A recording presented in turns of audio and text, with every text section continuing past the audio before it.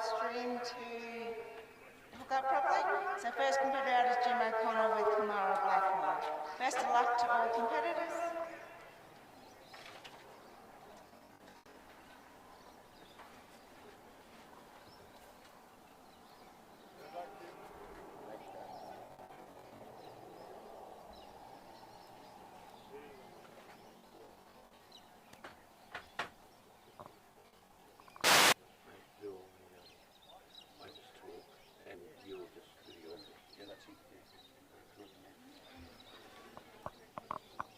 Right, our first competitor out this morning is Jim O'Connell with Kamara Blackmore.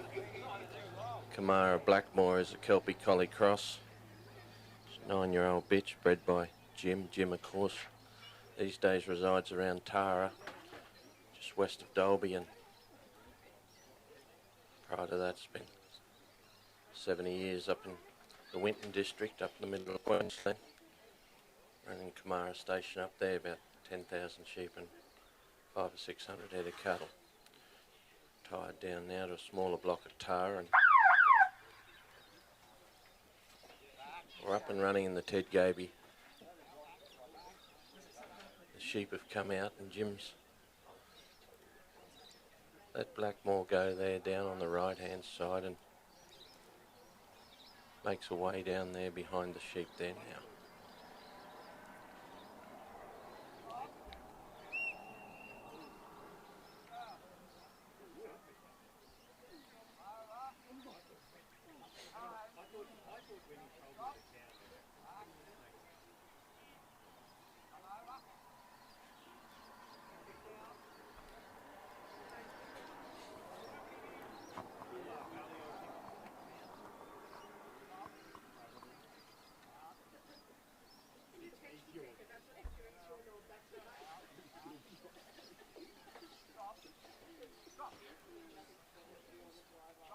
Jim just bringing these sheep up on the draw there now. Nice cast here at Stanthorpe, about 100 metres down the bottom of the ground down there, and Jim's about 30 or 40 metres short of the circle there. As we know, the 10-metre circle surrounding Jim there, and he's got to bring the sheep up on his left-hand side as we look down the ground, bring them around behind him, past that other orange marker there, the negotiating line, and heads off over to the gap.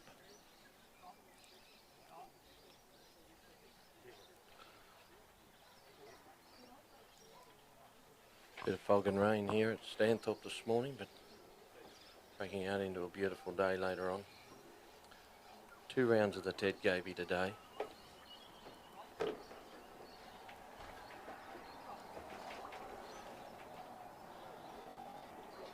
Ted Gaby, of course, consisting of the 6 states, 3 representatives from each state, so 2 rounds of 18 today. Final round in the morning, and we'll come up with a top 4 for the Australian team to compete against the New Zealanders on Friday later in the week.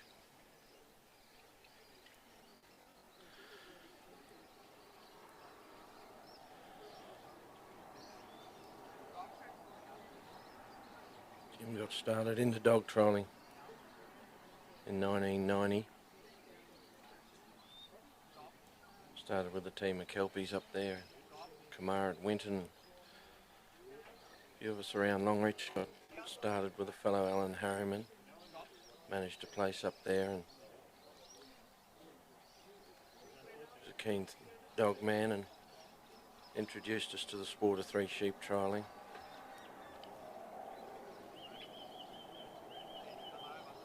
Alan fully retired now, but does a lot of wood turning, and Alan's actually turned the bowls that will be presented to the New Zealand team, the Waylego Cup, later in the week. He's done a fantastic job there, and you get a chance to see them, and towards the end of the week they look fantastic.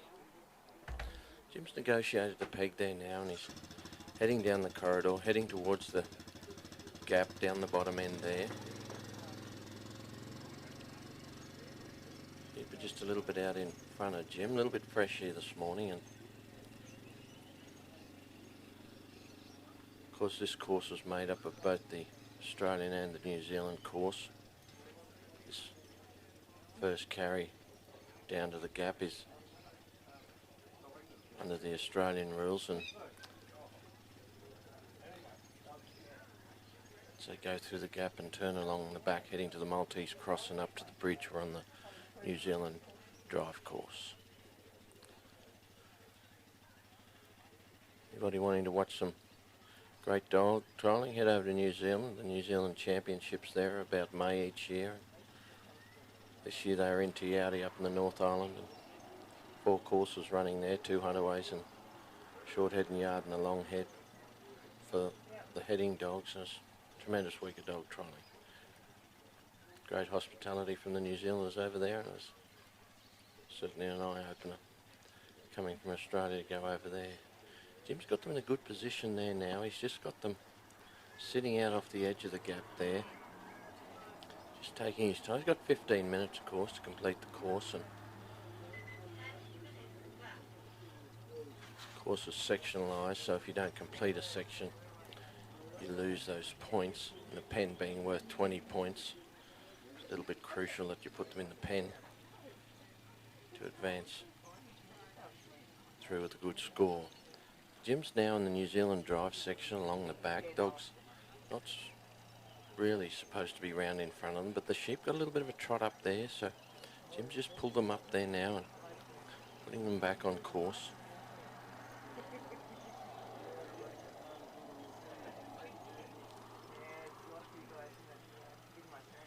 Along the back side there now, the sheep are travelling well there now, getting a little bit of run up as they come up to the Maltese Cross. Judges, of course, are Bernard McGlashan from Tasmania. Mick Rigby, it is in the card on the other side there, President of the Queensland Association. Bernard, of course, is a reigning captain of the winning Australian Waylego Cup team, went to New Zealand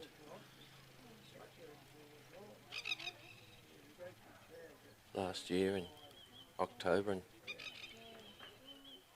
on the Cup for Australia.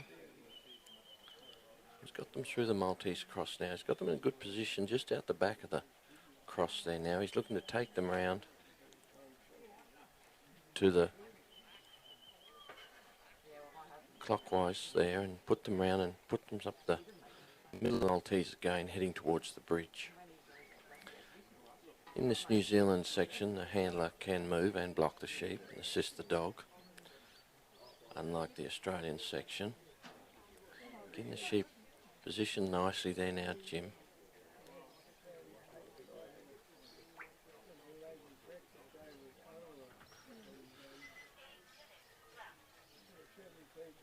We've got plenty of time, Jim. He's just making sure these sheep, as the first one's up, they've gone up straight up the middle of the Maltese now.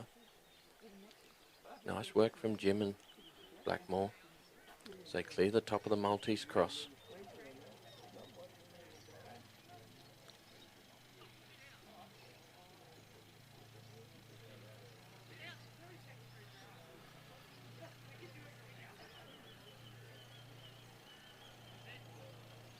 Jim's coming up on his... Oh, the sheep have come across Jim's line there now, though.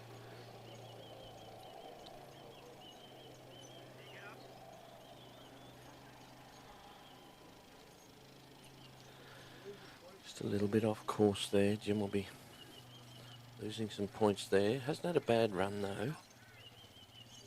Just gonna sit there now and sheep position in front of the bridge there.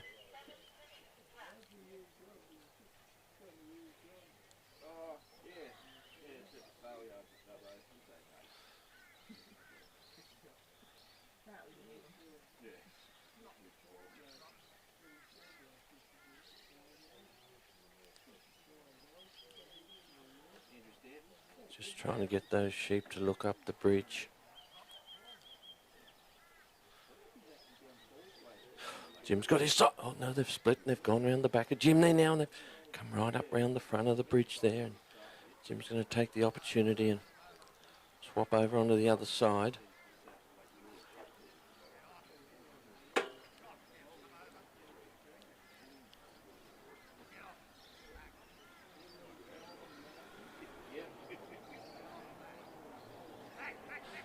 Again, that little weather's just come around the front there. Just peeling the points off Jim here on the bridge.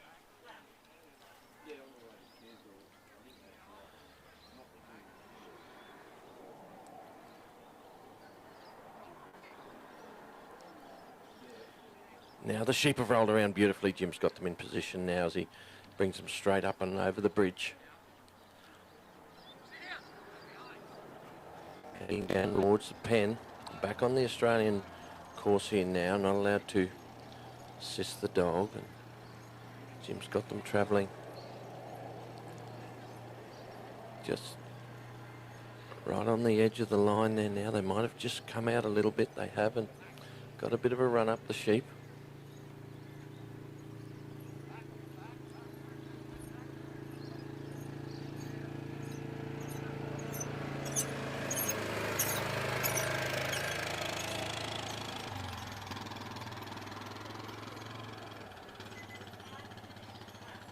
Still got plenty of time, Jim, as he parks things up there now and makes his way down to the ring off the end of the gate to the bridge.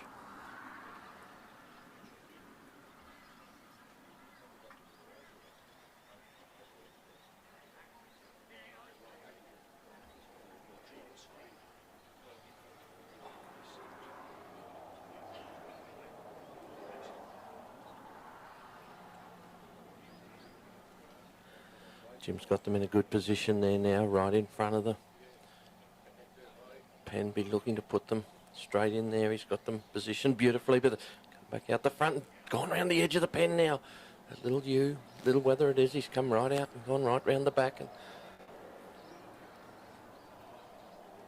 Jim brings him back around and he'll have another go at them here now and cover them up.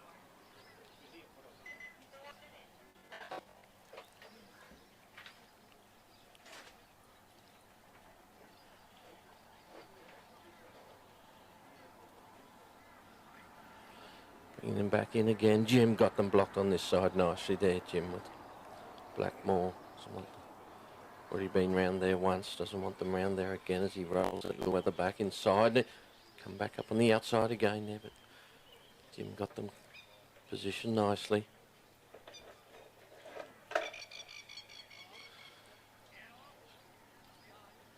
Sheep still not settling there, and Jim's just pushing them forward. He's getting them in further in now, but they've come back out again.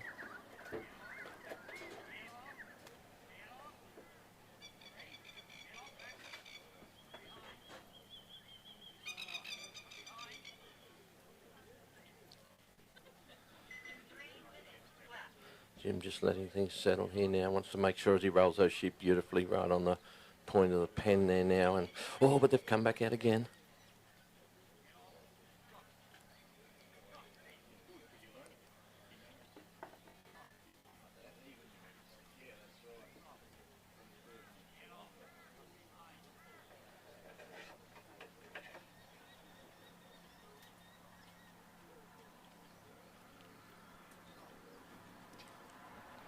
Trying to push that head. Nice work there from Blackmore and Jim. They've pushed him to the back of the pen. Jim's just going to let the sheep settle down the back there. Steps out of the ring, Jim O'Connell, and picks up the gate and brings it round with Kamara Blackmore. First score on the board for the Ted Gaby for Queensland.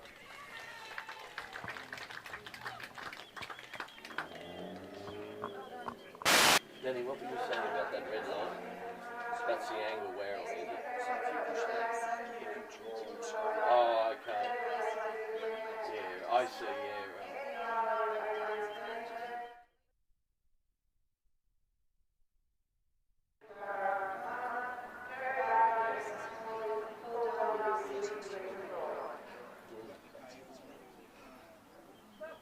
That's the best dog Australia's got. We're in trouble.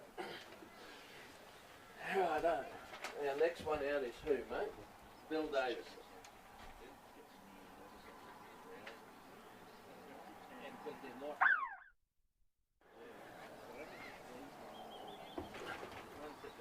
John Cantrell's. Andrew, how you going, mate?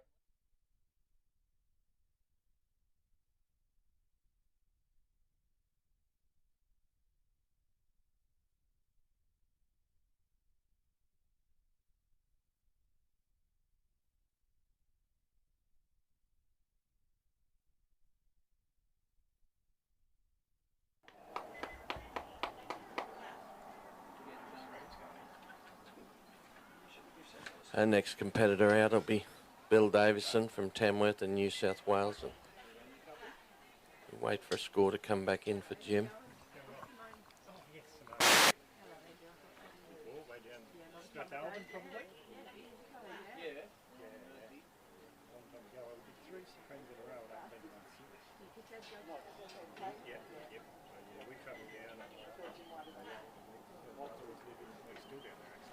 Jacko, can you just pass me that folder?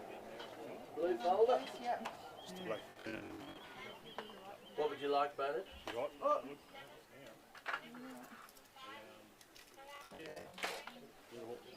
Thanks.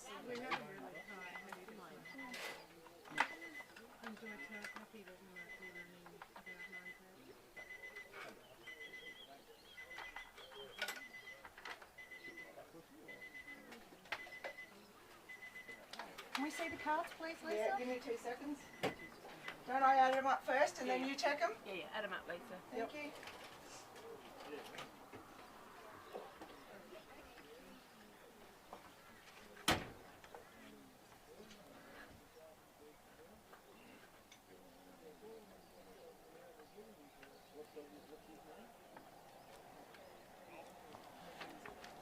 We wait for the sheep to come out here for Billy. Billy, of course, an agronomist from Tamworth in New South Wales. Worked in agriculture since leaving school. He started off with a shearer, shearing with, back in the day with Mick Hudson, station hand, and now working for the Department of Ag at Tamworth there. This is his 4th time representing New South Wales. Bill's gone on and represented Australia twice. And 5 New South Wales championships down there at Molong, and on the national and the Australian Supreme Championship as well.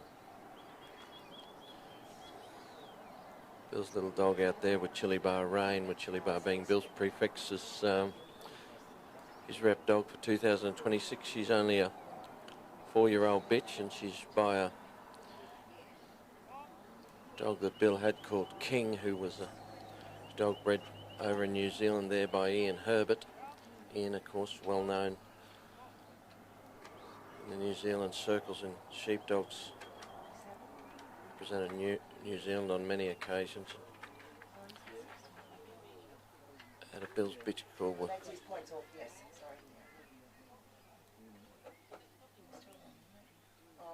the Chili Bar Storm.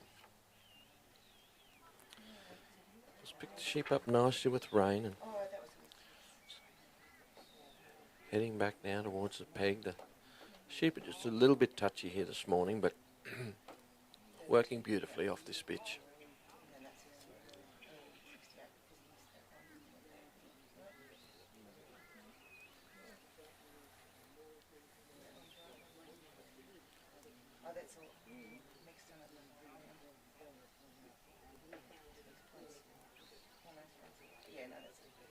That's his office there.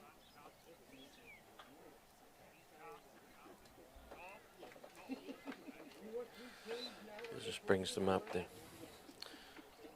Just come around the outside of the circle there now, but in the position nicely, Bill, as he goes around in front and tries to catch the sheep again. Roll back, but he's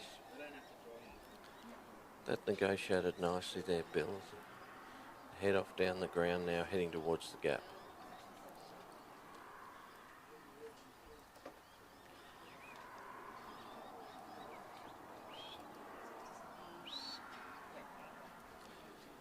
A little line of blue tag hoggets.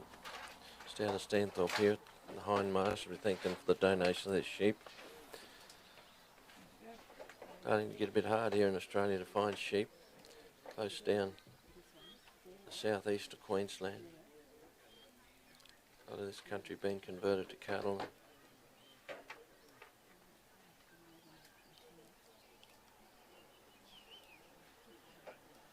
Sheep are becoming more and more difficult to find for us to run our trials, so we thank the hindmasters very much for their support here at Stanthorpe this week, the loan of their sheep.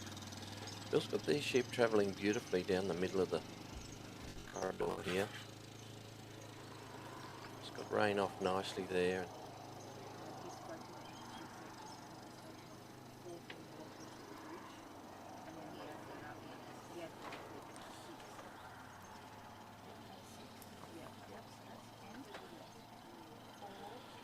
Heads down now towards the gap. Sheep caught beautifully on the side there, Bill, and back rain back round behind and move them down and position them in front of the gap.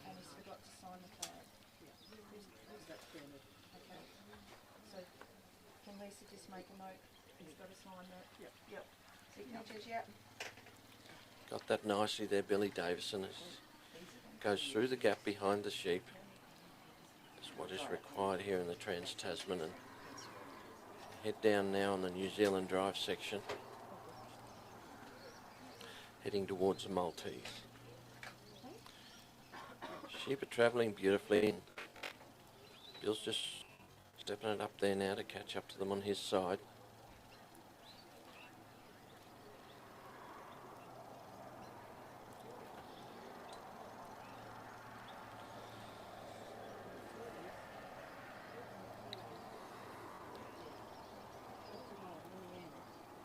Nicely right in front of the entrance of the Maltese cross. Billy Davison's going to settle them beautifully, and they went straight in too, Billy. Straight through the Maltese. Beautiful work from Billy and Rain. Caught them beautifully on the far side. Bill moves back there to the right and positions himself nicely at the opposite entrance to the Maltese.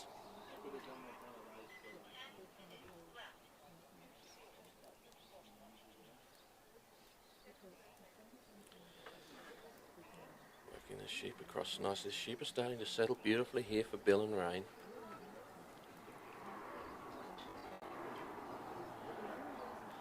Straighten them straight up the middle, Bill. Lovely Maltese cross there from Billy Davison, and still on the New Zealand Drive section here as we head to the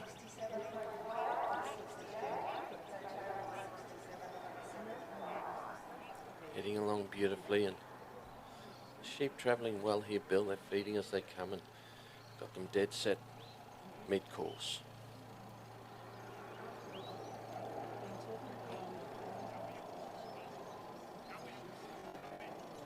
Jim O'Connell's score has just come through for that last round, and it was 67.75 for Jim and Kamara Blackmore, 67.75 to open the Ted Gaby for Jim. Bill just settling things down here now. The sheep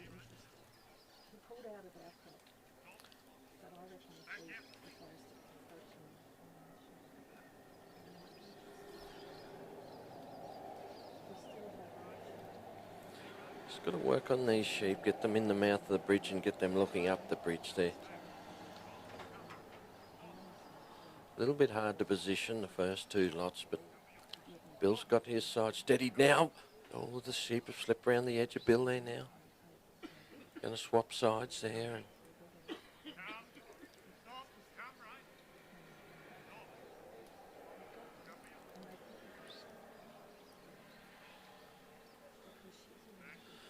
sheep went round the front of the bridge there. That'll incur points lost for Bill.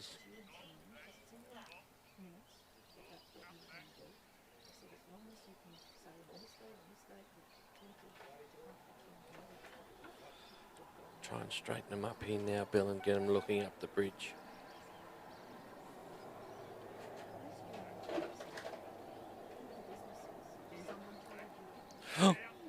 Sheep stood and challenged Rain. She was straight onto him there and pushed him back.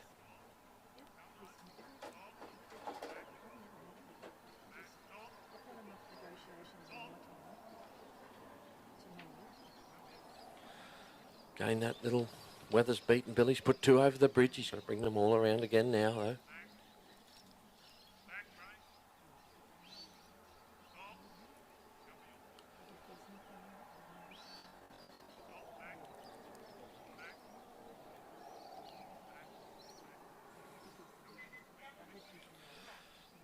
Now Bill's got them blocked.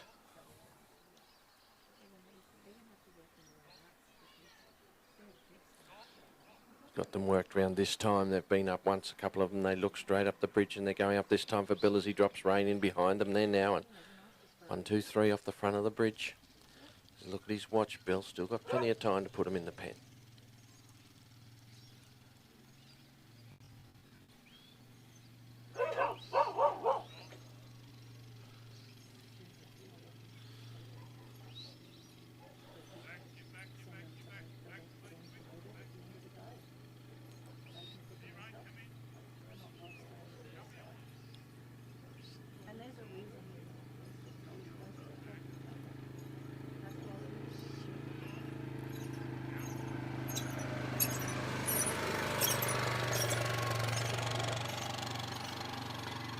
Back on course there now, Bill, as he heads down towards the pen. He's in a beautiful position.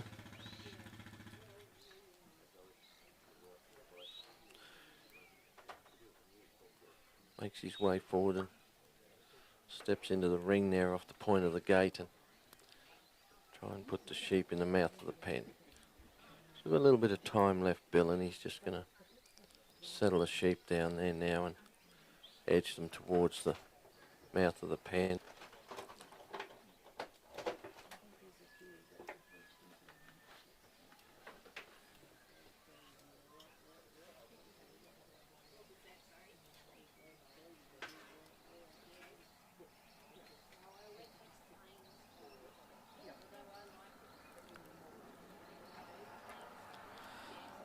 Got them looking the right way now, Bill, as he's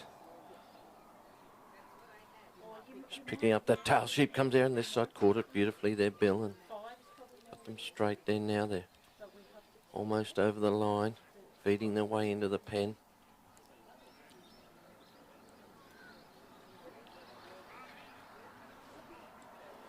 Bill's just going to settle them now there as he brings rein back in front. Blocking position. Billy Davison from New South Wales with the rein. Brings the gate around. Puts the score up on the board for New South Wales. Congratulations, Bill. Well done, Bill. That was a pen with 2 direct.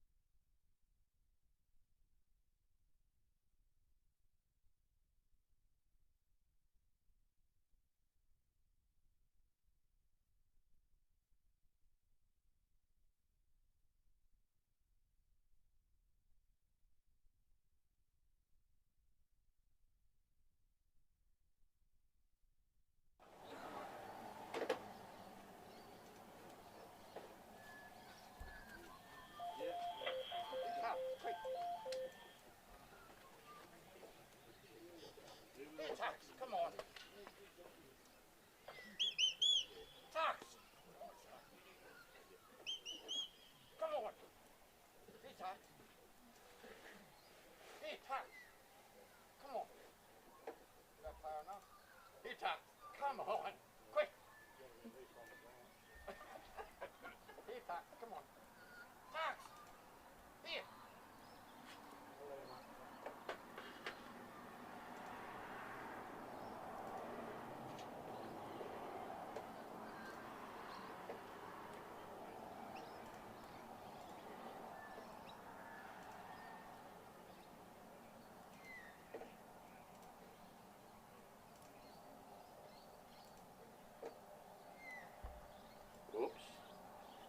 letting out.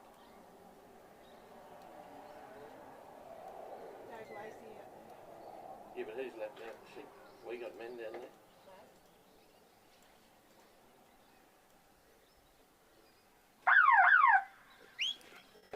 Our next competitor out is Dave Lacey from Victoria with Branch Hatch Tusker. Branch Hatch Tusker bred by Julie Burkett, New South Wales. Named after a Russian vodka. Tusker's a 9-year-old dog, and Dave, of course, a very experienced competitor. Rep in Western Australia to start with, and rep here in Queensland. Came over here for a spell and then back down, repped in Victoria. Plenty of experience out there with Dave Lacey. Represent Australia. Dave's got Tusker down there nicely now and in behind the sheep.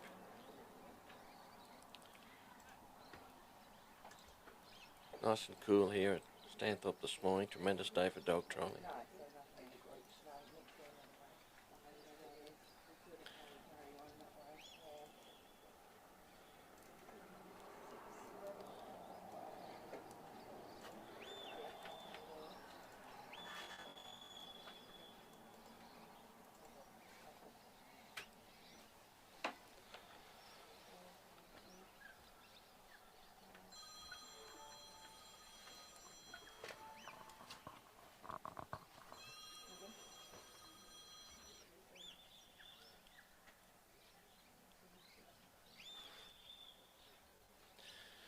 Dave just working these sheep towards the casting peg here. Now just a bit of light, these sheep, when you pick them up down the bottom end of the ground, and the competitors are just taking their time and trying to work these sheep down, settle them a little bit in the draw.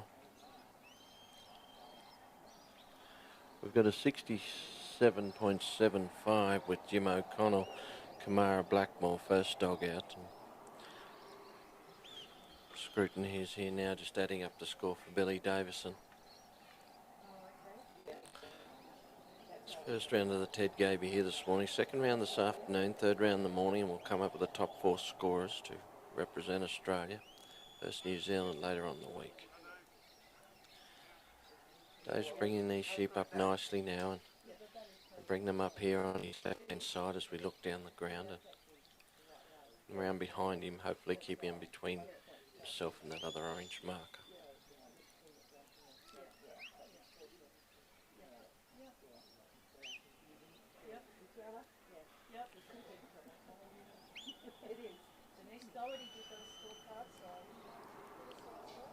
Yeah, I'll tell you what, I done ours anyway, I'll show you.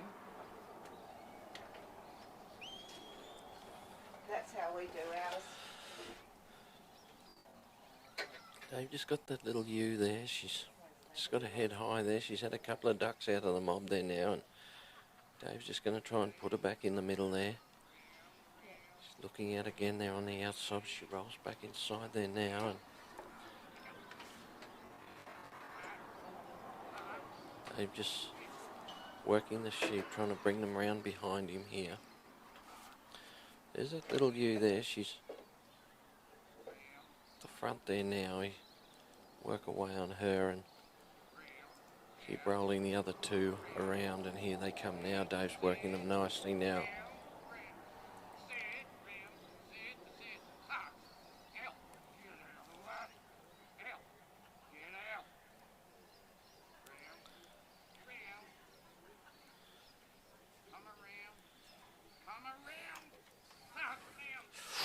That little ewe, she slipped back round on the inside. She's been round there a couple of times now, and she tried to go back again, but Tusker blocked her.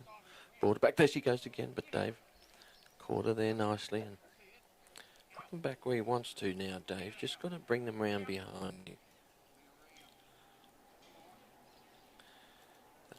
Little ewe sitting in the middle there now. Still not fully settled.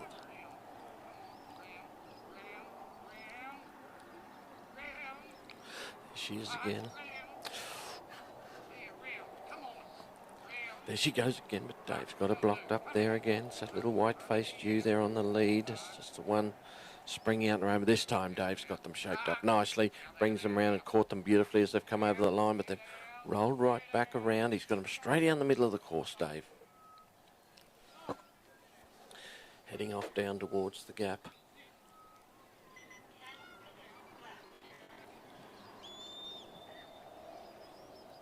Bill Davis scored 2 that's 76, 76, and that's 71, 71, total 73.5. Billy Davison's scores just come through, a 73.5, 73.5 for Billy Davison, a 67.75 for Jim O'Connell. 2 scores we've got up in the Ted Gaby for Queensland and New South Wales. We've got Dave Lacey now from Victoria heading down towards the gap. Going nicely, Dave, down the middle of the course. Sheep have just dropped out the back there. They might incur a loss of penalty there. Remember, you've got to keep the sheep in between the 2 lines of markers there. And every time you go outside that line, it'll cost you a few points. Dave's got them positioned nicely now, though, as he brings them up.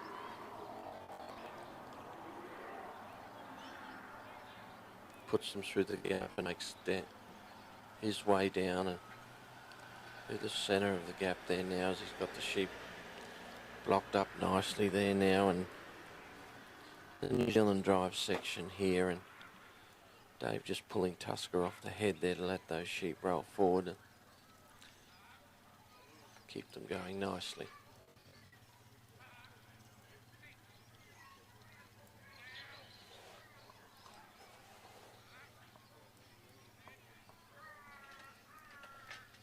Travelling beautifully down the back lane there, Dave. Heading towards the Maltese. The last 2 runs the sheep have gone well through the Maltese cross. There's that little ewe out in the lead there now, still wanting to jump out of the little mob at 3, but settling the further Dave takes him.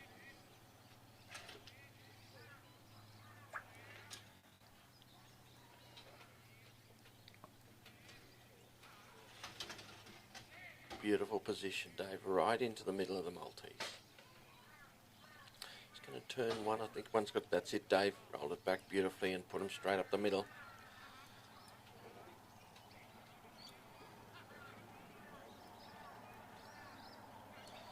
Got them through nicely as Dave makes his way down the back of the Maltese now, and the sheep have got to run up though, and they've gone way down the bottom end of the course there now, and Tusker's raced down and got behind them, but they're just a little way off course there now, and Dave will have to bring them back and put them back up the middle. Bad luck there for Dave as they left the Maltese. That little white-faced ewe, she got a bit of a run up and the drop on Dave and Tusker. You can, but you can also still run her on heat. Yeah, that's okay. No. It's coming straight. Yeah, no, that's Dave's fine, just that's okay. Yeah, no worries coming at all. straight round. Yeah, no, that's fine. Just text me who you're putting in there. And yeah, no, that's fine. So.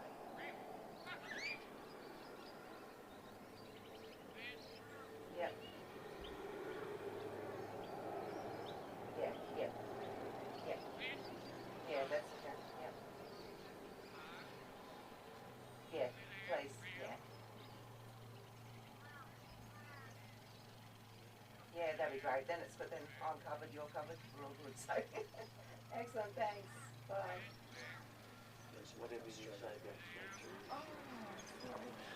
Dave straight up through the middle of the Maltese, and he's heading towards the bridge. Got them positioned nicely.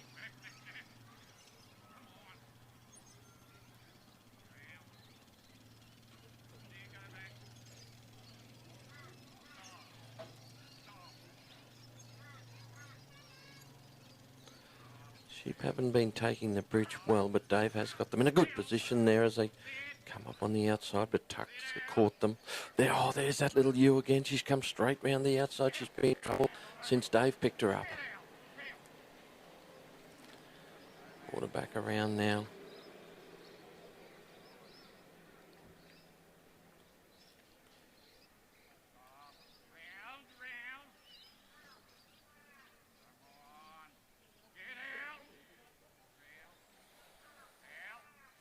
Dave just working away here to shape them up. There's that little ewe looking up as Dave's got his side blocked. Just going to settle things down now and hopefully get that little ewe to look up the middle of the bridge.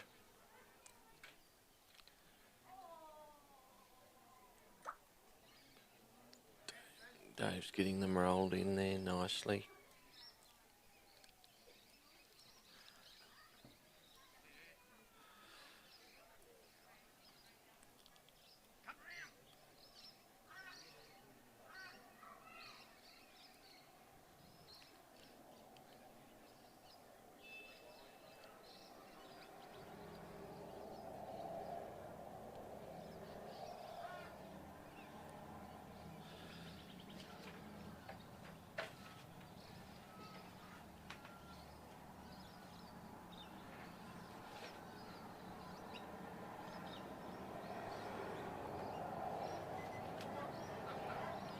This time Dave's got them positioned nicely. Straight up over the bridge they went. Heading now towards the pen, Dave. Still got plenty of time to put him in the pen as he just lets things settle here now and I'm going straight up this middle of the lane. We're back on the Australian course, of course, and heading to the pen. 20 points for the pen. Competitors be looking to get the gate shut on that or be short a few at the end of the day, I think. And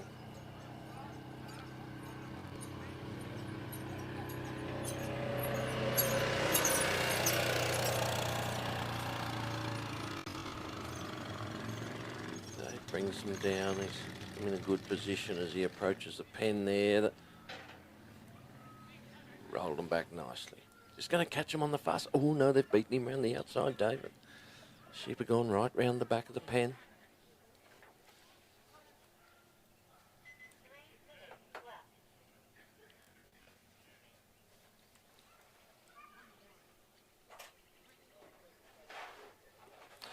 Dave just going to try and bring these sheep back around now. And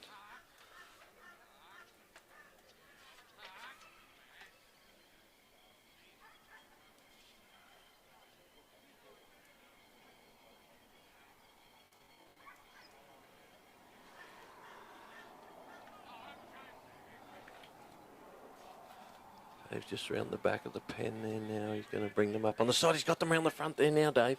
Got them in a great position and caught them well, Dave Lacey. Settle things down now as he try and edge them into the pen.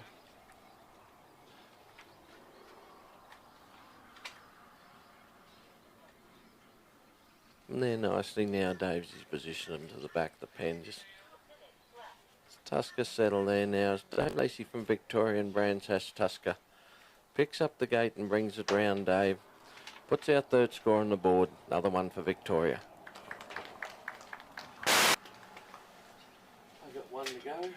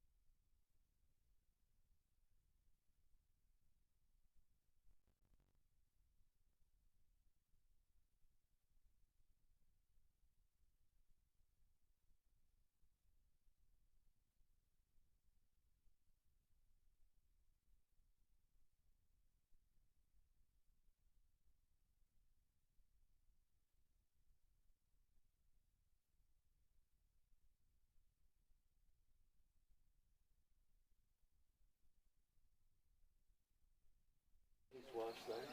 Mary. What's Mrs. Island's name? Julie. Julie? Susan. I send Simone texts and messages all the time on Facebook asking what people's names are. You forget somebody's name. Our next competitor out is Anthony Ireland. Anthony, President of the Australian Association and President of the South Australian Association as well.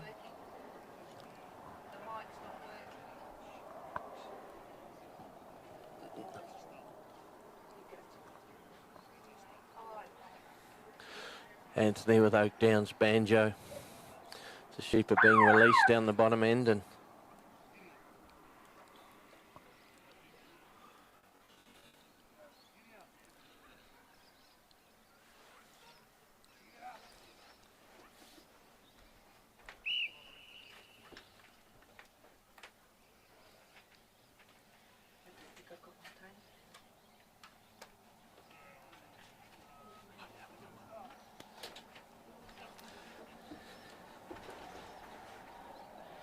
Anthony and banjo pick the sheep up down the bottom end of the course here. Anthony, of course, a farmer over there in South Australia. His wife Susan and son Justin.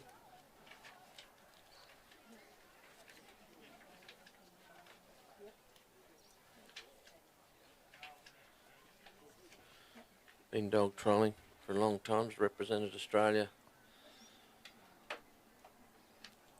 numerous occasions and another go here today.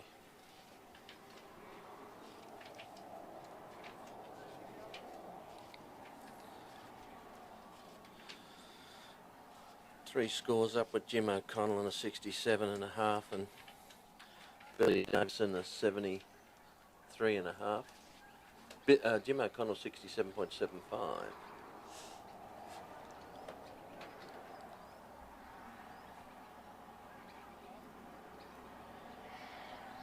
Anthony's just settling the sheep in a drawer as he brings the sheep back towards him here.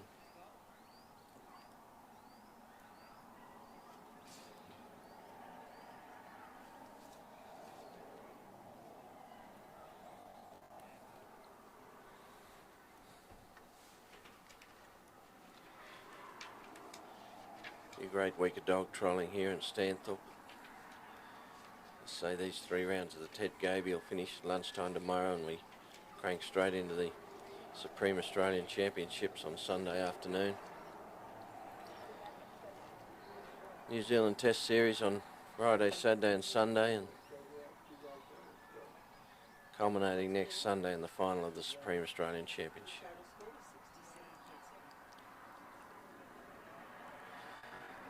Anthony settling these sheep well as coming up and come round on his left hand hip here as he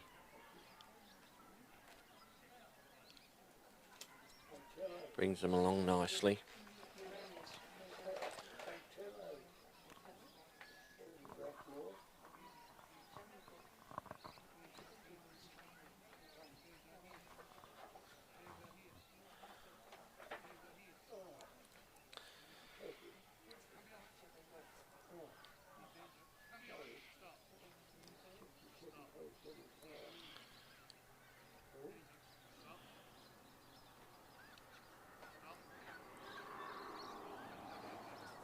Banjo working beautifully here now, just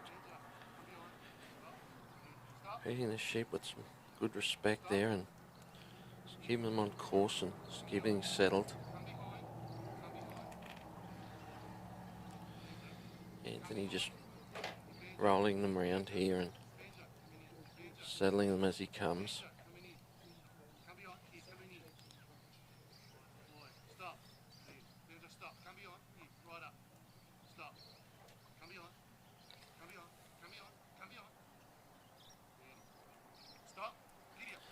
Sheep negotiated well there now, Anthony. They took off, but look at Banjo right on the hip there too as they went around and caught them beautifully. Anthony heads off now, heading down towards the gap. Just Come across in front of Anthony there, the sheep. Dave Lacey's score with green patch tusker is 74.5 and 65. Combined score of 69.75. So his average is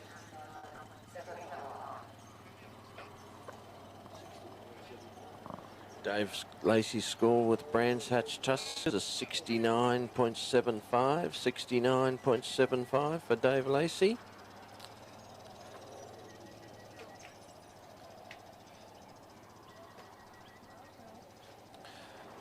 Sheep have come right back across the course there now, and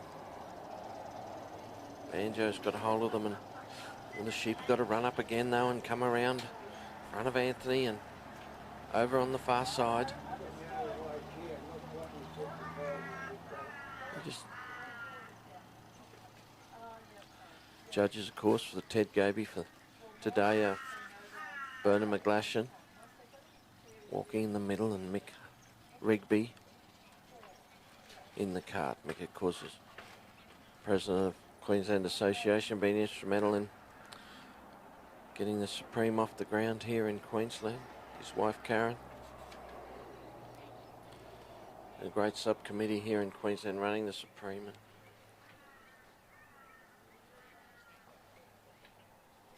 I think those sheep ran between the middle of Anthony and the obstacle there, so he's got to bring them around again and work them again. Points are just ticking away here for Anthony as the sheep are just running off course a bit on him here. He'll be looking to get back in control.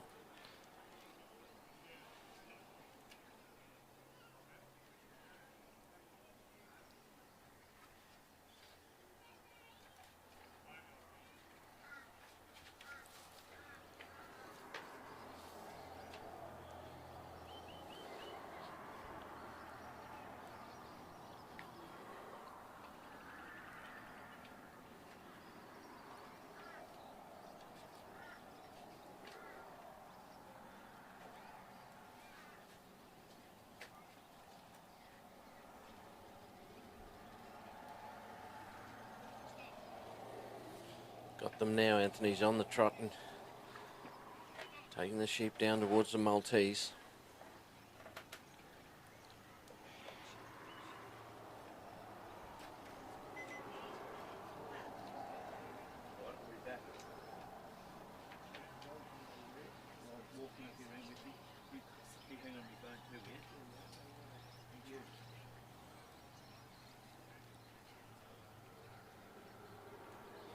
Anthony's got them in a nice position there as he crosses the line into the free working area. So as he crosses that line there, he's free to do what he has to get the sheep through the Maltese, and he's got himself positioned nicely there. Anthony, as Banjo's working the sheep towards the face of the Maltese. They have been going up beautifully, and these ones are no exception as Anthony positions them beautifully and puts them straight through the middle of the Maltese. Banjo goes round, caught them nice. He moves down to the back of the Maltese cross there now, and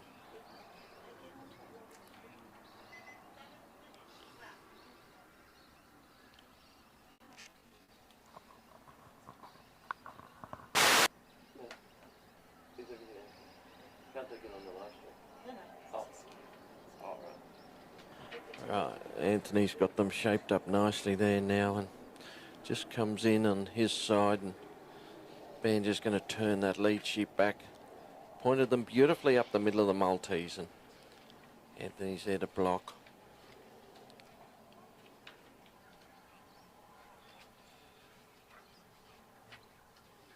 Banjo comes forward. He's got them nicely there, Anthony, as he trots forward to take up his side of the sheep here. Nice work there from Anthony Ireland as he straighten the sheep straight up the middle of the corridor.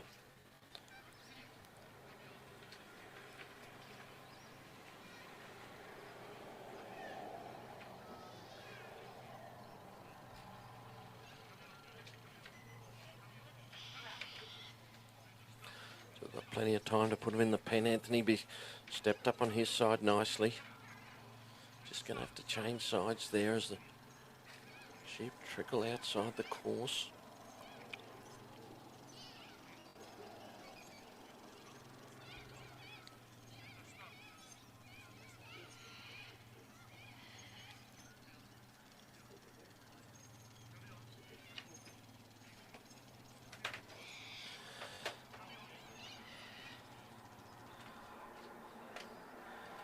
Anthony in the free work there zone there now, and he's bringing the sheep up and positions himself nicely there just on the left-hand side of the sheep. And they haven't been looking up the bridge well, and Anthony will be looking to just roll them around and put them in. But there's that little ewe goes right out the back there again, but Banjo's caught it nicely.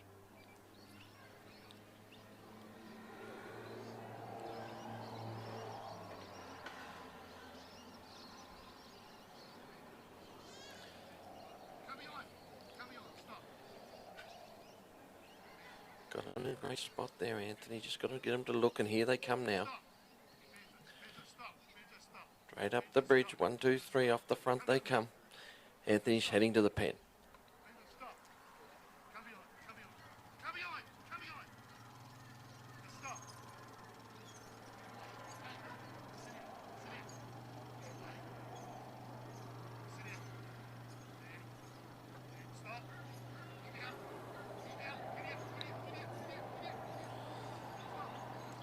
Getting a little bit of a trot up as they get away down towards the bridge there. There's that little ewe on the outside, just trotting away there now, but Anthony's picked it up nicely there with Banjo and rolls them back on course.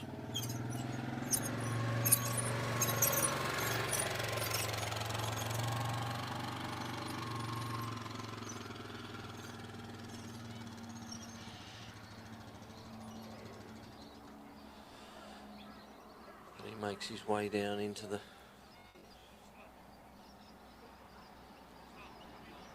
set off the end of the gate down here, and Banjo's just bring the sheep along now.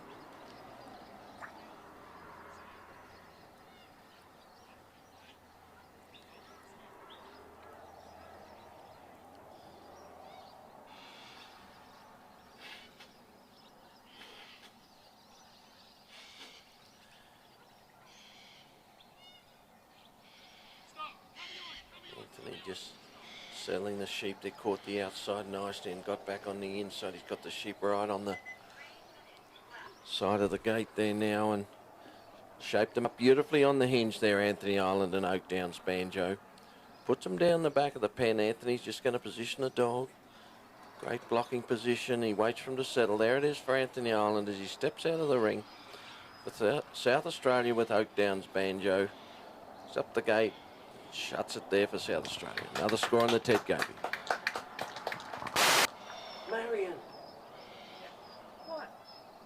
What? I've done.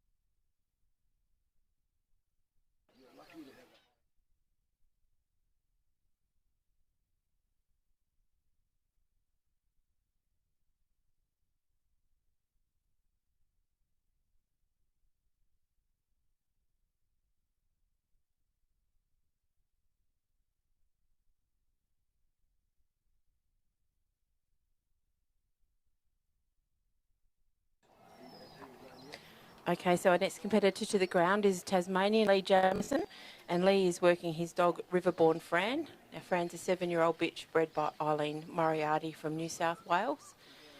Lee's a very experienced trialler. He's represented Tasmania on a number of occasions. He started trialling in 1993, and this is his 6th time representing Tasmania. So a wealth of experience out there. For those who don't know me, I'm Simone Cross from South Australia. I'm the current treasurer for the Australian Working Sheepdog Association, and somehow I get roped into this job quite often. But this is the Interstate Challenge, the Ted Gaby Interstate Challenge at this year's Supreme at Stanthorpe. Beautiful ground, beautiful conditions. A little bit overcast this morning, a little bit of rain, but we've had some good runs already this morning. The sheep have been led out down the bottom of the ground, just waiting for our judges to signal time to start. But Fran's ready, willing and eager to go. The judges for this first round of the Ted Gaby Interstate Challenge is Mick Rigby from Queensland and Mr. Bernard McGlashan from Tasmania. Wealth of experience amongst those gentlemen. And they're certainly finding the points there to be taken.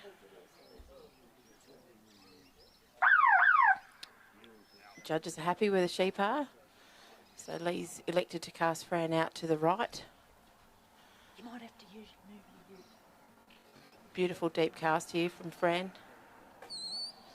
This dog has been a great dog for Lee. She was the Reserve Supreme Champion last year at Northam in WA. She was runner-up to MGH Rabbit.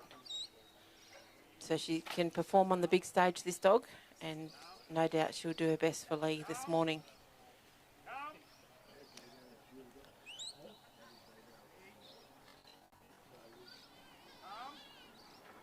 She's got a nice pick up here. She's just bringing them down the ground. Of course, Lee needs them to come down the ground in as straight a line as possible. He'll be looking to save every point he can. All these guys, of course, they're vying to finish in the top 4 individually. They want this to win for their state, of course, but the top 4 qualify to represent Australia next weekend against the New Zealand team. So there's big stakes here.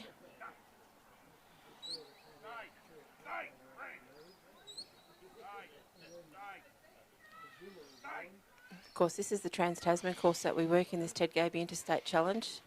So it's got sections that are Australian and sections that are New Zealand.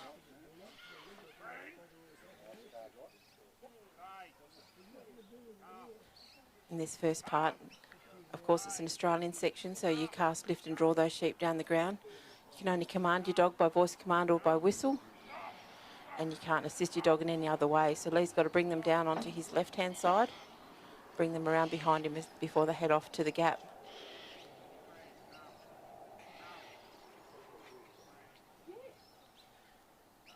You can see the experience in this dog. She's doing a great job here for Lee.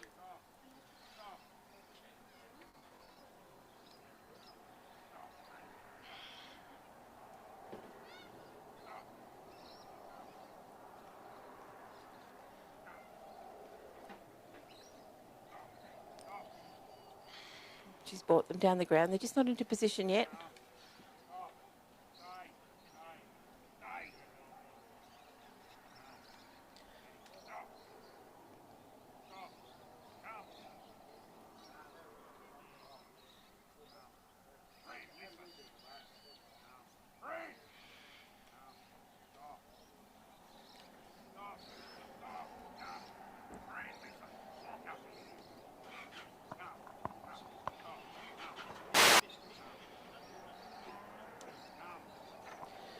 So at the moment, Lee's just trying to get Fran to bring them down.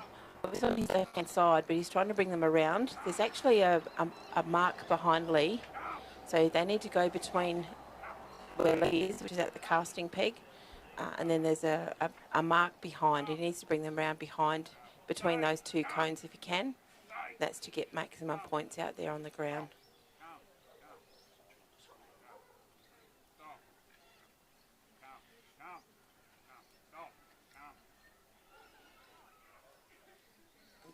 This first part of the trial is quite often the hardest part. It's where the dog introduces itself to the sheep. It also gives Lee a good chance to have a look at those sheep, make sure that all 3 of them are a good sound sheep, that there's nothing wrong. Pressure there got to Fran. I think she may have had a little bite. In this course, the dog wouldn't be disqualified though if it is a bite. The judges will take points. This Interstate Challenge course is the Trans-Tasman course, so it's actually sectionalised.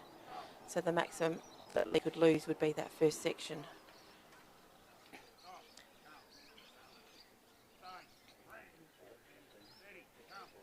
Yeah, which I think that first section's worth 15.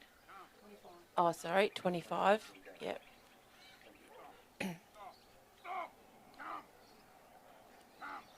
So Fran's got them back up again. This first part quite often is the hardest part.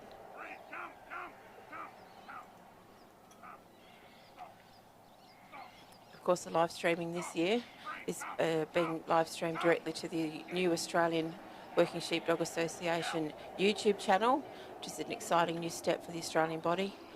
Great place for all of these things to be archived. And of course, we're very lucky to have Danny Rubin on board once again at this Supreme Championship, bringing you all the action.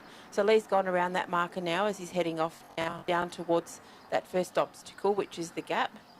Now, ideally, he needs to keep these on his right-hand side and between those cones that you can see on the ground.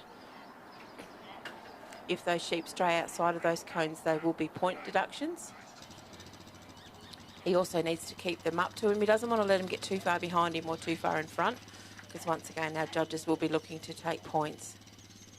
But these, they look like they're in a nice position here now on his right-hand side.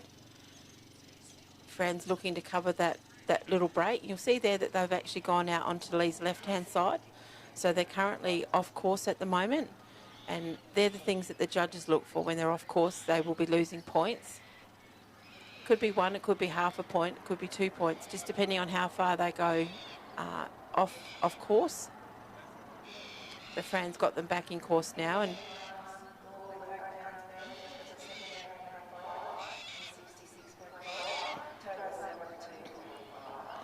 so Lisa's just announced the scores for our last worker, which was Anthony Island, and I think his average was a 72.5. So it was a nice run for South Australia. Anthony was their first one. So those sheep have now gone through that gap, and now we're into the New Zealand section. So this section is actually a drive. So Fran needs to try and get in behind those sheep. Lee will take up one side and Fran will take the other, and then they'll drive them down towards the Maltese cross. So being a New Zealand section, they look for flow here, and you can't get in front of your lead sheep. So you just got to try and keep those sheep bustling along within that corridor. Once again, there is a corridor marked on the ground, but I think the New Zealanders look here for flow. They want to see those sheep walking nicely. They don't want to see them stopping. And they also don't want to see the dog getting in front. So you Also remind everybody we've got the coffee van down the rubber end of the ring, and also the ring master cafe will be open. So if anybody's needing anything to eat or drink, please make your way that way. We've got Lee now just about in the free working area now at the Maltese cross. So if you were to look at this obstacle from above, it is actually a cross. So Lee will take them through one way, and then he's got to bring them around and point them down towards the bridge. They look like they're in a nice position. You'll see here now that Lee's actually got his arms out and he's moving around, which he can do in this course. It's called a free working area, which means that he can assist his dog. He can't do anything more though than like help block the sheep. He can't touch those sheep, but he can actually help his dog, which is what you would normally do in a farm setting anyway. There we go. They've gone into the first part of that cross. He needs them to walk straight through, which they've done. Beautiful job there. He'll send Fran around to collect them. You'll see now Lee's getting into position for the second part of that obstacle.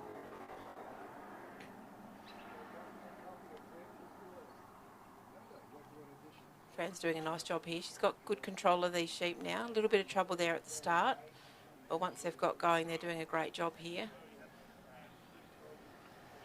Lee and Jodie have been great supporters of the Supreme Championships for a long time. Big commitment for these guys from Tasmania. Those sheep now, they're now approaching the second part of that cross. We've got beautiful images being live streamed to you here from Danny Rubin. Those sheep there are now in the mouth of the second part of this cross. You'll see Lee starting to move in just to put a little bit of pressure on his side. Once again, those sheep need to come straight through, which they've done. Beautiful job there. Once again, this is a New Zealand drive section, so Lee needs to take up his side, Fran the other, and ideally keep those sheep flowing nicely down towards the bridge. You'll see Lee stopped. He doesn't want to get in front of the sheep. If he does that, he loses points. So what Mick Rigby and Bernard are looking for here is flow. Those sheep to flow nicely now towards the bridge.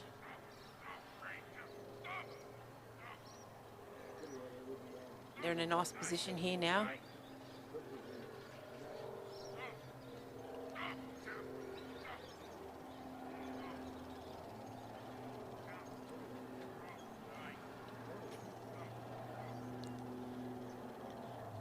Lee can stop in this section on his walk, but when he does, the judges will be looking to take points.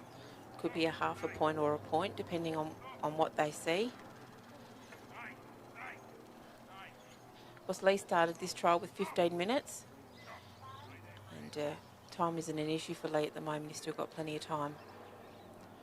So Lee's now in the free working area at the mouth of the bridge. So once again, he can move around in there like he's doing. He can't get out of that free working area though. He needs to stay in it, but he can take up his position and try and help get those sheep up and over the bridge. Just put a bit of pressure on his side. You see he's releasing a bit of pressure there, stepping back. Once again, Lee's come in. Sheep have just turned on Fran, but she's certainly up to the task here. I think Fran at the moment is probably one of the most experienced dogs in Lee's team of dogs.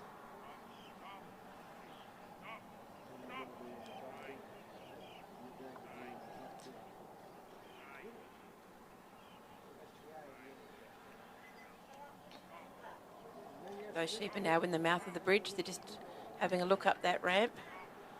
There we go, lead one's going.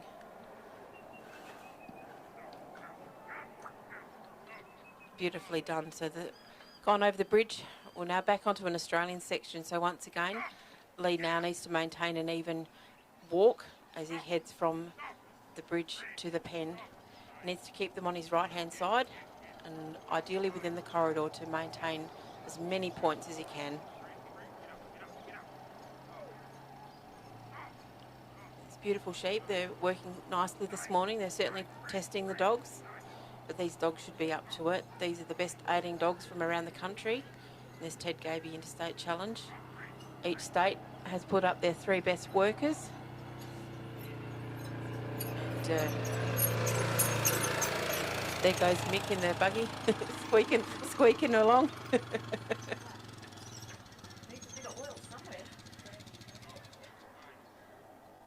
Very fortunate here. They've had fantastic sponsorship from the local community, and one of those is the buggy that our judge is driving around on.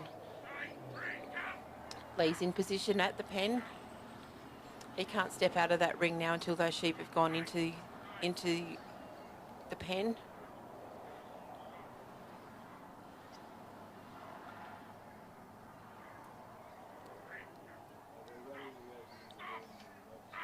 A little bit of trouble at the start here, but after that they've done really well to get around here.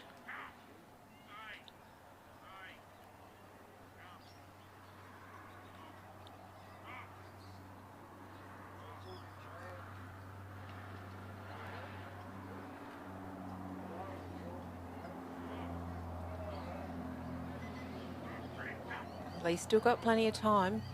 Those sheep are just having a bit of a feed. They're quite settled.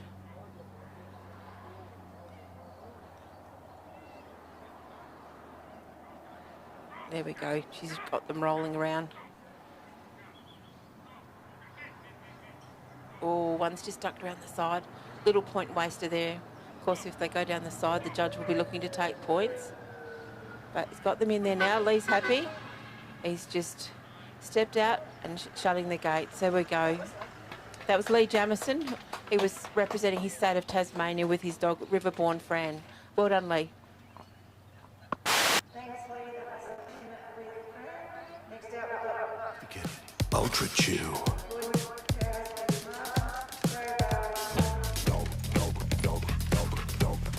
Mudball. Lunchtime. Mittens. Size 9. Sitting in a hole. All right. Dogs are gonna dog. Protect yours with Advocate Ultra Chew, the only all-in-one chew that kills tapeworms too. New Advocate Ultra Chew.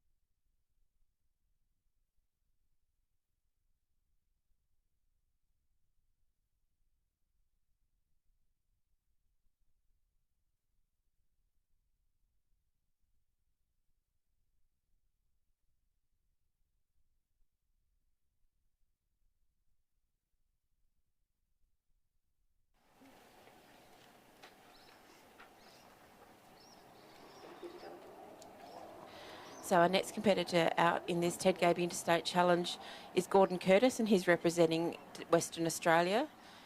Gordon comes from Kellerberrin, and he's a farmer. He's representing with a dog he's bred himself, Binnaburra Marvin. And Marvin is 5 years old and is a black and tan Kelpie. Most of the dogs that you see out here are Border Collies, but Gordon certainly prefers the Kelpies. This dog's competed in arena trials, yard and utility trials, and he's a good all-round dog for work. Gordon's a very experienced handler and also a very experienced judge. So time has just started. On 15 minutes have started for Gordon. He sent Marvin out on a left-hand cast, and he's not wasting any time getting down the ground.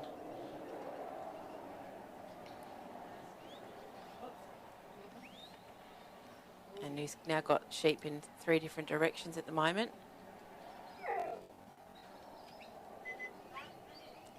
So this is going to be a little bit of a challenge to start with to get these 3 back together.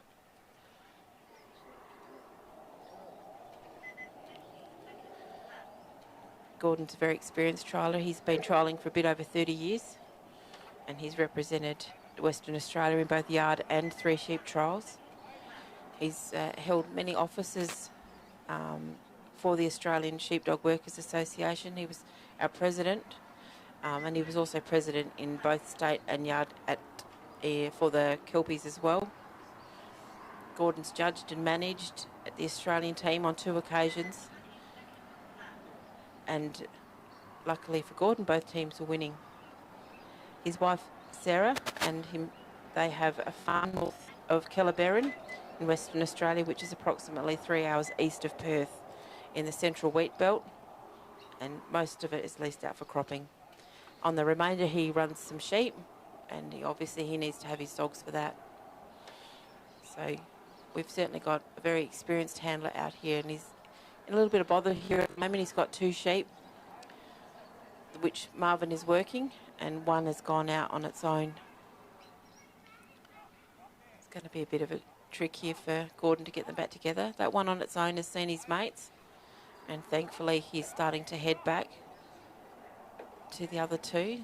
Great work here from Gordon. You can see the experienced stock handling here. Just getting the dog to...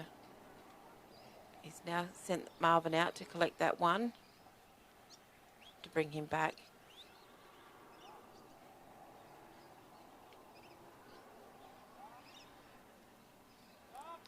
The Sheep's still not happy though. Taking the dog on, run down the ground.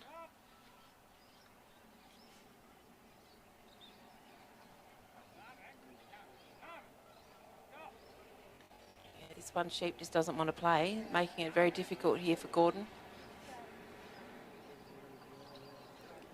Because different dogs have different effects on the sheep.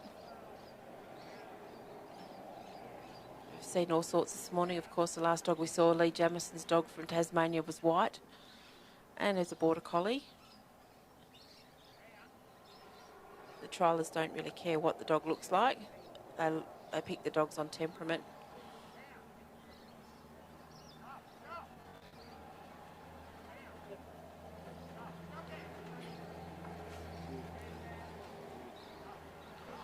Marvin's doing a good job here, just working this one. Gordon's just trying to get him to stop. Or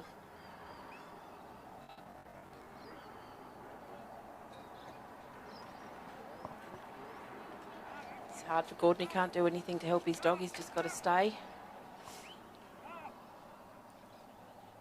Try and get that one back with his mates.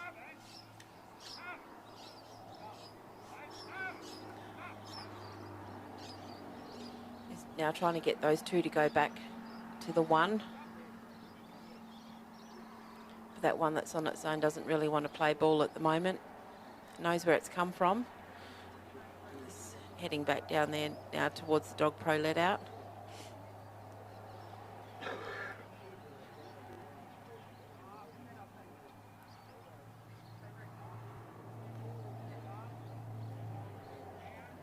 There we go. We've now got 3 back together. We'll see what they can do now.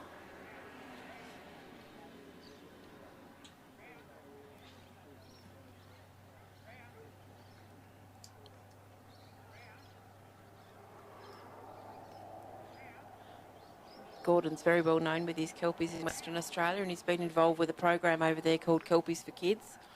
Fantastic program linking sick country kids with dog handlers and workers in Western Australia. We got to see it firsthand last year when we were at the Supreme at Northam. What a great program it is. And I know Gordon's been actively involved with that program.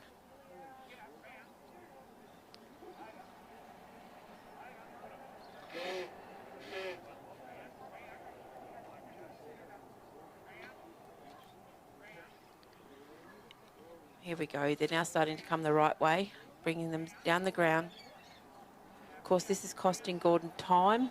He started with 15 minutes. It's taken quite a bit of time to get them back together. If everything goes well, he's still got plenty of time to get around the course.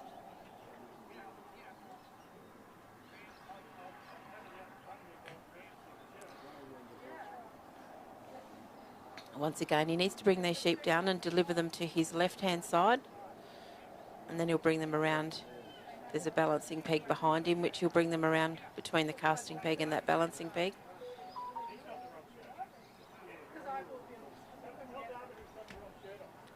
He's doing a nice job here. These sheep are coming down quite nicely now.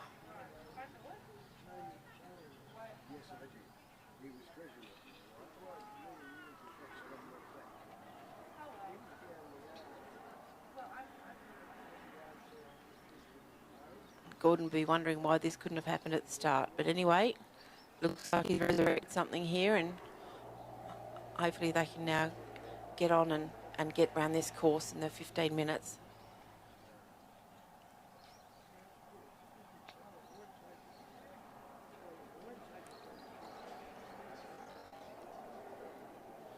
They're in a nice position there now.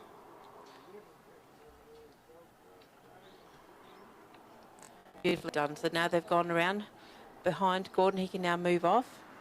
He's happy where they are. So now he'll walk down towards that gap, which is the first obstacle. He needs to try and keep these sheep now on his right-hand side and within that corridor to maintain maximum points. Of course, this section is an Australian section, so he will just maintain an even, steady pace as he heads down towards the gap.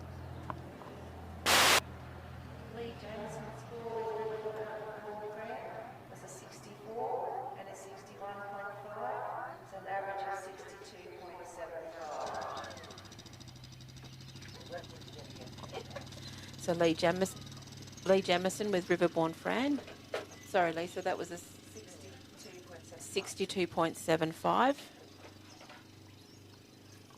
course, we have the two judges for this Ted Gaby Interstate Challenge. Each judge will give their own score, and then the score that the competitor gets is the average of the two scores. Very experienced judges out here. Bernard McGlashan has represented Australia on a number of occasions. He's been our team manager before and judged in New Zealand. So he's got a wealth of experience, Bernard. And we've got the Queensland president in the card on the outside, Mr. Mick Rigby, who is also very experienced, having judged at supreme level. And there we go. He's resurrected here. They've gone through that gap. Now that he's walked through, we're into the New Zealand drive section. You'll notice here that Gordon's going to get a bit of pace up. He wants to keep these sheep flowing between the gap and the Maltese cross. He doesn't want to get in front of those sheep, and he also doesn't want his dog to get in front. They do that, the judges will be looking to take points. Being a New Zealand section, the judges want to see flow here. They want those sheep just to keep flowing. So you'll see Gordon just moving in a little bit to try and get those sheep moving again.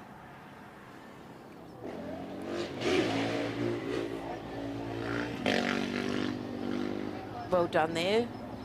They're now heading down towards Maltese. Of course, we're at the Stanthorpe Showgrounds this year for the Dog Pro Supreme Australian Championship. We've got a big week. We've got the Ted Gaby Interstate Challenge today and for the first half of tomorrow. And then we'll start on the Open Championship for the Supreme. And then later in the week, we've got the Wailago Cup between Australia and New Zealand. So massive week for Queensland.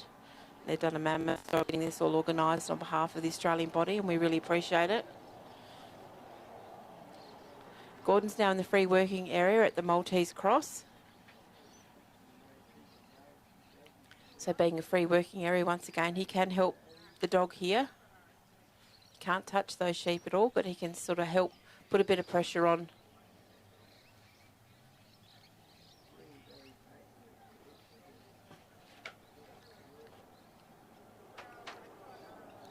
Those sheep have all faced up to Marvin. He's trying to get them to turn.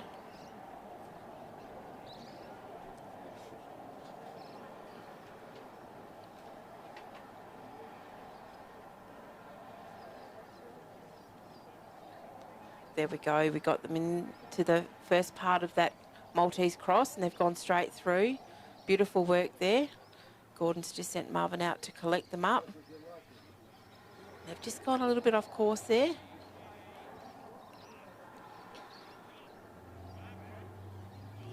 Marvin's just getting them around. You'll see Gordon now changing sides. He can do that. Once again, that is a free working area on around that Maltese cross.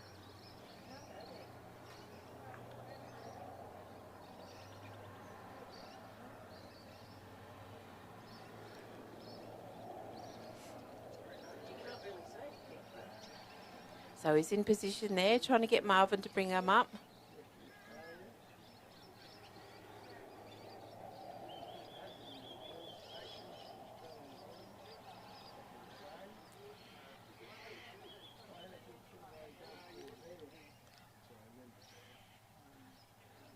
I can see what you're seeing, and those sheep are in quite a nice position there.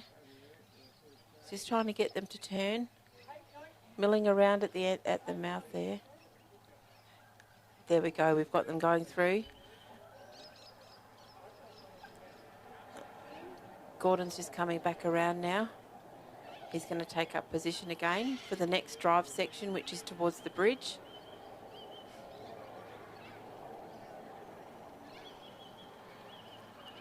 Once again, New Zealand section, so we've got to drive these sheep from the Maltese cross to the bridge.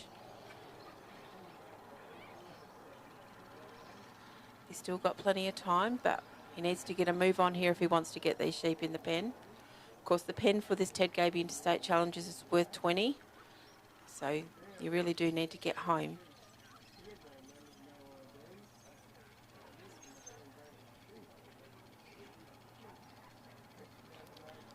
We've got these now moving towards the bridge.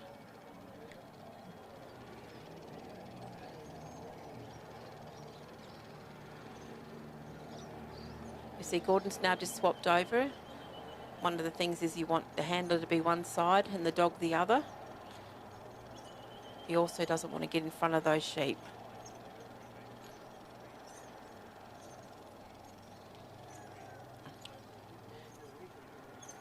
We have 2 judges for the Interstate Challenge. One takes the outside in the cart, which is Mick Rigby for this first round of the Interstate Challenge. And Bernard McGlashan is walking up the centre of the ground. We do that because the judges can see different things depending on where they are.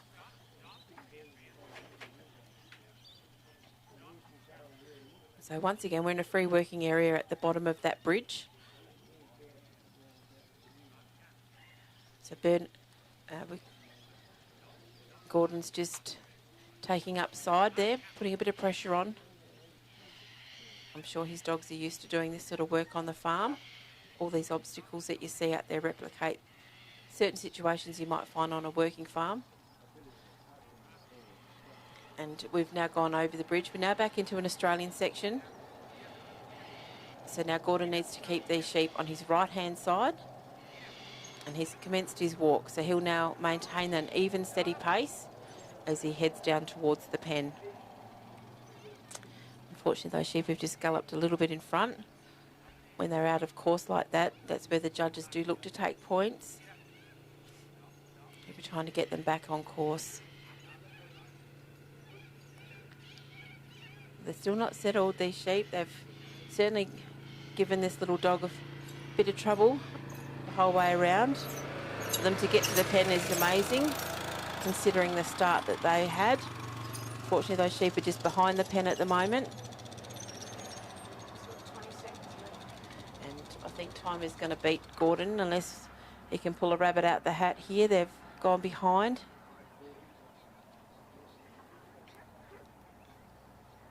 And those sheep just aren't wanting to play ball here.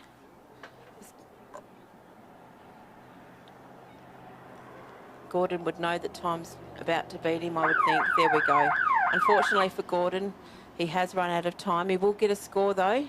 Amazing that they were able to resurrect that after the start that they had. So that was Gordon Curtis, and he was the first worker for Western Australia.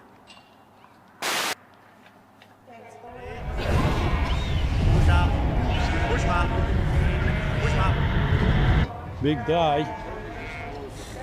Another one tomorrow.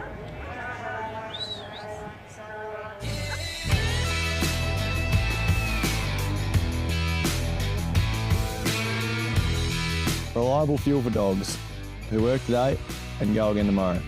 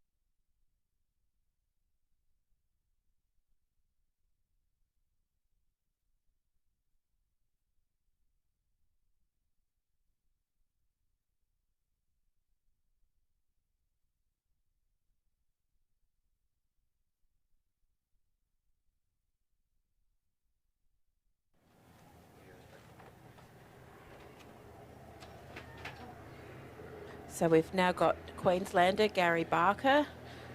He's our second worker out for Queensland. Gary's working his dog Anderson's Holly. The sheep have been released down the bottom of the ground. We're just waiting for the judges to signal for the start, which the time has just started. They're happy where they're positioned.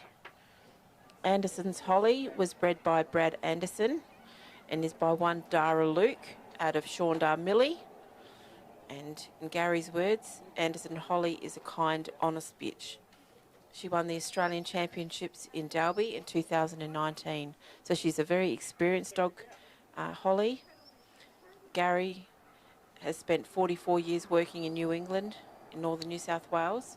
He started work as a jackaroo on a station and went on to be a station hand, then a station manager on several properties, all centred around Glen Innes in Queensland. His partner Christine and himself in 2020 bought a new home and moved interstate across the Queensland border right in the thick of COVID. Gary's certainly a very experienced handler, also a judge. And we've had a great start here.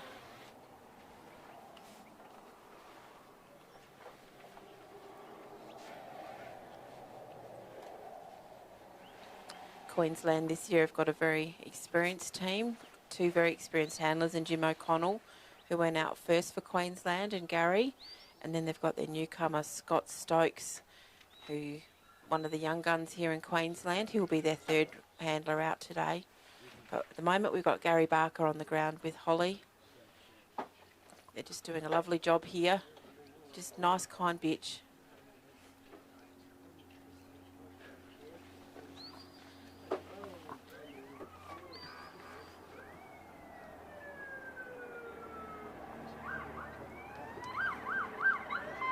Certainly a very busy area here at the Stanthorpe Showground.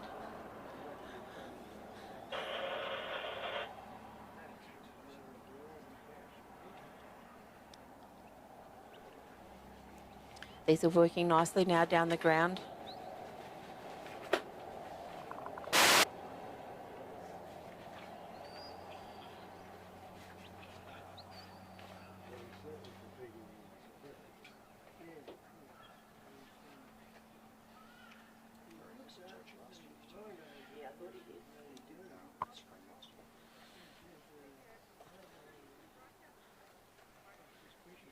Holly's just walking up nicely, nice and gentle, just keeping these sheep coming down the ground. Last year, Gary judged the Supreme Championship at Northam in WA. It's a thankless job, that one. Nobody really wants to do it. They'd all rather work their dogs, but for these experienced handlers, they all take a turn over the years. And Gary did a great job last year in Northam in Western Australia. Anderson Holly, she was only a young bitch when she won in 2019 at Dalby. But she's doing a beautiful job here. She's brought them down the ground nicely. Position lovely there on Gary's left-hand side. He's now just trying to get them around behind him. Yeah, lovely position there. Beautiful work. Now just heading off down towards that first obstacle, the gap. They've just ducked out there onto Gary's left-hand side, so currently they're off course. You'll see the course markers out there that mark a corridor. Ideally, they need to stay within that corridor on his right-hand side. Gordon Curtis is scoring plus 27 and 28, and averaging 27.5. And the scores are in for Gordon Curtis. He's ended up with a 27.5. Was certainly a hard go for Gordon. Just missed the pen, so that would have cost him 20. So he did a good job to get as far as he did, really, after the start he had. But Gary hasn't had any trouble here with Holly. He's in a lovely position. Just keeping a nice, even, steady pace as he's heading down there towards the gap. Sheep are in a nice position, just bustling down the corridor.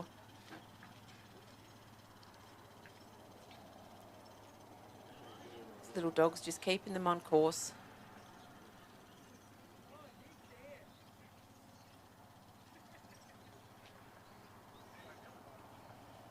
Yeah, they're in a nice position here. Yeah, they're lined straight up for that mouth of the gap. Beautiful cover here from Holly.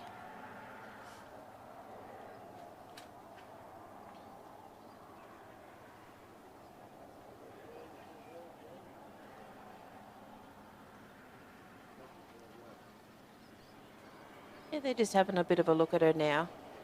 Holly's son, that's okay.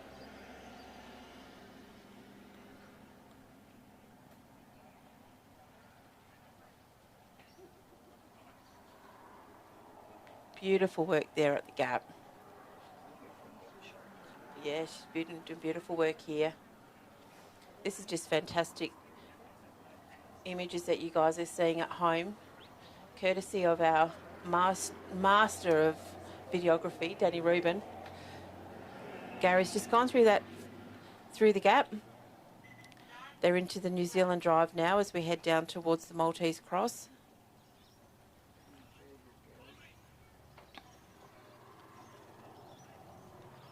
Gary's now starting to get a bit of speed up. You want to see these sheep flowing. The moment that dog's just in front of the sheep, ideally she needs to be behind him.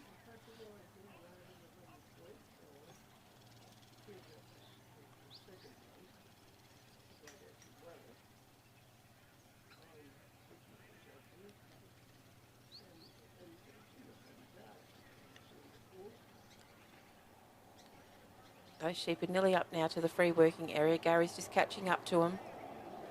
Here we go. They're in the free working area. Gary's not there yet. Righto, he's in there now, so he can now help his dog. He'll take up his side. A little bit foreign for the dogs. They're not used to the handlers helping them. Of course, in most of our courses that we work around the country, the handler has to stay in the set at each obstacle and only command their dog by voice command or by whistle. But in this Ted Gaby Interstate Challenge, of course, it is the Trans-Tasman course that we use.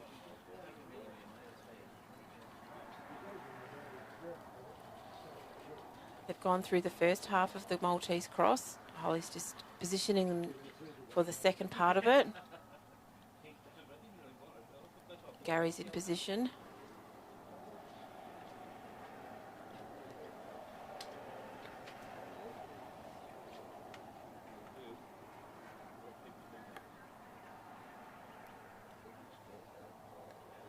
Yeah, just giving him a bit of grief here. One's decided to go for a bit of a run. You'll notice he's just got the dog to come around and collect the two and bring it back to the one. Wealth of experience here with Gary Barker from Queensland.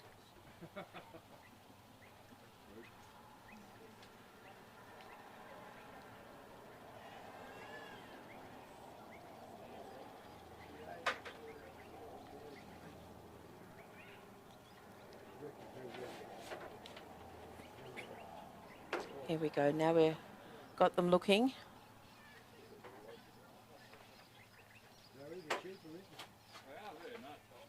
There we go. We finally got the three. They're looking into that second part. They've come straight through.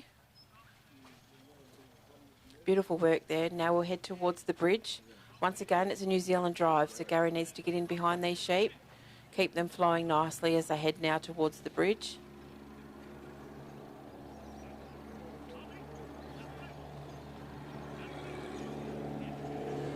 Those sheep have just ducked out, just off course at the moment.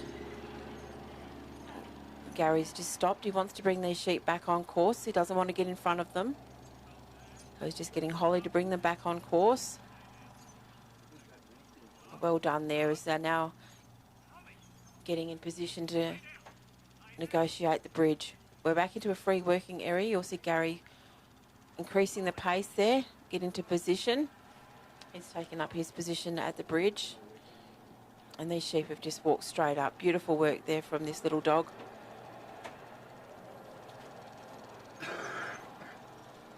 Gary's just had a look at his watch. He knows how much time he's got, and he's got plenty of time. So he'll now get the dog to bring them back on course. She'll just sneak under the bridge there, get into position as he's now heading down to the final obstacle, the pen. We're back on an Australian section. So he'll maintain an even, steady pace. Try and keep these sheep on his right-hand side. He doesn't want to let them get too far in front of him. If he does, the judge will be looking to take points. But they're walking along quite nicely here at the moment as we head down towards the pen.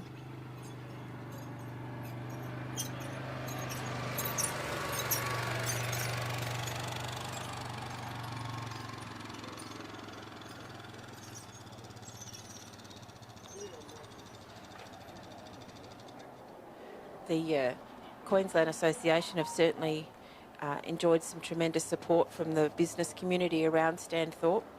And one of their biggest supporters has been the Southern Downs Regional Council. It's important that we have the support of the council and to be able to run these events. We've got competitors from all over the country here. All those sheep have just ducked out around behind the pen there. Holly's done a good job. She's just collected them up. Stanthorpe RSL were another supporter of this Supreme Championship. Of course, the major sponsor of sheepdog trialling in Australia is Dog Pro. Dog Pro are one of the brands of the High Pro group, and we thank John Camilleri and the team for their support. Hip Pocket are a big sponsor here in Queensland, and all the merchandise that the triallers have purchased this week have all been embroidered by Hip Pocket and come through them. They do a magnificent job, so thank you to the Hip Pocket group. We've got Gary in position there. So being an Australian section, he can't move from that spot on the ground there. And that one's just ducked down around behind. Of course, that costs him points, also costs him time. But he's still got plenty of time, but there we go. That one's back around now. Now all three have decided to go around behind. Of course, that's costing him points.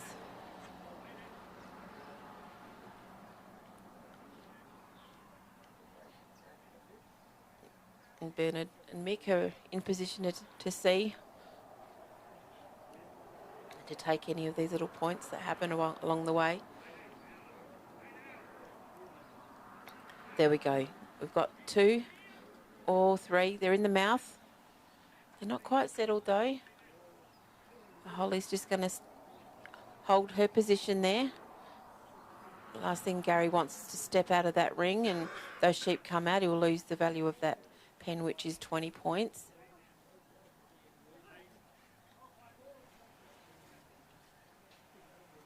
Gary's happy, he's stepped out. He's now got to close the gate. He'll ask Holly to just hold her position there. She knows she's done a good job. The tail's wagging. Well done. So that was Mr. Gary Barker representing Queensland.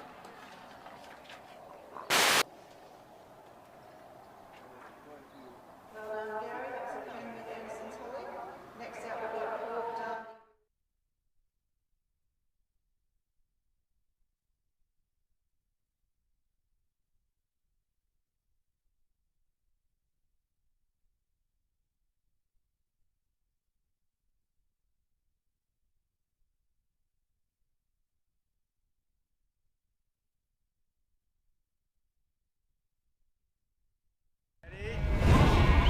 Push up.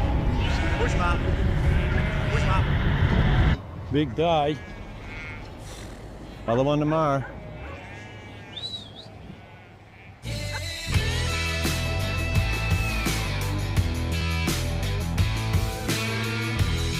Reliable fuel for dogs who work today and go again tomorrow.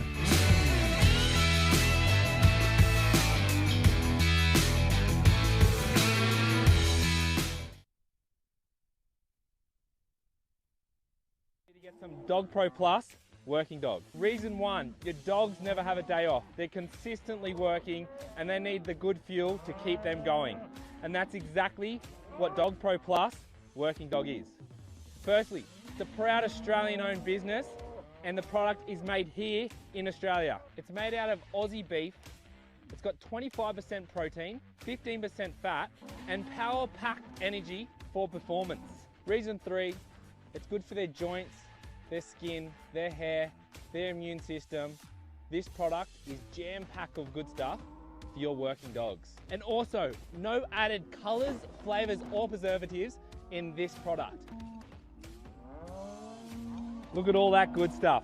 Made for your working dogs here in Australia. Make them perform better with Dog Pro Plus working dog. The best dog.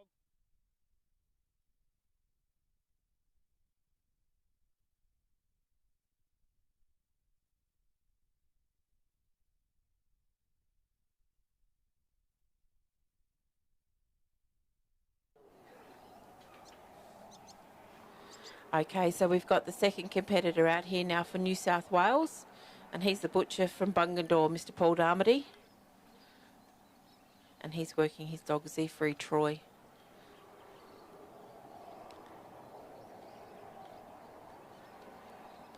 Paul's been trialling for a number of years.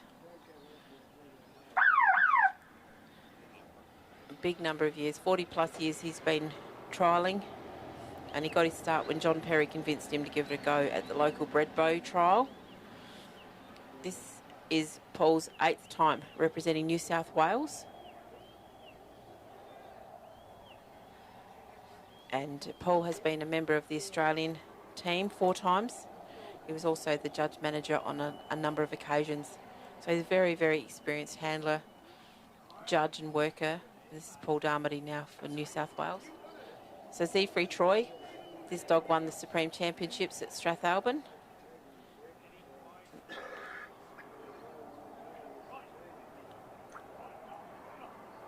So this little dog is a very accomplished dog.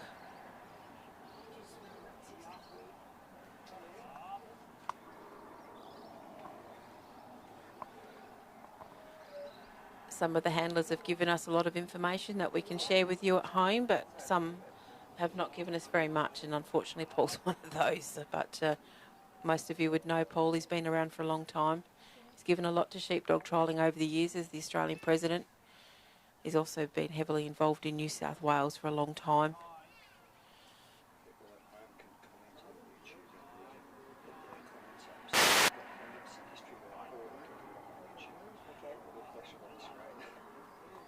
If you're at home and you've got some commentary that you'd like to add about Paul, you can certainly do that through the YouTube channel.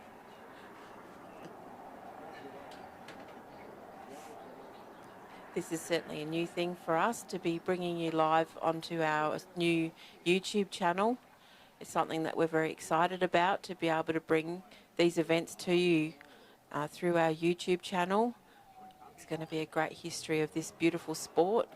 We've now been recognised as a sport, which is very exciting for sheepdog trialling, and that in no part is in thanks to our Secretary Marion Whalen, who's worked tirelessly in this last 12 months to get us recognised as a sport.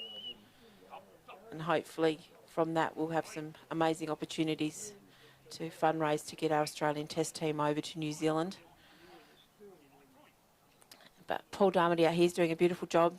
They've gone around behind. They're now heading down towards the gap. At the moment they've just got a little bit in front of him, so he will be losing points here, but Troy's going to hold them up.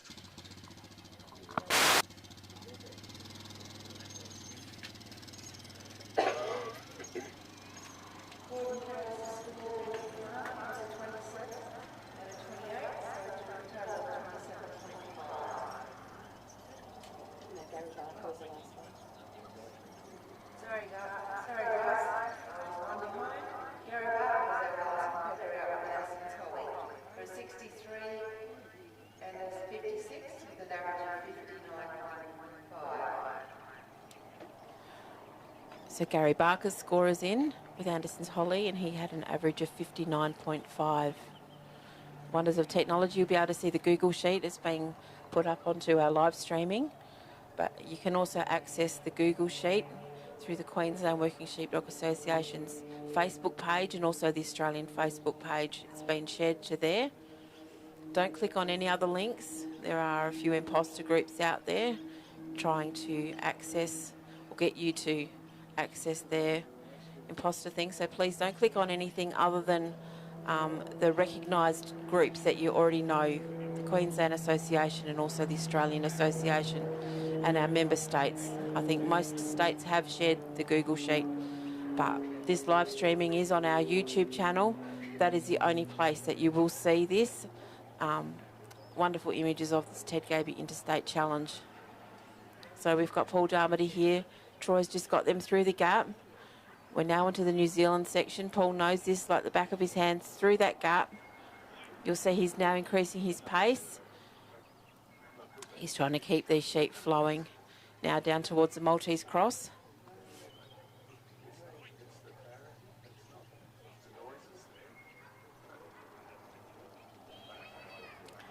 You can see the experience here with Paul.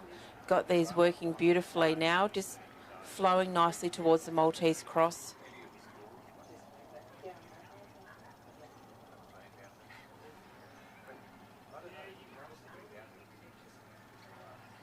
Now Paul's into the free working area at the Maltese cross, and they've gone straight through here.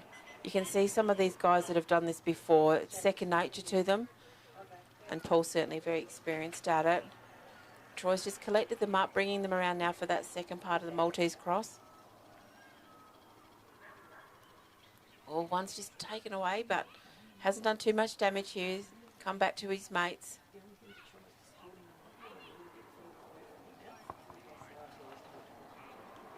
There we go. Once again, it's a free working area. Paul's done a beautiful job there. They've come straight through, and now they're back into the next driving section as we head down towards the bridge. Paul's got plenty of time here with Troy.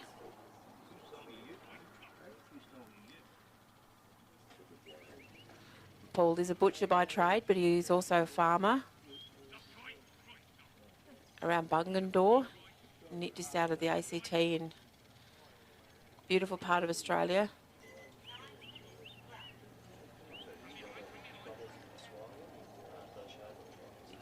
Yep, and Paul's brother Peter, he's at West Wyalong. I've just been told he's a yard dog trialer. So both boys are both successful in their field. Paul's elected to use the Border Collies. He's in the free working area once again. You'll see Paul taking up position.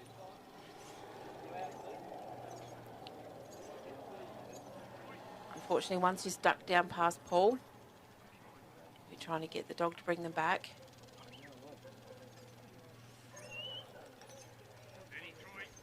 Of course, these guys are all vying for their states to win the Ted Gaby Shield. Queensland are the current holders of the shield. They won it last year in Western Australia. And that team consisted of Jim O'Connell, and the first father and son that have ever gone on to represent Australia. It was Bailey Knight and Barry Knight. It was a very, very experienced team last year for Queensland in WA. And I think Queensland, they'll be trying to hold on to that shield as tight as they can. They've been very successful over the years, Queensland, with this Ted Gaby Interstate Challenge, as have New South Wales. Paul was part of the team in Geelong a couple of years ago, where they won the shield. He's got these sheep now in the bridge. Once again, Paul's just done a beautiful block there, which he can do. It's a free working area around this bridge. And up they go. That was beautiful work there. One of the beautiful things about this Trans-Tasman course is that it is man and dog, and you can just see how well they work together. We're back onto the Australian section, so Paul now has taken up his line as he heads down towards the pen. He'll just keep an even, steady pace. The sheep have got a little bit in front of him here. We'll be just trying to get them back on course. The sheep walking along nicely. He doesn't want to bustle them too much here and upset them. Troy's just gone around to block them from going past the pen. They've just ducked out onto Paul's left-hand side, so at the moment they're currently off course. And he's just trying to bring them back around.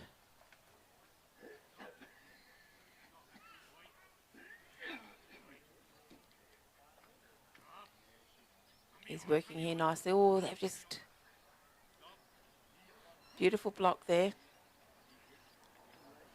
Oh, they've just gone out around the side. And they've gone around. So these are costing Paul points now.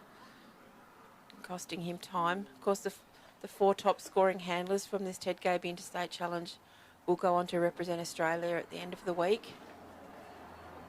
So there's a fair bit of pressure on these guys to all perform. I can say, guys, there's no women in the Ted Gaby teams this year.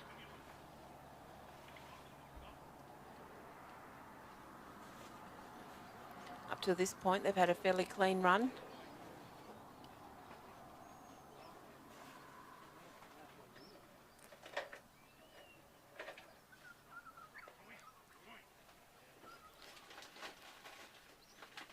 Paul's certainly been very lucky to have learnt from some of the masters in this game, John Perry and Laurie Slater. I know they were both huge influences on Paul and his dog trialling over the years. Paul's certainly still got plenty of time. These sheep are just settling now, having a little bit of a feed.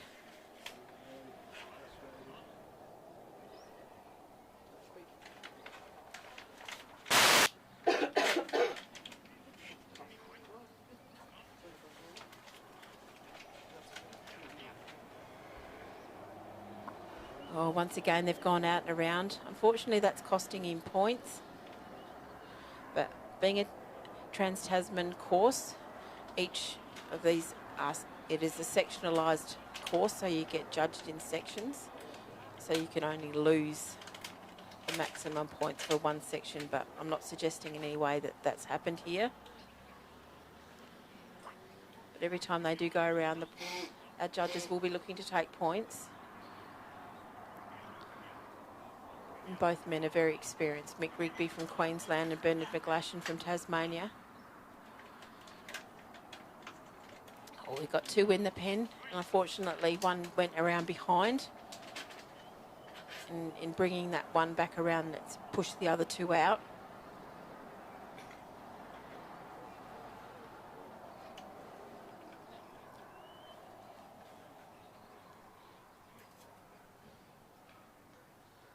Unfortunately, there's nothing Paul can do here to help his dog other than to command his dog by voice command or by whistle. Being in an Australian section, he can't block those sheep. As tempting as it would be there to block him, he's just got to stand there and command his dog.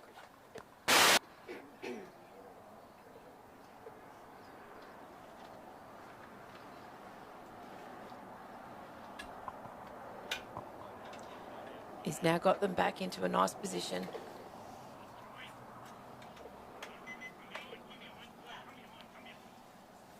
There we go.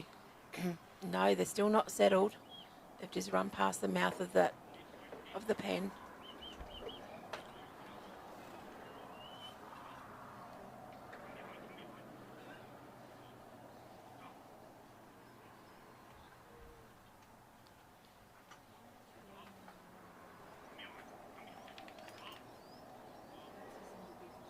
Hopefully those two that have been in there already might entice their mate to go in. Looks like we've had some success. We've got three now in the pen. Paul's happy. He's not taking any chances. He's going to shut this gate. So there we go. That's the second handler out for New South Wales, Mr. Paul Darmody, the butcher from Bungendore with his dog Z-Free Troy.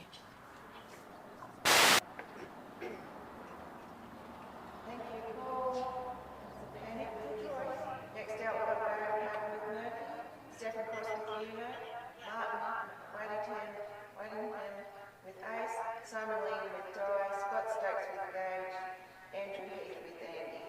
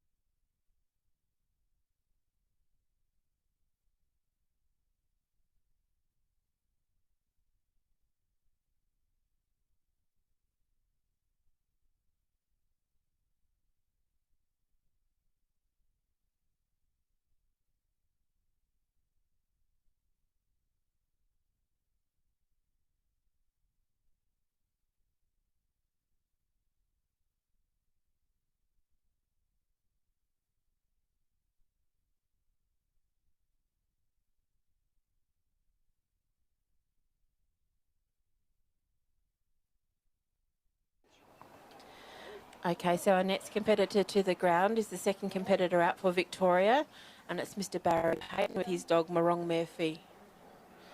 Sheep have been released, and they've gone a little bit, of course. They haven't come straight out. I'm just trying to get them to come back online.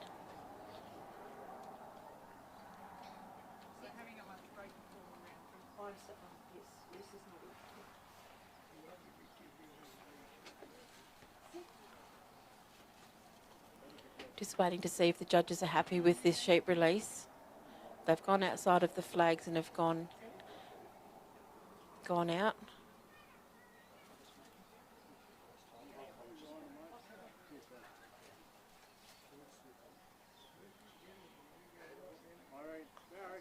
Yeah, we're just going to have to do a reset. We're going to have to do a reset here. The judges have said that these sheep haven't been released fairly for Barry. So we'll take two in a moment. We've just got to get these sheep off and have another go.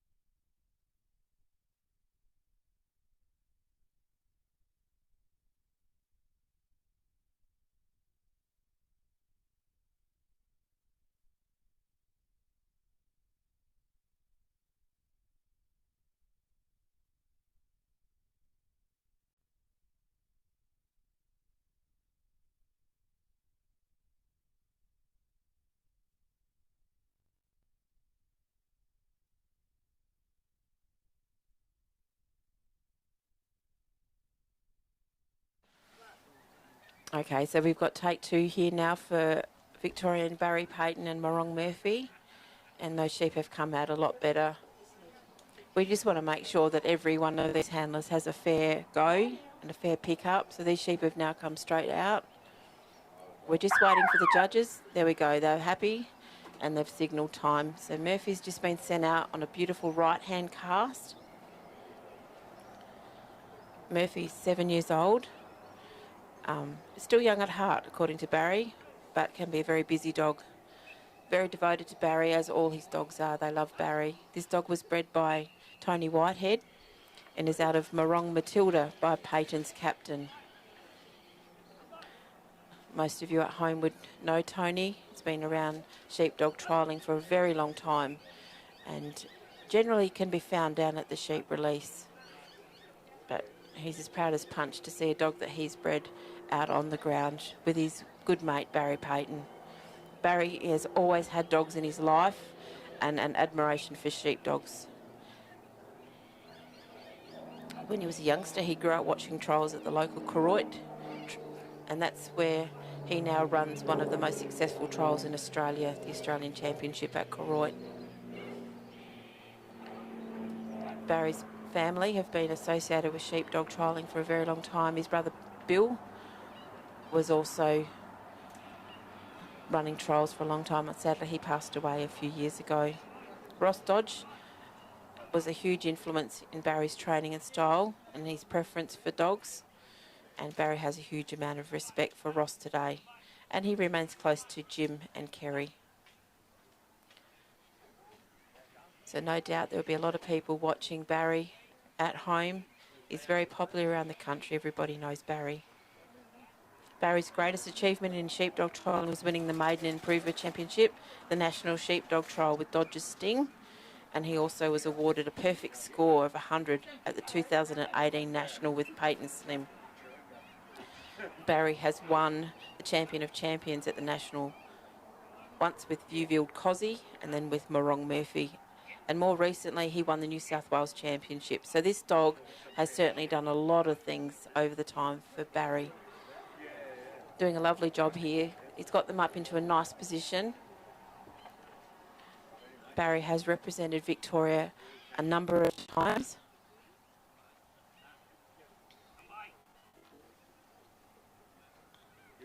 I love listening to Barry work. Quite often he uses some commands that sound a little bit Irish, and I think that can be attributed to his good mate Connor McConnell, who lives just down the road from Barry, and they train quite often together. If you're watching, Connor, g'day mate. We miss seeing you here this year in Queensland, but I know you're a very busy man with your vet business. Those sheep, unfortunately, just in the wrong position at the moment. He needs to bring them around onto his left-hand side, and they haven't quite gone there yet.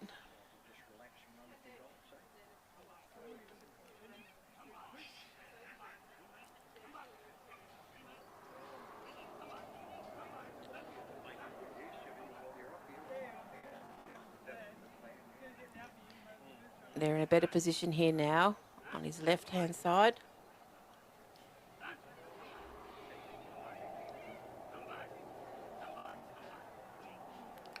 Now we're right. He's bringing them around behind him. We're in a perfect spot here now as he'll head off now towards the gap. So Barry, of course, needs to maintain an even, steady pace as he heads down towards the gap. Keep those sheep on his right-hand side and hopefully within those corridors, because if not, our judges will be looking to take points. And Bernard McGlashan, our judge from Tasmania, is in a perfect position to see right down the middle of this corridor to see where those sheep are positioned. Of course, we have two judges for this Ted Gaby Interstate Challenge. We've got Mr. Bernard McGlashan from Tasmania, and we've got Mr. Mick Rigby from Queensland. Bernard is walking up the middle so he can see things from the middle of the ground, and we've got Mick in the cart running around the outside, and he'll see different things. And that's why quite often you'll see differences in the scores that come in. If you're following the Google sheet, you'll be able to see what the judges are giving the competitors. Their overall score, though, is the aggregate. The two scores get added together, and then they will get an average score. Those sheep at the moment are off course. They're out on Barry's left-hand side. So he now needs to bring them back on course before he can negotiate them through the gap.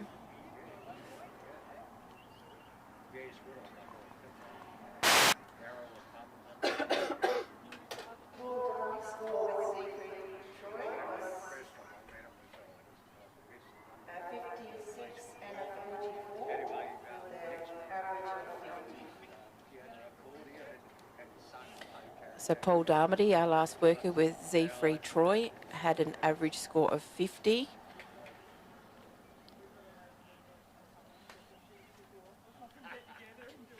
But we're back here now with Barry Payton from Victoria with Morong Murphy. And he's in a nice position here at the gap.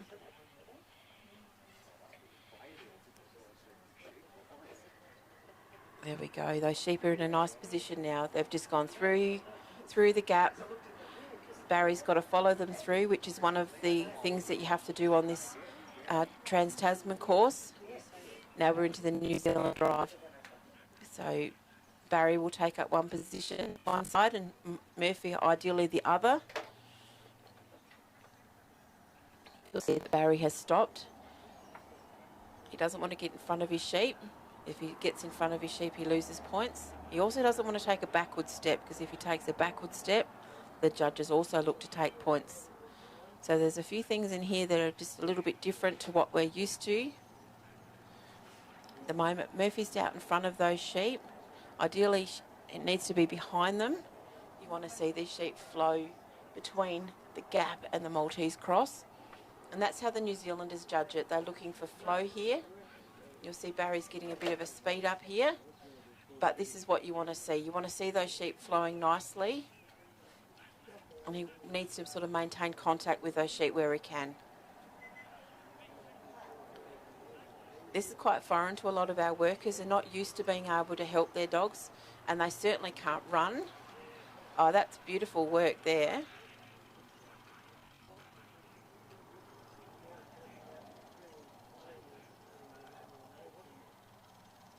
They've all three have gone through. That was nice work there. They've gone straight through.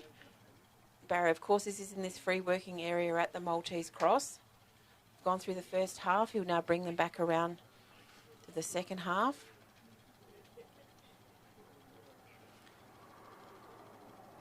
Can be a little bit confusing for these dogs as well. They're used to working our Australian courses where you can't help your dog in any way. Generally, you take up position and the dog needs to do the work. But with this Trans-Tasman course, of course, you can use your arms, you can use your legs, you can block those sheep. You just can't touch them. Barry's in a nice spot here.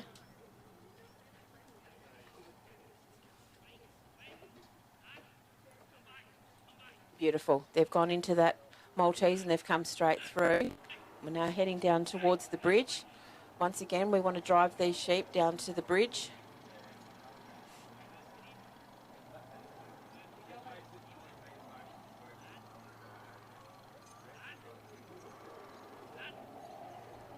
Yeah, Barry's showing his speed of foot here again, keeping up to those sheep.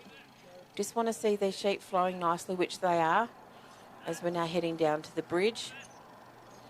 This is nice work here from Barry. You can see the experience here, both handler and dog. He's in the free working area now, so he's can take up his side, take up a bit of the pressure, try and help the dog here.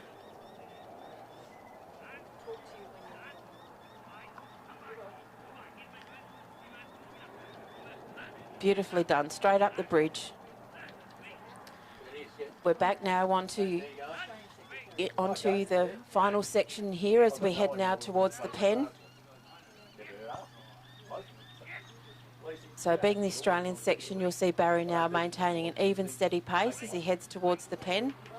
The sheep are in a nice spot on his right-hand side. I'm totally unwelcome, obviously. Oh, yeah, yeah. Oh, okay.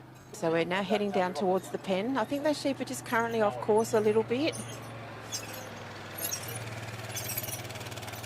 We've got Mick just going past again in the Yamaha side-by-side. You can probably hear the squeak as he goes past.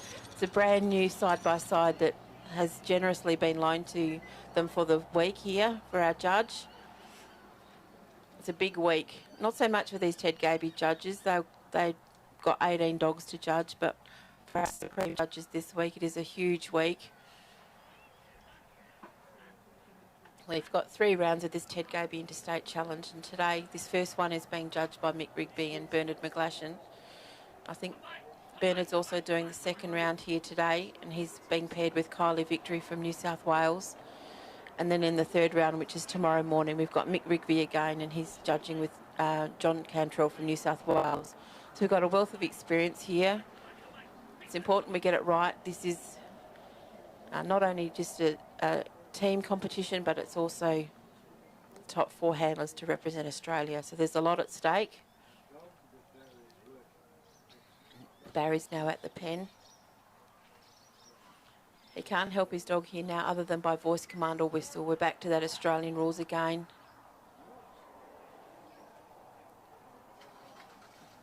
Murphy's doing a good job here. You can see the experience.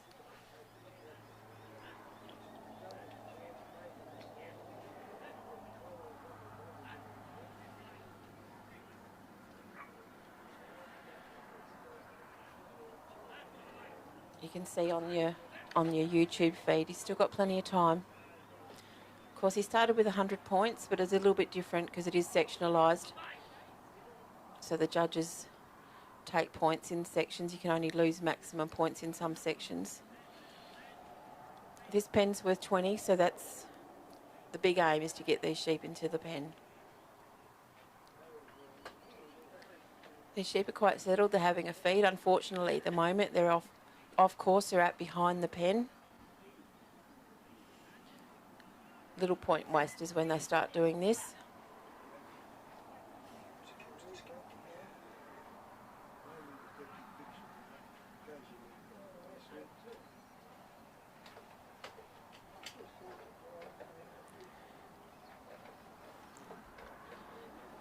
These are beautiful sheep that we're working here. It's not easy to get fresh sheep for every handler to work at a trial of this size. coming through to Queensland, there's quite a few areas that are struggling in drought. It's very dry up here in Queensland at the moment. Got these nicely now in front of the obstacle. Hopefully he can push them in. A couple of them are having a look.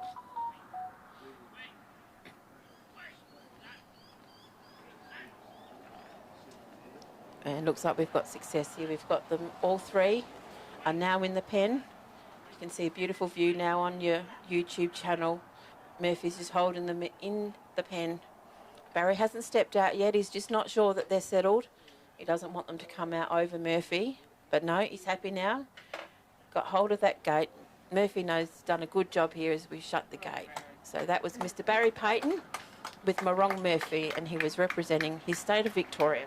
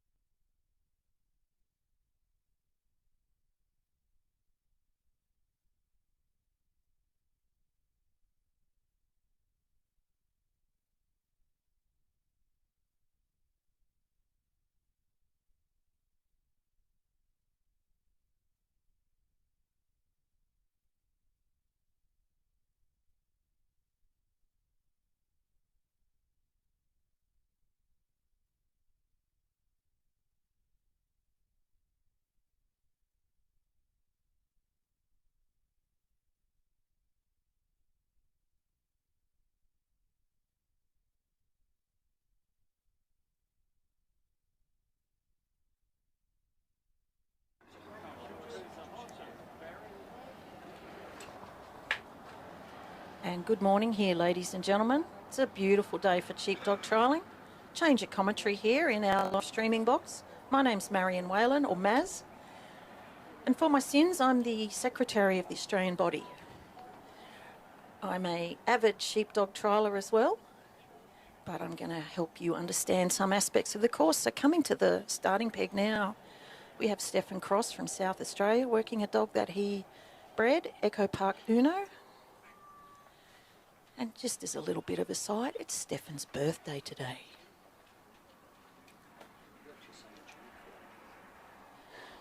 The sheep have been released, but they are not together, so the judges will wait to see if the sheep will come back. The judges have a mark on the ground where they would like the sheep to be delivered by the let-out crew, and it is their call to accept or reject the sheep when they come out before the timer starts. So they're just waiting here to see if the let-out crew can get them back. And away they go. They are together.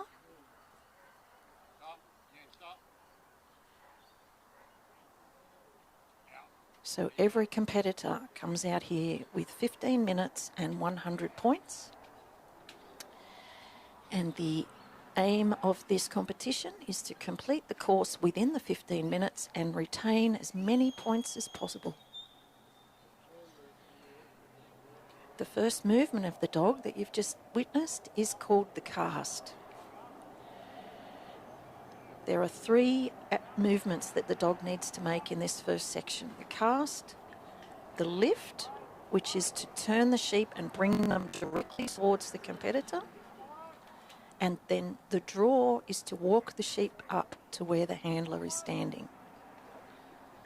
All up, this section is worth 25 points, so it's a quarter of all the points available.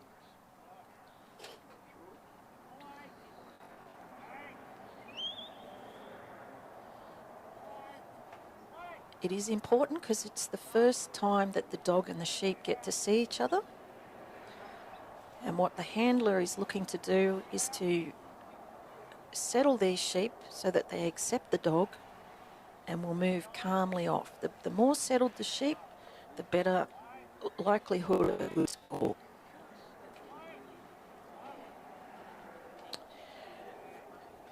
On the mic before I came on, ladies and gentlemen, you had Simone Cross, and that is Stefan's partner, and they run a sheep and grazing property. It's called Echo Park, and it's near Strathalbyn in South Australia.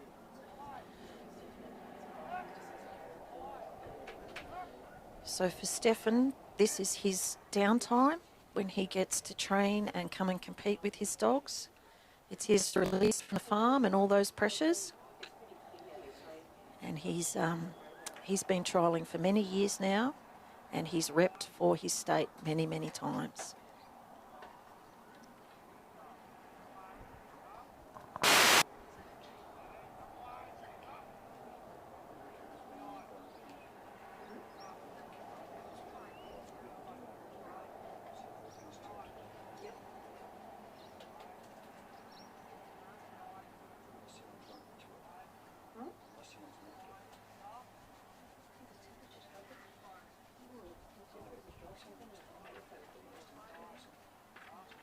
Do you want someone to go down there and move it? Reliable?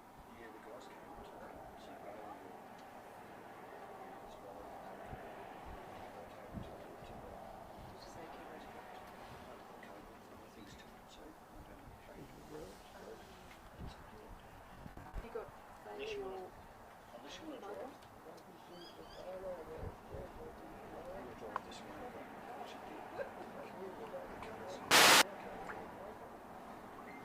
What am I doing with this one? Following the dog. I'll watch that screen.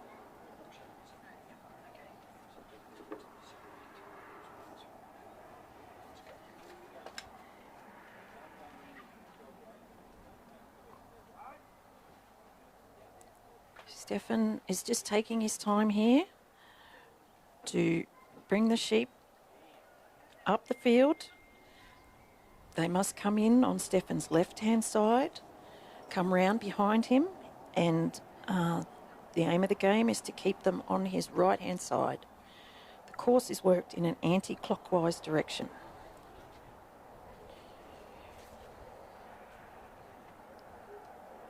A lot of variabilities in this trial, and you've got 5 brains out there. Every sheep, people say sheep are silly, but they're not. They all have a brain each. The dog has one, and so does the human. So it's a complex sport. And things like change in the weather, change in the wind direction. You might have felt, ladies and gentlemen, I did, a slight drop in the temperature just then. All these things can influence the sheep and how the dog needs to work these sheep.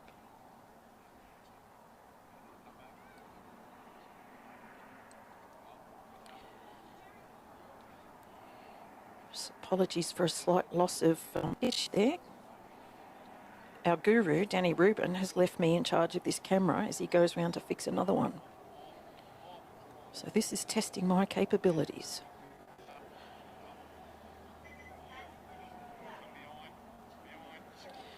He successfully brought the sheep around.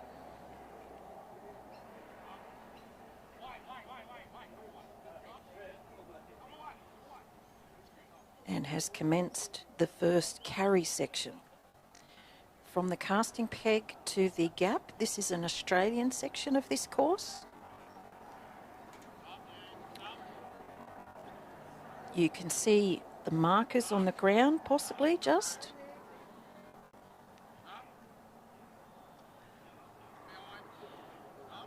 So they mark the corridor where the handler and dog are aiming to keep the sheep. And also they mark the distance in front or behind. So the sheep have had a little trot up here.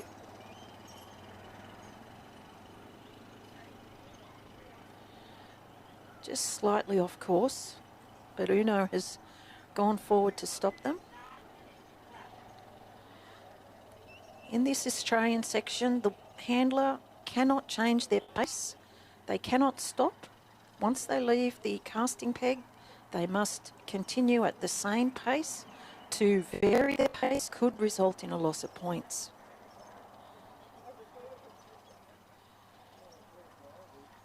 At each obstacle in the Australian section, there is what we call a set. It's marked by a ring on the ground.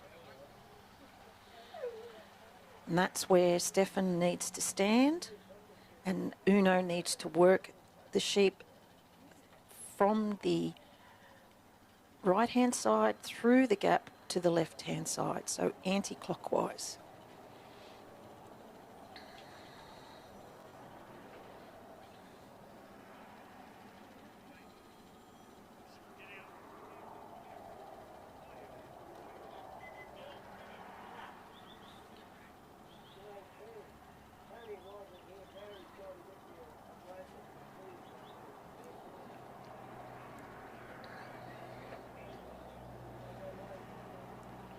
Our two judges position themselves on the course to be able to view the outline of the course, and also that gives them a good perspective in terms of points to deduct. So every time the sheep are where they shouldn't be, there is a loss of points involved.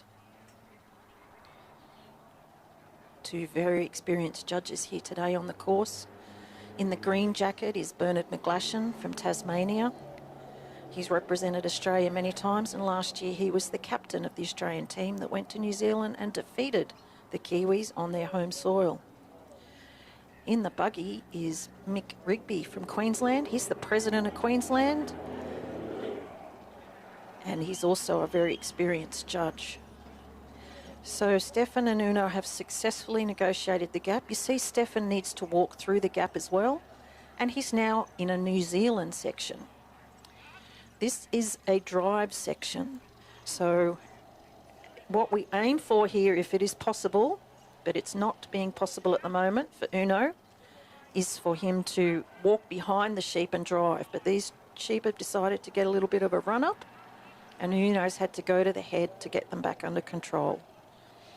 So once again, ladies and gentlemen, loss of points for the sheep being where they ought not be, for the dog being where he shouldn't be, she shouldn't be, I should say. This is Uno. And Stefan's just making sure that the sheep have entered into the free work area. So in this free work area, this is where the handler can assist his dog in the New Zealand section. They can block, they can move around.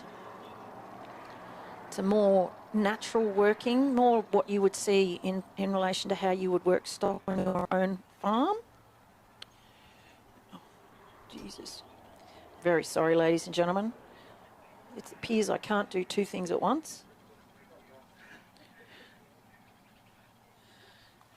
I'm going to hand back over to the guru because I think I might have mucked up that section a little bit in terms of the filming. I can't talk and film at the same time. So Stefan is negotiating the Maltese cross here. The sheep have to go twice through this obstacle.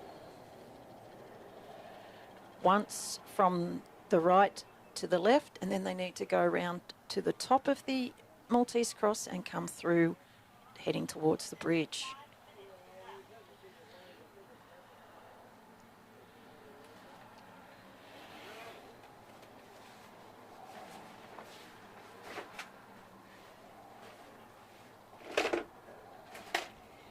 The sheep in any situation where they're being worked by a dog has two options, fight or flight. Being a herd animal, that's how they've survived all these hundreds of years. So they can stand three. The number 3 sheep is quite a difficult number to work. And here you can see two of the sheep facing up to this little dog. They're trying to figure out what they should do. What Stefan and Uno are trying to get them to do is look through this obstacle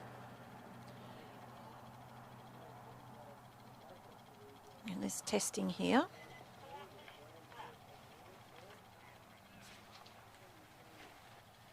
There we go. So that's half that obstacle worked, folks. And now Uno comes around to pick them up and bring them to the top end of that cross. And they must walk around, see the opening, and then go straight through. Once again, the handler is able to support his dog here, to do a little bit of blocking, to walk down. They cannot, however, put their arms or any aspect within the obstacle, but they can walk down the side of the obstacle to influence the sheep. And the dog there is doing a good job as well in terms of directing the sheep now towards the third obstacle on the course, which is the bridge. So we're still in the New Zealand section now, the Maltese cross to the bridge. So once again, Stefan can attempt to block his sheep. He can run, but he cannot get ahead of the most forward sheep. Now he's asking Uno to get these sheep back onto the course.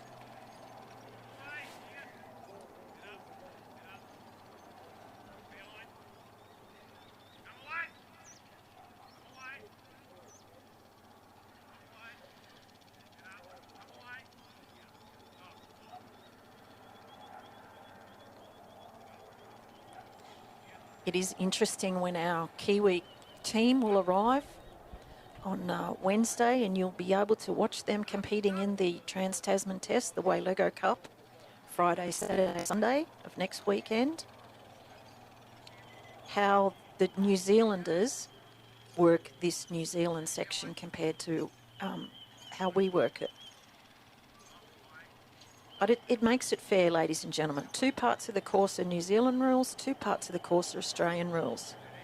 And it's been working for 40 years in terms of this, the history of this competition.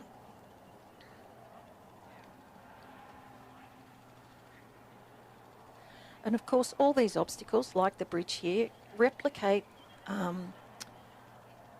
situations that you would find on a farm. So a bridge or a loading ramp, used on farms, of course, to get sheep stock onto trucks or to bring them up into a race for drenching or pregnancy testing, vaccination, all those sorts of things. So each of the obstacles has its origins on the farms in both countries where sheep are worked every day.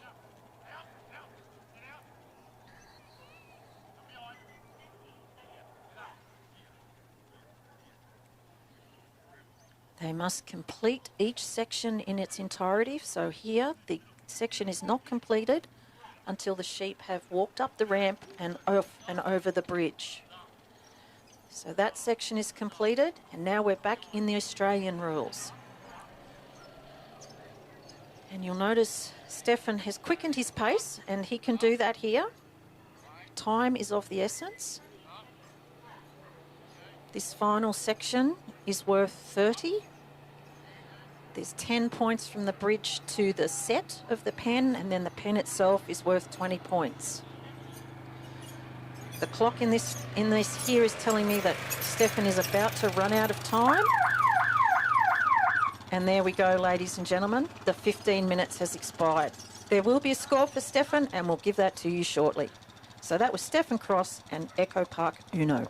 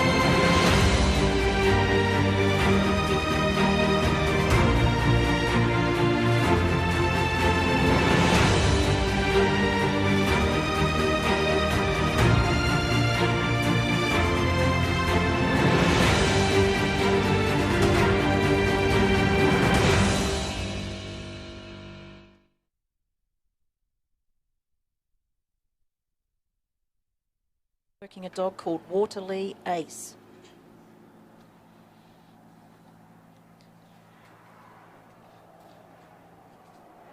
Martin has also represented his state many, many times. And the time has started, ladies and gentlemen, and Ace is off out on a beautiful big cast here. Heading around, he's seen his sheep.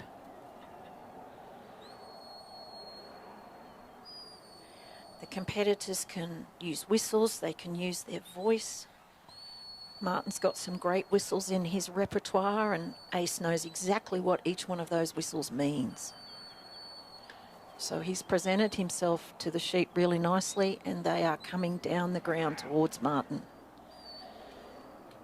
This is part of the course where the judges have their own markers on the ground. They imagine their corridor, and you'll notice that the judges occasionally just change position behind the worker, and they readjust their corridor. So they're judging how straight the dog can bring these 3 sheep down to Martin.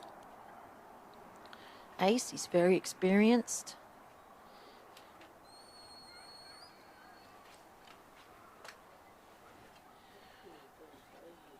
Taking a little bit of time here just to introduce the dog to the sheep. Let the sheep settle.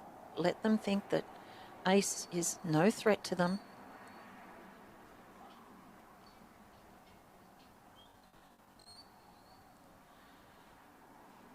You see there, Ace is just dropped there. That takes the pressure off.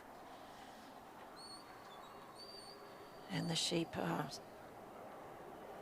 making their way steadily down towards Martin. So folks, got to come in on the left-hand side. This whole course is worked in an anti-clockwise direction. We have different courses that we compete in around the country. Each state has a course.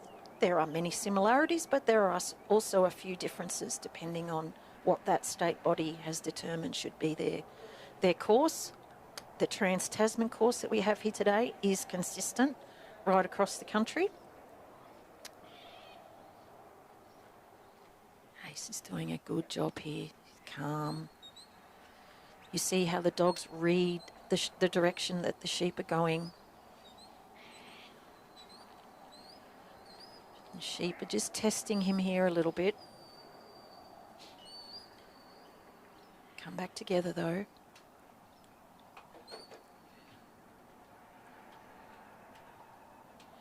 These sheep have never been on this ground before. They might not even know each other. We have over 1,000 sheep that we'll be using here this week, the next 9 days. They're coming out of 2 separate mobs, and they're randomly selected in the yards, put in the let-out box. So when they come out here, it's a whole new world to them. There's a lot to look at.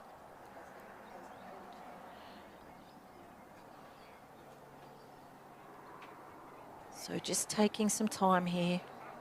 Another little challenge there from that sheep. All these workers are experienced stock men, so they are really good at reading their sheep and thinking about where to position their dog in terms to get the result that they're looking for.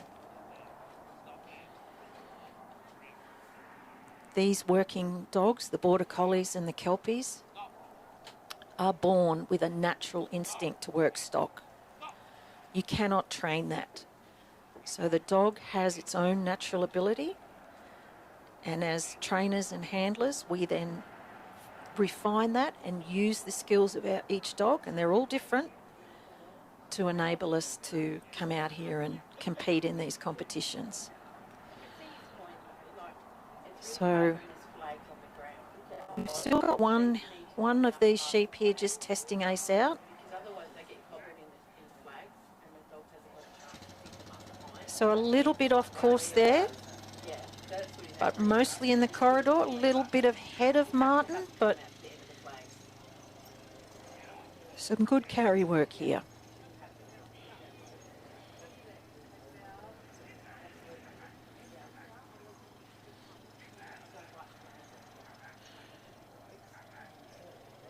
Ace is just doing a good job there, just blocking these sheep. Martin's asking him to just go out a little bit further. He feels that he's a little bit close. We often talk about working sheep in a bubble. There is an area around the sheep where they will accept the dog, and then within the bubble, that's when they get a bit tense and they are less likely to settle.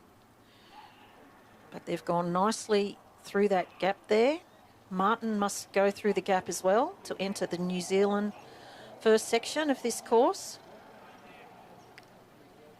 Sheep are a little bit ahead of him. Ace has just gone to hold them there. Ideally in this section, it's what's called a drive, which is where ideally what you would hope to be able to achieve is to have the dog walking behind the sheep.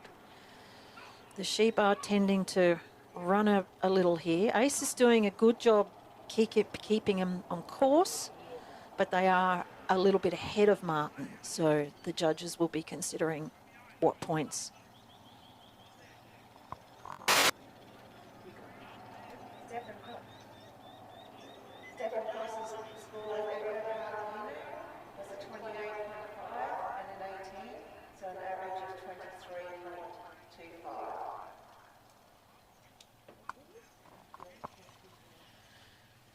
So Martin and Ace have got the sheep into the first section of the Maltese Cross, and they've gone nicely straight through there.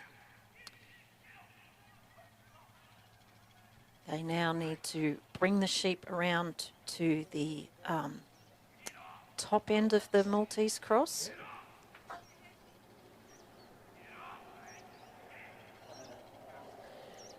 Get them to see the opening.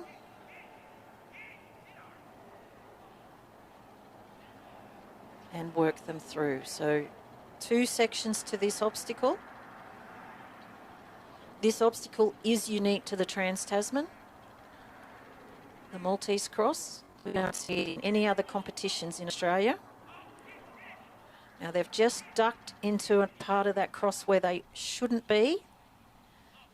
So Ace's job is going to now be to push them back in if he can and direct them. And Martin's doing a good job there, blocking them on the other side. And there we go. They've straightened up and come through. Nicely done.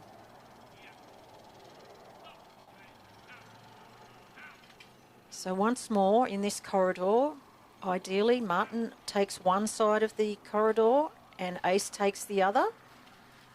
And it's a drive. Martin can run, but he cannot get ahead of the first sheep. So he's just stopped there to get Ace to bring them back on course.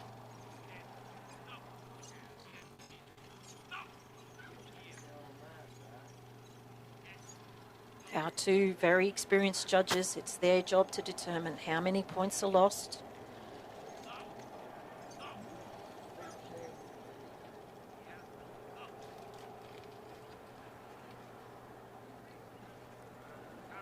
Nice work there, bringing the sheep up, presenting them now to the 3rd obstacle on the course, the bridge. You can see Martin there, he's able to assist Ace. He's going to block one side and Ace's job is to block the other. And look to roll these sheep around on that side panel and up over the bridge. Just taking a bit of time. All these competitors, ladies and gentlemen, take out a timepiece of some description. So they know where they're at. They know what time they've got left on the clock. And to take a pause every now and then is a good thing to do. It just settles things down. As you can see here, the sheep are coming nicely up now onto that bridge. Ace is just going to walk up and influence them to drop over. Now we're back in the Australian section. So Martin puts his hands back in his pockets very strategically to remind him that he can no longer assist the dog. They're a little bit ahead of him, but they've stayed on course pretty well. In terms of time, they've got 5 more minutes, so plenty of time on the clock.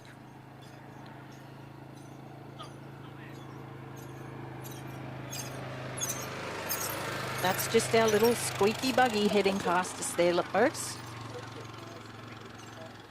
Now the sheep have gone on a little run here. So gone past the pen.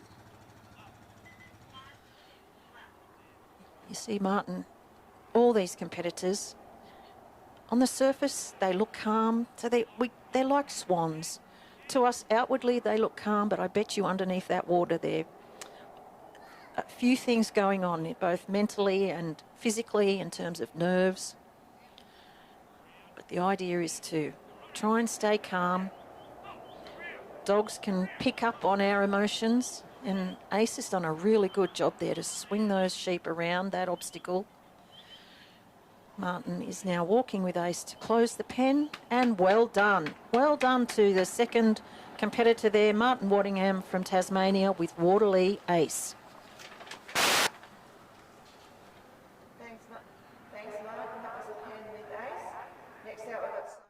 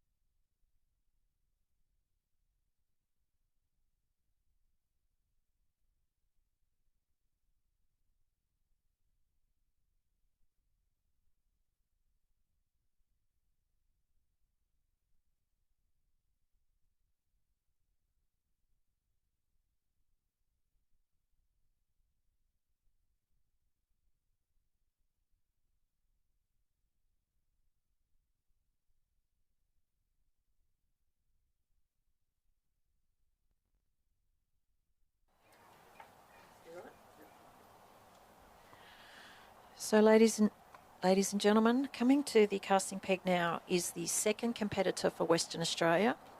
His name is Simon Leaning, and he's working a dog that he's bred, Marion Vale Dye. She's a 6-year-old border collie, and she's a pretty exceptional little dog. The sheep are coming out now from the let-out box. Dye has spotted them, but we've got to wait for the bell. There's a mark on the ground there where the judges would like the sheep to be, to make it fair for all competitors. And there we go. And Dye's taken a cast out there to the left-hand side of the field from the casting peg.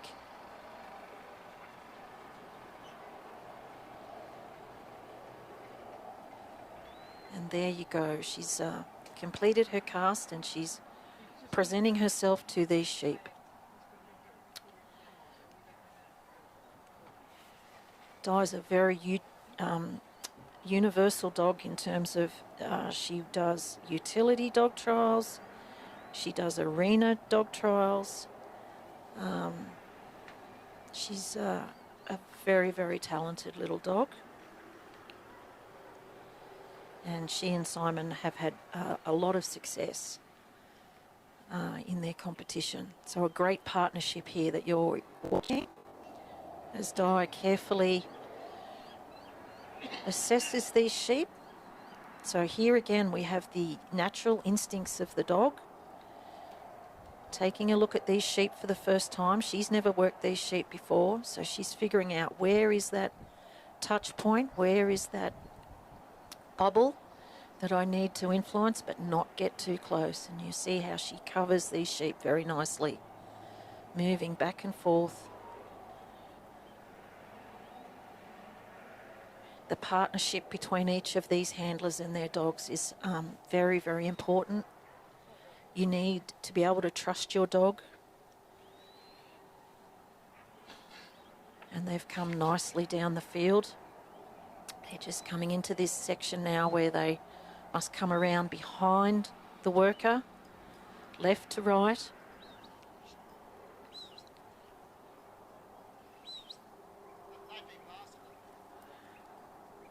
Simon just checking there with the judge. You can see a second marker behind Simon. That's what we call the balance point. So they have been passed. So at the moment, they're not on course. It's Simon's decision whether or not he decides to leave, which he has done. Simon himself is a judge as well. Most of these competitors are at this level. So he knows there's a loss of points here because they're on the left and they should be on the right. But he's asking Di to just gently influence the sheep to come back into the right aspect of the corridor. They've gone for a little trot here. So a loss of some points there, folks.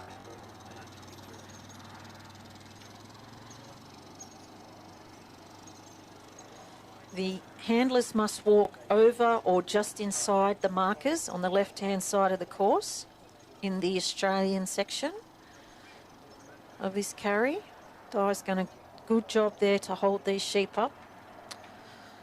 Simon can't vary his pace, so once he's left the casting peg, until he gets to the set at the gap, he can't vary his pace. If he was to do so, the judges may deduct points. And he's just about to step into the set now at the gap. And the sheep have just run past the obstacle, so they must come back onto Simon's right-hand side, which they have. There's one sheep in this mob of three just testing Di a little. But they're looking like they're going to go through. Yep.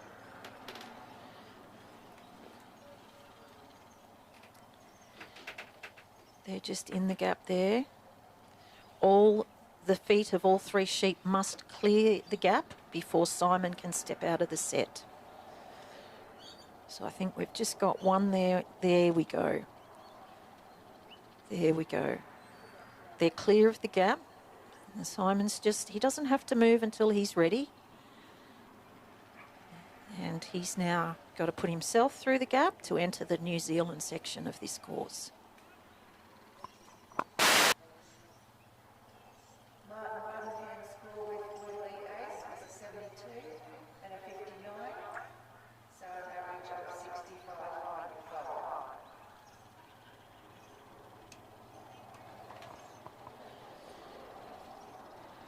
So a drive section here. Ideally, when we talk about the head of the sheep, ladies and gentlemen, we talk about where literally the heads of the sheep are and the way they're facing.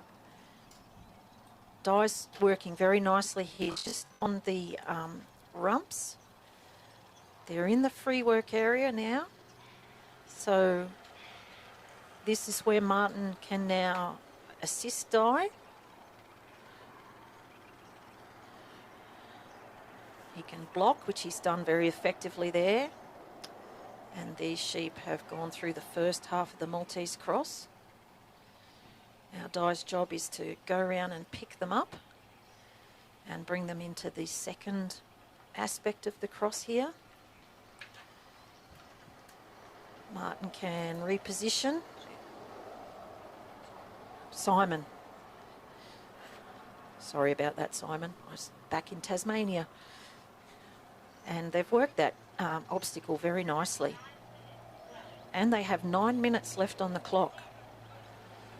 So this is going quite smoothly here for this partnership of Simon and Di.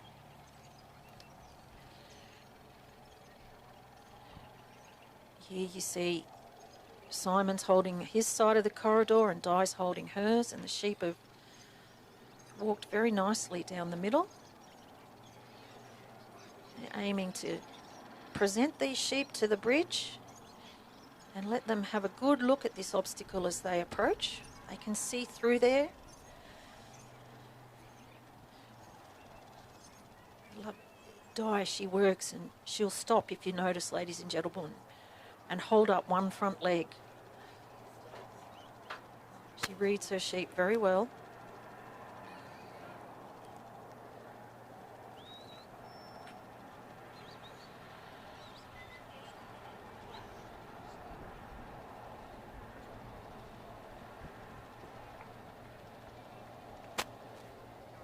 What Simon is looking for here is a leader. He's looking for one of these sheep to look up the obstacle. Now we've got one just gone down the side here. Be a loss of points there for that little stray. Di's just got to bring them back together and look to re-present them to this obstacle.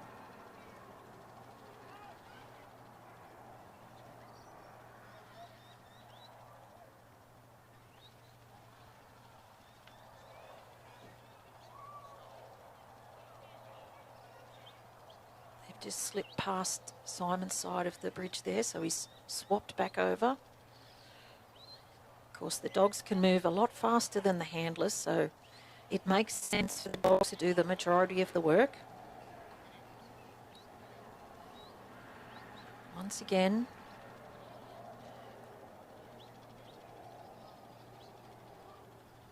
we're looking for these sheep to have a look at this obstacle. And we just need one leader. That's why working 3 sheep is so hard, ladies and gentlemen, because in a mob of sheep, you could have 3 or 4 leaders in a mob, but in 3, you need one. Sometimes none of them want to go first, and that can be very frustrating when you're on the field. Simon and Di haven't had a lot of trouble at obstacles so far, but each obstacle is different. These sheep have never seen this obstacle before, and they're just thinking, what happens if we go up here? They're having a good look now, though. Di's just edging in quietly.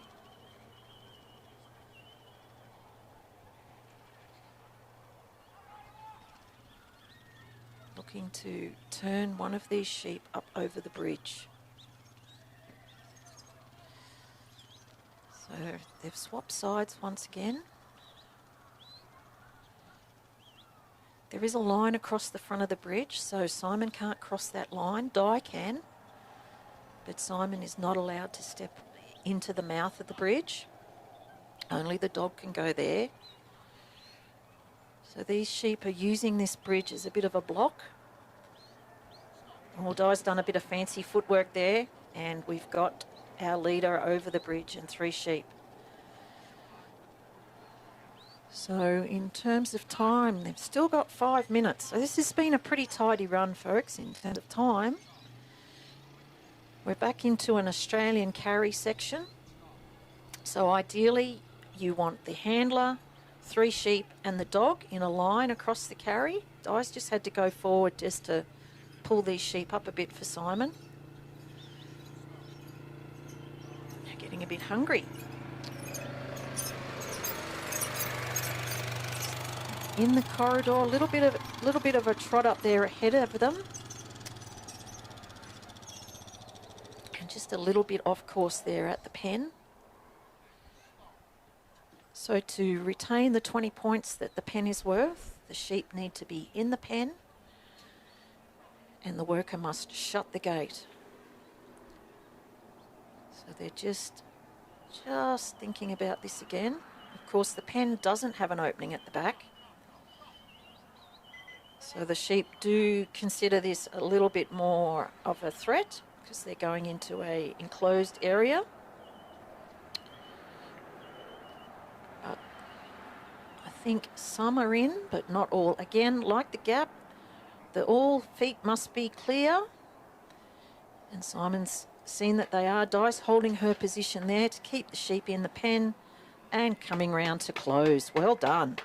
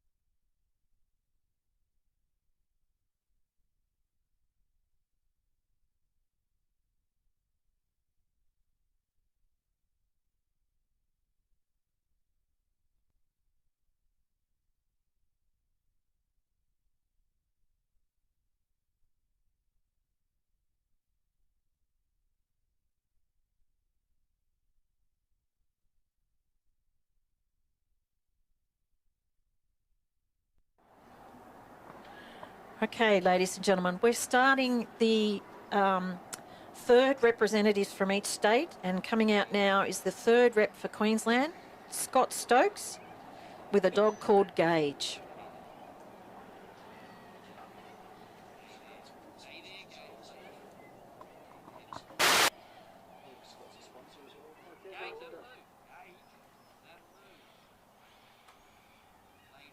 The sheep have been released. Gage has seen them, but the bell hasn't gone yet. There we go.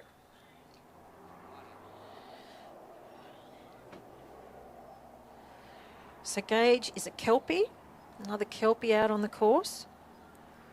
Scott found him on Gumtree, paid $300 for him. And he's taken him all the way to this level, his first time repping for Queensland.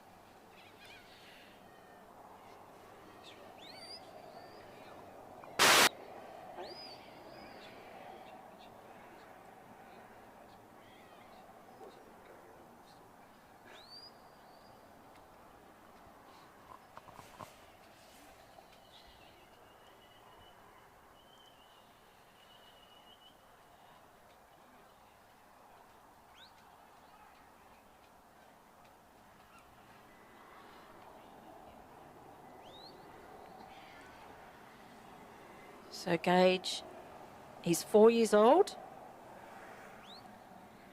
He's been trained by Scott.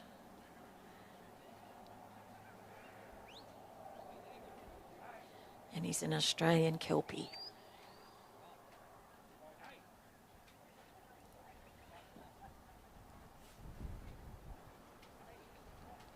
Both our Australian Border Collies and our Australian Kelpies are related a long way back in time, 150 years or so ago. And of course the Australian Kelpie is recognised as one of the Australian bred working dogs. They're now exported all over the world. Lots of people in other countries love the qualities of these Kelpies, Australian Kelpies. And you can see here Gage has got a nice capacity in reading his stock. Just keeping them coming straight down here to Scott, doing some nice work. That little lie down there takes the pressure off the sheep. This is again the inherent qualities of these dogs to read their sheep.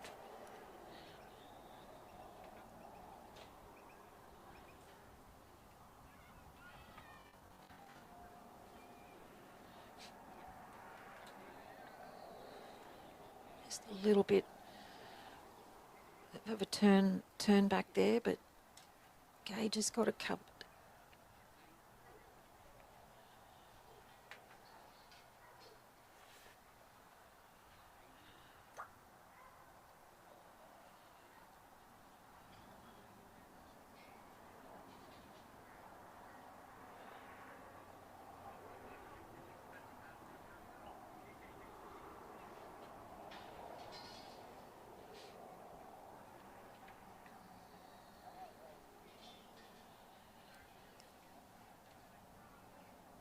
Some nice work here. Just looking to bring their sheep around from the left to the right.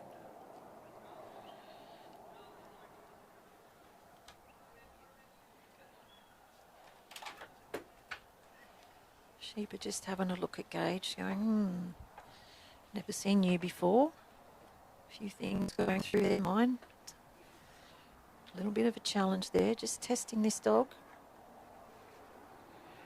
Their options are fight or flight, so they're just in their own minds figuring out whether this dog wants to eat them or whether they're going to accept this dog and allow the dog to influence them and move off him.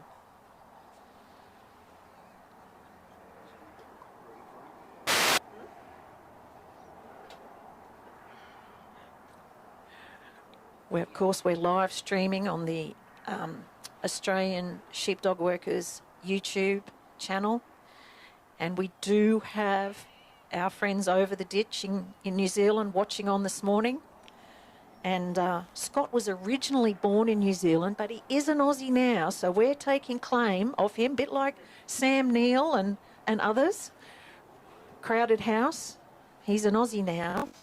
But on the comments, we've got some New Zealanders wishing Scott all the best and Gage. As always, our rivalry of over 40 years between Australia and New Zealand is very friendly. We love hosting our Kiwi visitors when they arrive, and they do the same when our team goes to New Zealand.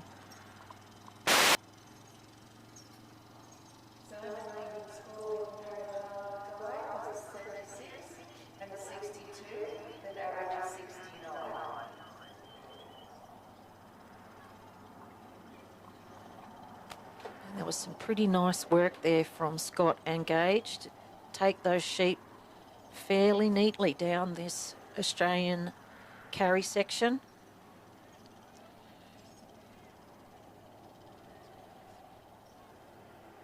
All our handlers, of course, are experienced stockmen. And whilst it's nice to see the sheep grazing, sometimes what happens is they forget the dog's there. So it's a balancing act of letting the sheep graze a little, and that means they're relaxing and accepting this dog. But we don't want them to forget that the dog is there and lift their heads and get a start. So Gage has just done a nice job there to swing them around, and now Scott and Gage are looking to present them to the first obstacle, which is a gap. In this Australian section, Gage has to do the work in terms of bringing the sheep to the obstacle.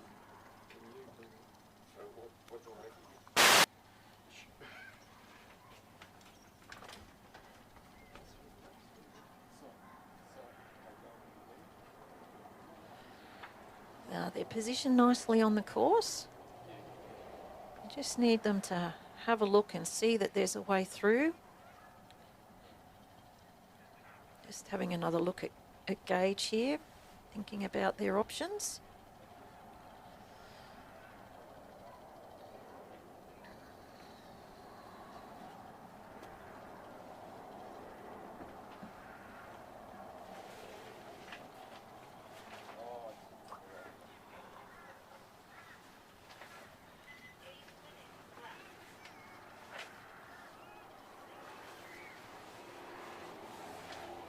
Scott will be looking to find a leader here. He's got them looking at the obstacle now. There we go. Scott must follow the sheep through and now enter onto the New Zealand section, the first of the New Zealand sections. So again, a drive, ladies and gentlemen. So when we talk about a drive, we really want the dog to be a little behind or to the rump of the sheep. For the dog to be heading too much here, going to the head of the sheep to stop them. The judges will be thinking about deduction of points.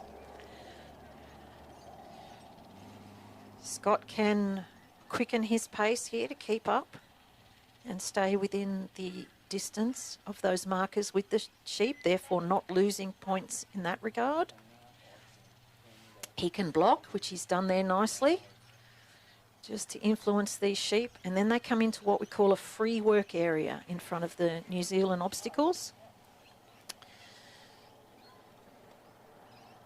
So Scott can take up one side and he can get Gage to do the work on the other side.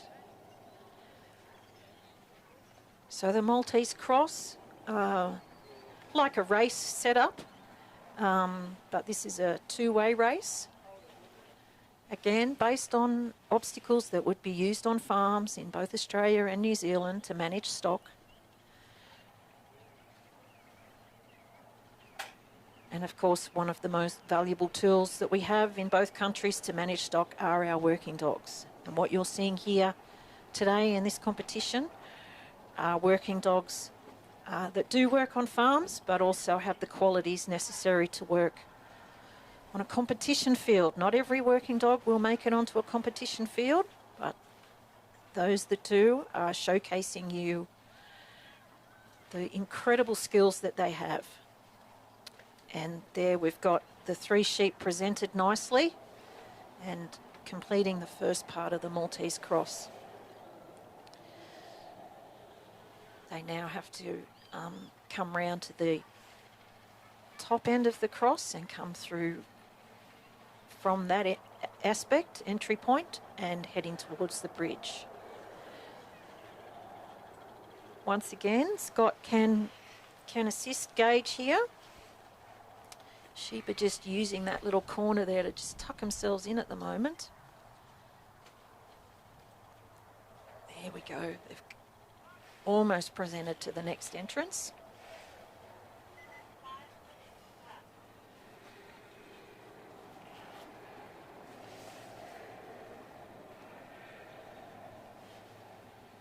And we've got a leader.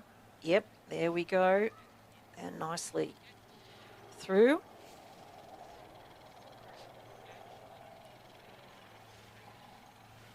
Ideally here for maximum point retention, we need the handler on one side and the dog on the other. Sheep are just off course there a little bit. They're just testing Gage here. Taking a bit of ground off him. But he's got him back on course. So Gage's job is to hold one side and Scott's job is to work the other.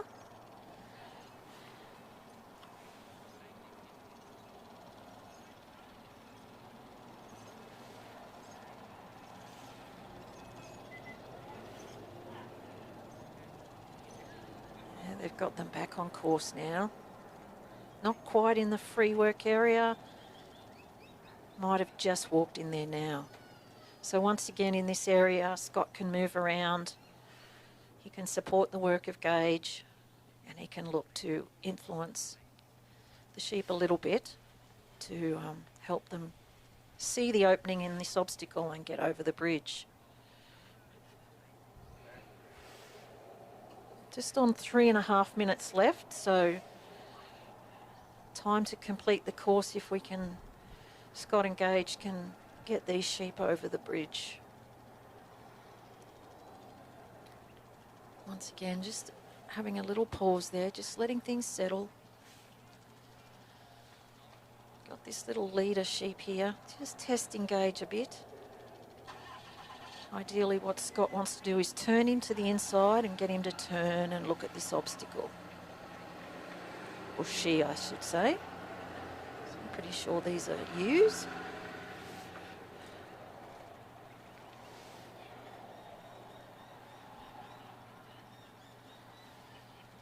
So the sheep are just thinking about Gage again. They've realised that Gage is there and they're just wondering, do they trust this dog enough?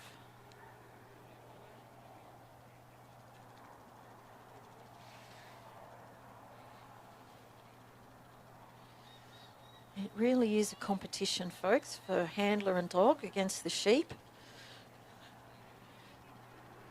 And it's like a game of poker. The sheep you get dealt is completely random.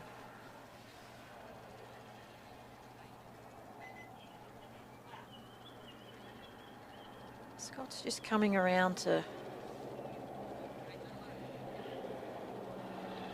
influence the sheep a bit.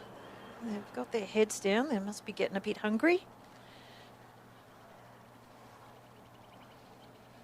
The Stanthorpe Show Society have presented... Oh. And unfortunately, I think Gage went between Scott and the sheep there, which is called a cross.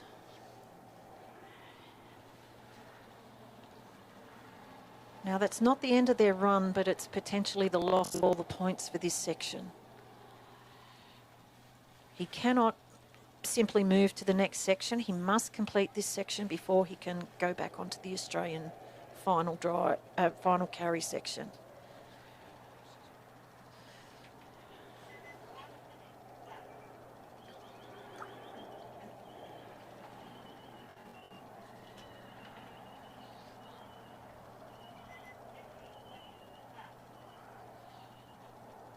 And the clock has ticked down for this pair.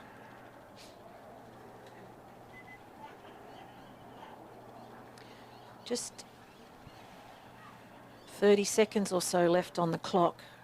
It's going to be quite a challenge to get these sheep over the bridge and to the pen. Remembering that the bridge to the pen is 30 points of the 100.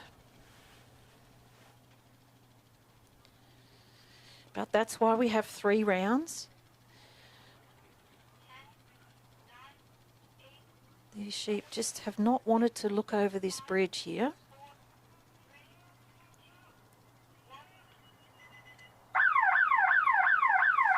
And that's expiry of time there, ladies and gentlemen, for Scott and Gage. They will get a score, and we'll have that from the judges shortly.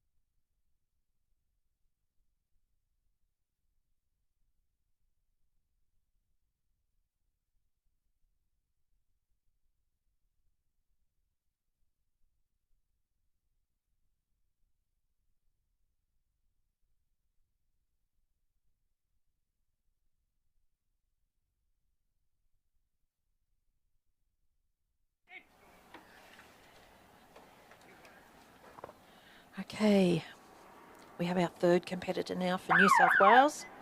It's Andrew Heath and his dog called Tirata Andy. This is also Andrew's first time representing New South Wales in this competition. He's from Molong in New South Wales. He manages a property there with his wife. It's a Merino ewe enterprise and they lamb around 5,000 ewes annually.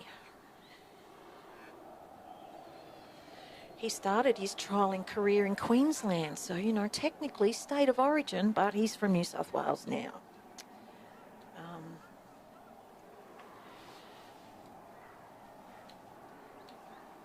And his little dog Andy has got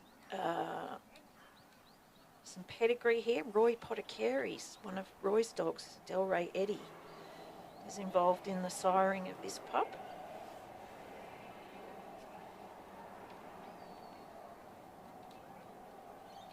And he was with Roy, but Andy was able to convince Roy to sell him back, so here they are.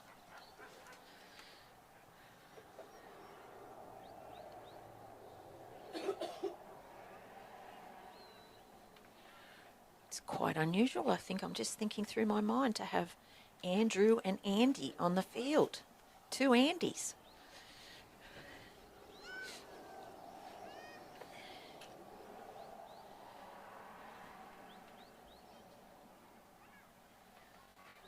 Once again, folks, you look at the way, the style of these dogs. Each dog has its own style of working.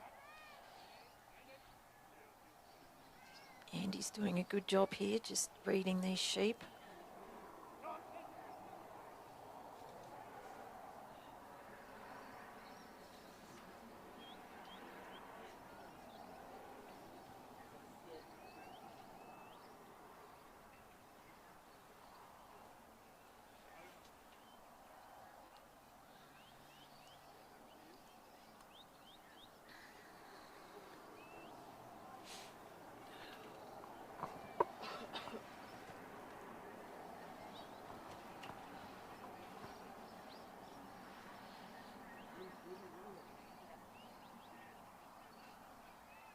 These three sheep here are having a good look at Andy and doing a bit of assessment in each of their own minds. Standing there together, they're quite a united front. So it's a little bit of a standoff, a bit of a bluff, a bit of a test there for Andy. Sheep are seeing what sort of footwork Andy has. Doing a good job to cover these potential breaks.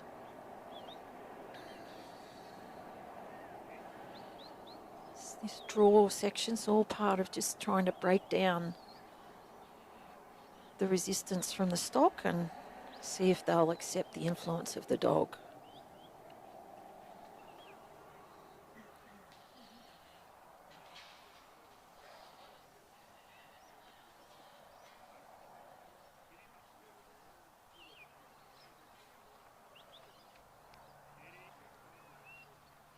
Andrew's just getting Andy to work steadily here.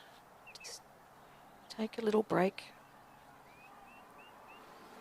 They've got to come around behind Andy at the casting peg.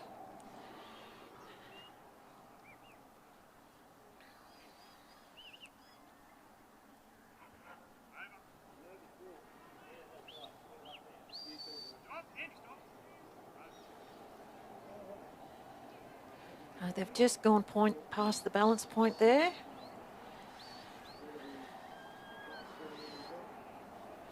So Andrew has left his casting point there and has headed down this Australian carry section. So these sheep are still testing Andy out a little bit. Andrew and Andy.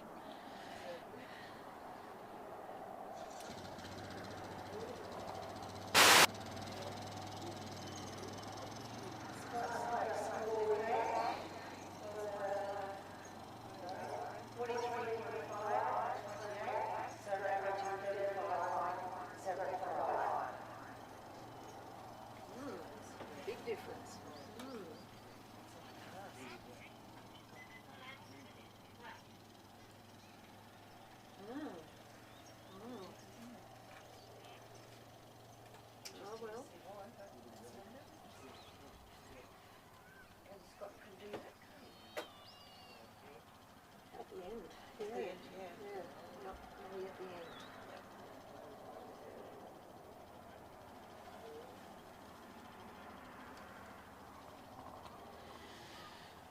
So Andrew has stepped into the set at the gap.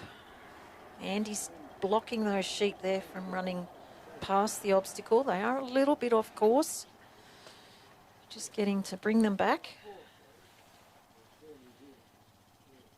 and see if these sheep will see the gap in those panels.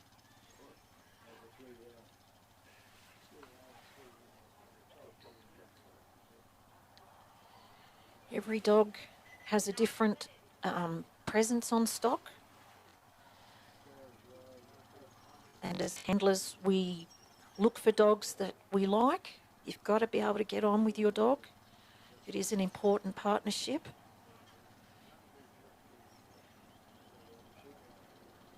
So Andrew here is just edging Andy in just to influence these sheep. They've turned their heads now and they're looking for that obstacle,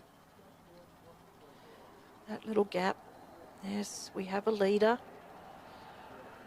and they're through. Nicely done. You want trot it down a little bit.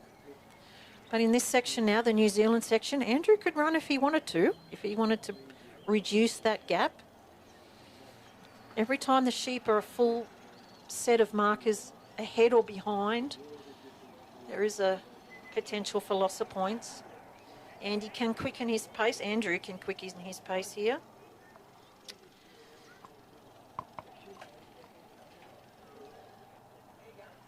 Just looking to not head these sheep, and Andy's doing a good job there.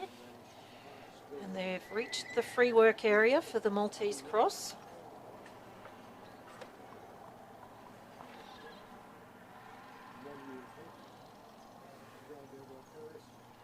I have been advised that after Andrew's and Andy's run, there just will be a short break in our transmission so that we can let the judges have a comfort stop. The temperature has dropped here in Stanthorpe. The breeze has picked up. I'm a little bit disorientated because I'm not from these parts, but there is quite a bit of a strong breeze coming from generally the southwest, potentially. Yeah, wherever the cold wind comes from, it's coming. It's here. And of course that will have an effect on the stock. Just that change in temperature and the change in wind direction, it does affect how the sheep want to react out on this field that they've never seen before, with a dog they've never seen before. So Andrew's just holding and blocking on his side here and getting Andy to get these sheep to look through the first part of this Maltese cross.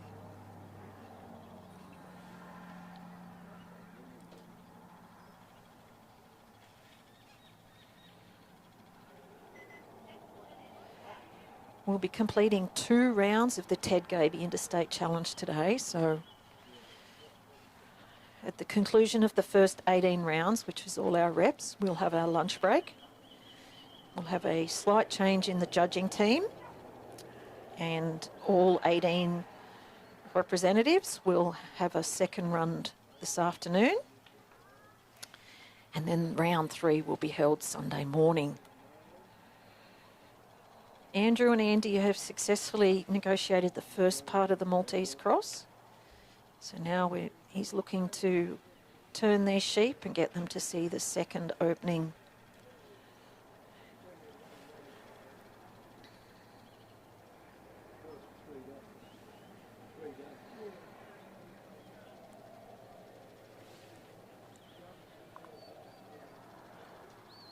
They've still got 5 minutes on the clock.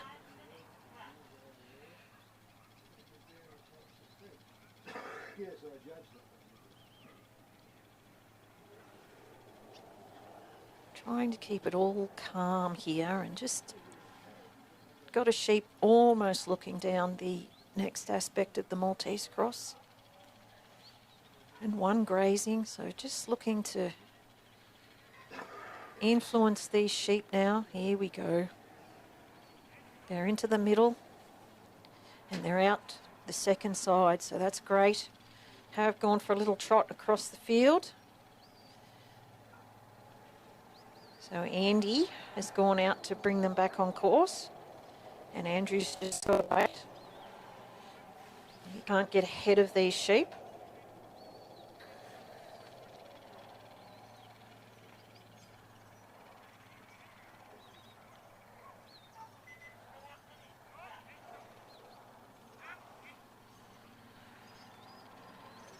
Andrew's asking Andy to hold up his side of the New Zealand drive section here between the Maltese Cross and the bridge.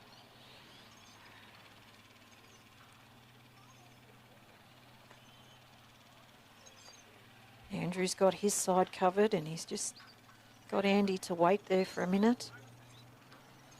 To come down nicely. And testing the dog a little here. Another short run off course.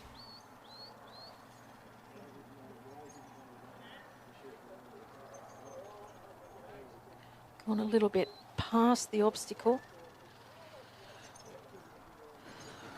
Judges, our very experienced judges, that's their job to look at where the sheep are and where they should be and determine how many points. It gets down to half and quarter points in this competition. And they have 3 minutes left on the clock.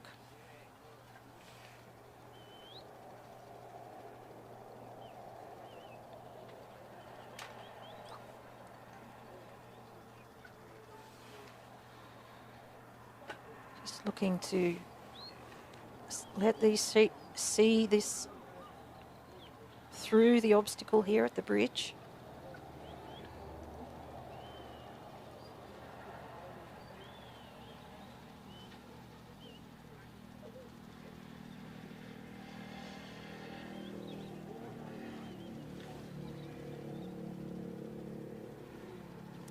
An element of patience required here from the handler and the dog, just to give these sheep the time they need to look at this obstacle. A little bit of a test there with the dog, a bit of a challenge. Foot stomp from one of those ewes.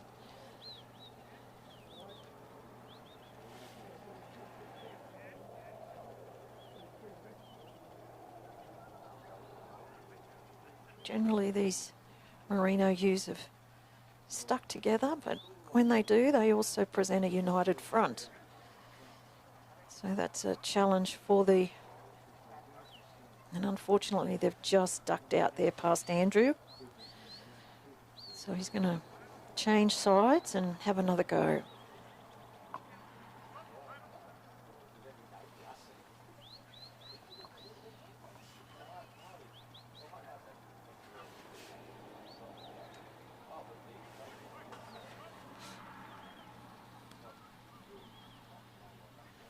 Just coming up to a minute left on the clock now, so time is going to start to be an issue here for Andrew and Andy.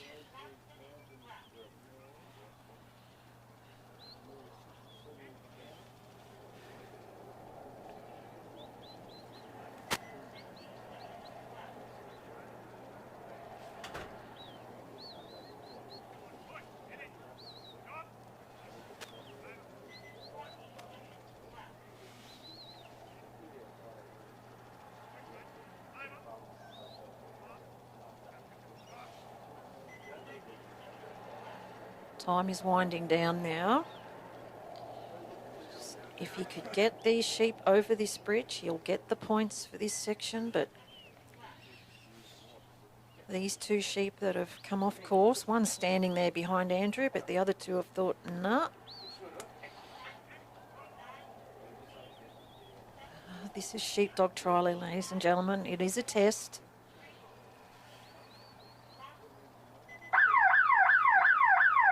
And unfortunately, that's time now for Andrew Heath from New South Wales and his dog Andy. There will be a score. We'll get that for you shortly. We are going to have a short break now, just a short break for our judges. So we'll be back streaming for you very soon.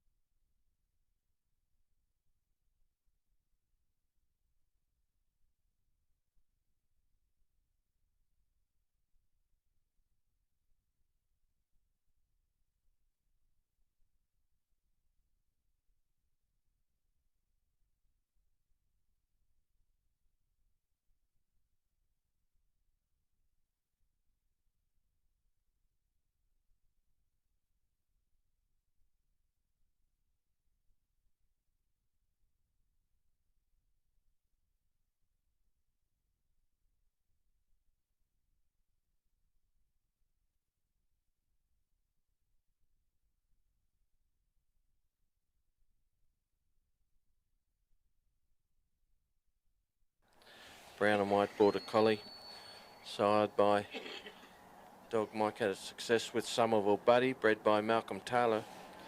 Of course, everybody remember Malcolm, one of the leading trialists in Australia for many, many years, Tasmanian. Mike rep with this dog at the 2018 Supreme with Buddy. This bitch is out of Depless Molly, who tied for Victorian Dog of the Year in 2022. So Mike's cast Spot down the bottom of the ground there now and picked these sheep up nicely. The sheep have just turned a little bit as the day's worn on. They've got a bit freer and a bit fresher, a little bit more touchy as the days wore on. Not easy around the obstacles and hard to get a grip on these sheep.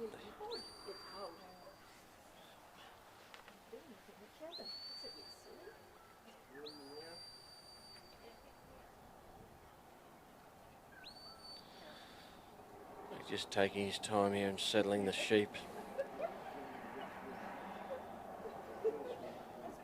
He heads up into the casting area here.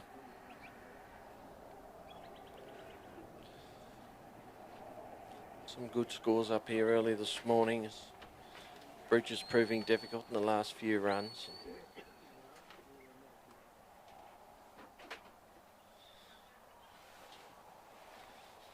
Section from the bridge of the Pens worth 30 points. Big loss of points if you don't get over the bridge and get to the pen. But Mike and Spot are working well here, and Mike's just delivering the sheep nicely up here on the left-hand side as we look down the ground and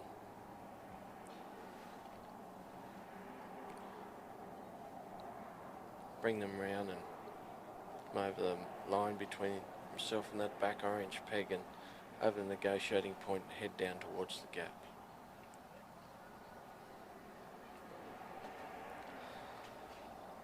Last dog out was Andrew Heath from Victoria, with from New South Wales, of course, with Tarada Andy, Tarada being Andrew's prefix.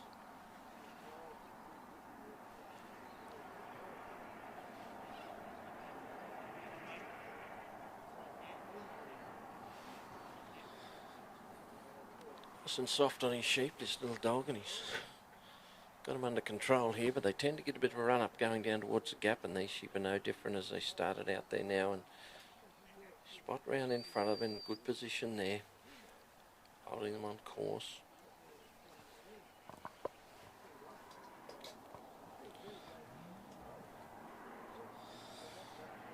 Mike just covering on the inside there now and picks up his position as he try and bring him down on his right hand side there.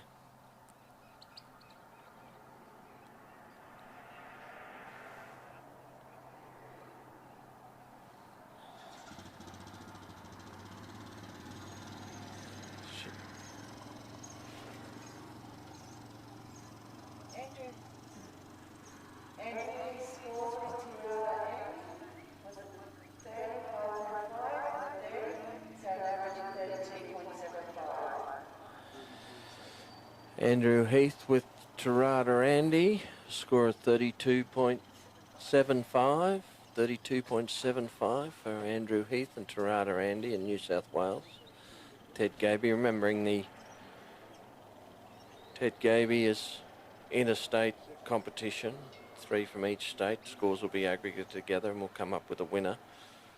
The Ted Gaby Trophy, and of course the top 4 scoring dogs in the Ted Gaby will advance to represent Australia at the end of the week versus New Zealand. Mike's just got the sheep on the other side of the gap there now, so he brings them back with Spot. Hasn't done a lot of points since he left the peg here, but he has been off course a few times. He's got things under control again now, Mike.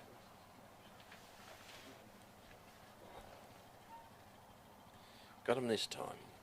Mike Depler as he puts the sheep through the gap and we follows them through in preparation for the New Zealand drive section of the course along the back of the ground here.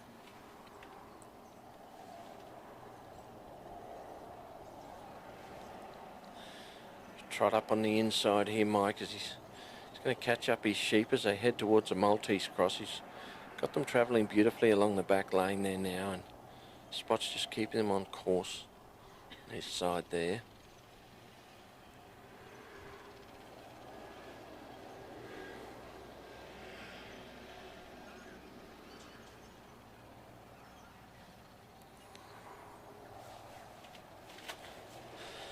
Mike steps across the line there and into the free working zone. The sheep have just gone down the outside of the Maltese.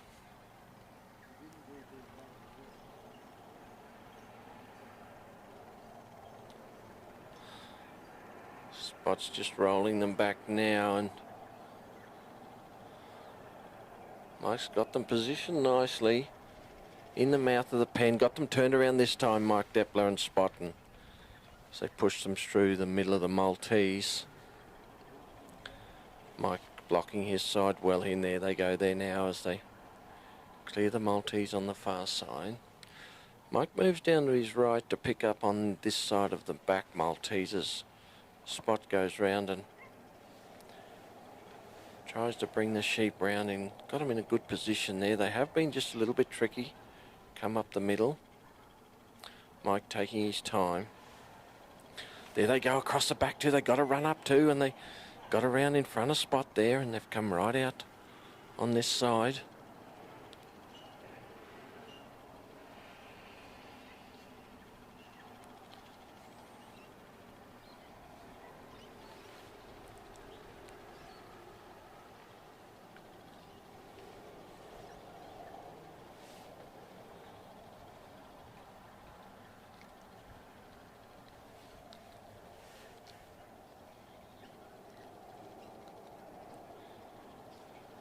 Got him shaped up this time, Mike, and straight through the middle of the Maltese. He's heading for the bridge. Takes up his position on that side, Mike, and sheep are straight up the middle of the corridor here. The Spot comes across and picks them up on this side, and Mike changes sides there and tries to keep them on course. But they're just inside the markers there still.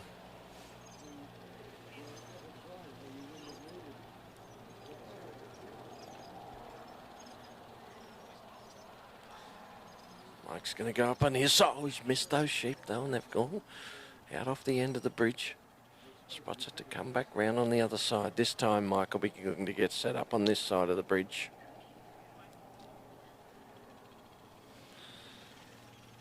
Brings them back, puts them on course. Mike stepped in there nicely there, turned those sheep up the middle of the bridge, but the big ewes turned around, all looking at the dog now. Got him this time, no, Michael Deppler. Put him up the ramp of the bridge, 1, 2, 3. They've cleared the bridge now. He's heading for the pen.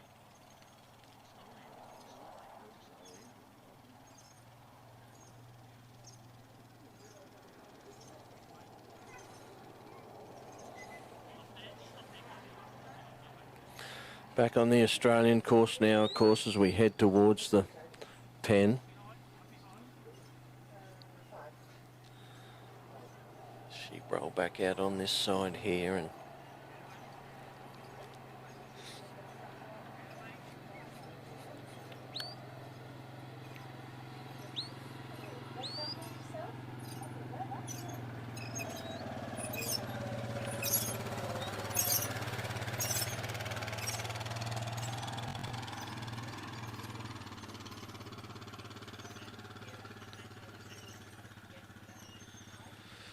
sheep as they make their way down towards the pen, and Spot's got that side blocked nicely, and Mike's got them in a good position. He's going to go round the back of the pen. Is he? No, they're going to. He's got them in a beautiful spot there, Mike Deppler. Straight in the mouth of the pen those sheep went, and Spot right behind them there in a great position.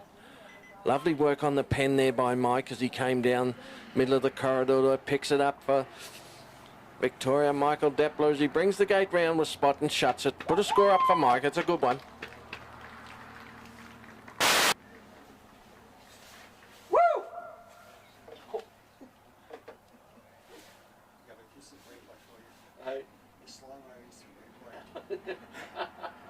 Tony, if you want to really rub salt into his wounds, you'll have to say, It's his partner's dog. It's not his dog, it's his partner's, Judy. Judith Horton. Yeah? Is she here? No, she didn't come. They're leaving. Thanks, Michael. That was Penn with Deborah's squad. Next out, we've got Ben Simmons with Charlie Parker. Carol with Sammy with Grant Gilbert. Is Grant last? Yes, he is. Oh, thank God for that. Here she comes. I'm doing Then we're coffee, having a lunch please. break, are we?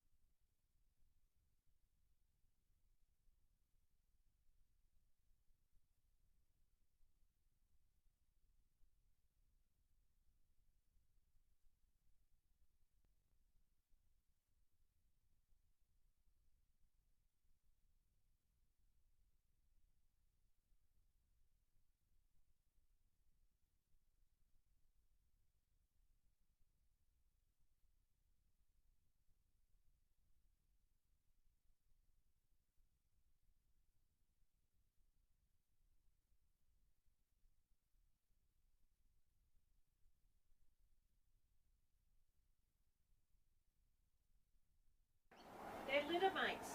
The dog that was just on and this one are out of the same litter. Ben's a school teacher.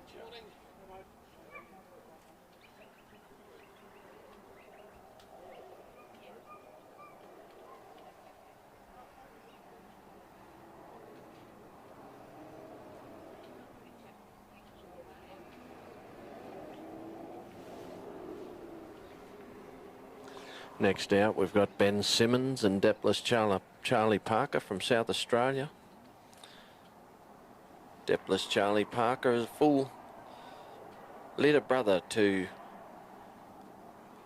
the dog that Depless Spot that Mike just worked. Charlie Parker won his first open trial at Maitland in 2025 and has had a great and consistent year since. Powerful, honest, hard-working dog, does a lot of station work, and he's cast down there now and pulled up on the head of these sheep there. Ben lives in Williamstown with his wife Andrea and their 4 children. He's a high school teacher, Ben, teaching agriculture and music. Loves balancing his time between the classroom and the sheep yards and the trial grounds. Ben, of course, an open judge and a very active member of the South Australian working dog community.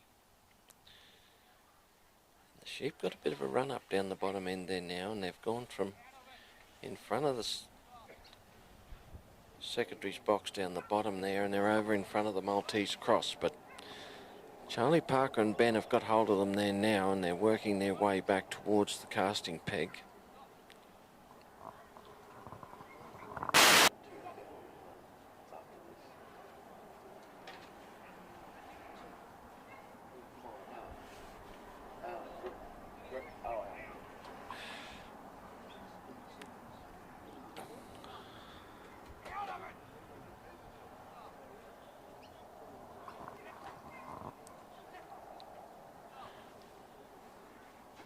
Sheep are heading towards the casting peg here now, and Ben will be looking to place them on his left hand side there as he looks down the ground and position them to come round behind him.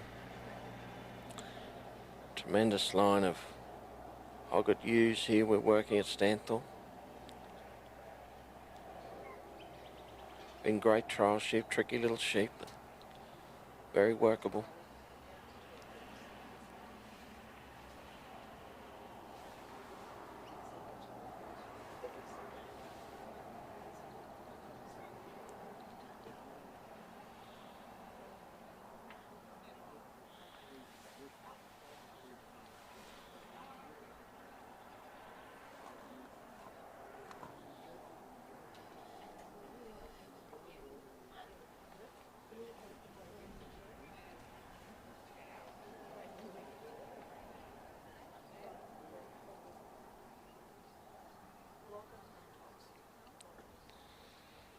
Ben just taking his time here with Charlie Parker and just settling those sheep. They had a bit of run up early. He's just putting a bit of pressure on those sheep and getting them rolling and then dropping it off, just getting them more accepting of the dog.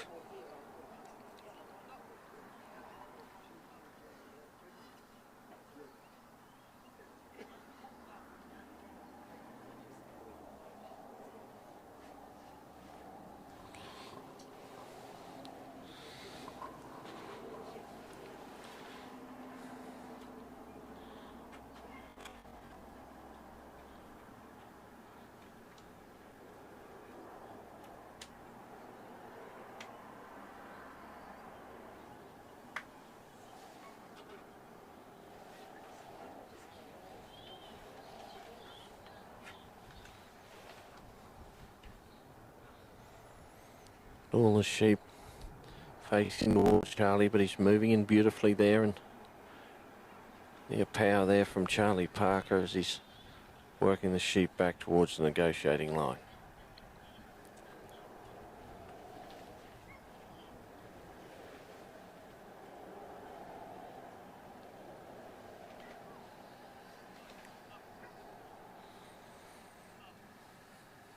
Got him this time, Ben, as he brings them round behind him nicely there now. The sheep have got a bit of a run-up as they're heading down towards the gap, but Charlie Parker right round in front of them there and has picked them up beautifully right in the middle of the course there.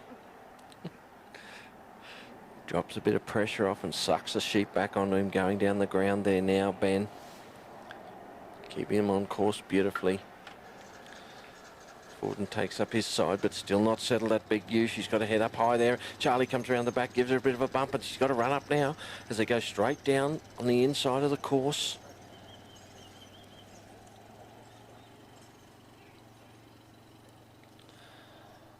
So bring those sheep back now and behind the gap and put them through.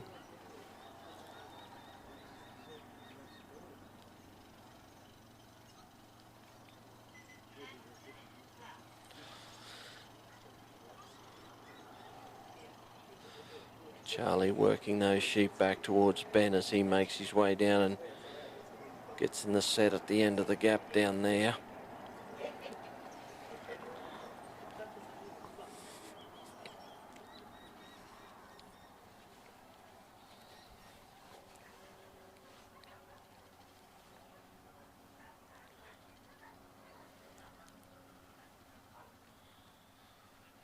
Got them round in position nicely now as Charlie Parker comes round the outside and caught them beautifully there right in front of the gap. He's just got to try and get them rolled back in there now. The sheep have just got a little bit unsettled there now, and they're taking a few points off Ben down the bottom end here, but he's still got the sheep in good position there now.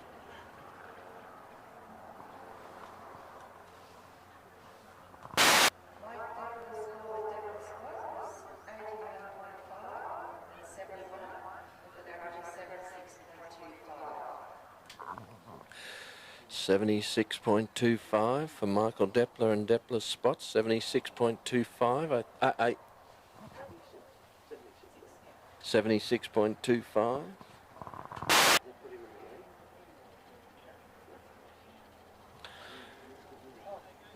Ben's got them now as he follows the sheep through the gap down the bottom end there, and Mike's 76.25 puts him out in front of the Ted Gaby at this stage, but still 2 rounds to run.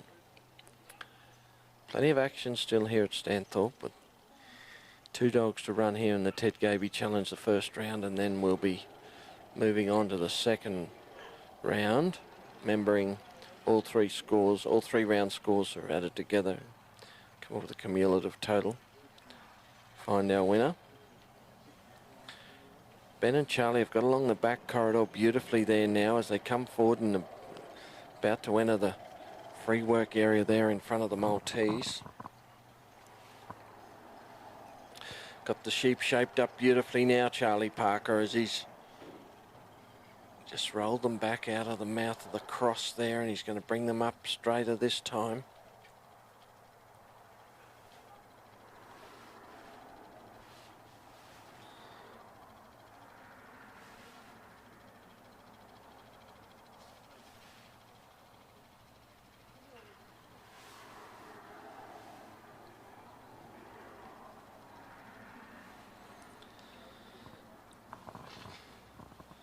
Ben just trying to get them straightened up to the mouth there. They're just off to the right a little bit, just on the back side of the Maltese there. He just wants to roll them around, Ben, and they've been going down the middle of the Maltese well.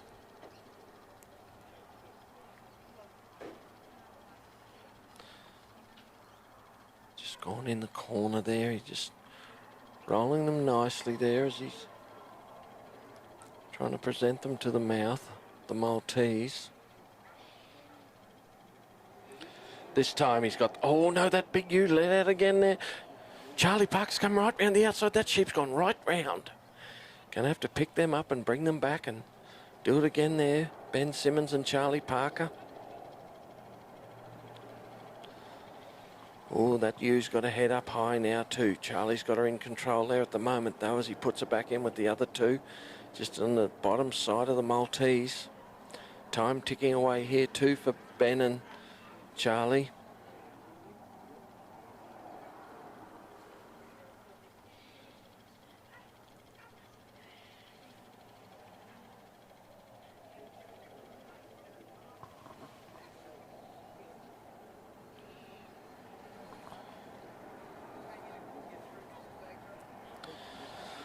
Working him up there nicely now and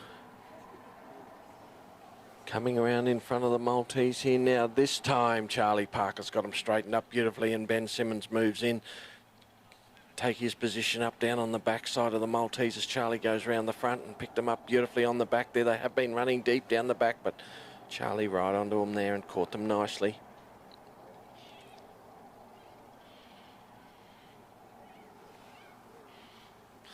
There's that ewe, high-headed ewe. She's come out again, but Charlie Parker right on her there. Just a little way off the back of the Maltese, but in a good position right in front.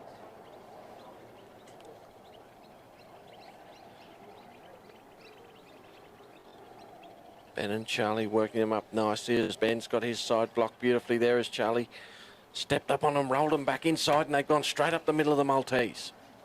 Beautiful work there from Ben and Charlie, but they've come straight across the face of the Maltese and back out into the middle of the ground now. Ben, of course, in this New Zealand drive can't get in front of his sheep or he'll incur a penalty, so just pulls up there now and waits for Charlie to bring the sheep forward.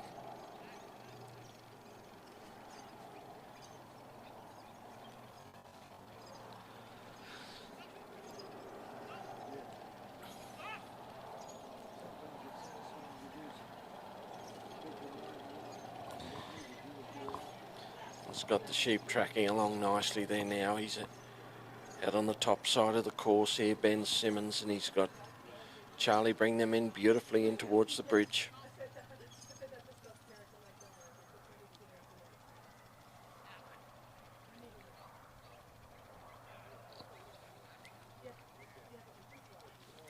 Danny Rubin giving us a bird's eye view at the back of the bridge here, and Charlie Parker's going to try and get them. That ewes come up on the outside, but Charlie rolled her back nicely.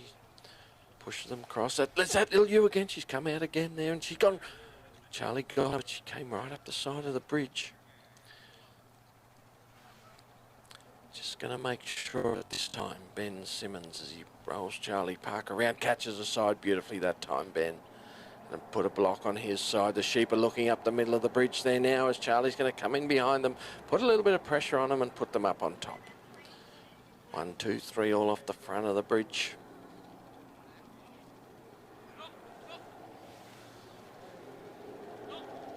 Ben'd like these sheep to go straight in. Time's ticking away from him here now, but the sheep are getting a trot up.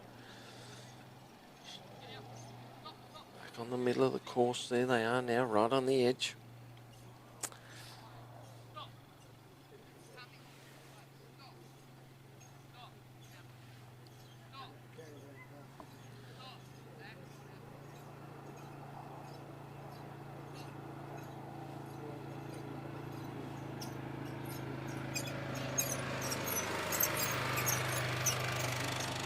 Moving down towards the bridge, but they're back inside. They've gone in between Ben and the gate there. Gone down the bottom of the course. There's a couple of points there, Ben, but he'll be looking to bring them round and drop them in the pen. He needs those 20 for the pen. Still got time to put them in the pen. Just letting things settle there now as he has a bit of a look and shapes them up to bring them in on the gate. Lovely position from Ben. That little ew's got a head up, but Charlie right on the point of the pen picked him up beautifully. Got him right on the hinge where he wants them. Gives him time to work left and right. Caught it beautifully, but it's come right round the face now. Gone round the back of the pen.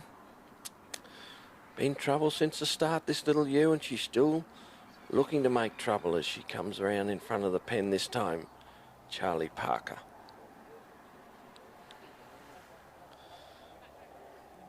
Got them pointed the right way. He's just going to roll those sheep back off the side of the pen here now and just going to turn them back around. Tries to roll them. There's that little ewe, the white wooled one right out the front. Charlie's covering her nicely there though, but just going to make sure of it and get it to the back of the pen and get the gate shut. Beautiful work, Charlie Parker. Ben Simmons just waits for him to settle down the back of the pen. Steps out for South Australia. Ben Simmons grabs the gate, brings it round with Charlie Parker right in front of him. Lovely work there from Ben and Charlie. Cost him 100, but anyway, he didn't have it. He needed the 20. Thanks, Ben. That was a pen with Charlie Parker. Next competitor out, we've got Al.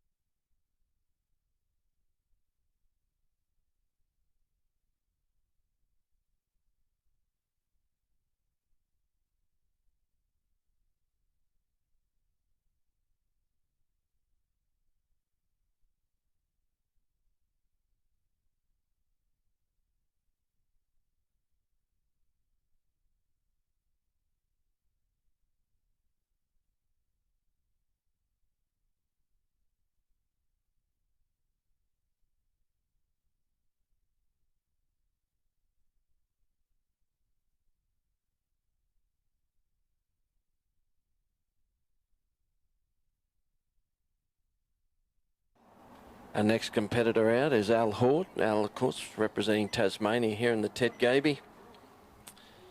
Al started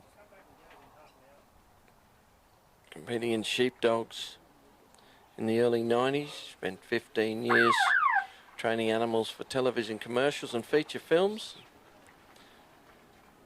Gave sheepdog trialling away for a while and ended up as a deckhand and a marine engineer and eventually a master. Got back into sheepdog trialling. His daughter's dog Flossie, who's the mother of Sammy, his Tasmanian rep dog here. And, Sammy is by Steel, dog that Lee Jamison had a lot of success with. Out of Flossie, a laid back, reliable collie. Won 4 open trials and placed on numerous other occasions. Away from sheepdog trial, he loves chasing a ball and playing with his favourite crocodile toy, and in 2026 Sammy finished runner-up in the Tasmanian Consistency Award, and they're out here representing Tasmania. Sammy's gone down the ground there now and picked these sheep up nicely there for Al. Take a little bit of time. As I said, the sheep, as the day's gone on, have got a little bit lighter and a little bit flightier. Competitors taking their time and breaking the sheep in on the draw.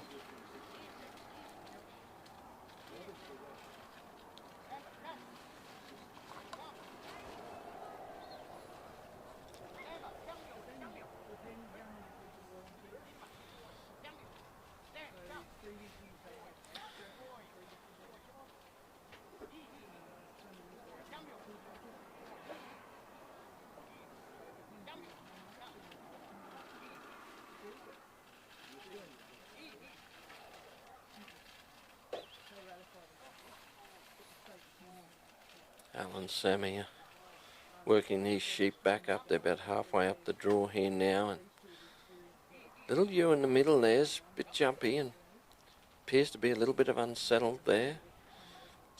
Sammy's still got hold of him.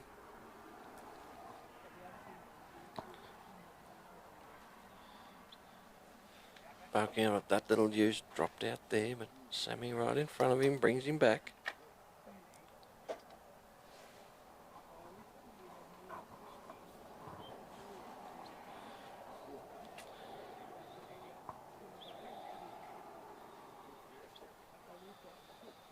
Getting him back to the ring here now. Oh, there's that little ewe. She dropped out again there now. She's coming out the other side there, but Sammy right in front of her, still not settled, that little ewe. She's got plenty of run in her there in the middle. She's not happy. Sammy's just taking his time here just to settle those sheep, and Al just trying to roll them a little bit, but still jumping out, that little ewe there. She's gone again.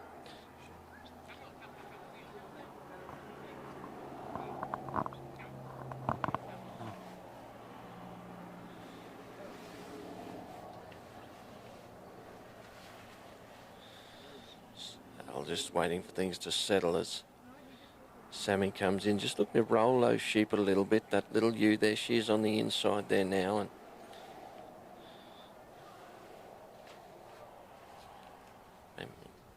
Al will be onto it too when they come round the negotiating pen here. That peg here, they have got to run up down to the let out, but Al will be onto that as they just move in there and try and bring those sheep round here on his left-hand side.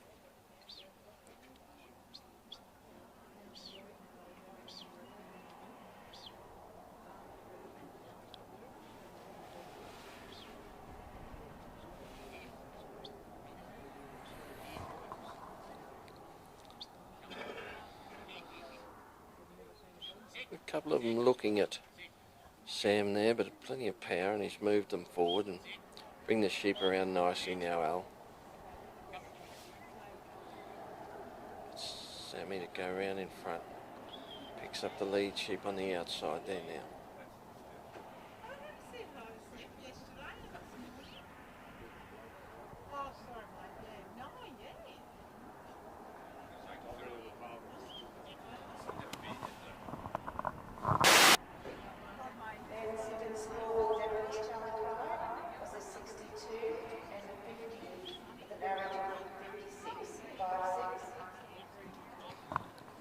Ben Simmons' score with Charlie Parker. Depless Charlie Parker was 56, a 5-6 there for Ben and Charlie, and these sheep aren't easy for Al. As that little ewe there, she is again. Showed herself, she came back over on the inside, and she's run right back into the middle of the arena, and she's still putting it to Sammy. Putting it to him as they go round the outside, goes back there again. Sammy blocked him though and turned him back. It's got to bring those sheep over them, put them back on course and put them through the gap.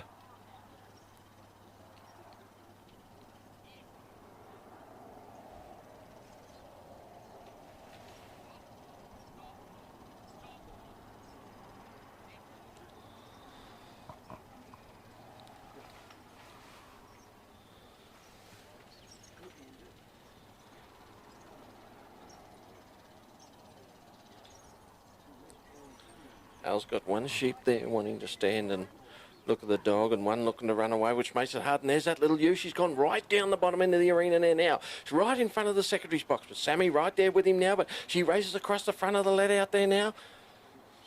And the other two will trot back to her. Al's got him blocked up down the bottom end there with Sammy, but he's a long way from home.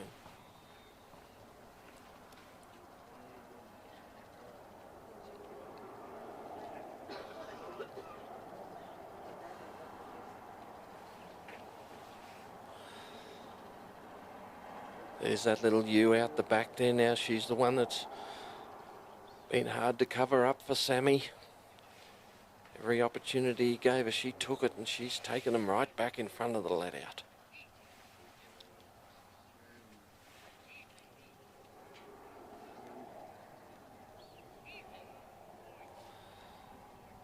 Still not giving up, that little girl, as she works hard on the front there though, but Sammy right on her and turned her back. He's gone back and picked up the tail sheep there now.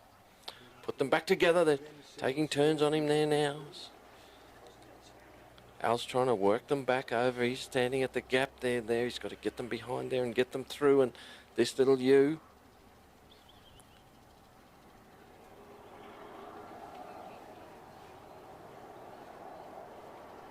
making him work hard.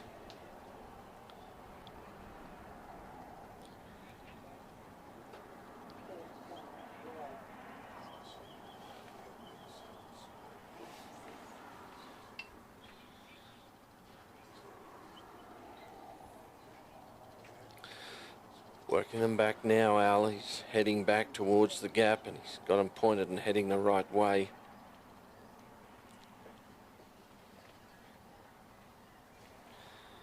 This time he might have them beat Al.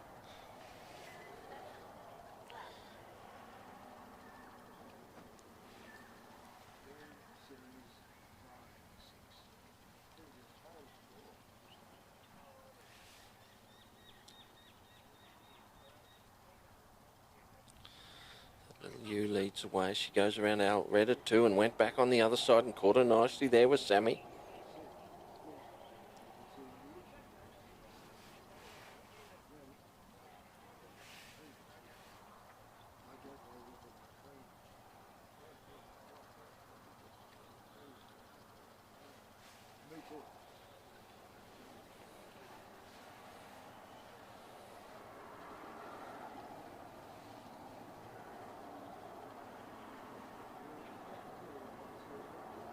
Got him this time, Al. Nice work there from Al and Sammy.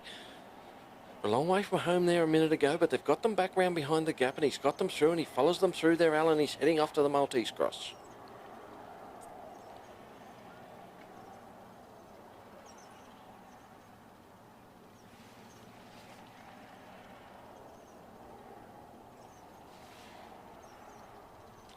Travelling beautifully there now along the back corridor there. Sammy right on the shoulder and the hip of those sheep on the far side, and Al's got his side covered up nicely here as he just pokes them along the back there. Used up a fair bit of time getting to the gap, but if things go well, still plenty of opportunity to put them in the pen.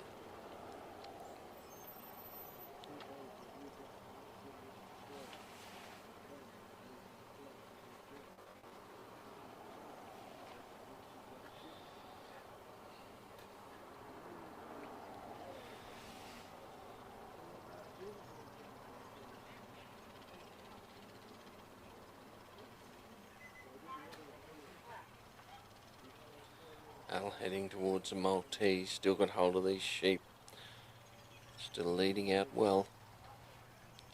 Back part of the course there, he shaping them up. They're just down on the bottom side of the entrance of the Maltese cross there. Al enters into the free work area there now.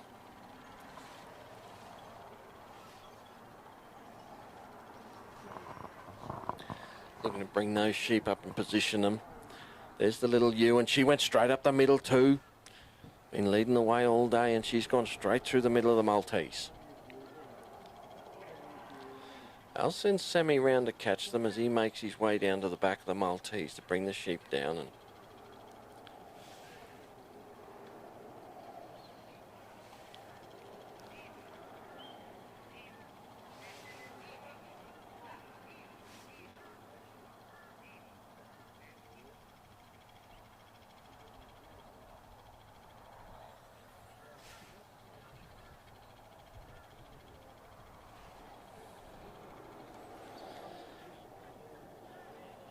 The sheep have gone right back down further though, and they're still heading back there, but Sammy in front of them there now, and Al can't come out of that zone there, so he's just waiting for Sammy to draw those sheep back up, and we'll to head them straight up the middle of the Maltese cross. Steps back, gives them a bit of room to go somewhere there, Al, as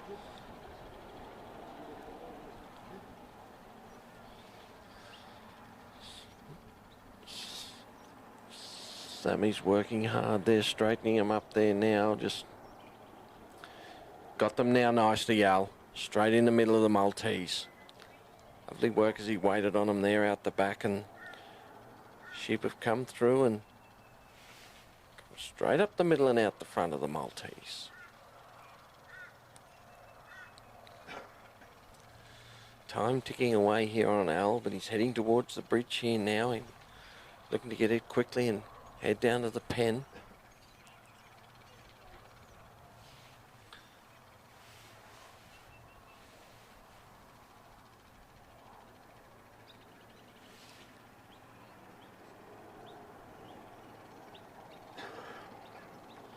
Al just moving in there to put a bit of pressure on those sheep and keep them running. But there's the big high-headed ewe. She came out the side and she's gone right out off course here now. And Al's being forced to pull up there and bring those sheep back on course.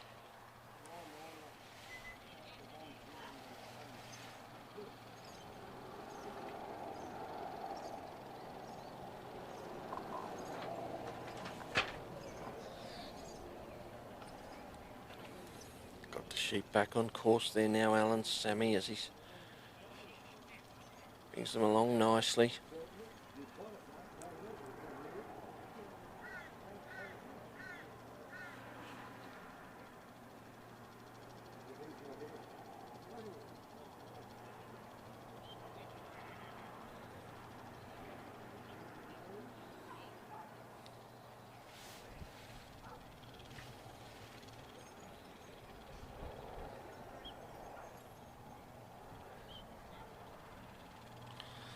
Al comes back over on this side now as he's got the sheep travelling up the corridor well there now, heading towards the bridge. He's got the bridge right in front of him there now.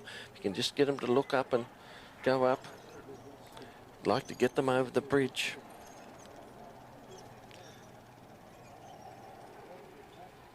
He's just coming forward to block his side, and he'll get Sammy to bring those sheep up. This goes back to give him a bit of support there, Al.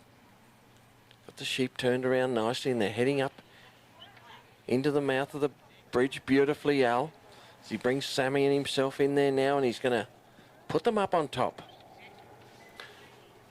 2, 3, they're all off the front of the bridge, and Al's heading for the pen.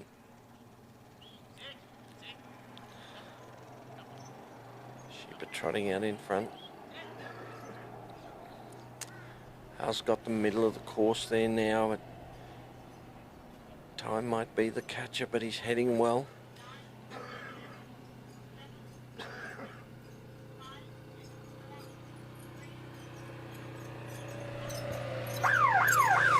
That's time. That's the end of Al's run there.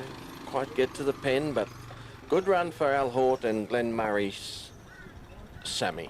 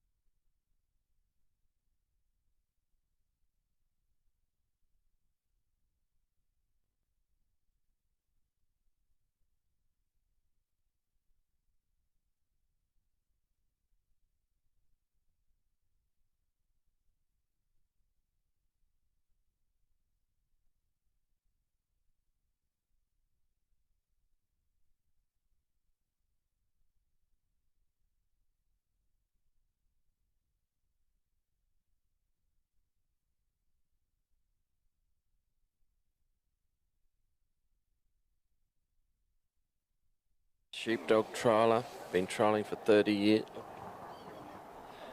Grant's our next competitor on. Grant Cook from Western Australia. Very experienced competitor, of course, been trialling for 30 years. And represented Australia on numerous occasions. Captain Australia, being the president of the Australian Association, a great supporter of dog trials in Australia. He's a sheep and wheat farmer over there, mixed cropping farmer over there at Northam in Western Australia. We were all over there last year for the Supreme at Northam. Grant and the team ran that over there last year. His dog here today is Pendulum Gilbert, representing. He's a 3.5-year-old tan and white dog, bred by Peter Gorman. Peter also a many-time rep of Western Australia and Australia. And Gilbert is by Pendulum Steel out of Pendulum Lucy. He's a consistent performer in competition over there in WA. He's an excellent all-round dog. Grant using his dogs on the farm all the time. Very handy dog in the sheep yards.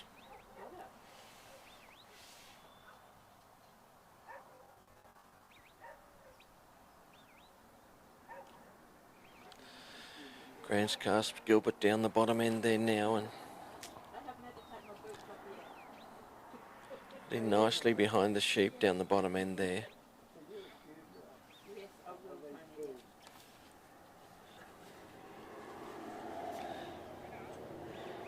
Yellow and white dog, they tend to draw the sheep back onto themselves a little bit, but plenty of power here. And Gilbert, no trouble moving these sheep as he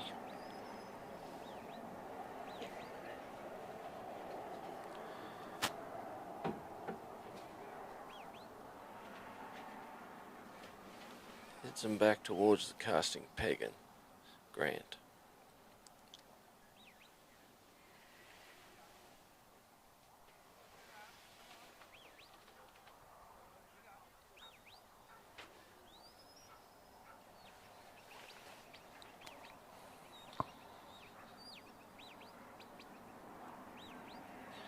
Final dog out in this round of the Trans-Tasman Ted Gaby Challenge. We'll short break for lunch and then we'll be back the second round of the Ted Gaby.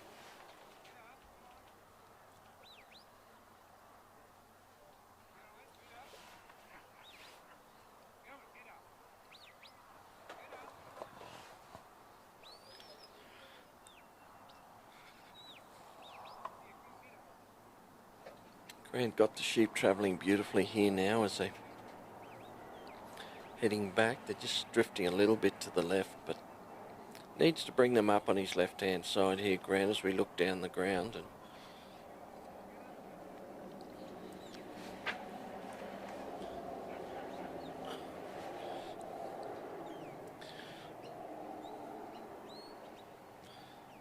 Gilbert's just working the sheep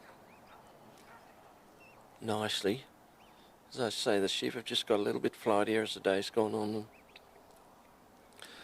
That little ewe out the side there is looking to lead them round, but Gilbert's circling her up beautifully there and keeping her in the mob with the other two.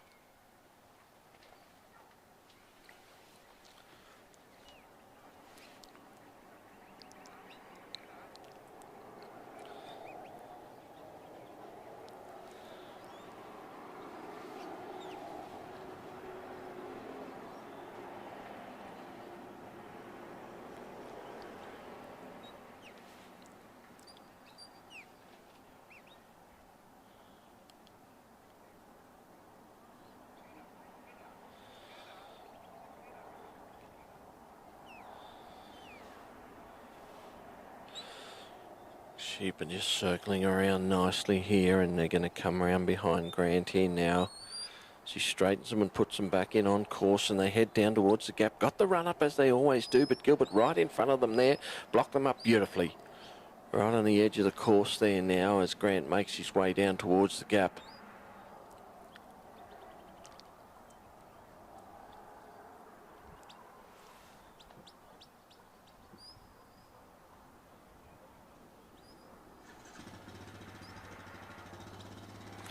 Oh, and Gilbert's got in there. He's Dived in at those sheep there and split them up, and the sheep are unsettled now as he runs right across the side of the course there now and back out into the middle.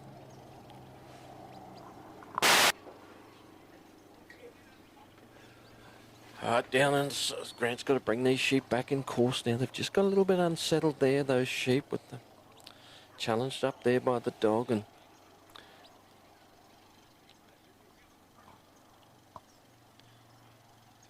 Grant's bringing them back on course now and put them in behind the gap.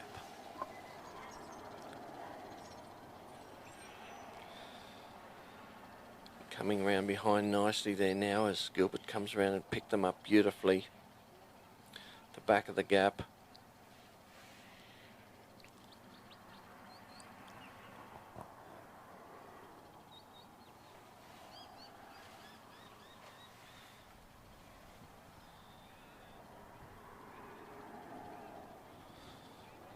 Working in there now, just wants to roll that big sheep round on the outside. He's looking at the dog there but Gilbert comes in nicely and puts a bit of pressure on him and edges them back towards the gap.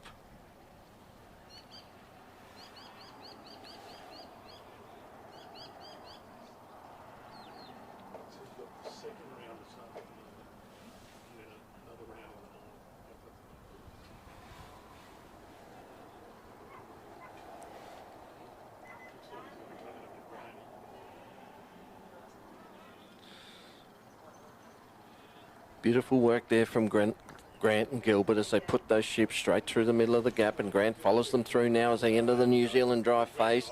Go along the back of the ground here. Them travelling beautifully there now, and he's got Gilbert just right on the shoulder of those sheep where he wants him, and Grant comes forward and picks up his position. Right on the inside here of these sheep.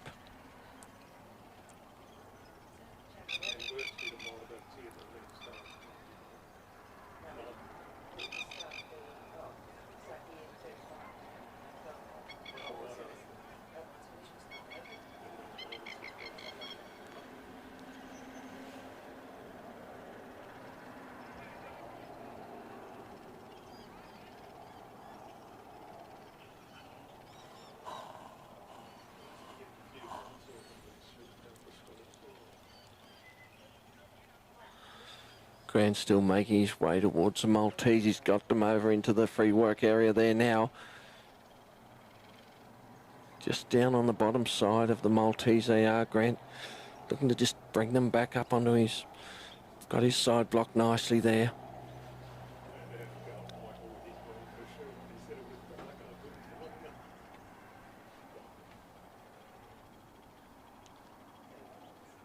Just shape them up and head them up the middle of the Maltese.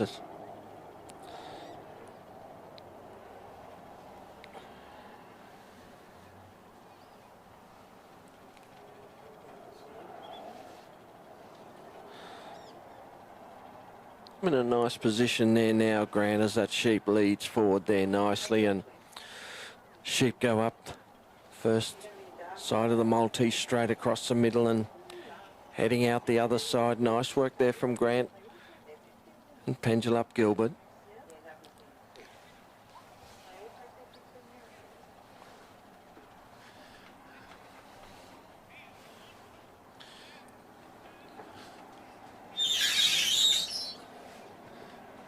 Grant.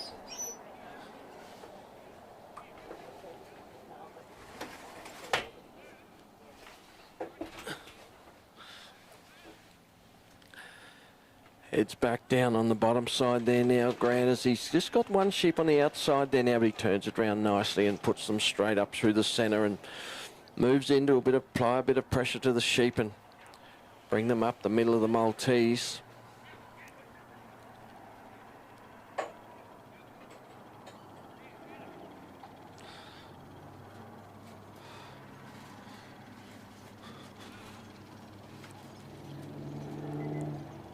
Got them through nicely, but they've started to run the sheep, and Grant couldn't quite get there quickly enough, and the sheep have come right across on the inside of the course there now. Gilbert right in front of them to put them back over on course.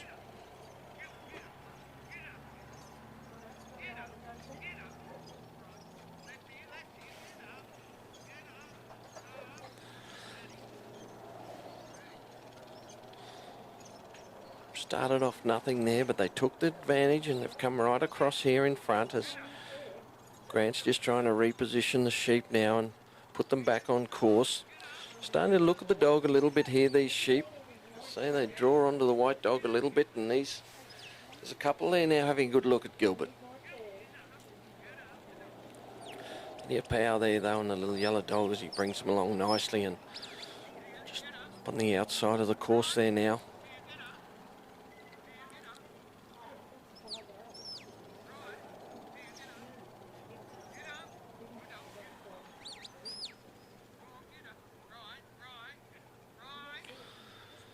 Position them nicely as Grant step forward there now to block his side, and it's going to turn those sheep around in the mouth of the pen, in the mouth of the bridge it is. Got him going nicely now, Grant. Cook as he's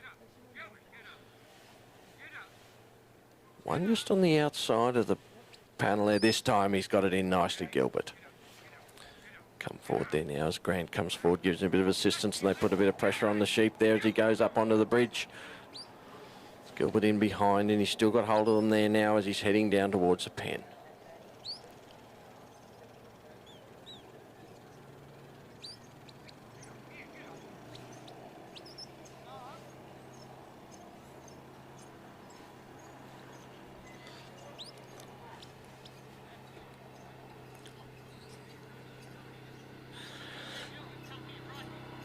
Gilbert comes up behind the sheep there now as Grant positions himself, and they getting down towards the pen. The sheep are just feeding along, and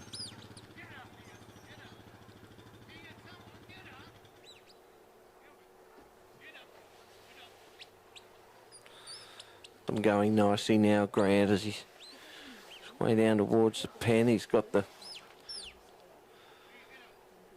steps into the set there now, Grant, and works these sheep as that sheep gets a run up and tries to come around the outside. Gilbert right on him now and met him beautifully and put them in the mouth of the pen. Grant's just going to settle things back down there now. Got him right on the hinge where he wants them there. Grant Cook as he's going to step forward now, put them to the back of the pen. Pendule up Gilbert and Grant Cook as he comes around, grabs the gate and brings it round and puts a good score on the board for Western Australia.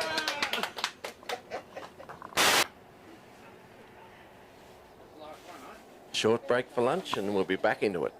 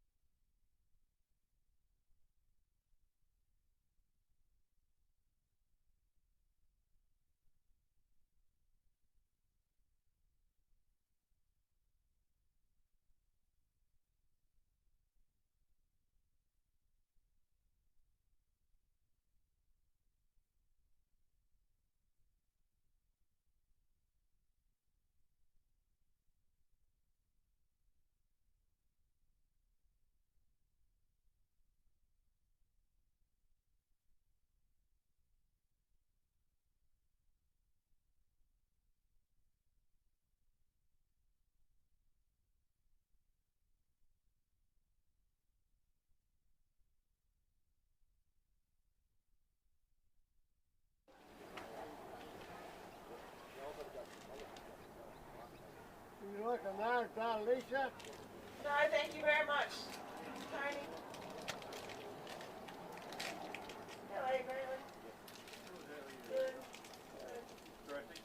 You scratching? Well, we'll be with Doug. Okay, so we're just about to start the second round of the Ted Gaby Interstate Challenge. First competitor out is Mr. Barry Payton from Victoria with Morong Murphy.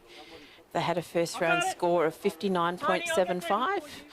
You've got Simone Cross once again on the microphone, commentating on the first 4 runs in this second round of the Ted Gaby Interstate Challenge.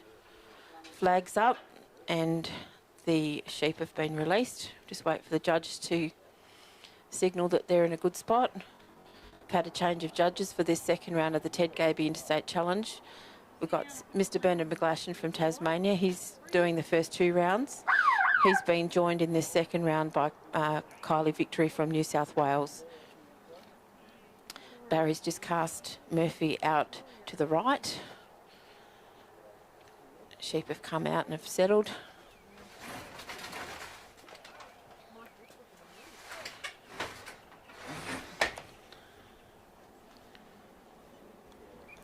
Just trying to get those sheep down the ground now in a straight line as they can.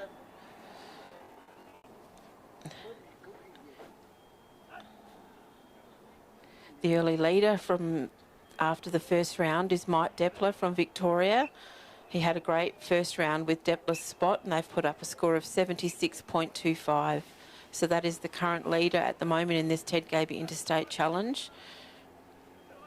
In second place we have Bill Davidson from New South Wales with Wirchulabar Rain. And then we have Anthony Island with Oak Downs Banjo from South Australia currently in third place. And in fourth place we have Grant Cook from Western Australia with Pendle Up Gilbert. Of course, our top 4 competitors in this Ted Gaby Interstate Challenge go on to represent Australia later in the week when we compete against the New Zealand team to try and retain the Waylago Cup that we won last year when we went to New Zealand. Barry's had a good start here with Murphy. They're in a nice position there on his left-hand side. He needs to now bring them down and around behind him before he can head off towards that gap.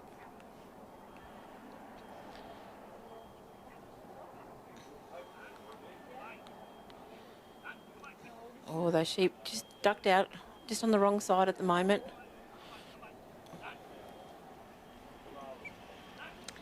For those wanting to follow the scores, the Google sheet is being updated throughout the championship, so you can follow the scores on there. And there's actually a QR code that you can scan from your TV at home. So if you scan that QR code, that will take you to the Google sheet. Technology is amazing, isn't it? Having a little bit of trouble here. These sheep are off course at the moment and they've now come around Barry's right-hand side. So they're off course. He's now going to have to bring them back around onto his left-hand side. And unfortunately, they've just bolted down the ground, which is going to cost him a little bit of time. He's now got to bring them back and try and fix the first part. So he'll have to bring them back around. He'll have to unwind before he goes off to the gap.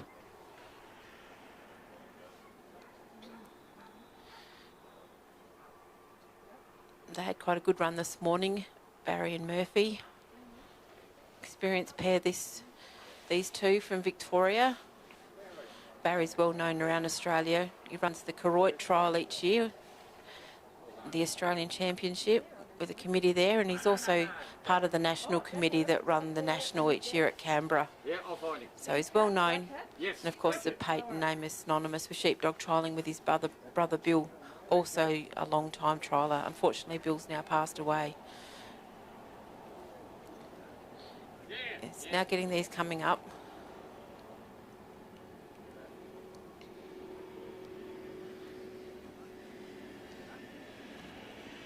I hope you're enjoying the live streaming at home wherever you are around this country. Queensland Association employed the services of Danny Rubin, who's done this for us now quite a few times, so he knows what sheepdog trialling is about, and it certainly helps to get these images to you of what's happening here in Queensland.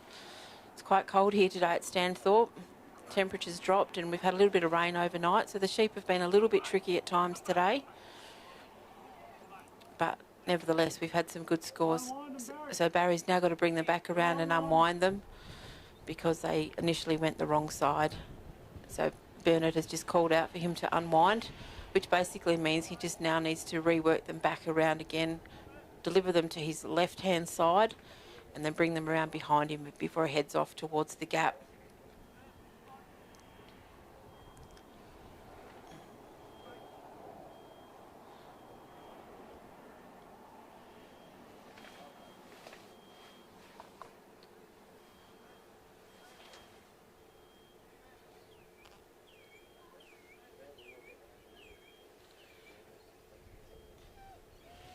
Of course, this Ted Gaby Interstate Challenge is a state competition as well as an individual competition for selection, and the early leaders for that is Queensland. They're currently leading.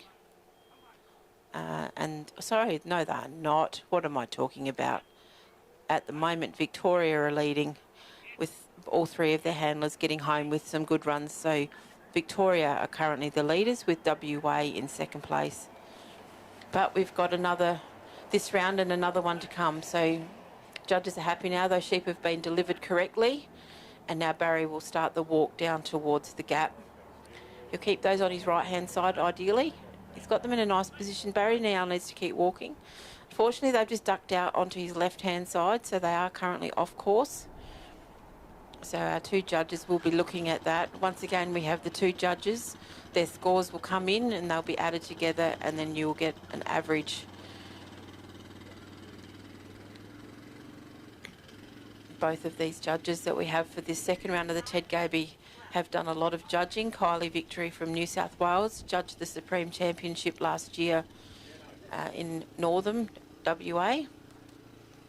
And I think she's just judged the state championships here in Queensland. So she's got her eye in. She's got her clicker finger warmed up. No sheep. Two of them have just run back down to the put. Barry can't stop. He's just got to get into that set at the gap, call his dog and get her to bring those sheep up to him now at the gap.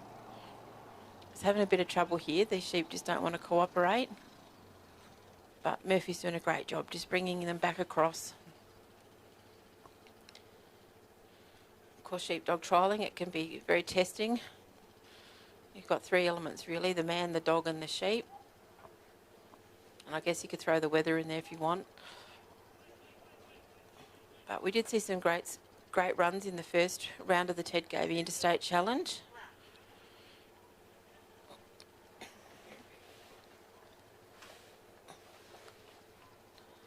Barry, of course, started with 15 minutes.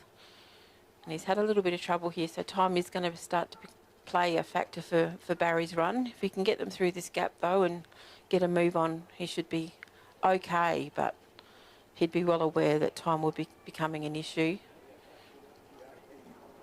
And time's a bit of an issue for us here too in Queensland. We've started the second round at 12:30 Queensland time. To get the 18 dogs through in this Ted Gaby Interstate Challenge takes a good 5 hours, and we're concerned about the lights. So hopefully we have a few competitors that can get around quickly today. But on the ground at the moment is Barry Payton with Morong Murphy.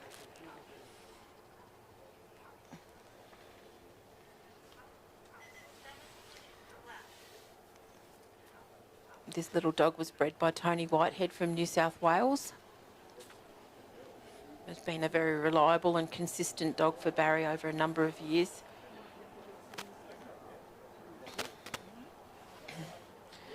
Those sheep are now in position at the gap. But they're just going to duck around in between Barry and the wing, which makes it difficult. He's now got to bring them back again. As tempting as it would be just to move on to the next one, he can't. He has to complete each obstacle as we go around before he can move on to the next one.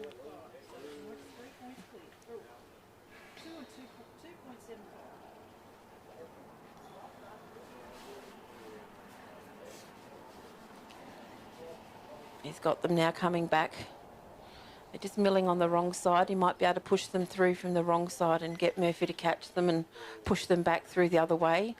We've got one around. Here we go. Here's the other two. They're in a good position now if he can get the dog to turn them, push them back through. Provided that third one was clear. It was clear. So they're now on the right side of that obstacle.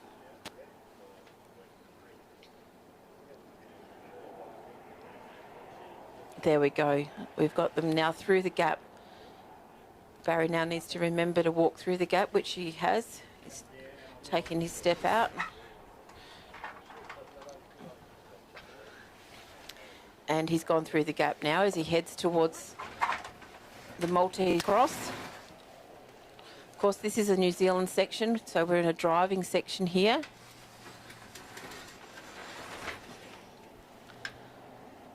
Those sheep have just run a little bit ahead. He sent Murphy to collect them to bring them up.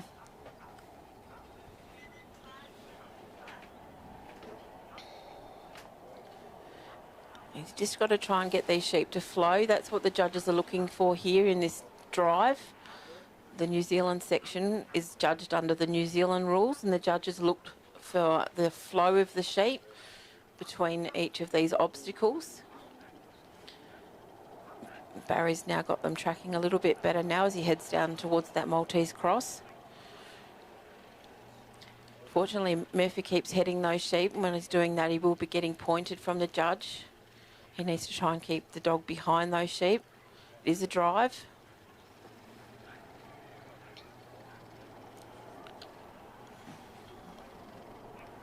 Once again, Murphy's got out in front. Those sheep, Barry stopped. He doesn't want to get in front of those sheep either. If he gets in front of them, he loses points as well.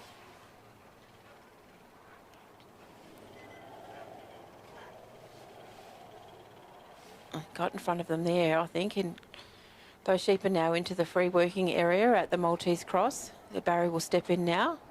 Being a free working area means that Barry can actually now assist Murphy. So he can move around in that free working area. He can put his arms, he can put his legs out. He can help to block those sheep, take up his side. Put a little bit of pressure on the sheep to make them move. He can't touch the sheep though in any way.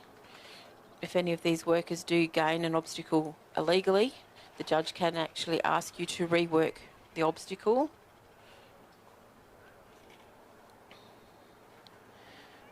Those sheep are now looking to go through that first section. There we go.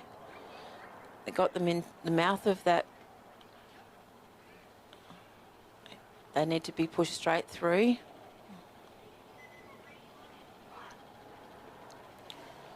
There we go. Murphy's onto the sheep. Didn't want them to turn. Got them through. That was very well done. Barry's now walking around to take up position on the second part of this. Of course, Maltese cross is in two sections. You put them through one way and then you need to put them through the other.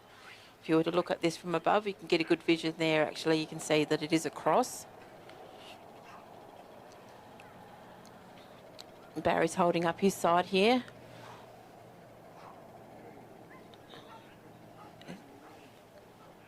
They're beautiful work. You can see there just the combination of the man and the dog. And unfortunately, though, those sheep, no, they haven't. They've come straight through. That was well done by Barry. They'll now head towards the bridge. Of course, you can see the time on your screens at home. Time is starting to become an issue for Barry. This is a drive, so once again, Barry needs to try to get these sheep to flow. Murphy's on the same side as Barry at the moment. Ideally, the dog should be on the opposite side, one on one side and one on the other, as they get these sheep to flow up to the next one. Those sheep are off course at the moment. There is a corridor marked out there.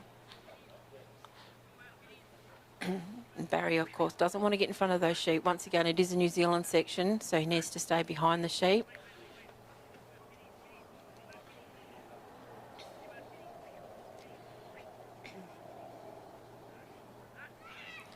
His sheep are quite content to feed. Barry's trying to help here. He just bustled them across. He's now got those sheep into the free working area once again. It is a sheepdog trial though, so at the end of the day, the dog does need to do the work. We've had a few that got stuck here in the first round of the Ted Gaby Interstate Challenge. The bridge became a bit of an issue. One of those is in the mouth, but no, they've decided to come out. It's been a bit of a tough run here for Barry, but he's still out there having a go. He hasn't given up, as you wouldn't expect him to. He's doing a great job here for Victoria. If he can get this bridge, that's going to save him some points. That was good block there from Barry, which he can do. It is a free working area. We've got the sheep looking up there now. Beautifully done there. Oh, there we go. Beautifully done. He's managed to get them off the bridge. This next section from the bridge to the pen is worth 30 points, and unfortunately Barry will lose that 30 points because that is time for Barry. So that was Mr. Barry Payton representing Victoria with his dog Morong Murphy.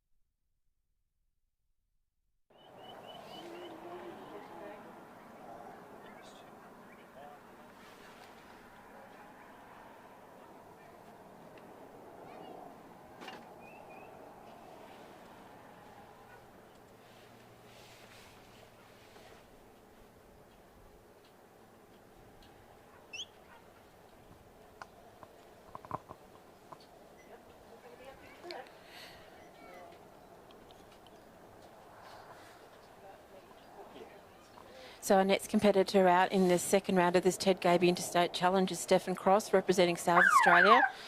Stephen's representing South Australia this year with his dog Echo Park Uno. Unfortunately, they didn't have a very good first round, so they'll be looking to improve and get a good round here. Got a nice release down the Uno's been sent out on a right-hand cast.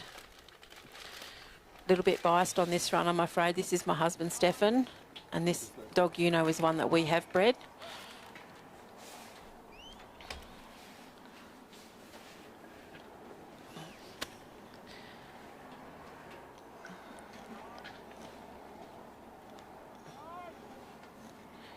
Uno's just trying to get a good pick up here and bring them down to Stefan.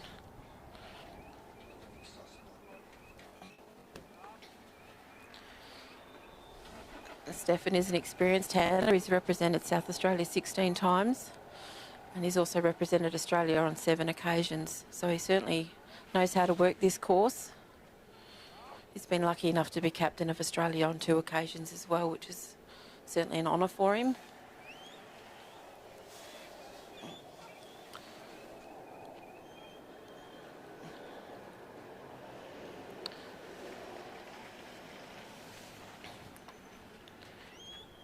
Uno's just bringing those sheep around the fence. She needs to bring them across a little bit to Stefan.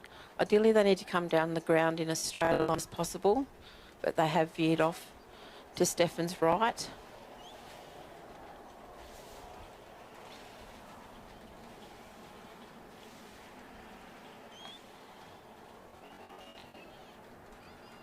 It's just starting to rain here at Stanthorpe, so it'll be interesting to see how the weather affects the sheep.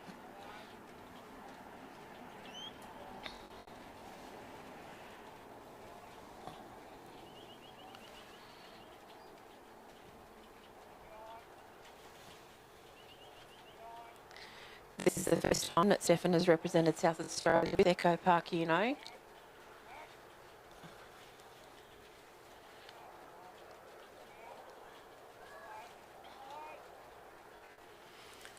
You'll hear in this first part, you'll hear Stefan commanding his dog by voice command. He also uses a whistle. Being an Australian section, that is all he can do. He can't assist her in any other way.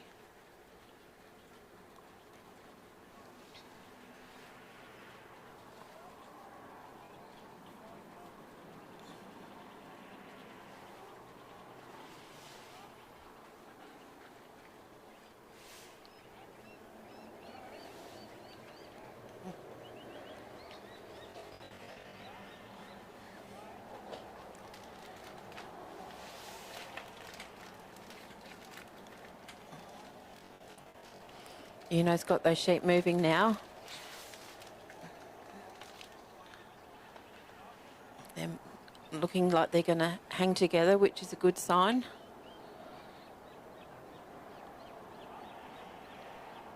She's a brown and white border collie.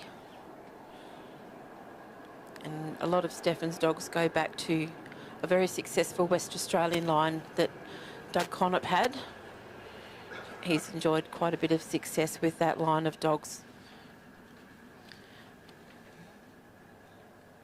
Stefan liked Doug's line of dogs. He loved the dogs that had a little bit of power.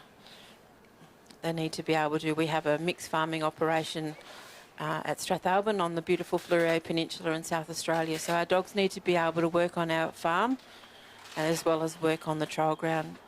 Stefan's always classed the sheepdog trialling as for fun, but is used on our farm. She's now brought them down to Stefan's left-hand side, so they're in a good position. She now just needs to get those sheep, push them around behind Stefan.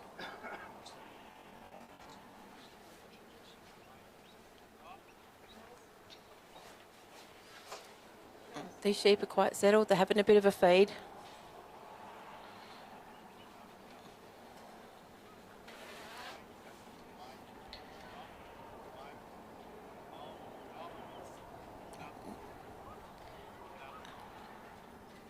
Those sheep are just feeding. They're not too worried about Uno.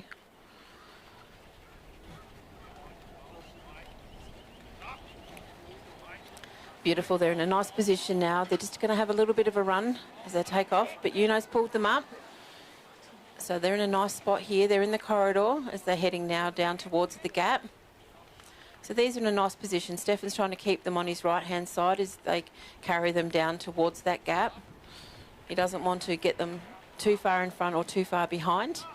And after his first round where he's sitting on a relatively low score, Stefan will be trying to save every point he can. Those sheep are just a little bit behind now. We're trying to get Uno to push them up. These sheep are quite settled. They're having a feed. She's not Not worrying them at all, but they are getting a little bit left behind.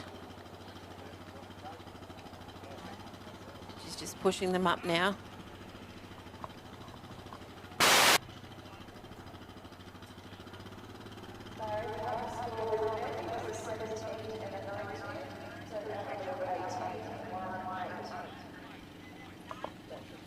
So Barry Payton's score has come in. He was the first out in this second round of the Gaby Interstate Challenge.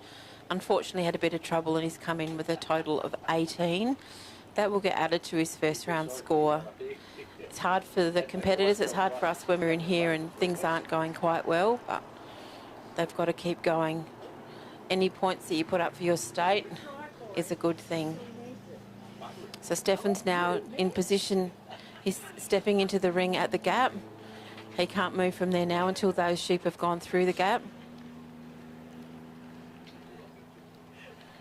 She's doing quite a nice job here.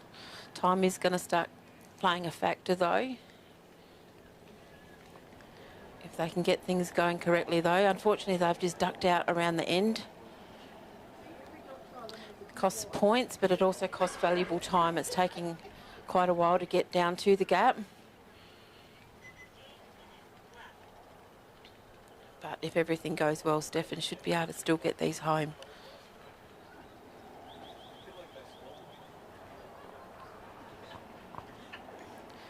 Righto, those sheep have now come back around.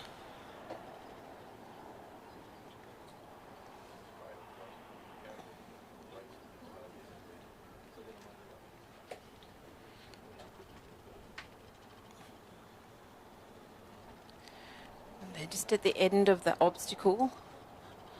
Needs to push them a little way along so they find that gap. This is proving quite tricky, this first one. Barry and Murphy also had trouble here. Once you can get through here though, you get onto the New Zealand sections where you can assist your dog. Stefan now stepped through that gap and we're into the New Zealand drive. You'll see Stefan here, he'll start taking off.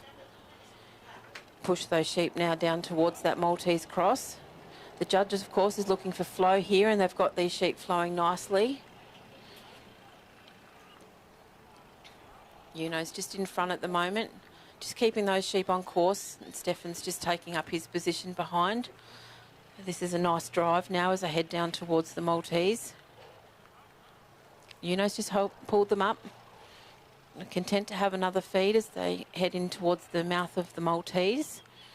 So Stefan's now into that free working area. He can now help Juno here take up his side.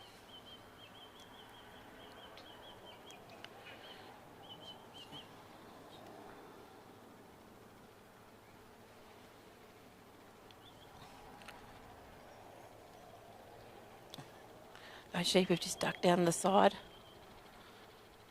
Juno's just got to bring them out. The judges still want to see the dog doing the majority of the work here, not the handler.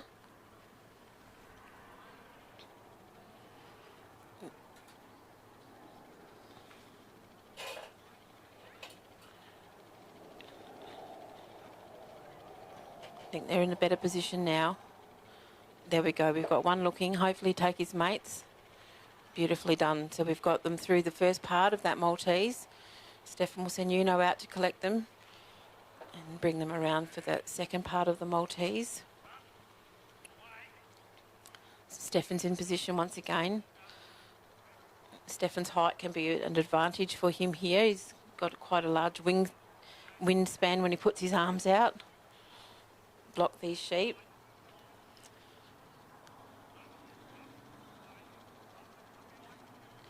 He's got beautiful images coming through to you. Straight through, that was beautifully done there. Straight through, down the middle of the corridor. They'll try and keep these sheep walking along that corridor now. Stefan sent Juno out to collect them, just to keep them bumping along. He's moving along as well. He's got plenty of time still to get home and get these sheep up and over this bridge without any drama. Unfortunately, in their first run this morning, they ran out of time before they could get into the set at the pen, so they lost the final section, the 30 points. But these sheep have been content to feed on Juno the whole way round. Stefan's just got them driving along nicely here. In that free working area once again, Stefan's going to take up. He wasn't quite there. Those sheep have just beaten him down the side. They haven't gone too far off course though, so hopefully can bring them back around.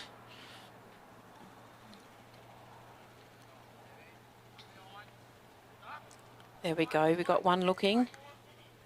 And two of them are just content to feed just on the outside of the wing of the bridge. Stefan's just trying to get to roll them round. Righto, now they're back towards the mouth. She can cover them up, get them to move up this bridge.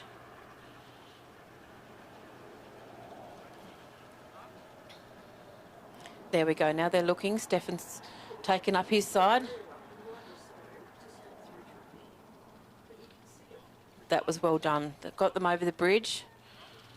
Stefan will now head on this last section, back on the Australian section as he heads from the bridge to the pen. So he'll be trying to keep these sheep on his right-hand side within the corridor. He'll be trying to save every point he can. He's got plenty of time. 3 minutes is plenty of time to get from the bridge to the pen. And he'll know exactly how much time he's got left. He carries a watch and it will talk to him. We'll start telling him how much time he's got left.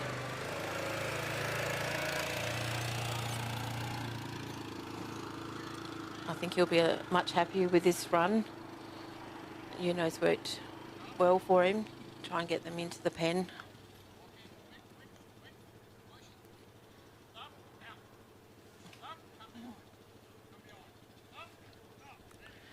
Stefan's just about in the set at the pen, which he is. He'll now stay there until, hopefully pushes these straight into the pen. She's covered up her side beautifully there. Hopefully these sheep are going to walk straight in for her. Yep, he's got them in. He's done beautiful work there. She'll just hold them in now. Stefan's happy. He stepped out. And that's certainly a better birthday present for him. Stefan's birthday today, so happy birthday, Steph. That was Stefan Cross with Echo Park. He was the first rep for South Australia in this second round of the Ted Gaby Interstate Challenge.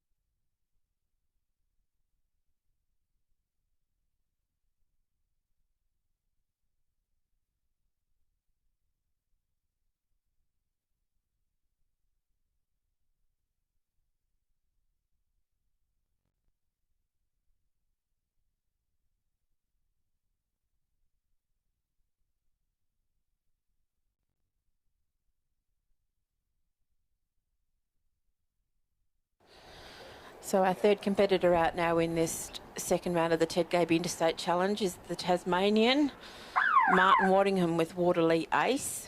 They had a first round score of 65.5. He's elected to send Ace out to the right. Beautiful deep cast. Martin's represented Tasmania on a number of occasions. He has done very well with his dogs now over a number of years. And when he's not on the trial ground, he's actually a police officer. There's all sorts in sheepdog trialling. It's not just farmers and graziers. Some people are retired. We've got office workers. We've got all sorts. They just have a love of dogs and a love of working stock.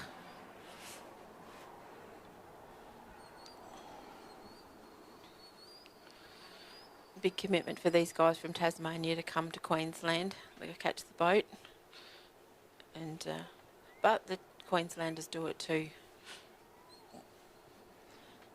The Supreme Championships moves around each year. Last year we were in Western Australia, and this year we're in Queensland. Next year we're in New South Wales. So it goes on a rotation.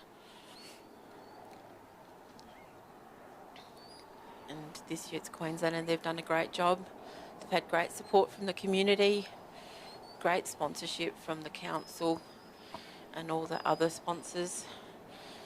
The main sponsor for the sheepdog trialling in Australia is Dog Pro, and we certainly thank John Camilleri and the team from Dog Pro for their support of sheepdog trialling. They're the main sponsor of all 5 mainland states. And Tasmania have their own sponsor.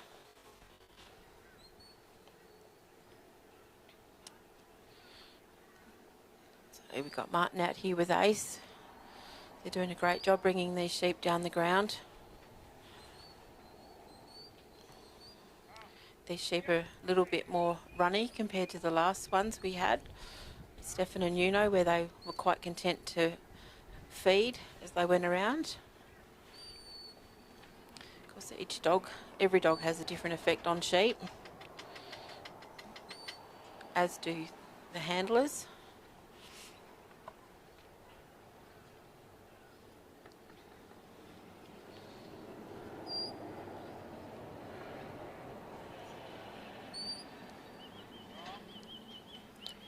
These are in a lovely position. He's delivered them to his left-hand side. In a sheepdog trial, that's really the only time you want the sheep on your left-hand side when you bring them down the ground. After that, they'll come around onto your right-hand side, and ideally that's where they should stay for the majority of your trial. The drives, it's a little bit different, but on the Australian sections, you certainly want them on your right-hand side.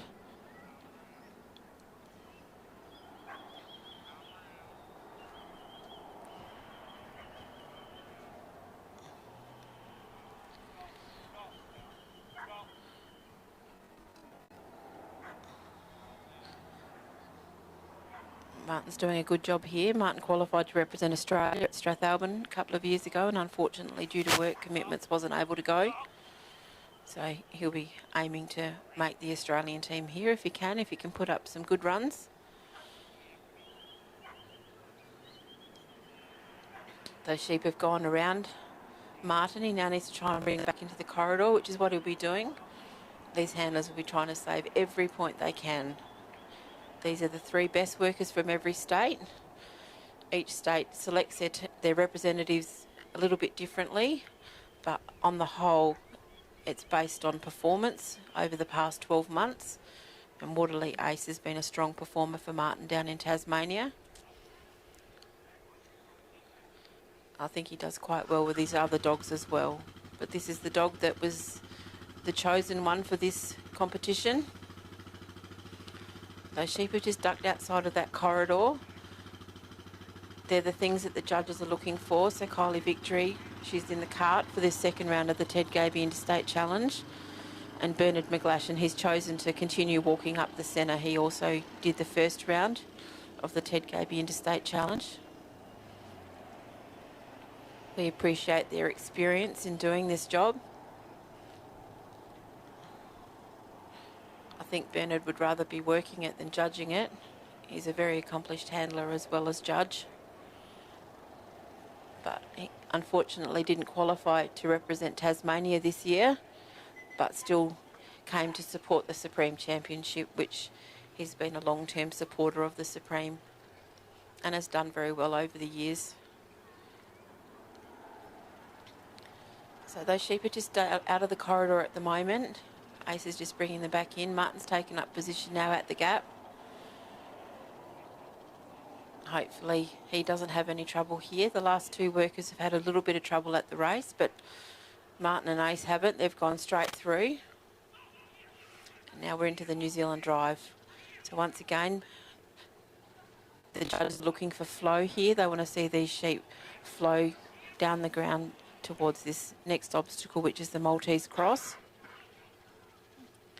So the sheep are walking quite nicely. Martin's a little way back. He's lost contact with the sheep, but he's allowing the dog to do the work.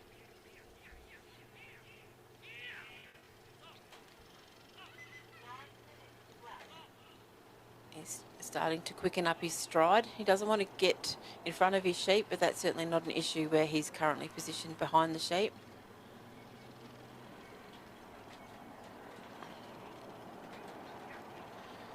Ace has done a lovely job here, just pushing them along. Those sheep have now entered into the free working area. Martin will head in there and then he'll be able to once again assist his dog. And these sheep have just walked straight through. That dog has positioned those sheep beautifully down the centre of that corridor, and then they've just walked straight through. Ace has just gone out to collect them to bring them back around to the second part of it.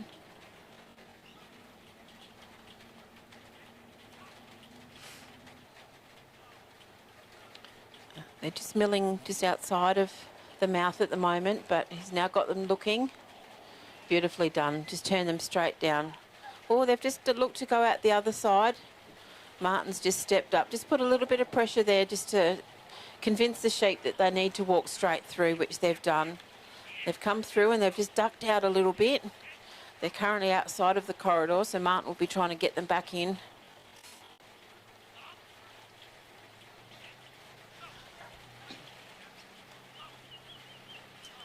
Of course, Martin's stopped here. He doesn't want to get in front of his sheep.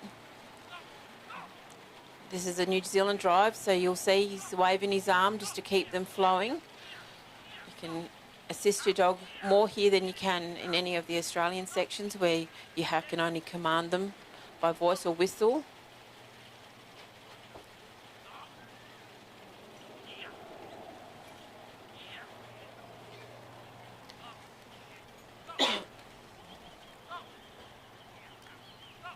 These sheep are now getting into position at the bridge. Martin's now stepped into the free working area.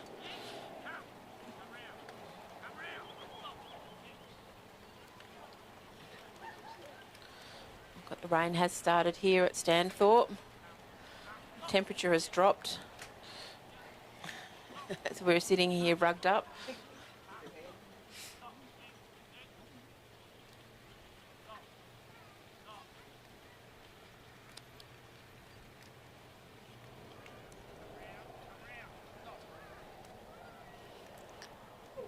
Sheep are just looking at the dog, but the dog's saying, come on.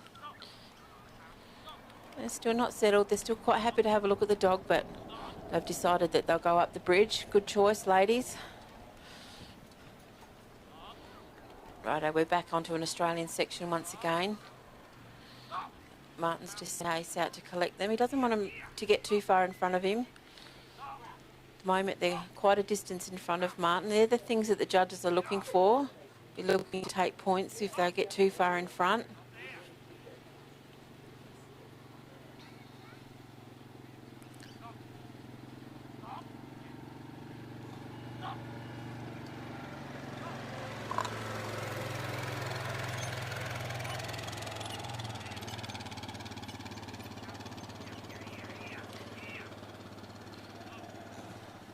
Of course, Martin just needs to keep a steady pace up as he heads towards the set at the pen. Ace has done a lovely job here, just getting those sheep to stop. He doesn't want them to run past the obstacle. And it looks like they're going to go straight in. which just makes it look so easy. So Martin will have to step into that set. He'll make sure those sheep are settled, which he's happy that they are. He'll ask Gaze to sit, and then, yeah, he'll shut the gate. He's got plenty of time. Well done. That was Martin Waddingham. First out in the second round of the Ted Gaby Interstate Challenge for Tasmania with Waterley Ace.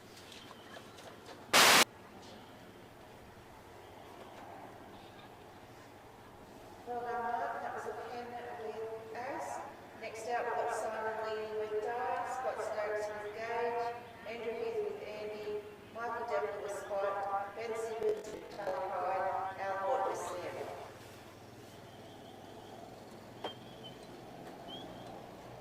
Let's see what this door does.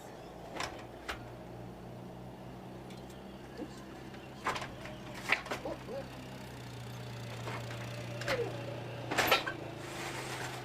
We can't have it on the roll. It's got to go between the rolls. It's not actually on the roll, it's between. That's where we're going wrong.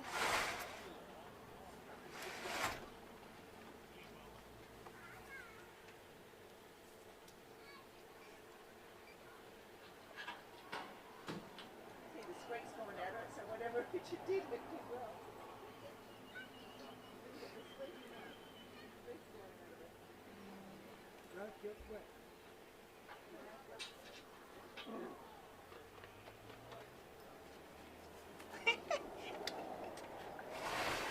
All set up there?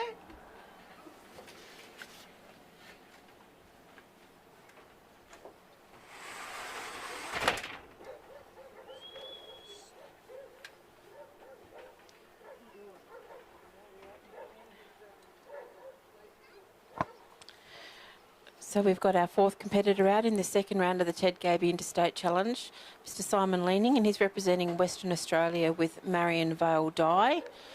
They had a first round score of 69, so they're just in contention. I think they were sitting fifth after the first round individually, and of course WA was sitting in second position after the first round.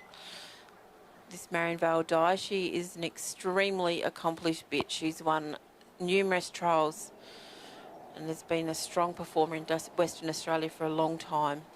Simon is a very experienced handler. He runs training schools in Western Australia, and I think he also around the country. Di's got a beautiful pickup here. Simon's represented Western Australia numerous times. He's looking to earn his first green cap for Australia. He hasn't had that opportunity yet, but I'm sure it won't be long and he'll get that chance. Certainly he has the experience to do it, and he's got the dog to do it. This little dog, she's a beauty.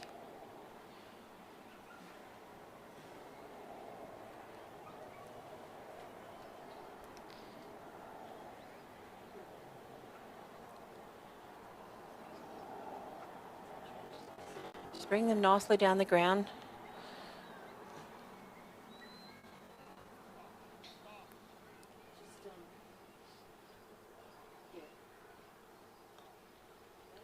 That sheep had just stopped, having a bit of a look.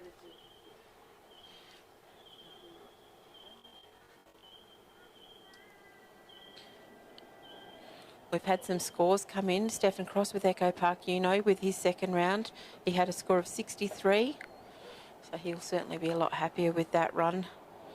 Barry Payton, our first competitor out, unfortunately had a bit of bad luck and he's come in with a score of 18. But we've got one more round to go, so anything can happen. And as sheepdog trialling, anything can and does and will happen.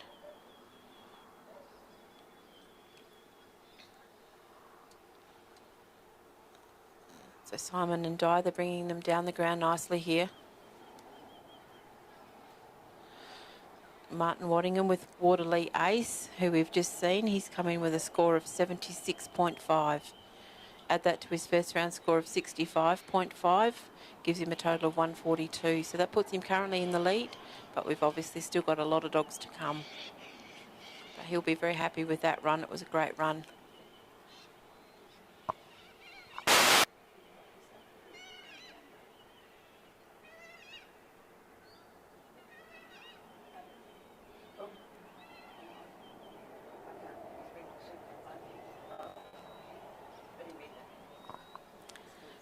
Di's got these now in a nice position onto Simon's left-hand side. Just needs to bring him up a little bit further.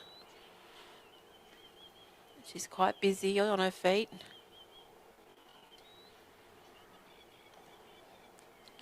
She's got that sheep sorted, got him covered.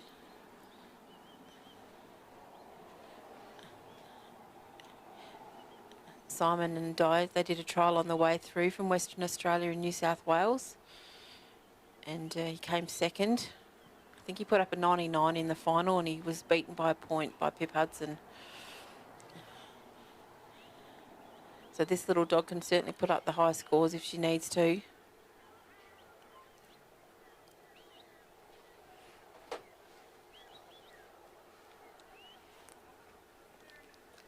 Nice spot here. Beautiful delivery down the ground. Those sheep have just taken a bit of a gallop down the ground, unfortunately. And unfortunately, they've gone off course. Simon sent Di down to collect them, to bring them back on course.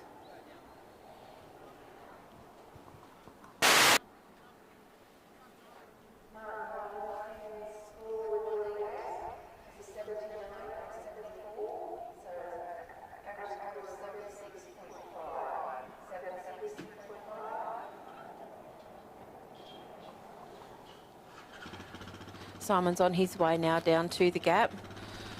He's got to maintain his even pace. Unfortunately, the sheep are off course at the moment. He's trying to get them back on course, but they took a gallop once they went around the casting peg. And Di's had to do a power of work here to get them back on course. They're back now into the right spot, and hopefully they don't beat Simon. He's just about to step into the set at the gap, which he has. And Di, look at that beautiful work. She's got them covered. Sheep are having a look. There they go. First two. Third one hasn't decided yet if it wants to play ball.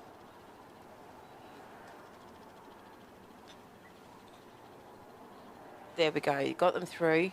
Di's just going to hold him up as Simon goes through that Maltese. But for some reason, those sheep have decided they're not settled. One's decided to take off. It makes it a bit hard. This is the drive now from the gap to the Maltese cross. Ideally, these sheep need to flow, but at the moment they just want to run. So Simon will be taking a point deduction just to try and block them up a little bit.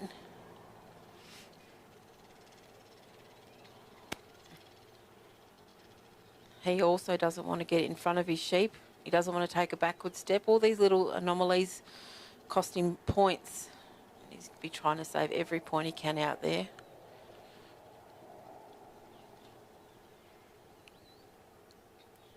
Once again, he's just pulled up, got the sheep flowing again. As they're heading down towards the Maltese, he's got plenty of time. That's not an issue for him at this stage. WA team, they're strong performers. And some very experienced handlers in the mix.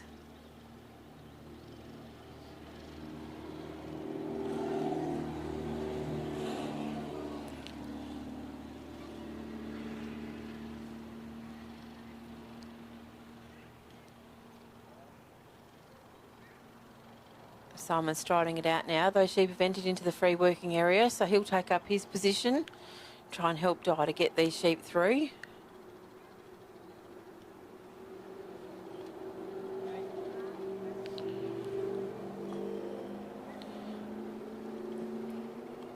You'll see on your feed at the moment the sign for Elanco and also Olsen's. They're two of the sponsors here at the Queensland Supreme Championships. All these businesses that have come on board, it's certainly a huge help. We can't run these events without their sponsorship, so we certainly appreciate Olsen's and Elanco for what they've done for this Queensland Association to put this event on.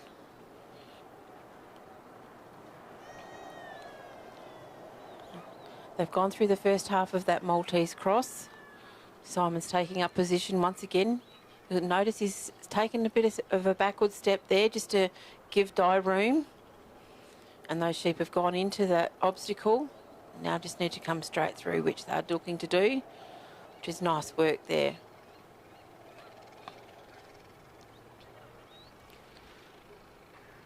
Cleared that Maltese cross. We're now back into that drive again as we head from the Maltese to the bridge.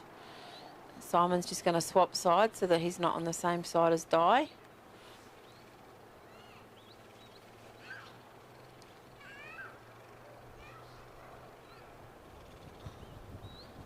Simon's just helping his dog there, trying to get those sheep to flow. They're the things that Bernard and Kylie are looking for, our two judges out here for this second round.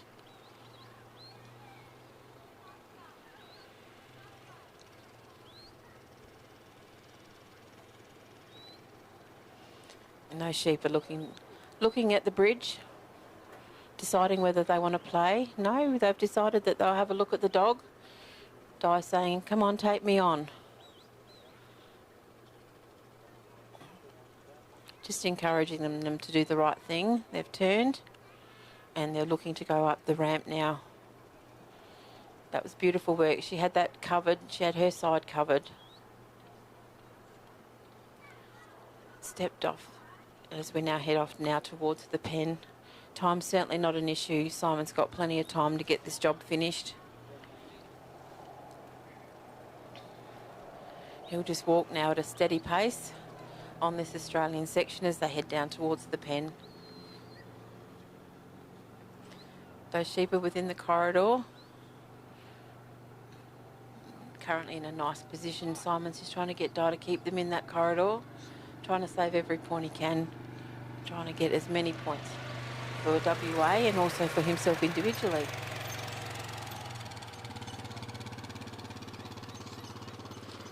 This is a nice run here.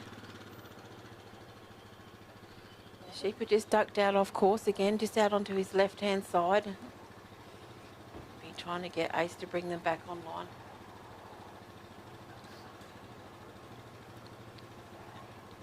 Simon's just stepped into the set. Just been getting Di now to bring these sheep up.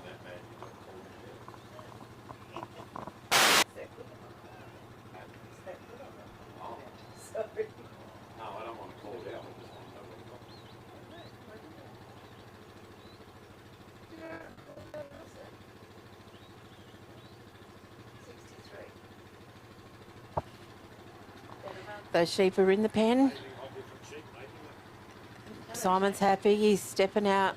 Beautifully done. Shut the gate.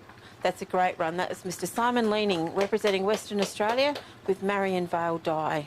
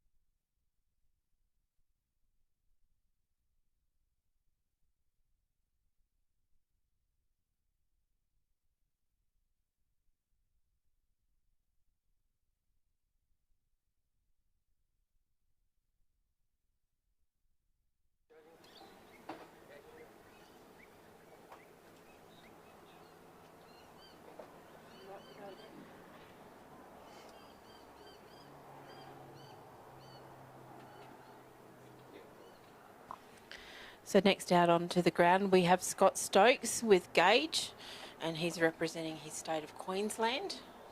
They had a bit of bad luck in their first run and came in with a score of 35.75. So Scott will be looking to improve on that. Time has started. Judges are happy where those sheep have been released, so he sent him out to the right. And he's done a beautiful cast out here. So Scott and Gage. Gage is an Australian Kelpie. Most of the dogs here that you see are Border Collies, but we do have a couple of Kelpies in the mix for this Ted Gaby Interstate Challenge. When Scott's not on the trial ground, he's a builder by trade. And I think he just sheepdog trials for fun. He didn't think it was very fun this morning though after his first round, but hopefully this one is a better run for him. This is his first time representing Queensland. And he's done quite well in the time that he's been in the sport. We welcomed him over to South Australia earlier in the year. He competed in our Champion of Champions event that we had at Birdwood. And it was lovely to see him come all the way from Queensland across to South Australia to compete. And he did quite well.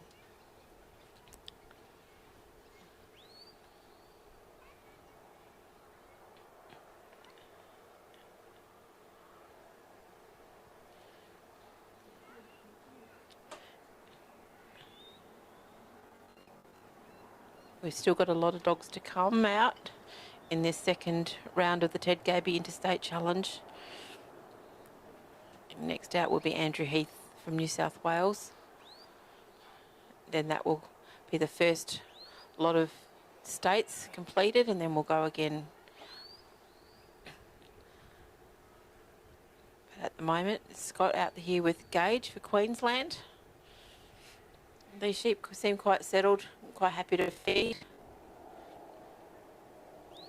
I think I heard earlier today that this dog was bought from the pound. Or off Gumtree, yeah. For a couple of $100, and he's done very well with it. Most of the dogs that you see, the handlers are trying to buy dogs that they know from long established lines, but if their working instinct is there, which obviously Gage has got, it just goes to show that you can turn a working dog into a top class working dog, which is what Scott's done here with Gage.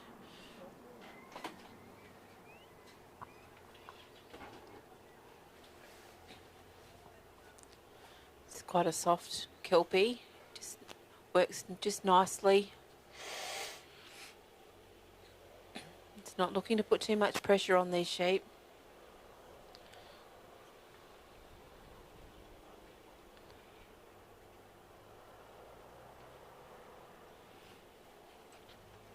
Still trying to deliver them down the ground to him, down to his left-hand side. The sheep have just run out a little bit on his right-hand side.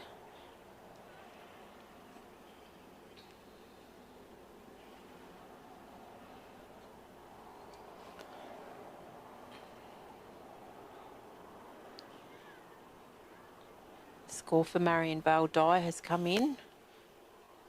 Total of 72. Add that to his first round score of 69. And that currently puts him in second place. So that was a good run from the West Australian.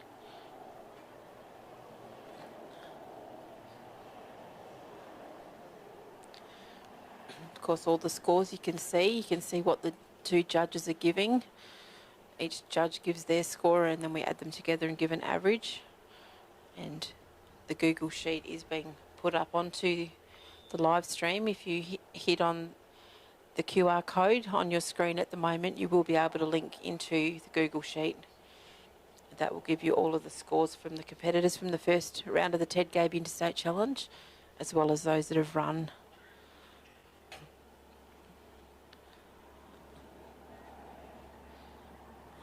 It's great for everybody at home that they're able to follow this competition from afar, and I'm sure we've got visitors from all around Australia and New Zealand watching this Ted Gaby Interstate Challenge with interest.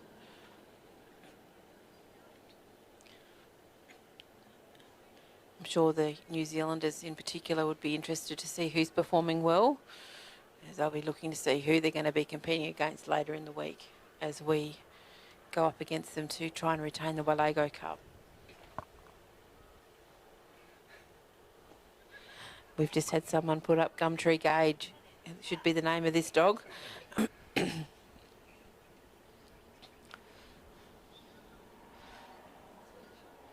He perhaps should register that, I reckon. Yeah, Gumtree Gauge. It's amazing. You can always get a bargain off a Gumtree.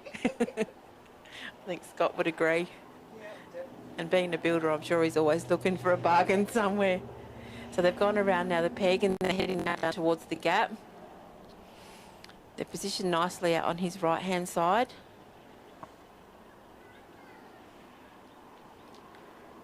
So once Scott has left that casting peg, he needs to maintain an even, steady pace.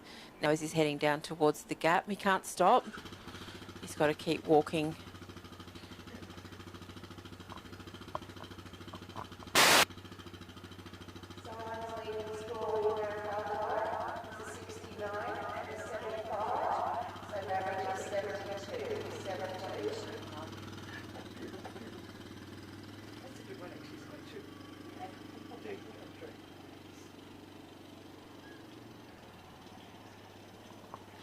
Well, the sheep have just ducked out off course, off to Scott's left. Unfortunately, they're off course at the moment.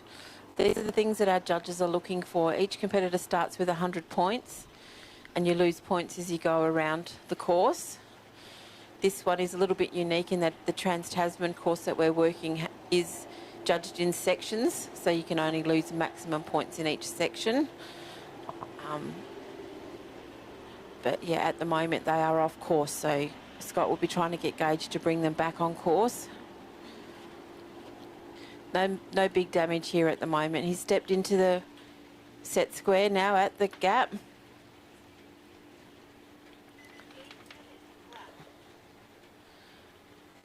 Still got plenty of time, but he does need to get a little bit of a move on here. Started with 15 minutes.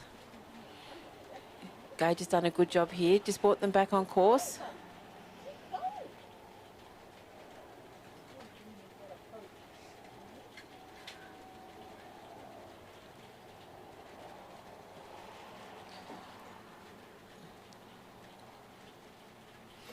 In this part of the course, Scott of course can't help Gage other than by voice command or by whistle.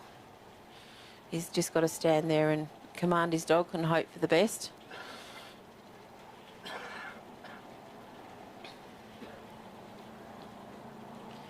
They're in a nice spot now, as you can see. Oh, they're just a little bit flighty.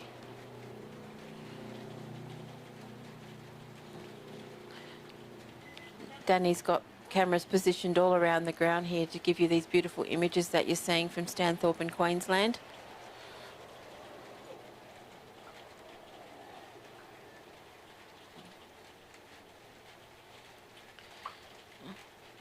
Oh, one's just decided to not stay with the others. Got them back together again.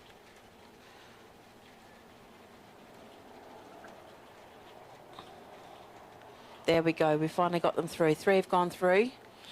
Of course, Scott now needs to follow them through the gap. And then they'll head into that New Zealand section. Scott will get in here behind them. He'll need to get a bit of a move on here now. He's got Gage behind him.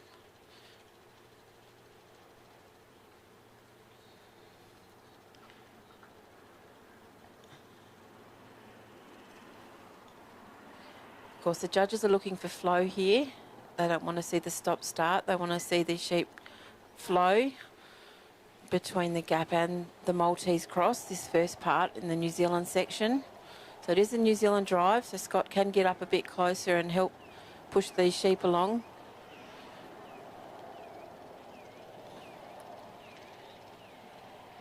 Gage is just heading those sheep a little bit. Scott's decided to get a move on. Just bump those sheep along. They're in the free working area now at the Maltese cross. Scott can help Gage now. Just to block up one side, try and help her here.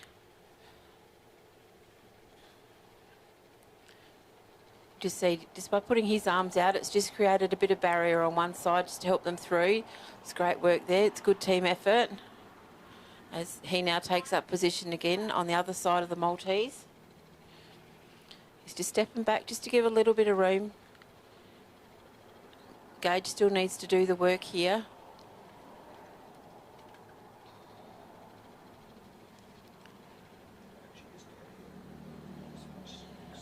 Yeah.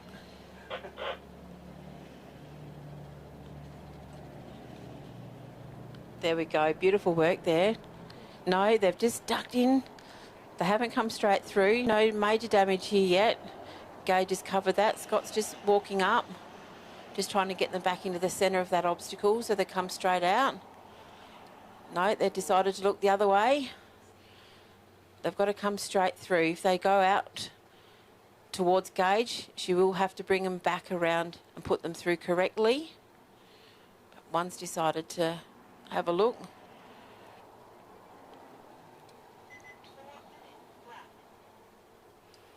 There we go, they're back there again. Standing now in the middle.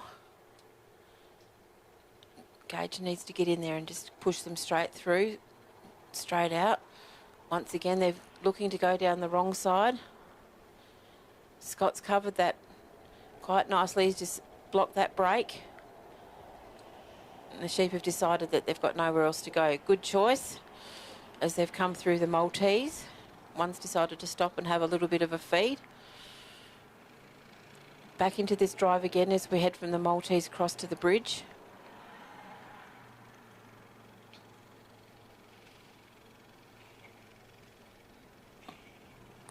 Scott's still got plenty of time.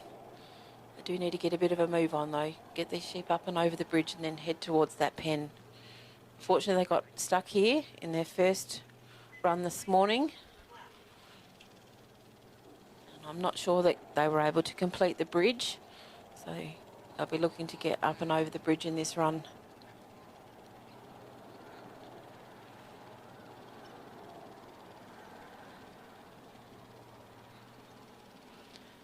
This is a free working area once again, so Scott's taken up position on one side just to create a bit of a visual barrier.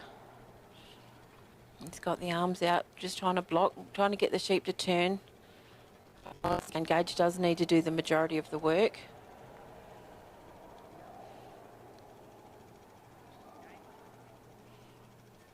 Oh, those rodders have just gone down the side. Gage is up to the task. She's collected them up.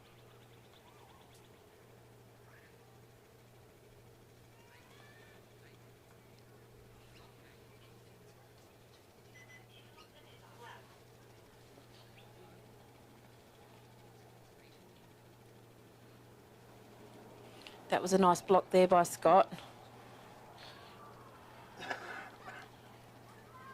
Got one of them looking up the bridge, and two of them looking at the dog.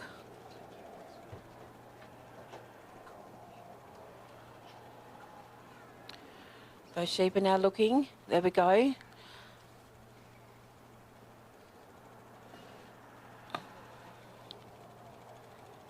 Yeah, lovely job. We've got three gone up and over the bridge now as we head now for the last obstacle, which is the pen. Still got 1:19, so he's got enough time, but he's going to have to get his skates on. If he can get down to the set square at the pen, he will save 10 points at least.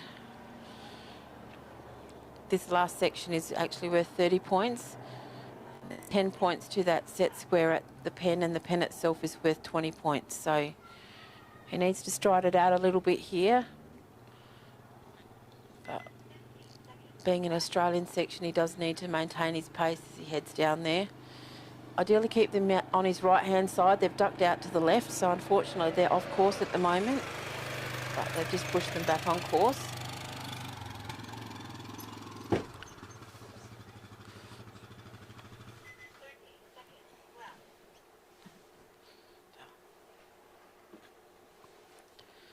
Scott's on his way now to that set square, so hopefully he can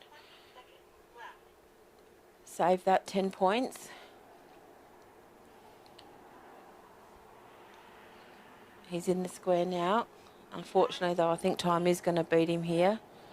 Those sheep are quite settled to have a bit of a feed outside the front, and that is time. So unfortunately for Scott and for Gage, they have run out of time, but that was certainly a lot better run than this morning, so he'd be a lot happier with that. So well done, Scott, with Gage representing Queensland.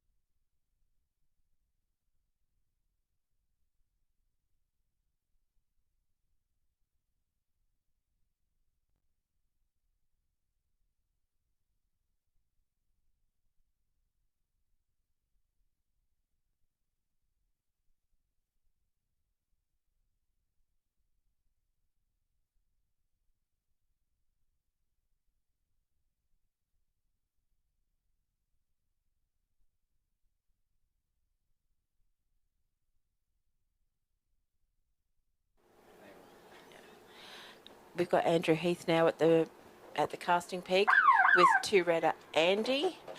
They had a first round score of 32.75.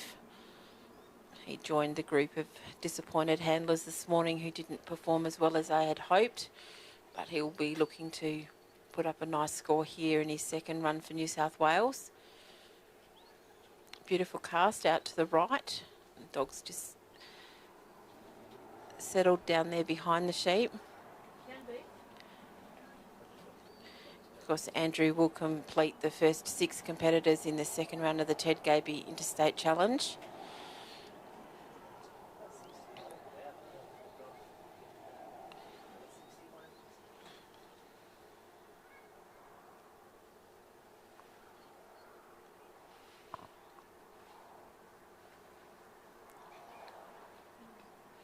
The sheep are just looking at the dog.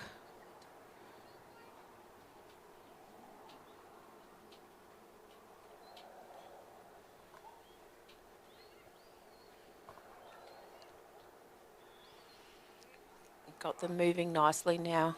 He's bringing them up onto his left-hand side. Still got a little way to go yet, though, before they get down the ground. And he's just watching these.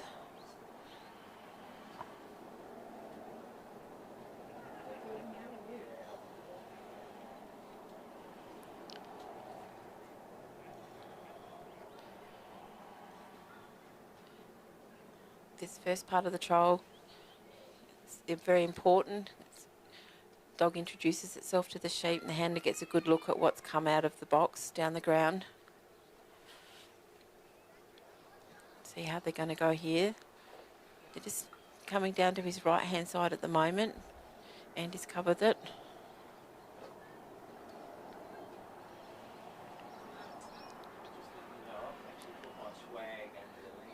They need to come onto his left hand side.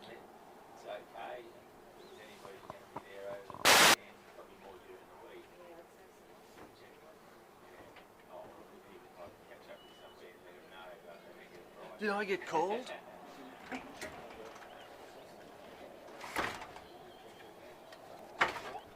Shit, the door.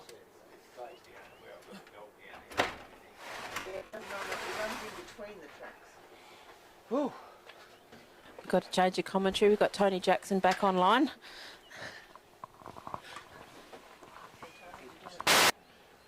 Yeah, no, I don't mind. I think just put coffee order in. No, I'm all good, thanks. Right. Andrew Heath with Tarada Andy.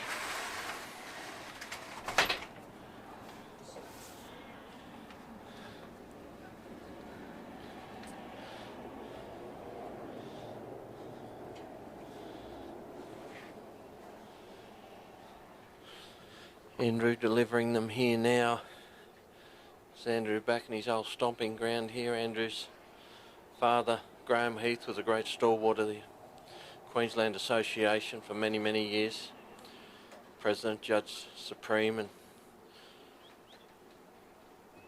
a lot of fun dog trolling for a long time, Graham. Around this Stanthorpe area here was instrumental in getting the Stanthorpe trial up and running and keeping it going for 25 or 30 years. It's great to see Andrew out here now competing at Stanthorpe with Tarada Andy and Ted Gaby for New South Wales. Andrew, of course, on a property at Molong, sheep and cattle property down there.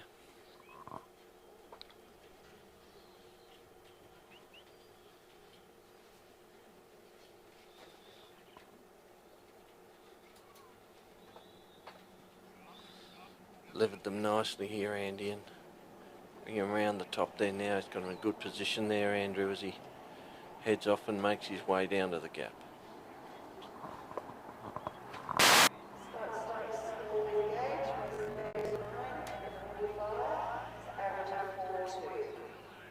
Scott Stokes and Gage. It's around a 42 or 42 for Scott Stokes and Gage. Andrew's got the sheep in the middle of the course here. Andy's working well here too, just keeping off them there. The sheep are getting a bit of run up as they go down the ground there now towards the gap. Has caused a bit of problems to a few competitors that got on the inside of the course. Andrew's got them positioned nicely there now. Rain starts to fall here in Stanthorpe.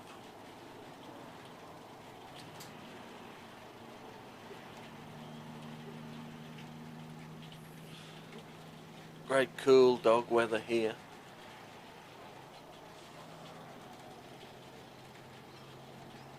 So Andrew just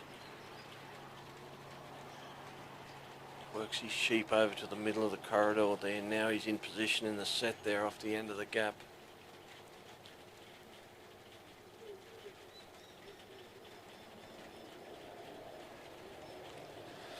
They go around the top and they've beaten Andrew around the end of the obstacle there too. They've gone right round the end of the gap and they're looking to go back to the let out. That's where the pressure is down the bottom end there. Always sheep looking to head back to the middle of the ground all the time. And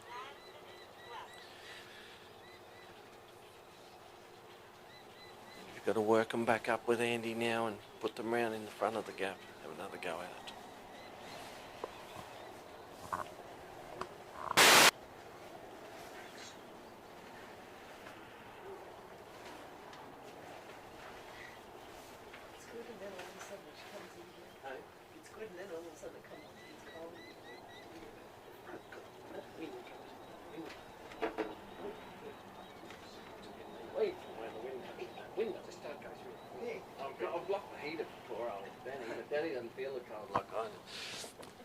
Andrew's still working away here now. Just bring the sheep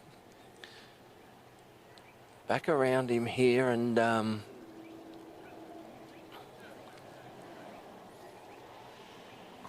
sheep are just putting a little bit of pressure on the dog here this afternoon. It's got a little bit stronger and taking a little bit more effort to push the sheep around this afternoon, but Andrew's got them round in a good spot there now as Andy round and catches them.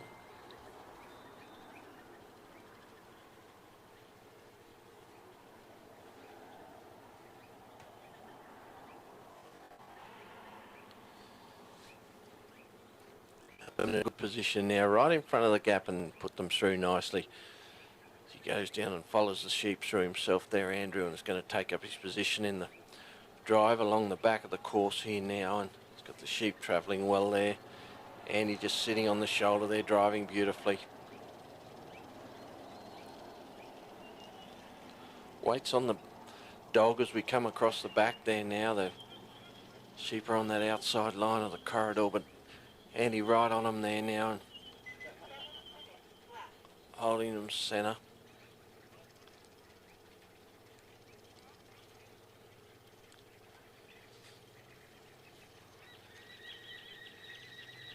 Andy and Andrew on the march to the Maltese cross.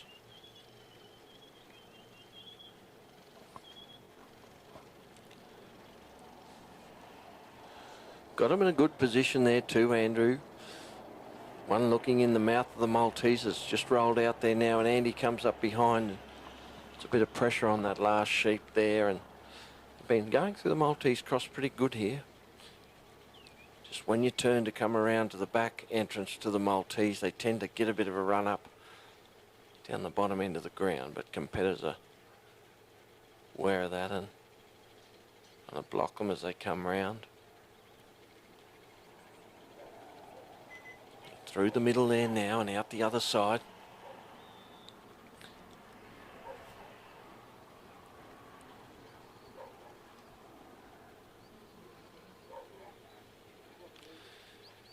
Andrew takes up his position down there, back of the Maltesers. And he's working well here, got these sheep controlled beautifully as he's just circling them around to the entrance of the back of the Maltese.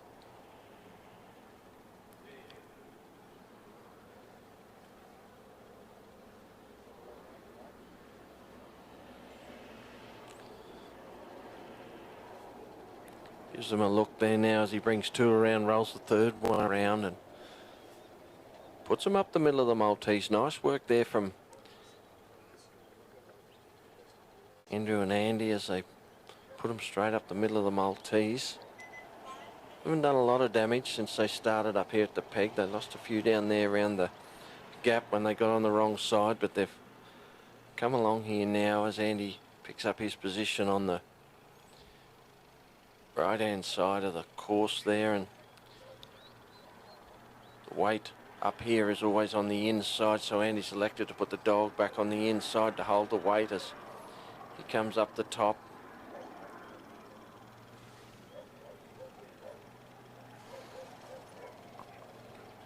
Bringing them along beautifully now.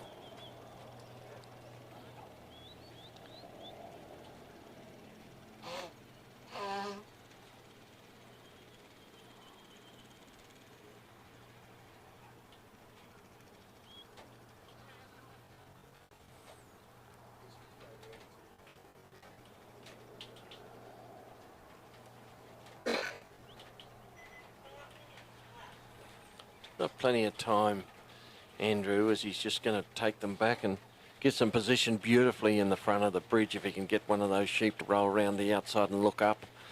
He's got him in a great spot. He's going to move back and try and pick up the eye of that sheep if he can himself. And there he is, he's rolled them around with Andy there now. Nice bit of work there from Andrew.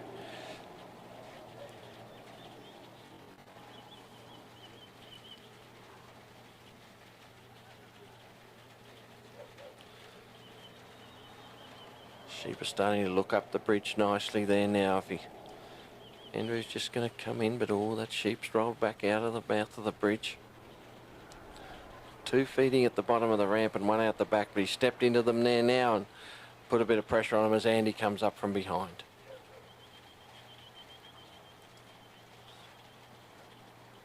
Nice work there at the bridge.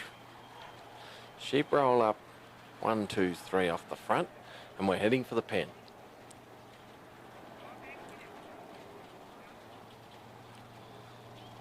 Weight down here towards the bridge has again always been on the inside. Competitors are aware of that, of course, and Andrew's just going to try and tick these sheep over inside that red marker there and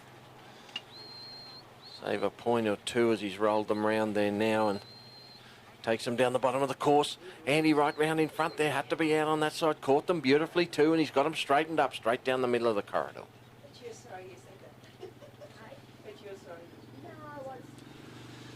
Working along there nicely and locked up beautifully. He's got him in a beautiful position heading to the pen here, Andrew Heath. Just got to stay in front of them there, Andy, right out beautifully. Comes up on his position. The sheep are going to try and get between the gap and the pen, but Andy right on it there too and brought him round and blocked him beautifully.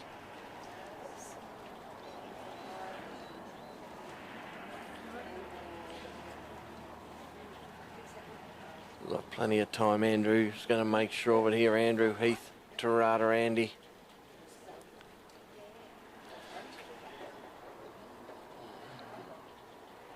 First time repping for New South Wales. Got him rolled in there nicely. Right on the gate as he brings him around. Oh, he's caught him on the outside too. Beautiful work there from Andrew. He's going to position him, put him back towards the hinge of the gate now. He's got him where he wants them.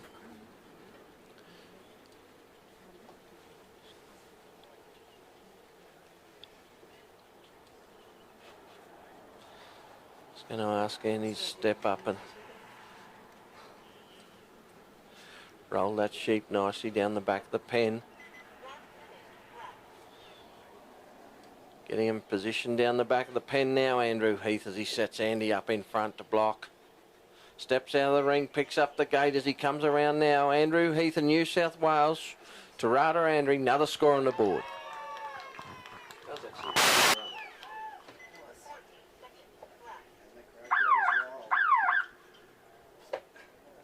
One of the better runs we've had today.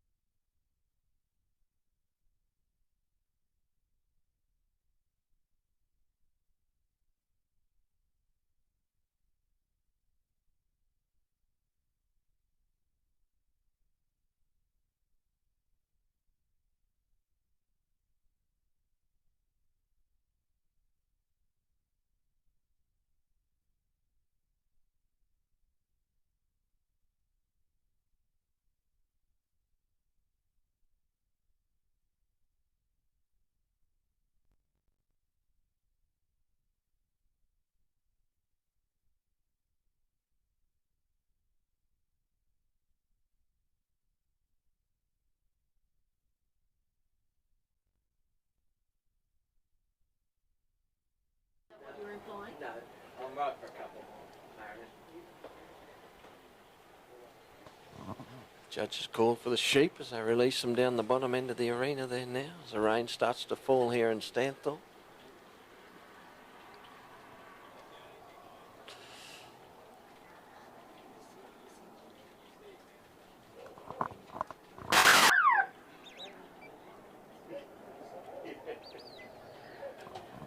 Mike lets Spot go. Spot comes across it. Oh, just saw him at the last minute and broke out. That was lucky. Behind the sheep there, but upset him a little bit down the bottom end of the cast. Settling things down a bit there now, Mike.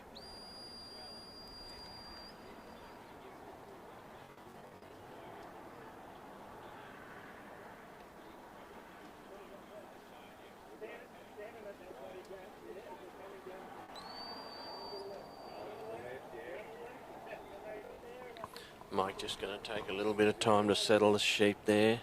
Spot just got a little bit lost on the cast there, came in a little bit short, but saved it right on the bell and got in behind them.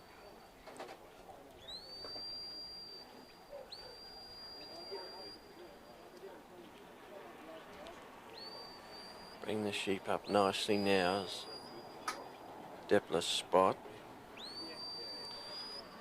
Of course, Depla's Spot and Depla's Charlie Parker, two brothers, full brothers here working the Ted Gaby, one for South Australia, one for Victoria with Ben Simmons.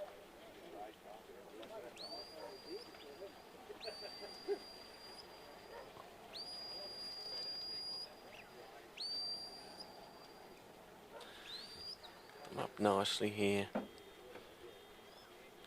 Spotters.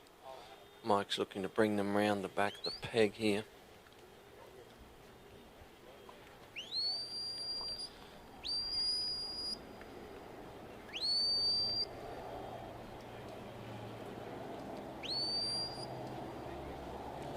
Working them nicely round behind him. He caught them to there, Mike, and straighten them up as they head down the corridor now, heading towards the gap, but the sheep are getting a little bit of a run up and they've run right back on the inside there now as Spot picks them up about halfway down the corridor.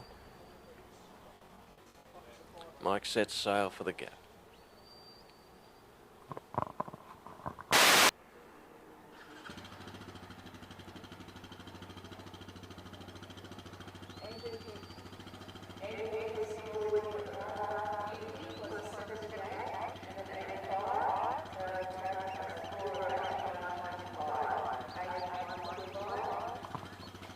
Tarada Andy and Andrew Heath, great run there, last one, 81.5 for Tarada Andy and Andy. Great second round, and now we're back on course here with Mike Depler as he's heading down towards the gap. The sheep have been back on course, but unfortunately he's dropped back on the inside there again and off course again there now. Our judge is Mr. Bernard McGlashan from Tasmania, walking the centre line here as those sheep just roll around in front of the gap again. And Kylie Victory it is this time round over there in the car. Bernard, of course, the captain of the reigning winning team of the Waylego Cup when Australia went to Ashburton this time last year and brought the Waylego back. Bernard was captain of the team in there with Barry and Bailey Knight from Queensland and Jess Kimpton from New South Wales. Australian team will be selected out of this Ted Gaby with the top 4 scores after the third round tomorrow. Selected for Australia. Mike's looking good here with Spot. He's got those sheep positioned up nicely there, right in the mouth of the gap down the bottom end, and so right forward there now. That's them. As Mike steps forward to go in the gap and pick up on his side of the sheep here. The weight's on the back. Remember, as they're coming across the back of the course here, and Spot's just going to wait back there a little bit as Mike gets him up there now. Putting in the big ones down this side of the course. Mike, he's going to pick up on his side as they come to the Maltese cross.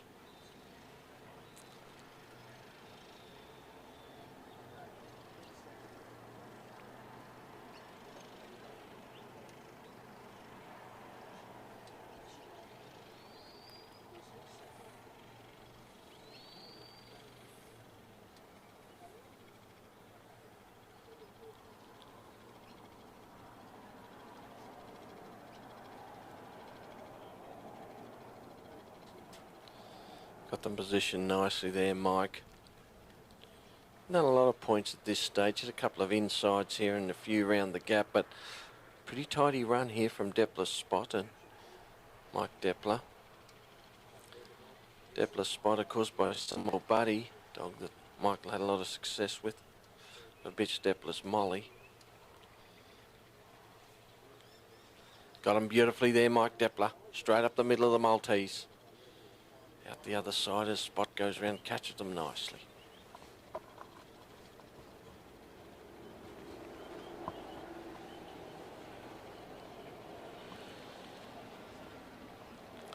Mike moves back into position right on the back side of the Maltese there. A Spot brings them round. A lot of pressure on the dogs there as they try and bring them round. They're heading back to the let out there, the sheep, and they're laying on the back of the Maltese cross, but Spot right on them there now as he's going to... Oh, they've come back up the middle of the Maltese. Come around the outside.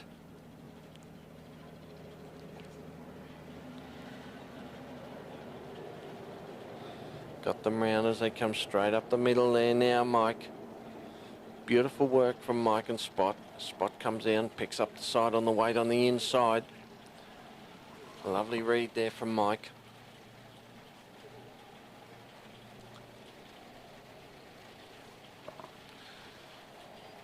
Spot right on the shoulder as a sheep. They head straight up the middle towards the bridge. Mike goes down and picks up his position.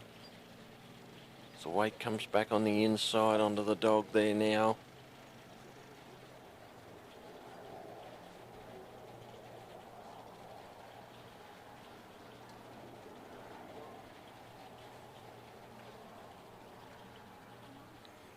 Strength there from the little red and white dog Spotter. She pushed those sheep back on course. But the little ewe looking up the bridge there, if he can just tuck those back up. No, she's turned and gone back now.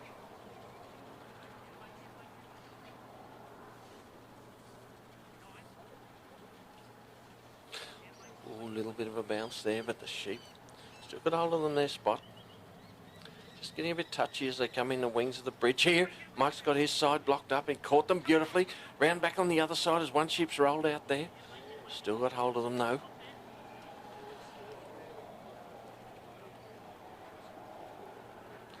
Got them straightened up there now. Mike Deppler's put them up on the ramp of the bridge. 1, 2, 3 up the front they come. Spot comes right round the outside, catches those sheep there. Gonna roll them back in on course.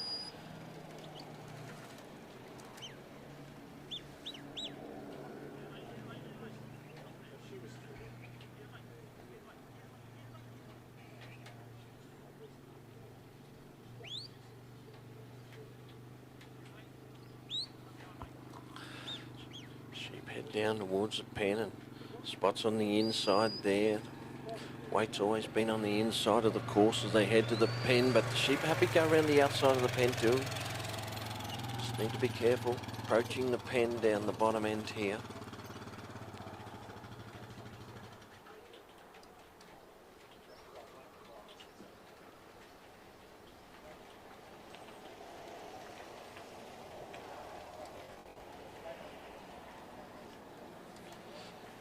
Position there. Is he going to pick him up on the inside? Great work, Mike Deppler. Straight up the... Oh, they've slipped round the outside.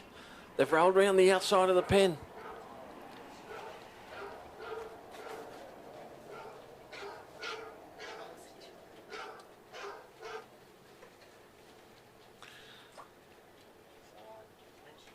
Mike's going to bring them back around now. Got them back in front of the pen this time.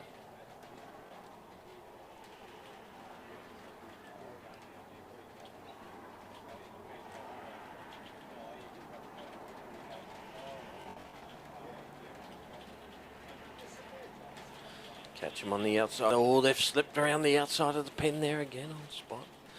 Not all the way though, and he's picked them up this time. Just looking to bring them back and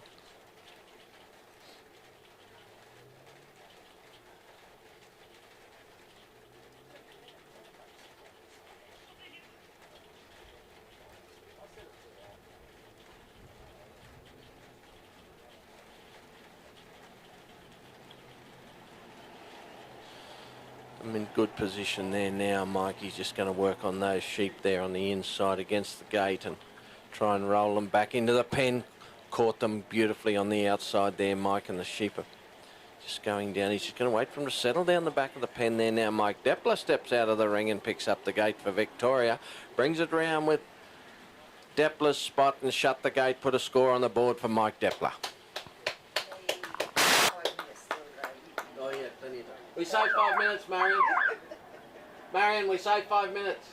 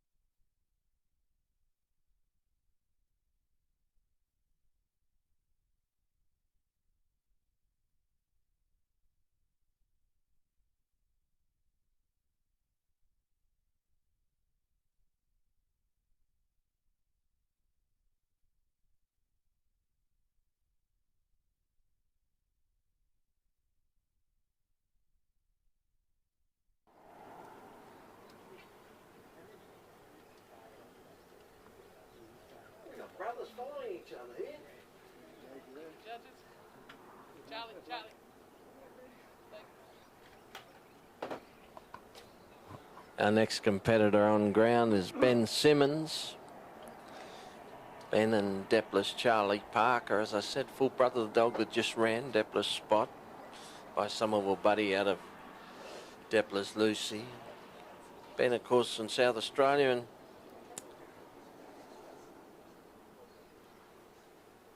school teacher over there teaching agriculture and music. And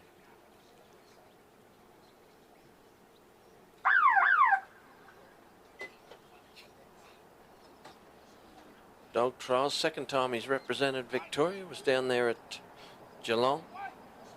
Was at the Supreme there with Charlie Parker. Down behind the sheep beautifully there now.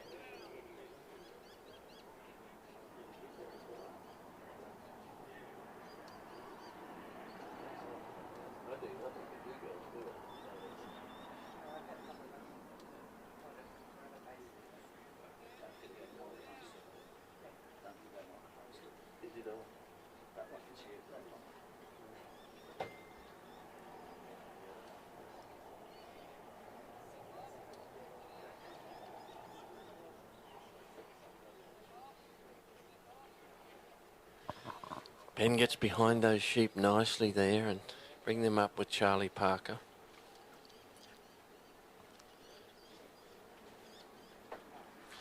Great cool dog training, dog trialling conditions here at Stanthorpe. Sheep are working beautifully. I thank the Hindmarsh family for the donation of the sheep here for the week at the dog trial. Working beautifully here all day today in the Trans-Tasman.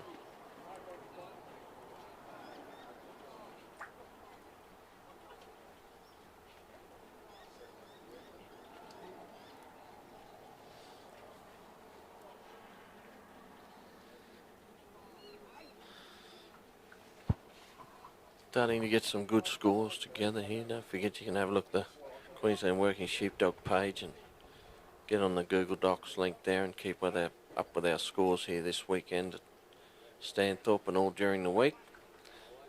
Supreme Australian Championships will be live on Google Docs.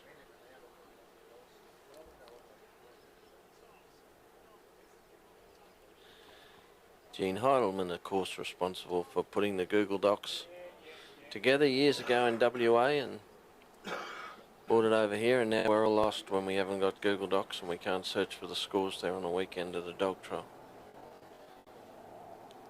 Charlie Parker's working away beautifully here on these sheep. Just got them nice and settled and bring him up on Ben's left hand side here.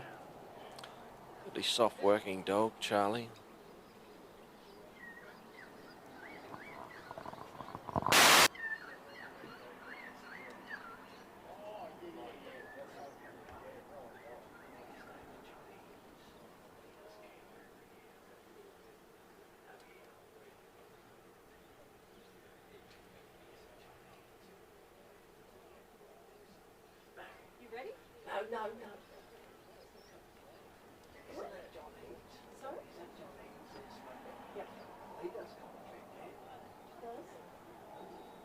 We like a women's touch. We're getting a bit of balance in our commentary this year. I'm hearing you, Marion. I'm hearing you.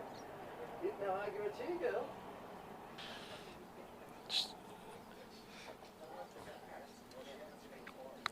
As Ben's just settling those sheep there as he brings them around the corner here and just going to straighten them up behind him here and try and put them through the gap. The sheep have been dynamite as they come off the top here heading down towards the gap. Putting a bit of pressure on the dog as they run back down the ground, but Ben's just feeling these sheep beautifully here with Charlie Parker just positioning them nicely. They come round now. He's caught them beautifully and put them round on course.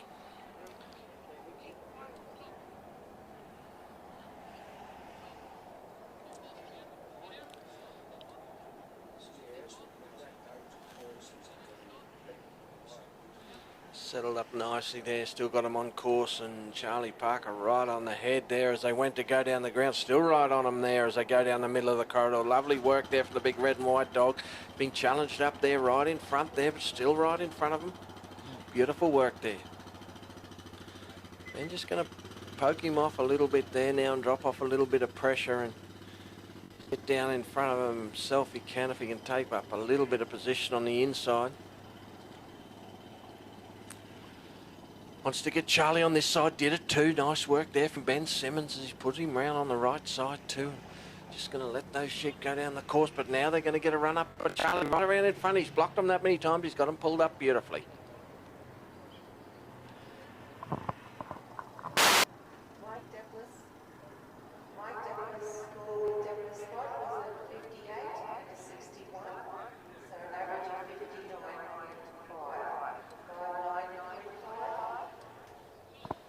Mike Depler and Depler's spot with a 59.5, 59.5 for Michael Depler.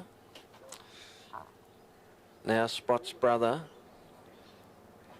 Charlie Parker, working away here with Ben Simmons for South Australia. And Ben's got himself in the set down the other end there. Went down the corridor beautifully here, really, with Charlie Parker. There've been trouble going down there, but he's handled it beautifully and he's got the sheep in a great position. Right in front of the mouth of the gap there, he's just got to turn him around. Got a good block right on the top too as that big sheep busted out, but oh, I think they've gone round the top there now. Brought him back behind, just got to bring him back a little bit and allow him to come through the gap.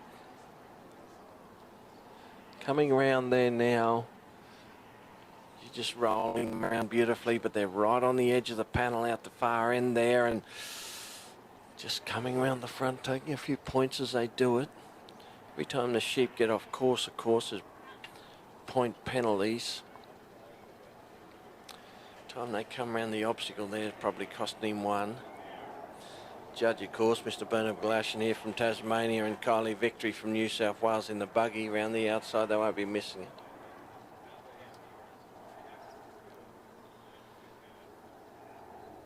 Sheep looking the right way now, Ben Simmons and Charlie Parker, and they go straight through the middle of the gap. Ben slips down and goes through the gap, puts Charlie Parker up on the weight on the far side as the sheep get a trot up as they go along the back corridor there right in front of the let out. Charlie needs to get up a little bit further there and put them back on course. They're still going back towards the back fence there now.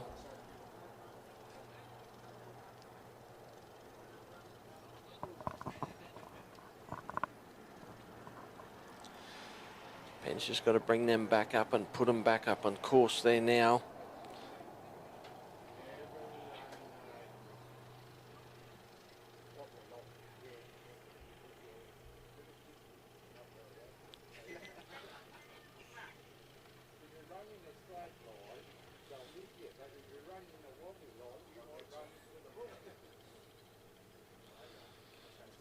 Rolling them around now, just trying to bring them back and put them in the mouth, going into the Maltese cross. They've been going in there well if they're set up right. And Charlie Parker's been working these sheep beautifully. It's the bottom of the cast here.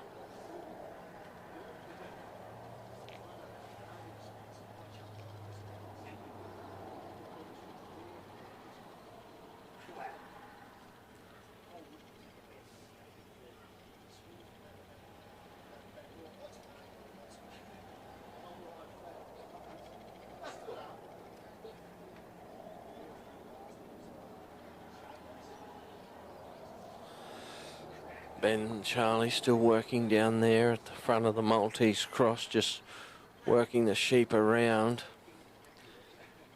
Still got plenty of time to put him in the pen, Charlie, but he will put up the middle. Nice work from Ben Simmons there as he stepped Charlie straight up behind those sheep, and they've put them through the middle of the Maltese.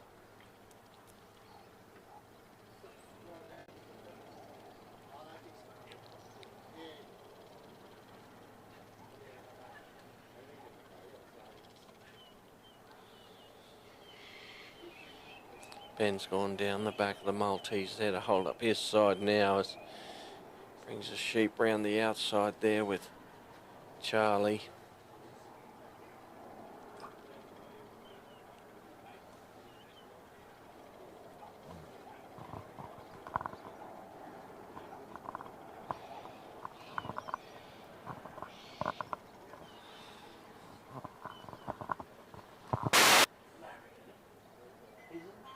Ben Simmons is Merv Simmons' son. His wife is Andrea. She had some sheep pedigree in her too, didn't she? And certainly the son of Merv, who's a South Australian stalwart.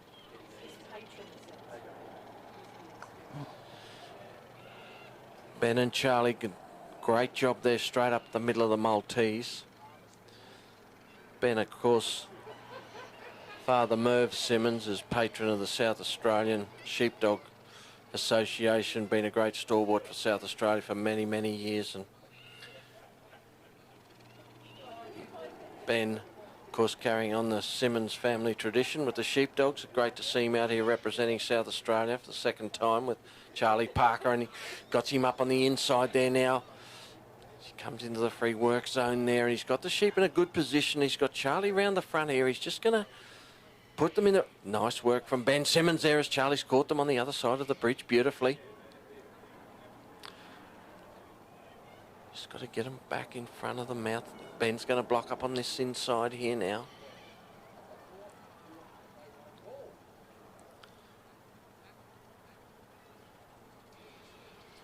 Step back and give him a bit of room to move there. Ben Simmons as Charlie Parker's got him rolled around beautifully. Picked up that sheep on the inside as Ben Simmons is going to block up on the outside, but he can't come inside the wings of the bridge there to force, and most of the force has to be done by the dog.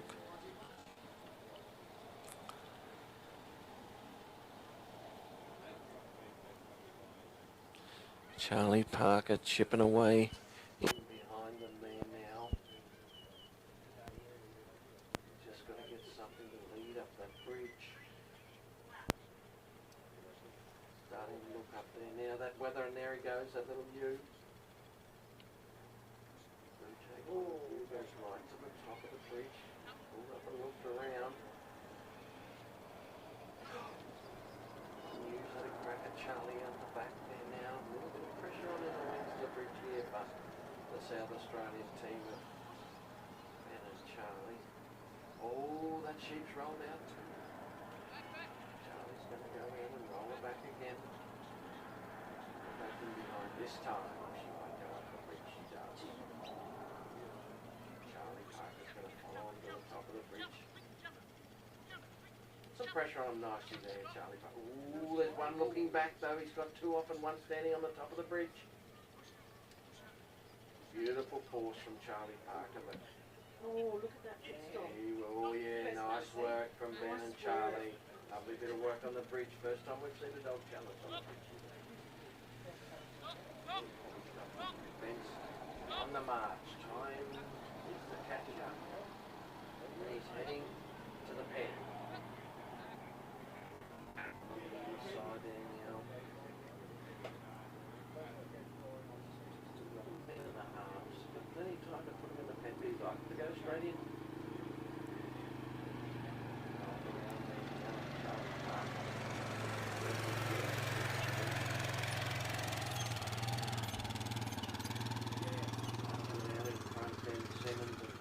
Charlie, bring the sheep along behind. You can put them on the gate and roll them in.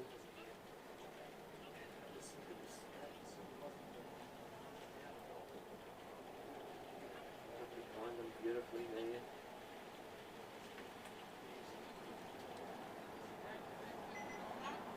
Beautiful work there from Charlie Parker as he caught him on the outside, rolled him back onto the hinge.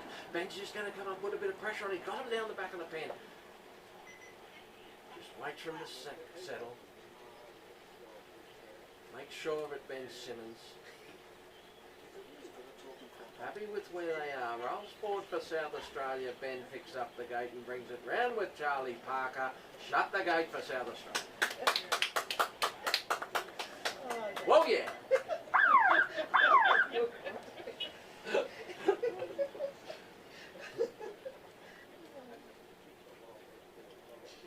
Thanks, Ben. Well done.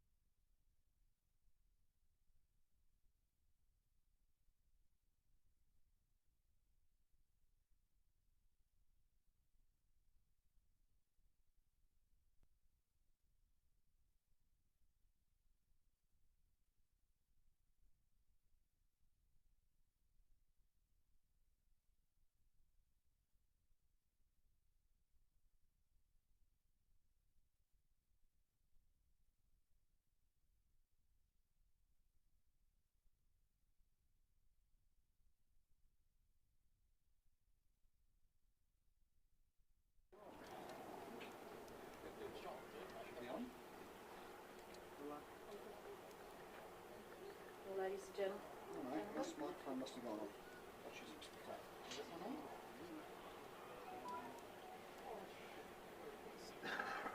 So maybe the other one's actually changed.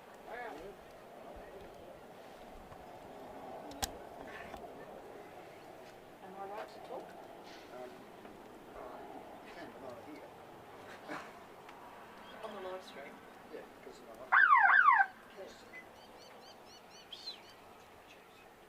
The rain is settling in this time. Oh, look on the way there is no freaking clear over. I know. Anyway, worse. Could be worse. Yeah, could be from the human way. could be like northern, you know. Yeah. Just hoping to hit the ditches. There is 9 mil forecast for a couple of days later in the week. Yeah, I know. But I think that's more storms or anything. Hopefully something like Doesn't matter. We don't. That comes at night.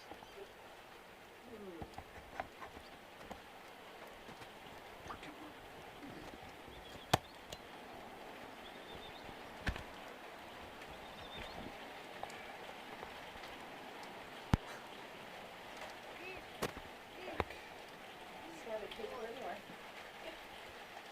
Yep.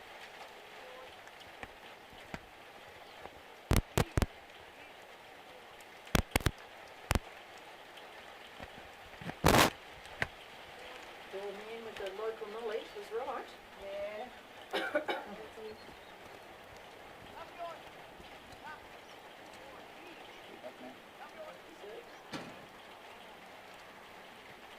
A little break in our commentary there as we just got some new batteries in the microphone, but we're back on. It's Maz Whalen here, and we have Al Hort on course with Glenn Murray Sammy, representing Tasmania.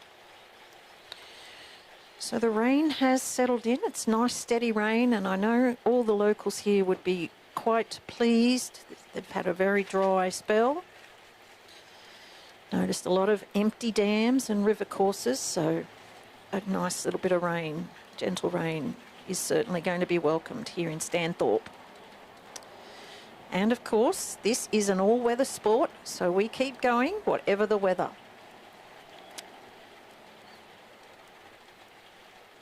So Al's dog here, Sammy's, just taking some time to introduce itself to the sheep and get them coming down the field to Al at the casting peg.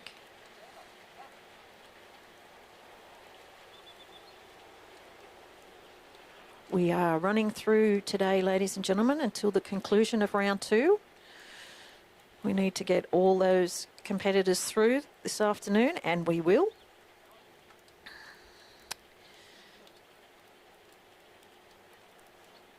And we'll be starting again at 7:30 in the morning for round 3.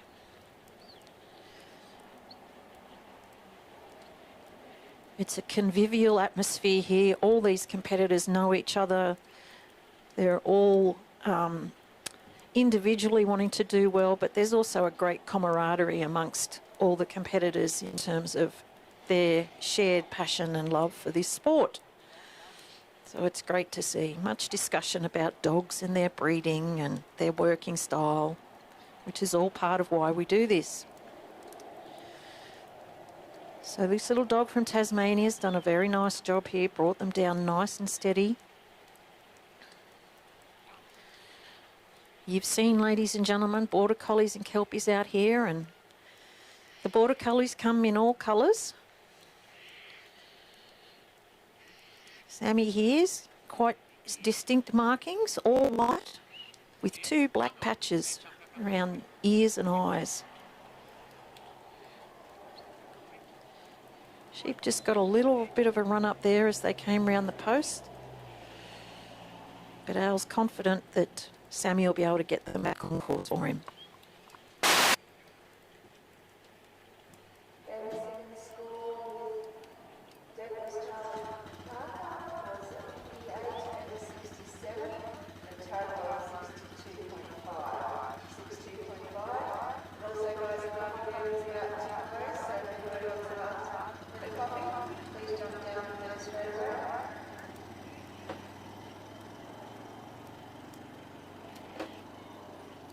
And Sammy and Al have got these sheep nicely back on course between the markers and heading down to the first obstacle at the gap. Just slightly off the course there as Al steps into the set.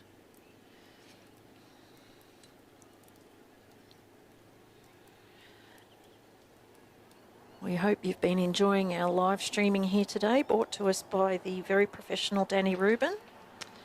He's got his camera set up all around this course. He'll be here all week, and we'll be live streaming on the Australian Sheepdog Workers Association YouTube channel. All the action in the main arena here. It's a great way for the members around the country to keep up to date with what's happening and to be able to watch some exceptional sheepdog workers and their dogs competing here. And the sheep have gone very neatly there through the gap. Al's stepped in to follow. Now Sammy's just heading these sheep a little bit. The idea is this is a drive section, part of the New Zealand section of the course. The dog does have to do the work. There we go, that's a better positioning for them.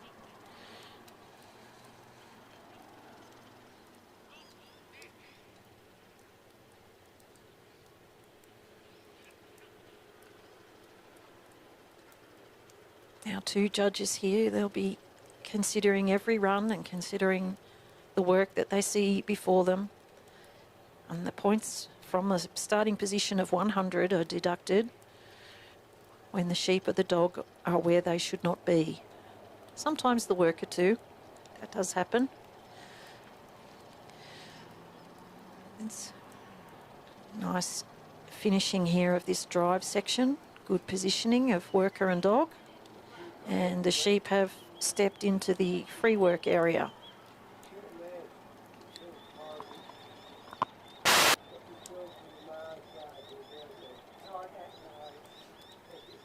Next time. We'll try to leave some for you. So the first half of the Maltese cross successfully completed there. Sammy is now going to bring those sheep around to present them to the other half of the Maltese cross.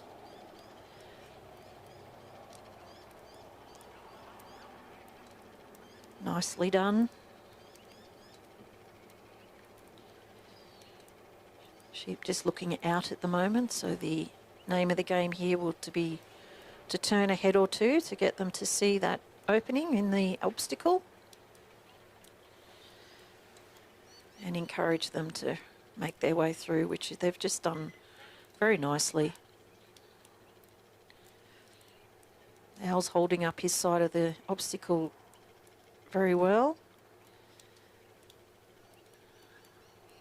Just stop there in the middle and a little suggestion of coming out the wrong end, but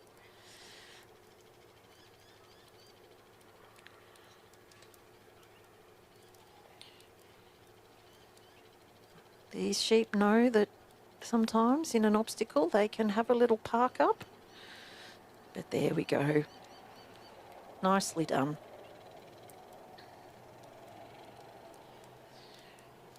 So we're about to see Sammy and Al commence another drive section. Still on the New Zealand part of the course. Looking to drive these sheep. In the New Zealand section, the corridor is 15 metres wide. So there is a bit more room to play. Sheep have had a little run off there. Al's got to be mindful of where he is in relation to the sheep.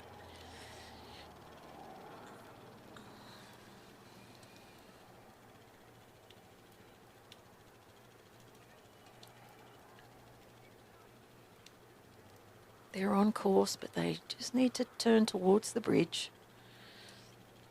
Sammy's coming around to make that suggestion. They've gone back behind Al, so he's staying put where he is. To step back would be to lose points, so he's better to remain stationary until these sheep start moving in the direction that he and Sammy need them to. And there they go.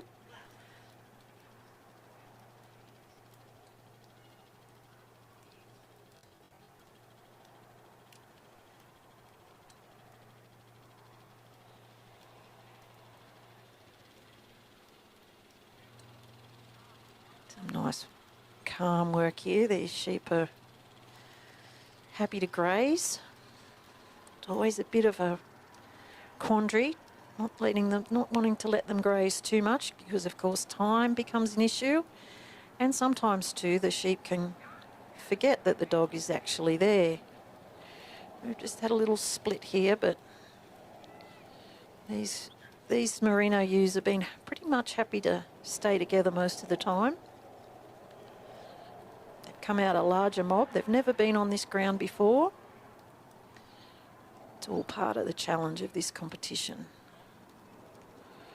Al's stepped in there to protect his side of the obstacle. Dog must do the majority of the work here.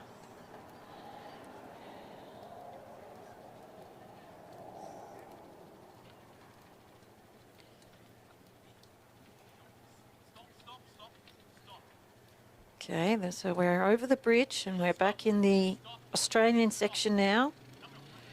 A little bit of a run up there from these sheep.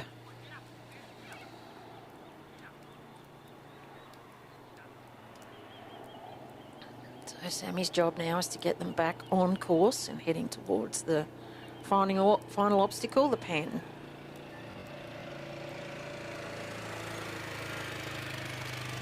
So there's 10 points associated with the carry from the bridge to the pen, and then there's another 20 points linked to putting these sheep in the pen and successfully shutting the gate with all the 3 sheep staying in the pen.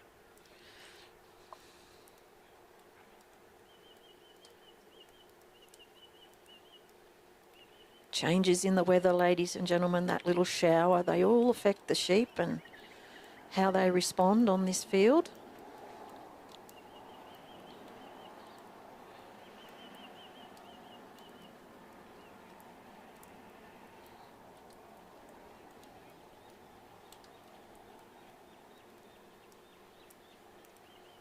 I was just getting Sammy to work these sheep back round, present the pen opening to them. Nicely done. And in they go. Haven't been too fussed with the pen, these sheep, and Al is stepped forward now and must shut the gate and retain the 3 sheep in the pen. Well done to Al Hort from Tasmania and Glen Murray, Sammy.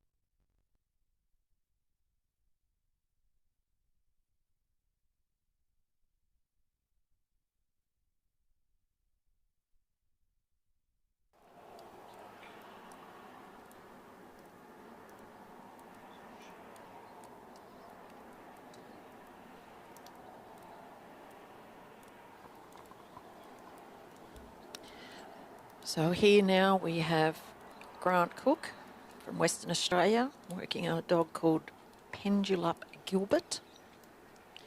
The sheep have been released and the judges have called time to start. And Gilbert is casting out there to the right-hand side of the arena from where we're sitting. Nice wide cast from the little dog.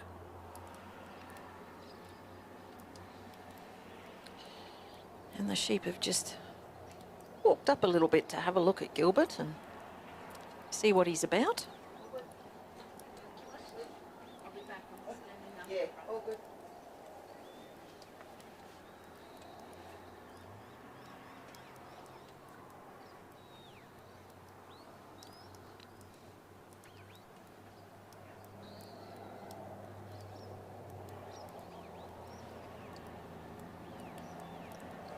Grant is a very experienced sheepdog trialer. He and his wife run a property in Western Australia. He's been associated with working dogs most of his life, and he's represented Australia many times and his state. So Gilbert's doing a good job here. The judges are behind Grant at the casting peg and they're visualising their imaginary 9-metre corridor as Gilbert brings these sheep up.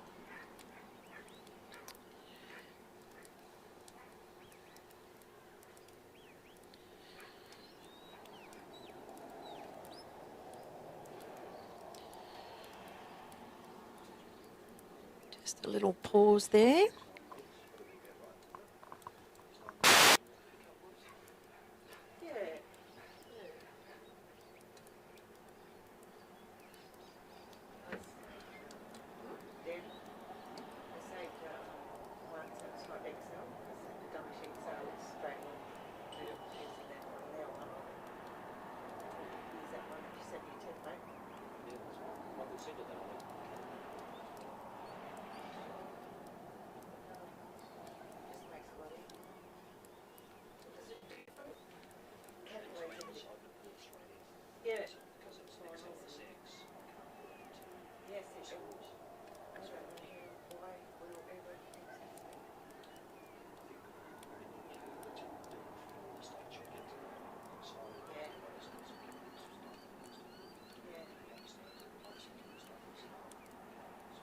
Well, actually, the plan is, our learning from WA and from here, is that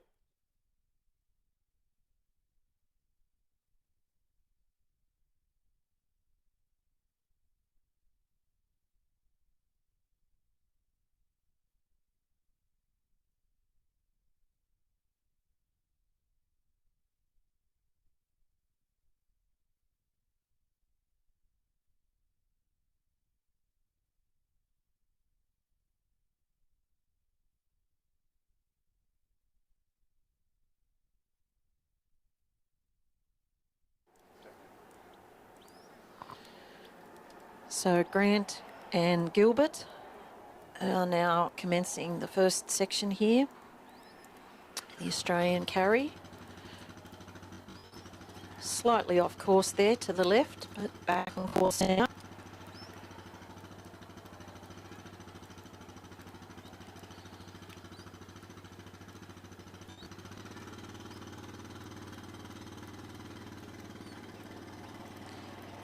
Name of the game here, ladies and gentlemen, is to see the worker, the sheep and the dog almost in a direct line across this corridor. So we're almost seeing that here with this work from Grant and Gilbert. Just a bit of a little turn back there. Gilbert's gone out nice and wide just to not upset these sheep, but now his job is to get them back on course as Grant cannot stop. He must continue to make his way down to the set where he will stand to work the first obstacle.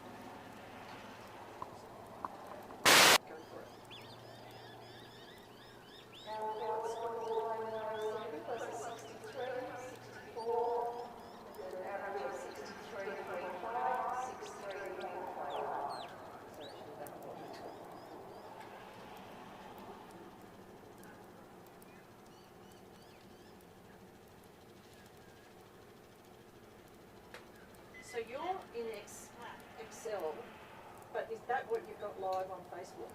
Yeah. Yeah. It's in Google Sheets, but it's in... Yep.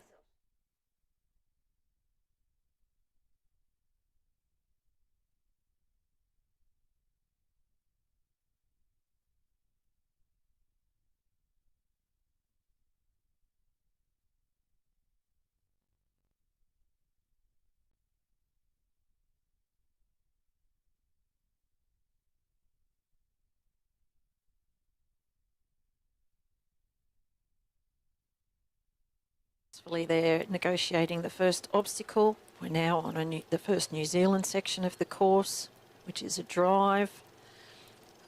The idea here is that the dog does not head the sheep, and Gilbert's doing a really good job at this. Just working there on that flank to keep the sheep on course. And Grant is keeping up there.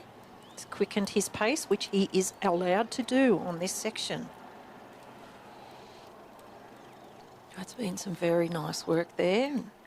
Grant's ensuring that Gilbert's doing the majority of the work here. He's just stopped there so Gilbert can just push these sheep into the free work area. There we go. And now Grant can assist Gilbert a little bit more. That was a really good example of what Simone was talking about earlier in terms of flow. That was a really nice drive there. Sheep have just turned to look back at the dog, but now they've turned to look into the obstacle. And they've seen that gap straight through and they've walked through nicely. The breeze has dropped here, ladies and gentlemen, discernibly. Our flags are hanging limp in the mizzle. I'm going to call it mizzle now. So just enough to keep us damp. But a change in the wind and a drop in the wind can have a change on the sheep. We're in a lovely position here at the Stanthorpe Showgrounds. We're at the top of Stanthorpe and we've got a view to the ranges to our south. Pretty sure New South Wales is in that direction. And there we can see a bit of a break in the weather. Oh, and they've got through that Maltese cross. The sheep have done a mini little break here, but Gilbert is on the job. Grant stopped there. Just waiting for Gilbert now to get them back on course, making sure he doesn't get in front of the lead sheep. And get them back to this bridge.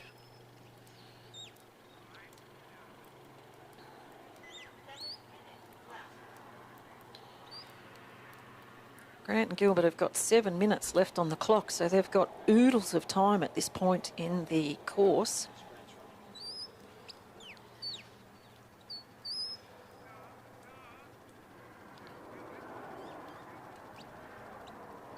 Looking to persuade these sheep up and over the bridge, and Gilbert and Grant have worked really effectively there together.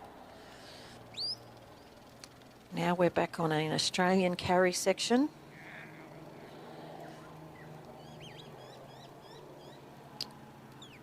So what we really want to see here is Grant, the sheep and the dog almost in a line and not either too far ahead or too far behind. So still on course, a little bit in front of Grant there, but he's got to maintain that steady pace. Gilbert's just gone into the head there to hold them up for Grant. And now they're going to look to introduce the sheep to this final obstacle and march them in and shut that all-important gate. Still got plenty of time on the clock, so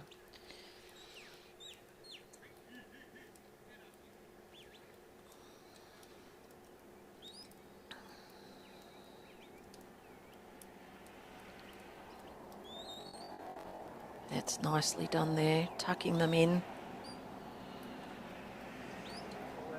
Really nice work, use of the open gate, and pop them in the corner. Gilbert's job is to now protect that opening until Grant has the opportunity to step forward, pick up the gate and shut the gate with the 3 sheep staying in the pen. He knows he's got time up his sleeve, so he's just waiting for these sheep to perhaps settle a little. And here he goes. And that, they say, ladies and gentlemen, is a lovely, neat run. Time to spare. And all the obstacles negotiated successfully. Well done to Grant Cook and Pendula Gilbert from Western Australia.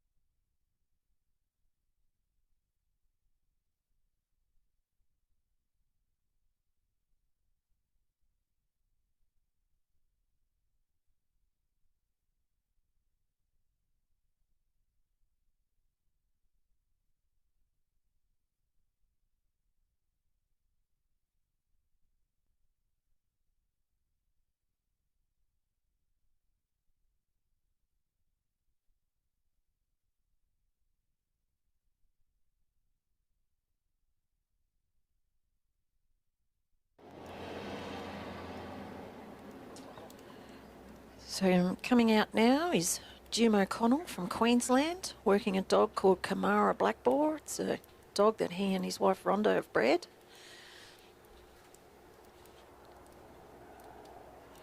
Jim, you can tell by his blazer the number of representative roles that he's held on the pockets of his blazer.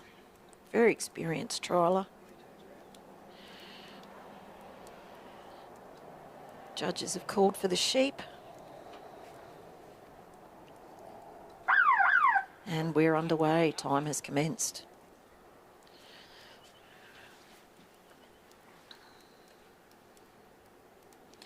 Jim has sent Blackmore out to the right.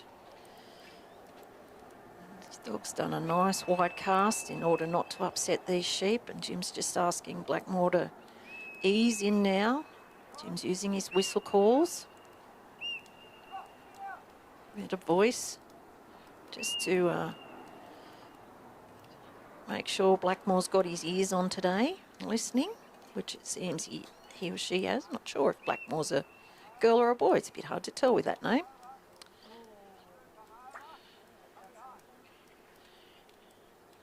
You can see why the dog is called Blackmore, though.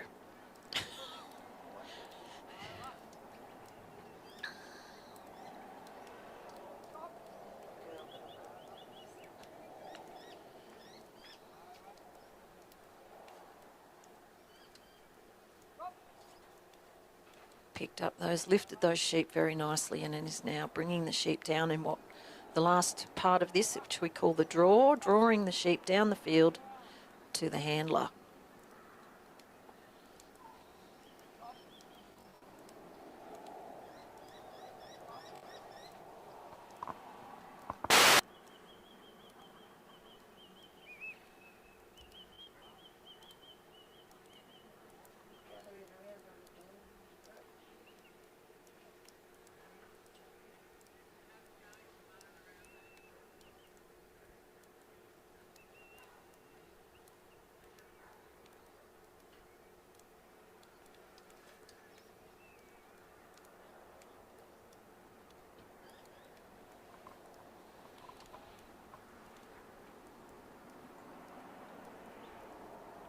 See how careful this little dog is being in terms of approaching these sheep, getting a feel, getting a read on these sheep and how they're going to respond. Jim's doing the same thing, taking a look and assessing what he's got here in these three sheep, just as a poker player does when they get their cards.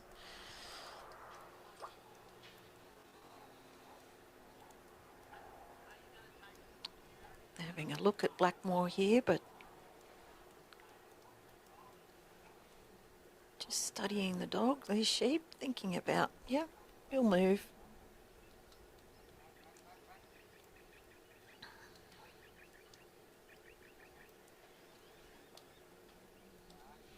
Very light on his or her feet, Blackmore.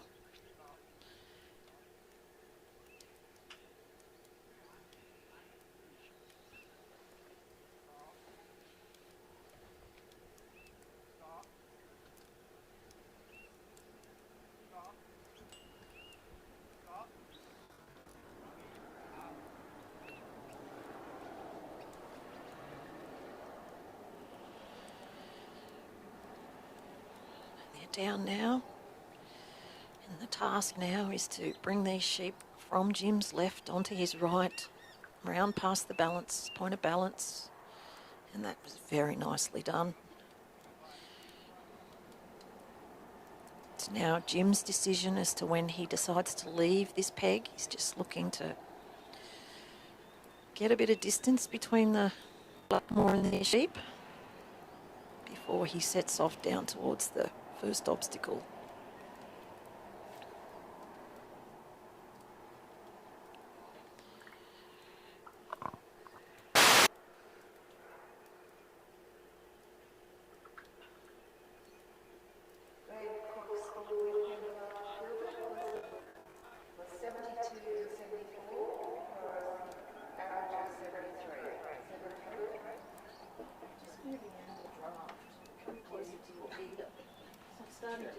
What are you doing? doing with that water there? Is there a leak in the roof?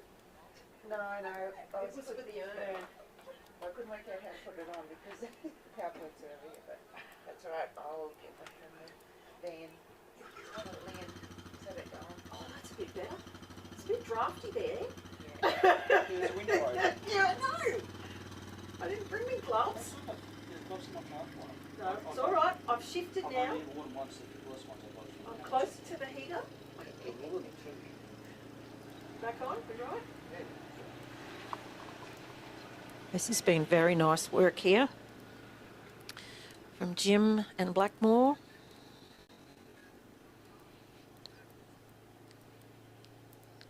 The experience of these handlers in terms of reading their sheep and understanding what to do. Just a little bit off course there, just one sheep testing Blackmore a little bit. Jim's in the set now at the gap, so he wants Blackmore to get them back on course, nice and calm.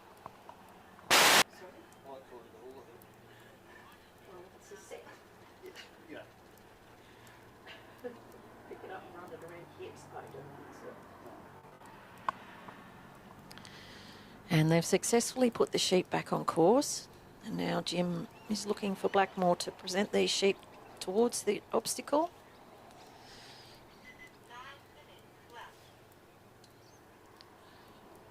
For the sheep to see the gap between these two panels and to walk through there.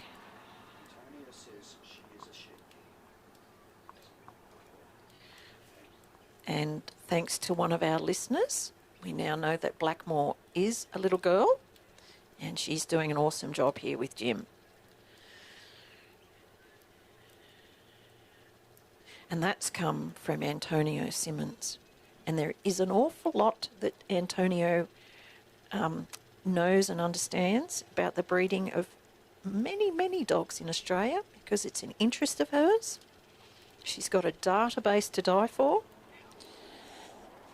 So thanks, Antonio, for looking that up for me.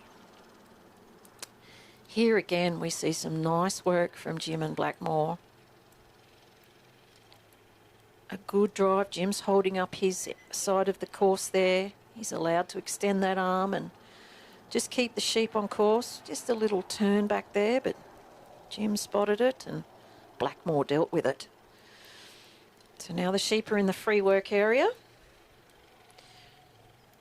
And just looking to present them to the first half of the Maltese cross. 2 have gone, and the 3rd one is following. Well done.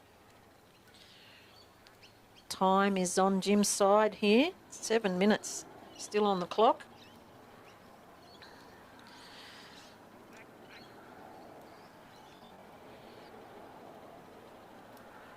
Now you've got to bring the sheep round to the top end of the Maltese cross.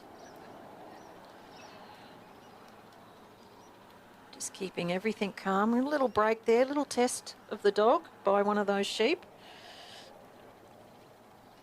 But Blackmore spotted it.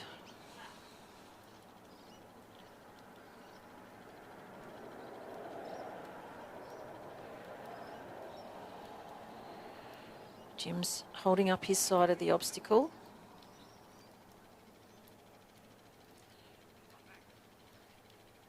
Just needs these sheep to walk around the top of the Maltese cross and see that gap.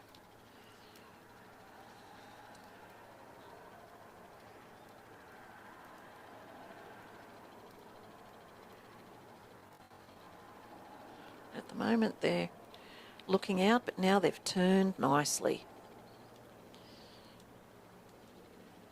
And Jim can walk down the side of the obstacle without imposing too much force, and he has done that. The sheep have tended to drift back towards the middle of the course for most of the runs today, and many of the handlers have swapped whilst in the free work area, because the dog is certainly the better one to hold up that side of this corridor, and they're doing this very nicely. Blackmore's walking along nice and steadily, just keeping the sheep moving.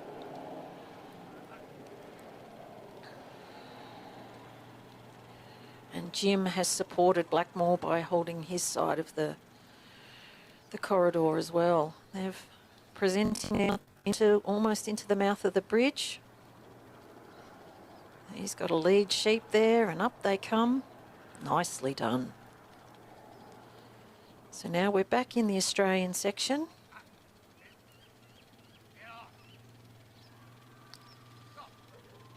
So Jim has commenced his final walk towards the pen. The aim of the game here is to keep these sheep on Jim's right-hand side within the corridor. A little bit of a run ahead there.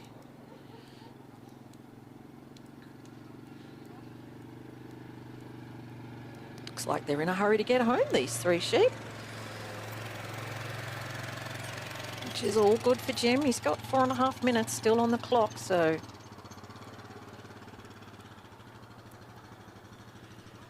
Just pop Blackmore around that side of the obstacle just to hold him up, to give him time to get to the set.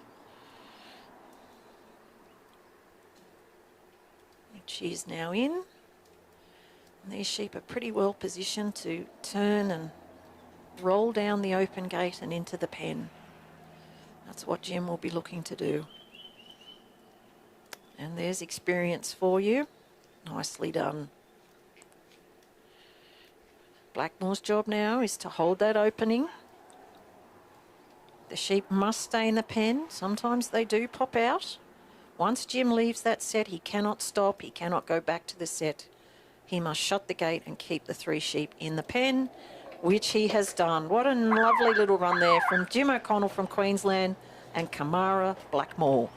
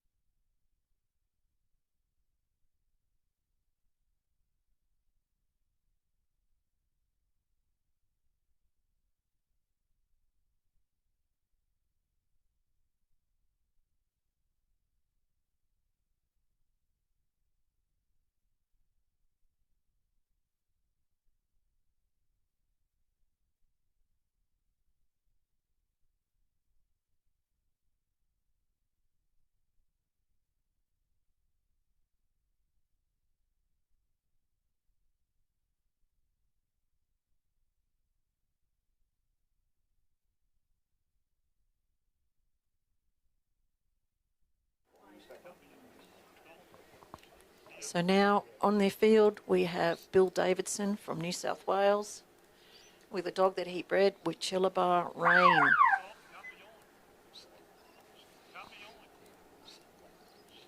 Bill works in the primary industry sector.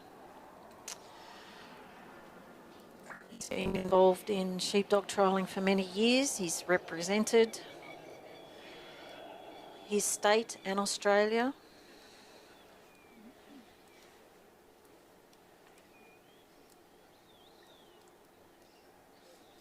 And Rain's got down there fairly swiftly to present herself to these sheep.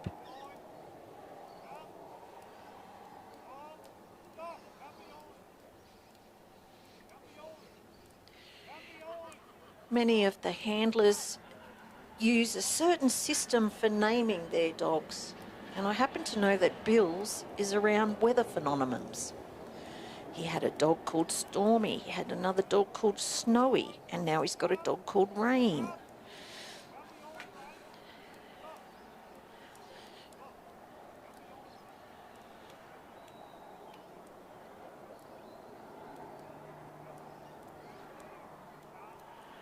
And Rain is doing a very nice job here, bringing their sheep fairly directly to Bill. Might have just strayed a little bit out of the judge's 9-metre corridor, but not much.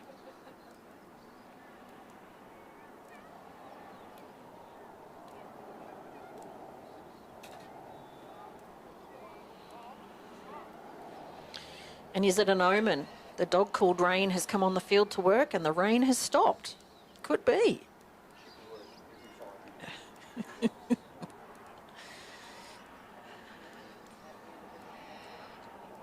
It does look to be clearing to our southeast, which is where it's sort of been coming from. Our flags are almost limp on the flagpole.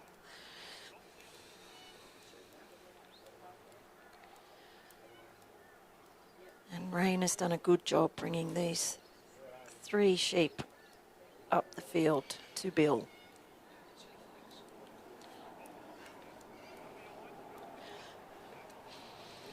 We have our Australian flag, we have the New Zealand flag, and we have the flag of every state.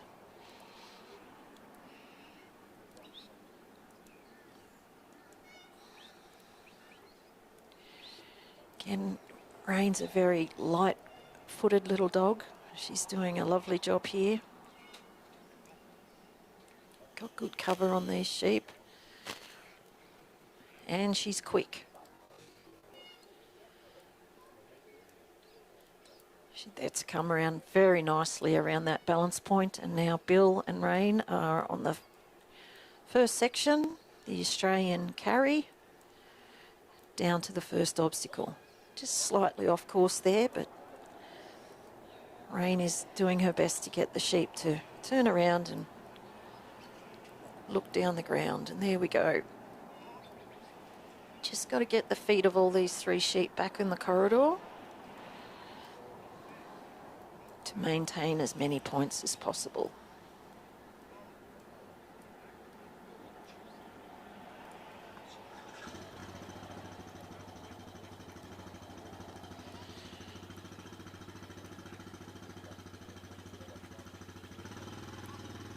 So we just got one here giving a bit of a test out to Rain, putting out the test. See how nimble she really is. She rose to that. She's got them back in the corridor. Bill's about to step into the set at the gap. And Rain has run around that outside perimeter there to just pull these sheep up and get them to turn and look at the obstacle, which they have achieved, and through they go very nicely. Bill must walk through the gap as well. You've got to enter New Zealand. That's how I often think about it in this competition. You're in Australia and somehow you've got to get across the ditch, and the way to do it is you have to walk through the gap. And the sheep are moving along nicely now. This is a traditional drive section, free-flowing. Flow is important. This is the section that the Kiwis wrote. This is their rules. And that was fairly well negotiated there by Bill and Rain. In the free work area now and presenting to the first part of the Maltese cross.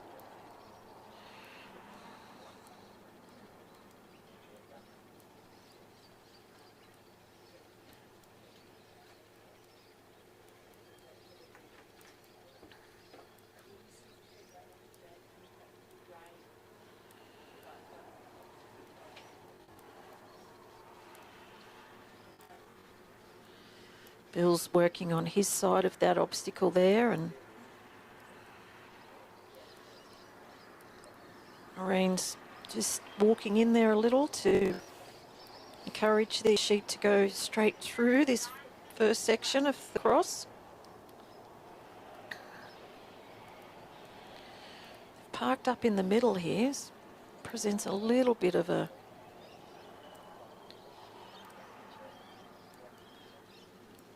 issue for these two.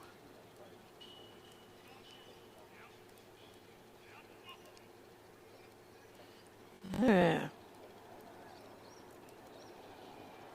A few challenges being thrown here by these three sheep. They're thinking, well, that man can't get in here and doesn't want to let his dog come in. Ah, but there we go. They've seen the light and gone out the other side. But they have to do it again. 2 parts to this obstacle. Unique in this competition. You don't see a Maltese cross on any other course other than the Trans-Tasman here in Australia. It's a good test of the skill of the dog and the partnership between the handler and the dog. Rain's got to whip them up around the top corner. Bill can stay on his side there, but Rain must do the majority of the work. Yeah, so maximum points retained there as Rain has brought them. There is a marker on the southeast side of that cross and kept them within that margin. So that's a marker that the judges use to look at where the sheep ought to be. And now we're in the second New Zealand drive section. Important for the dog to drive these sheep, so working from behind or to the flank of the sheep, but not to the head.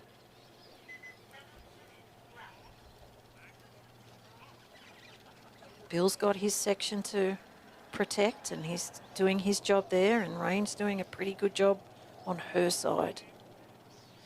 They have 7 minutes still on the clock, so going well at this point. I'd say things like that, and then I hate to think you jinx them, but no, we're seeing some very nice work out here this afternoon.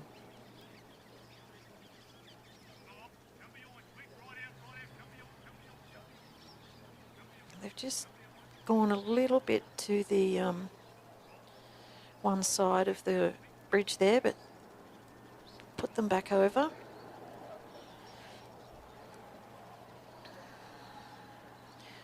Bill's just had a look at his clock, so as we've said earlier, the competitors know the time. It's part of their strategy on the course to manage their time. Not to be rushing. Just let these sheep see the opening here, and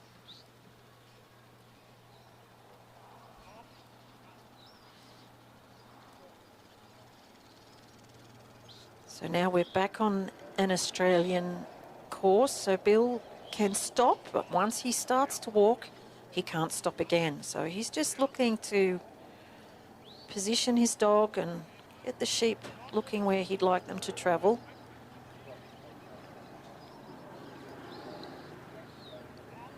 Just a little ahead here, but from what I can tell, more or less on course, but the judges will have a better view than me. Rain's just doing a good job to hold them up there. They have liked walking this way on the course for most of the day.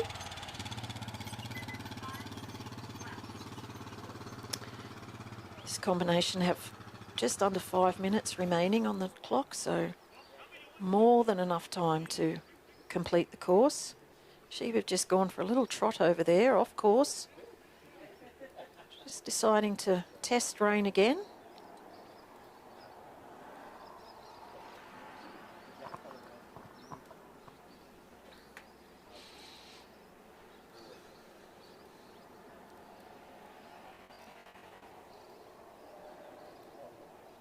So Bill will be looking to bring these sheep back around on course and present them to this final obstacle. using the open gate of the pen as a bit of a mechanism to slide the sheep in along that open gate. Two have decided to have a toilet break, the ladies, but calm enough to do that. We've got one in, we've got two in. I can see from Kylie Victory's hand that she says they're all in, but it's Bill's decision as to when he moves to shut the gate. She's just backing Rain off a little bit there, takes a little bit of pressure off. She's got to cover that opening. A little bit keen to get round the side, but they've stayed in the pen. Congratulations to Bill Davidson and Wuchellaba Rain on successfully completing their run.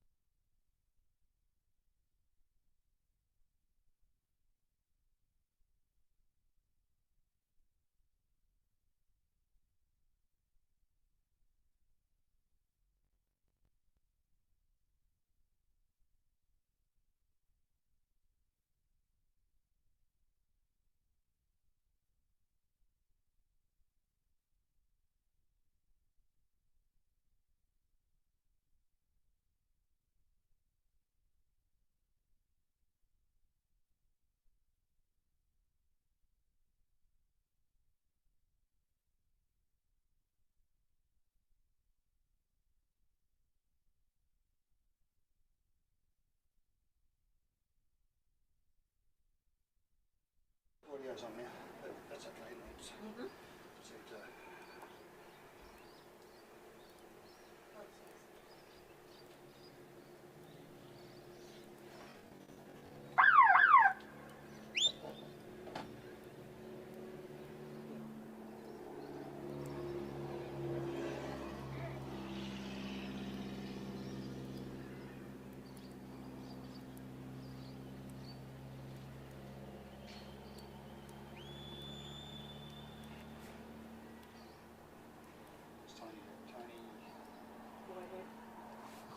Just a thanks to Tony Whitehead for the Mars bars he's left behind for everyone here. The judges are currently having them.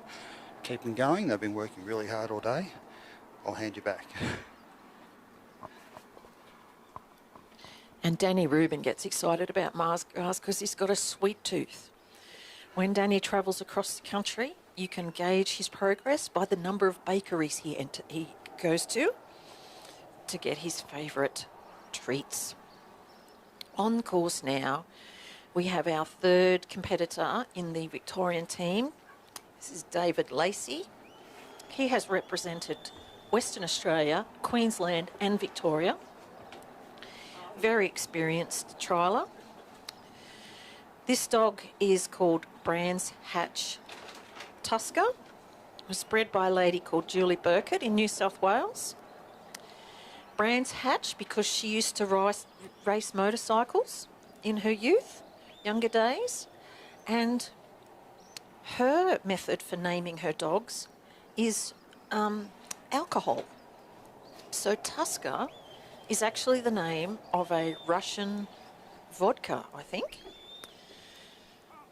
And she's had other dogs like, there's a Summer, 4X Summer, Very popular here in Queensland, 4X, we know. So yes. And as you can see, Tusker has the red coat. Been with David for many years, and David and Tusker have had a very successful trialling partnership.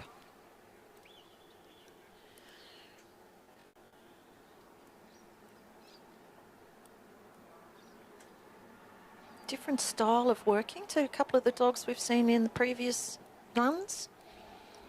Tusk is a little bit calmer, but still able to cover the sheep. And he's bringing them up very nicely now to Dave at the casting peg.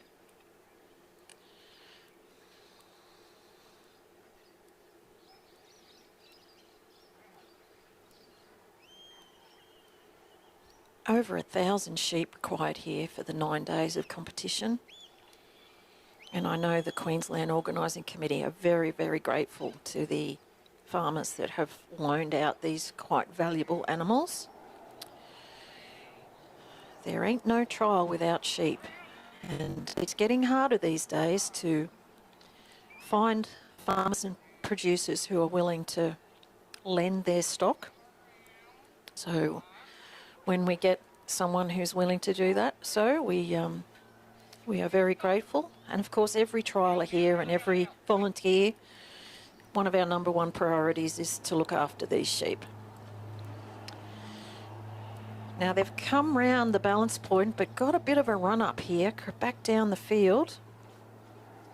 Tusk has been sent out to bring them back on course, which he's now endeavouring to do.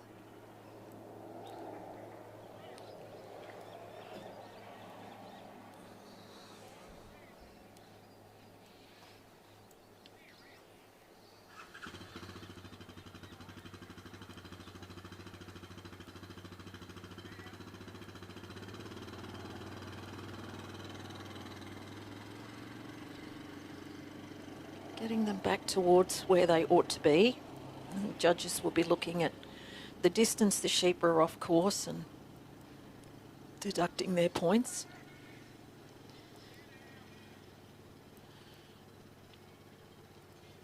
And these 3 sheep are thinking a little bit independently at the moment. They like to go in 3 different ways. Come back together now, just near the set.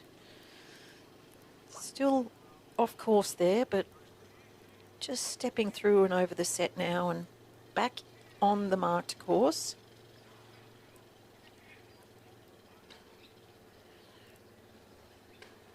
And Dave is at the obstacle now.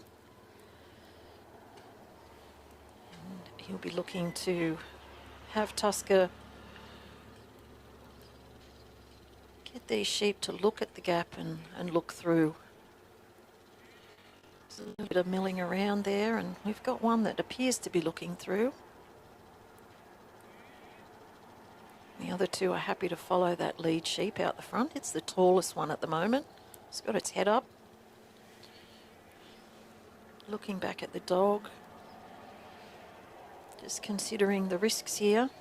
Shall we go or shall we not?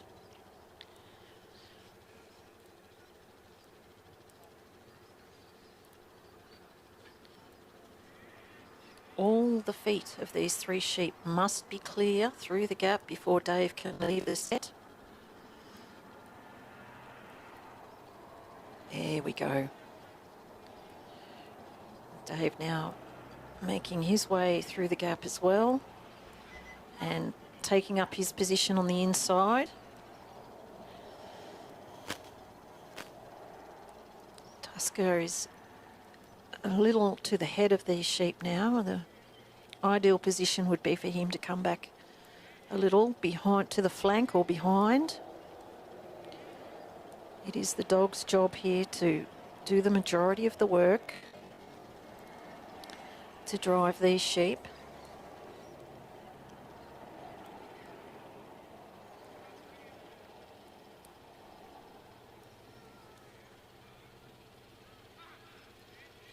The New Zealanders describe judging this section as the flow of the sheep. Dave's had to increase his pace there just to try not to let that gap get too large. Yeah, they've done pretty well down that second part of this drive corridor. Not quite in the free work area yet. So Tuska's coming back.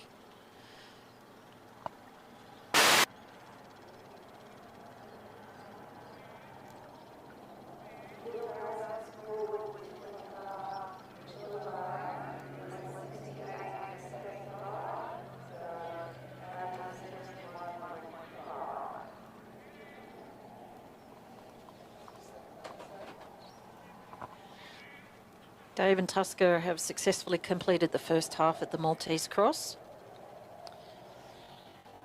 Now looking to present these sheep to the second part, which they've done very nicely.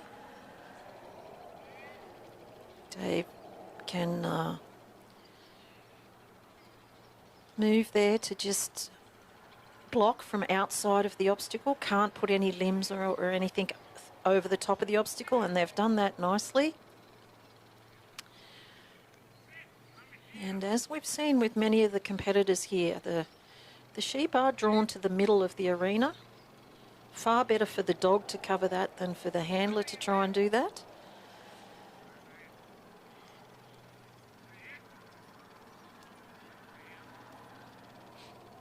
Keeping these sheep on course here quite nicely.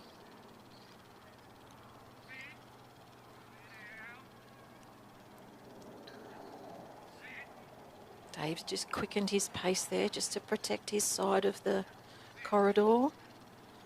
Nicely done.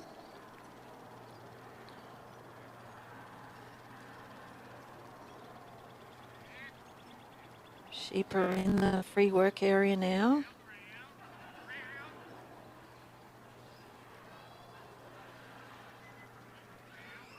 He has 6 minutes on the clock, so time is available to just settle things here. Sheep looking out at the dog. Really need them to turn and look up the bridge. Dog needs to do the majority of the work, and Tusker's to the task.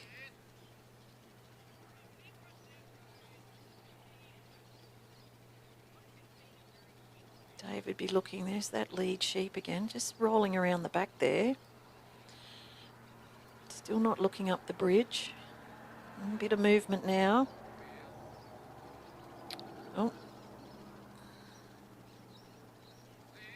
Tusker's quite close there, just looking to influence these sheep.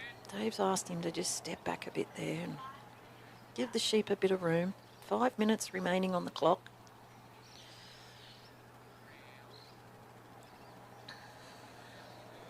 Sometimes after rain, sheep look at the ramp on the bridge and it looks a bit shiny, and the sheep think, oh, I'm not sure if I want to go up there.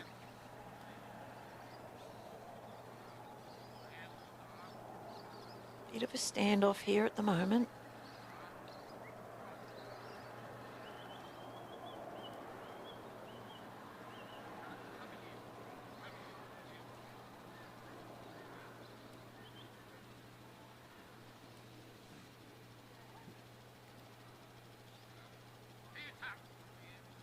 Sheep are sort of just bunched up there and deciding they don't want to move.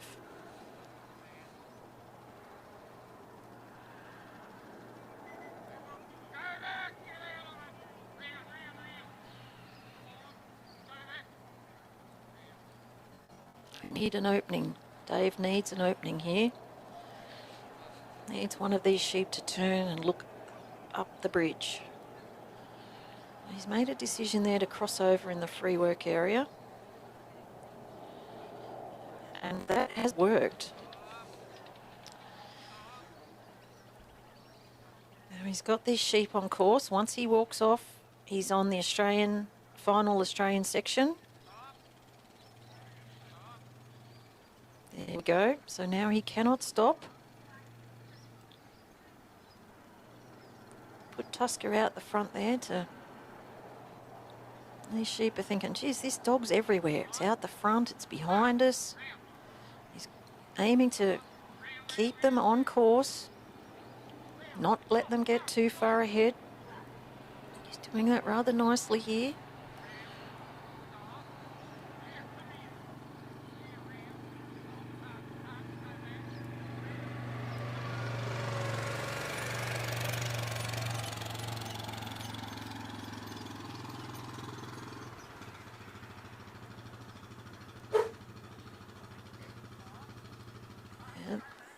Just presenting those sheep there. Dave must step into this set. Sheep are right, beautifully positioned in the mouth of the pen.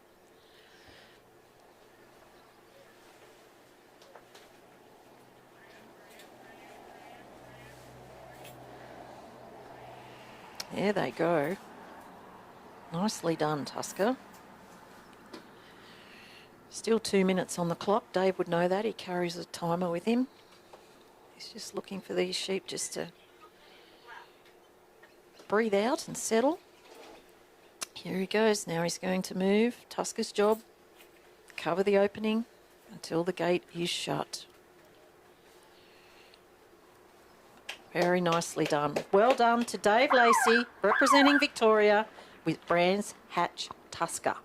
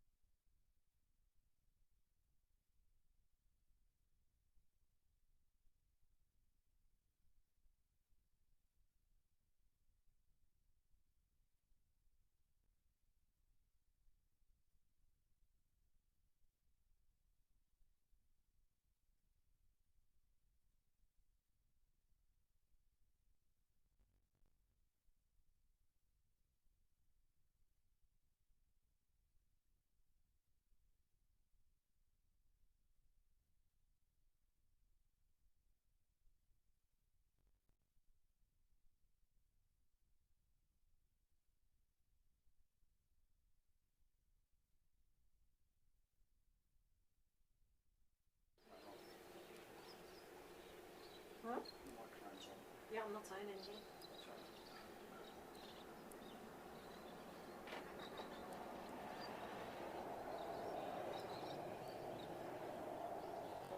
Back on here. Right. Okay. So now we have Anthony Ireland from South Australia with a dog, Oak Downs Banjo, bred by a farmer in Victoria. Judges are just looking at the release of these sheep. Now they've accepted them and time has commenced. Anthony and his wife are cereal farmers over on the next peninsula over from Adelaide. What do you call that? That's the, is it the Eyre Peninsula? My geography's slipping.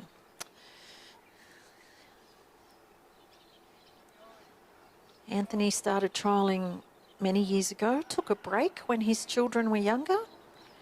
And when things were really busy on the farm, they're still busy on the farm, but he's come back to dog trialling in recent years. It's a great release for him, and he loves the relationship that he has with the dogs that he works.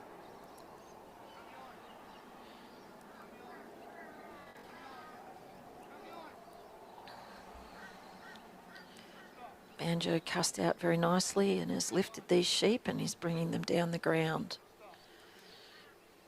in a relatively straight manner.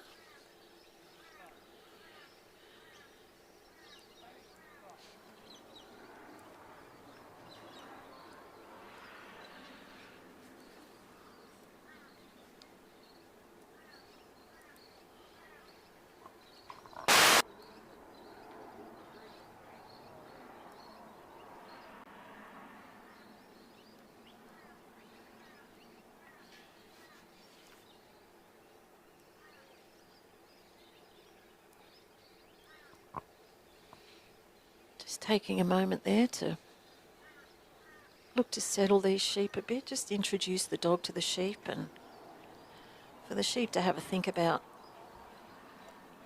what threat, if any, Banjo poses to them.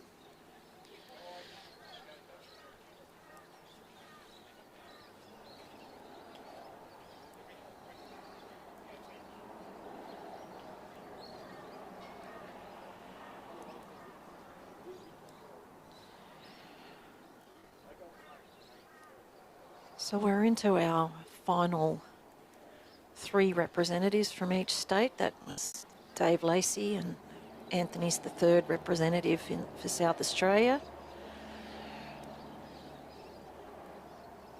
So we've still got a couple of hours of trialling to come, but it looks like the sun might come out this afternoon. That we'll get excited about that.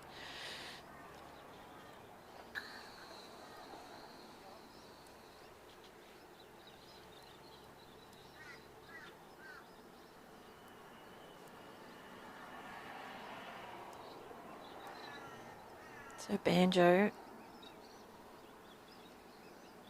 just looking to influence these sheep to move off him and head down towards where his handler is.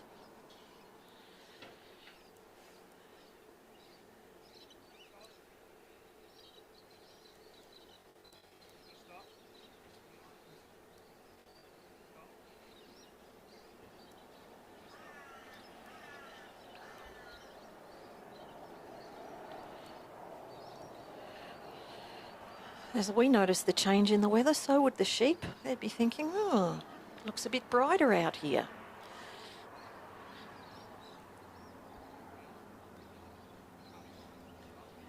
A few shadows across the ground.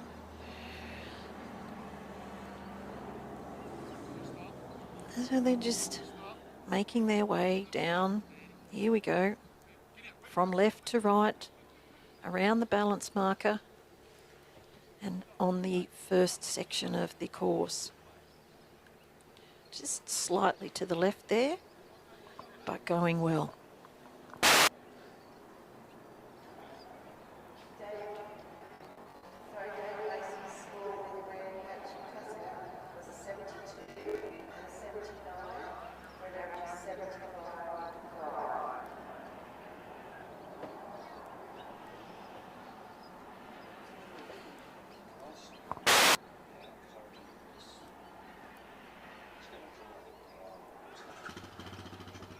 Yeah, no, that's fine.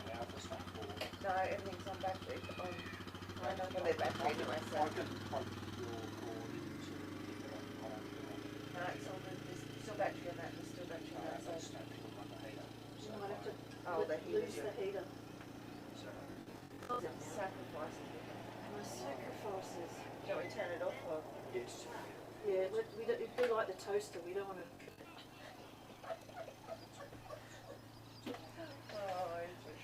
Trials where this power's not really good, everybody puts in kettles and toasters.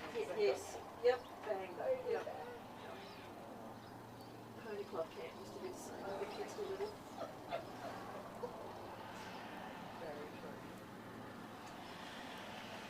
Just don't realise that. So some nice work there from Anthony with Banjo, who arrived now at the first obstacle on the course. The sheep are on course and they are looking at the gap. And they are through the gap.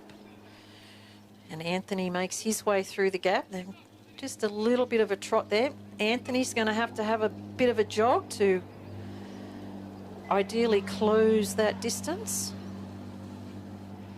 Don't want to spook the sheep and can't get in front of that lead sheep. He's just got Banjo a little bit to the head there. Ideally he wants him on the flank, or Banjo's a bit worried about these sheep taking off on him. That's a bit better position. That's good. All the time our judges are looking at where the sheep and the dog and the worker ought to be compared to where they actually are. But they've negotiated that fairly successfully and are now in the free work area.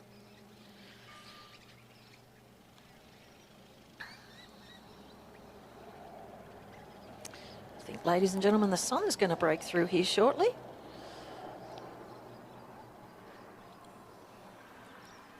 And Banjo and Anthony have completed the first half of the Maltese cross without too much distraction or complication, and now looking to bring them around to present to the second half.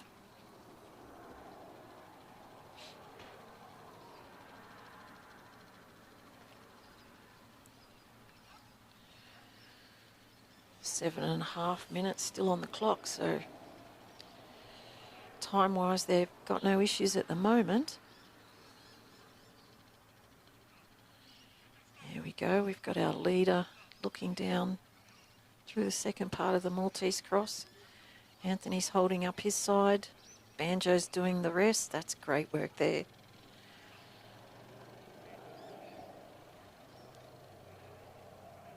Just a bit of a pause there. Now Anthony's going to stay on the inside here. Not all the workers have done that.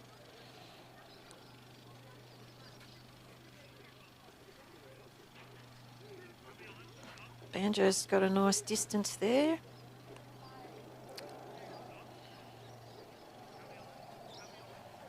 Looking at these this obstacle, the three sheep. And Anthony's protected his half of the corridor, and Banjo's done his side very nicely up that section.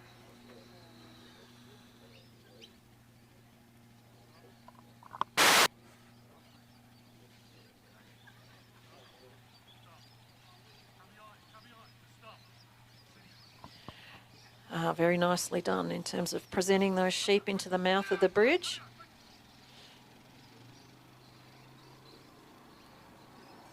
And still with just under 6 minutes on the clock, Anthony and Banjo are heading for the pen.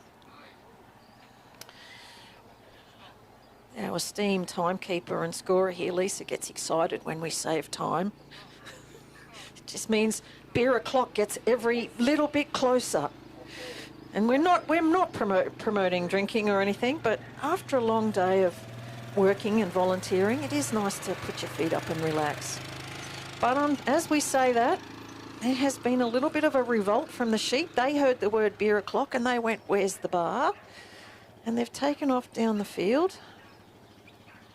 So Banjo's got the job of bringing them back to Anthony. Gone for a bit of a jog. And this is what can happen, ladies and gentlemen. The weather has changed again. The sun's coming out. There is literally no wind. And the sheep notice the difference. They think differently. They act differently. So this is the first time in quite a number of runs that we've seen the sheep have a little revolt on this final section. But Banjo has collected them. Of course, that'll be some loss of points there on that element.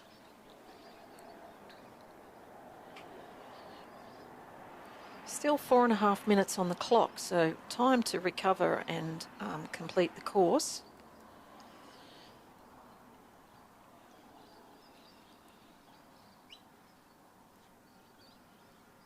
And Banjo's doing a nice job just bringing them back up towards the pen.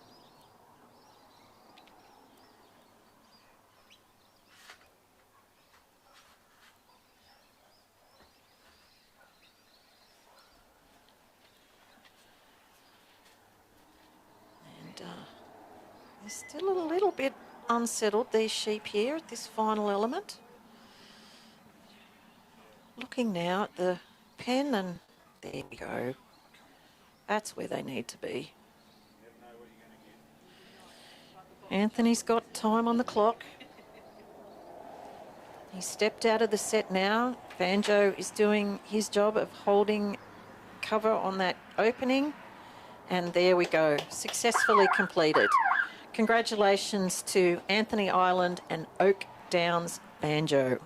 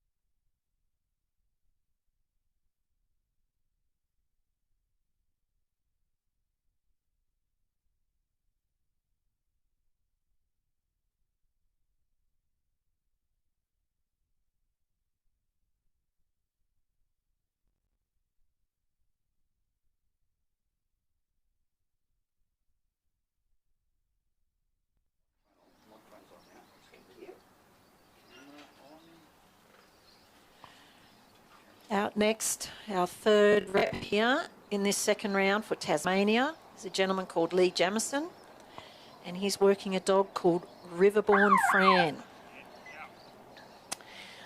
Riverborn Fran hails from New South Wales, and Riverborn is actually a whisky distillery in the mountains, in the hills above Captain's Flat. So there's a bit of a theme coming up here. We've got about an hour of competition to go. Beer o'clock. All of us volunteers are thinking about how we're going to relax after a day of bringing to you the Ted Gaby Interstate Challenge. So who's this guy, Ted Gaby? Well, he was one of the people who was part of forming the Australian Sheepdog Workers Association back in the late 1980s, and he was the first ever patron of the association, and he held that role until he passed away.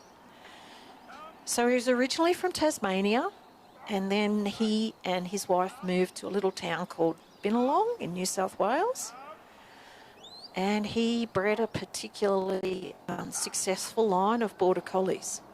So he was passionate about working dogs and passionate about sheepdog trialling. And at that time, all the states ran their own associations, but there was no Australian body. So he, along with several others, organised a meeting in Canberra, and that was how the Australian body came to be.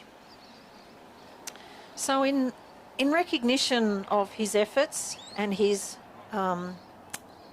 long patronage of the sport, this competition is named in his honour.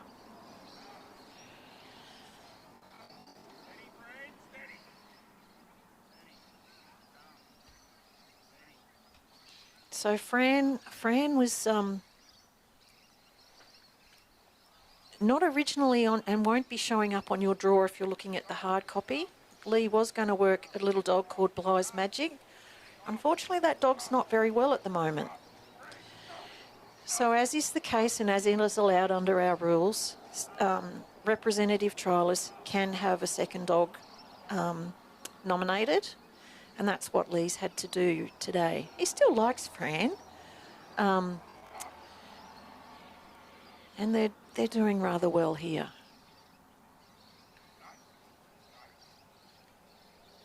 I happen to know that Fran got her name from the TV series Black Books. And I don't know if you remember, if you're a fan of Black Books, but there was an episode once where Fran, who was a friend of the fellow who owned the bookshop, she was seduced by the radio announcer who gave the channel news and the channel weather. And he would say her name in a certain way. And that's how Fran got her name. So all these names for dogs, all these different origins that we have. And Fran has now got these 3 sheep up very close now to the casting peg. Next move required here is to bring them from Lee's left to Lee's right, past the point of balance, before he'll be cleared to leave and commence the first section in terms of the Australian carry.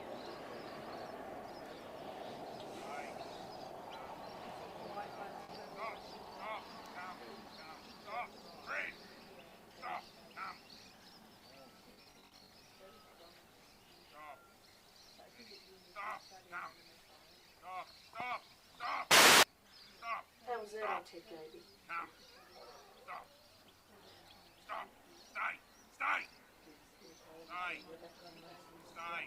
Hey?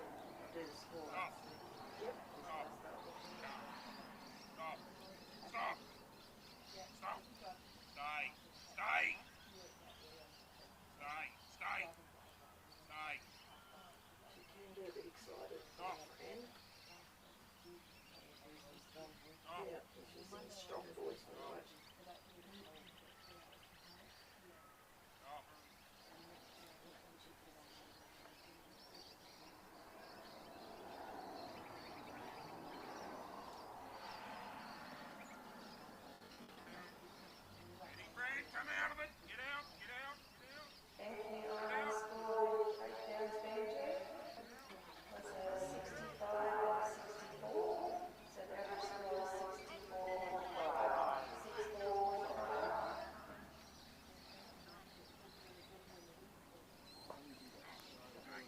So back at the, as they came round the casting peg, just a little bit of frustration there from Fran. Got the sheep moving.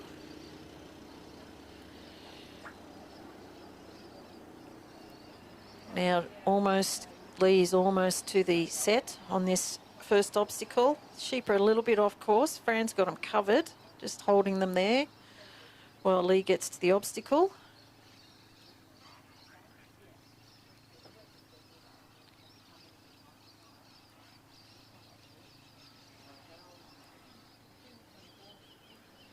Lee will be just looking to settle everything down here and just give Fran a minute to cool her head a little.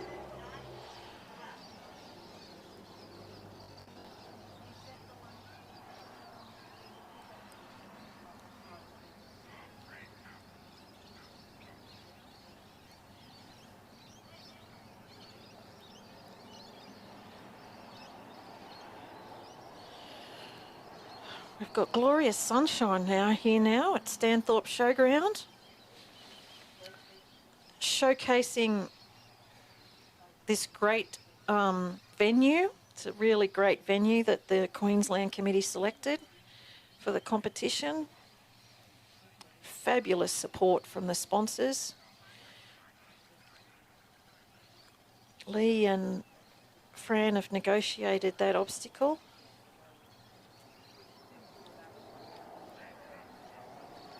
And now commenced the New Zealand drive from the gap to the Maltese cross.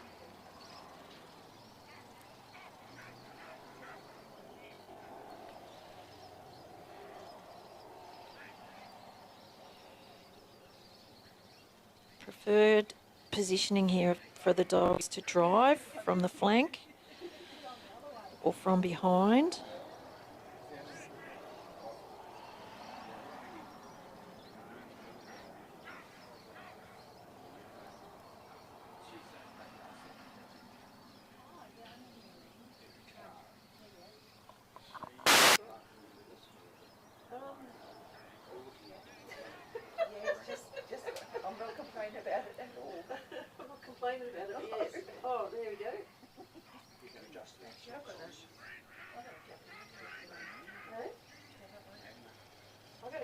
Unfortunately, it's got an alternative dog brand product on it, so I can't get it out of the car. No, please don't. And I left the original in the cabin. Hey? Yeah. Thank you, Dave.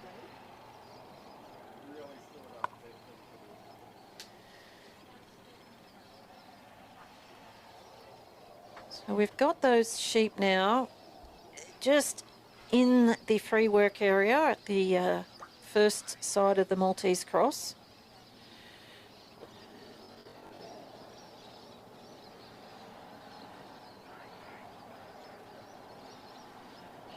And Lee and Fran are presenting these sheep nicely to that first part.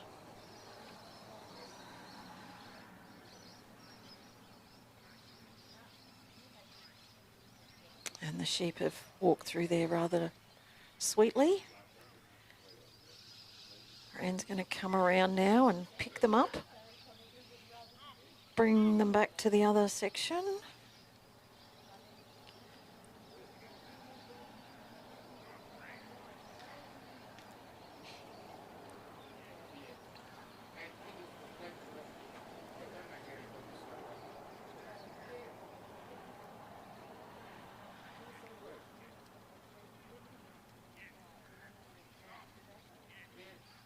Just a bit of reaction there from the sheep to Fran.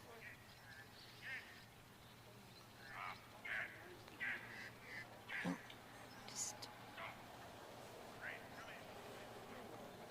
negotiated that around there, and not quite a traditional manner, but they've come up to the other side of the cross.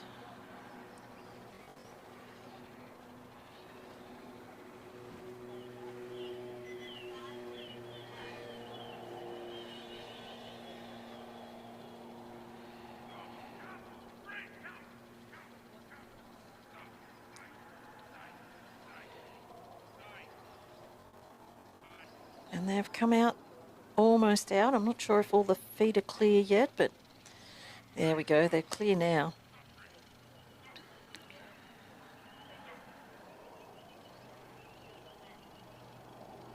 This is another drive section, so ideally Fran to be working to the flank of the sheep. They've done what they've liked to do, which is run into the centre of the field here. So off course.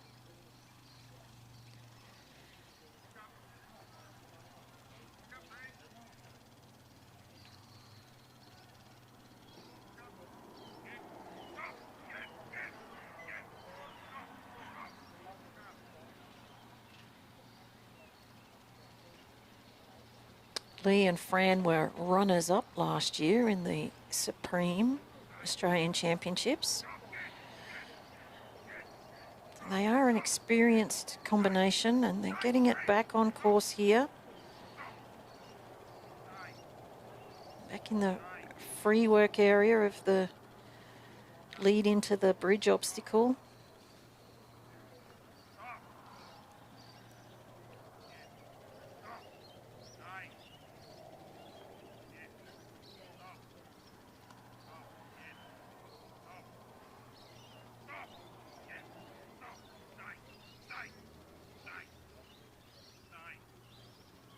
Sheep are looking towards the ramp there of the bridge and looking out. They're all, here we go. Not quite. A little bit of encouragement there to turn and look. Need a leader.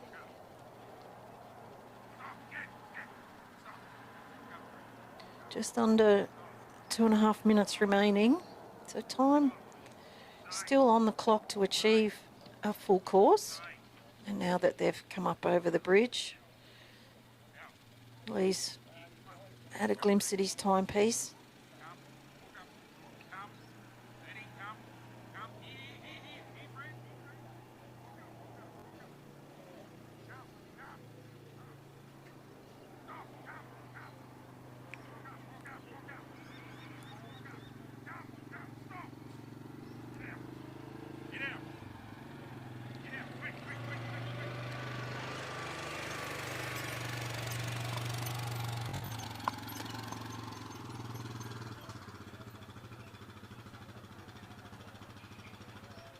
A little bit of a break there from Fran.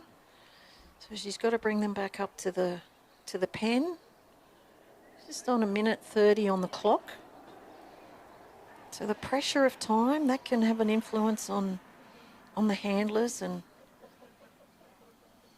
all these elements come into play, folks, in this competition.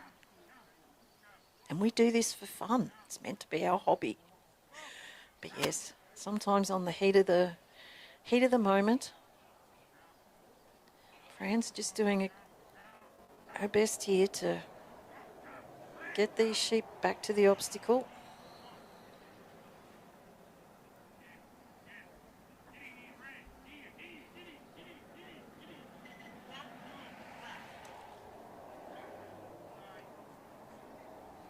Now, just looking to roll them back. Roll them back around. That's what ideally Lee would like Fran to do. Got one rolling.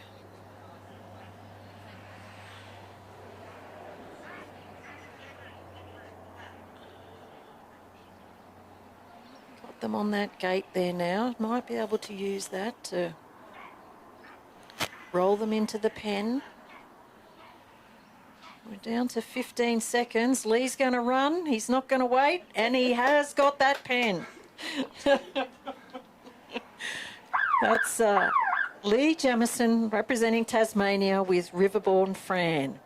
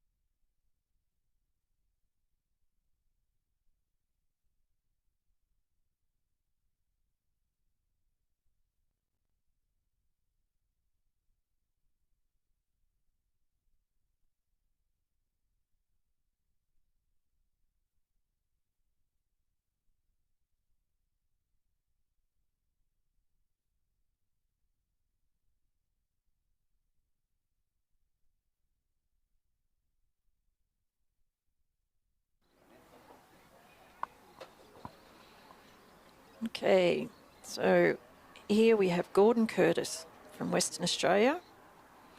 The dog that he has bred, Binnenborough Marvin.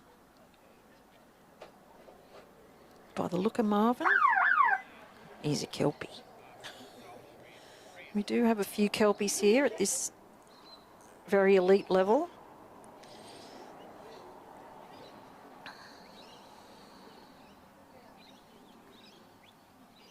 And Marvin's got down there fairly swiftly to lift these sheep.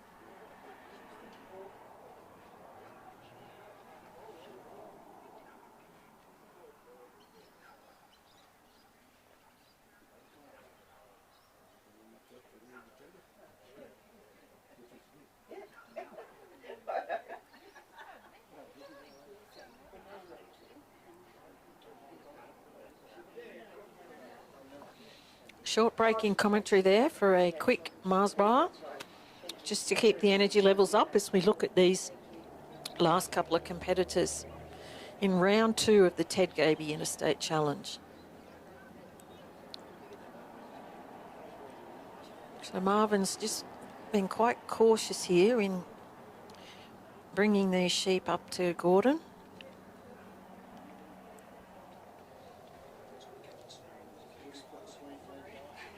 Gordon would be looking to keep Marvin a little more settled. He did get a bit excited this morning in his first round. And Gordon's tactics here in this second round so far appear to be proving successful.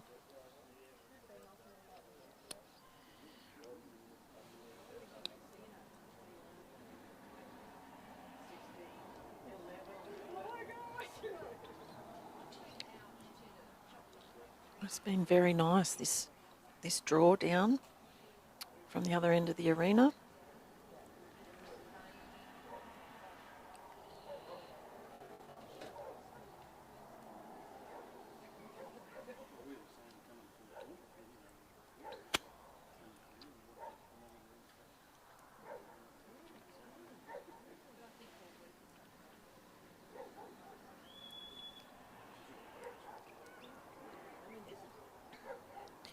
Remembering, folks, that the sheep must come in on Gordon's left, come round past the balance marker and leave in an anti-clockwise direction on his right. If the sheep were to come in the wrong direction and loop around, the competitor must unwind those sheep. So there are penalties to not having the sheep on the appropriate part of the course. What do you do for Kylie's dogs? They're barking a bit. What's the command? Be quiet!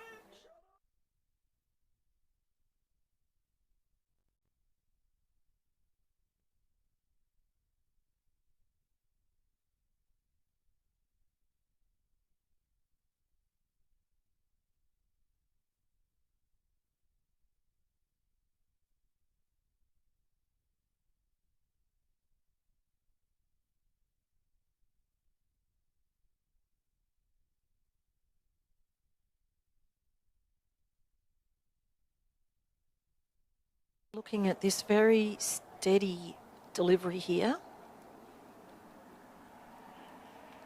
Gordon's got Marvin's ears on this time, and Marvin's doing a good job here.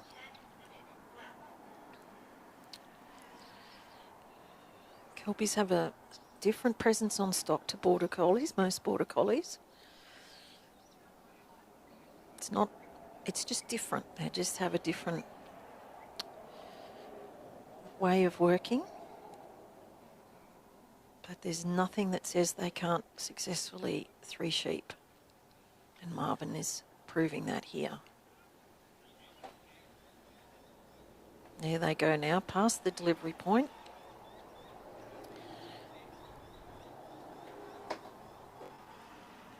And on course, off we go.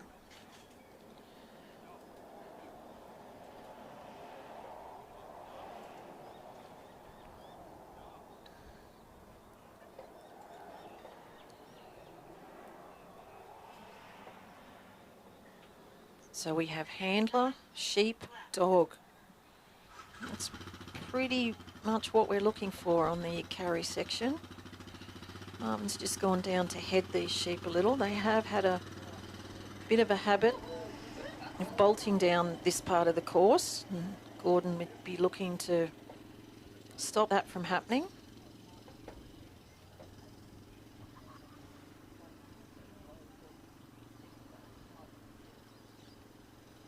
They've stayed on course here.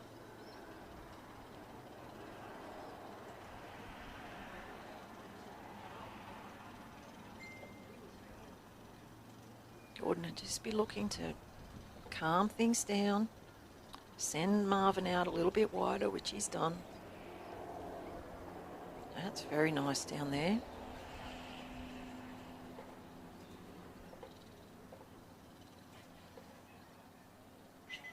Had a change of wind direction here at the Stanthorpe Showground yet again today. Gordon's in the set. Marvin's held those sheep up nicely for him, and now we're looking to show them the gap in the obstacle, and from here they appear to be looking through there. They've just got to decide that's the way they should go. Marvin's doing a nice job.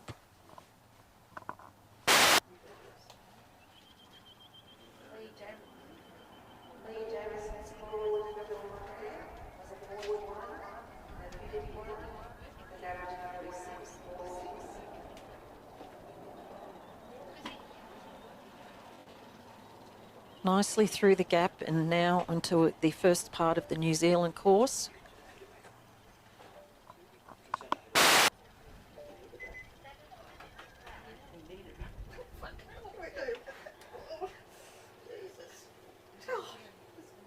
This is like Melbourne weather. 4 seasons in one day. Well, it has been really today, is it? Just don't wish snow. Don't wish snow. It doesn't snow here, does it? Oh, it has. Very, very low. It has. Bill Scott. I do know Bill Scott. She's got trolling in Sweden.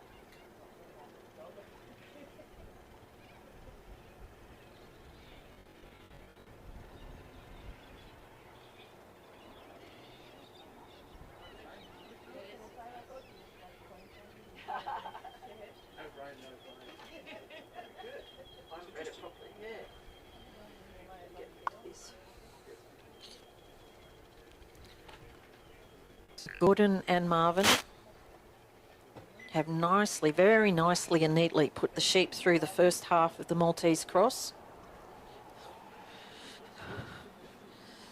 Coming around to the second part now.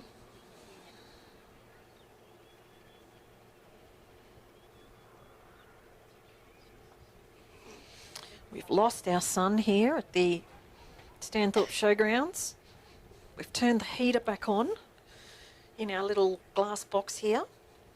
Briefly it felt like a greenhouse. Now it feels like an icebox again. But we're coming to the conclusion of our trialling here for today. We have seen some incredible work, and we're seeing it still here with Gordon and Marvin successfully getting the sheep into the second part of the cross. Just a little bit of a standoff here, but there they go. They've found the way out, the right way out, which is always good. Now Gordon's elected to swap sides with Marvin in the free work area so that Marvin covers this interior side of the corridor where the sheep have liked to run for pretty much most of the day. Again, showing the experience of Gordon in terms of learning from the other runs and looking to maximise his potential here for a good score.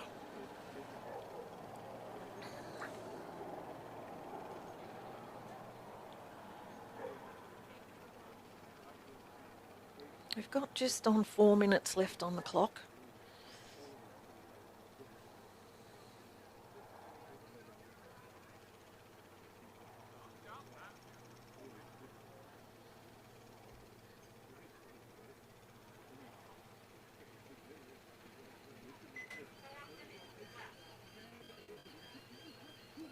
Very steady work here. Taking the time just to keep these sheep as settled as possible as they come down this drive section towards the bridge. Each section in the Trans-Tasman course is judged on its own. There is a maximum point. You can't lose more points than what the section is worth. Not that Gordon and Marvin are losing many points here. This has been very tidy work.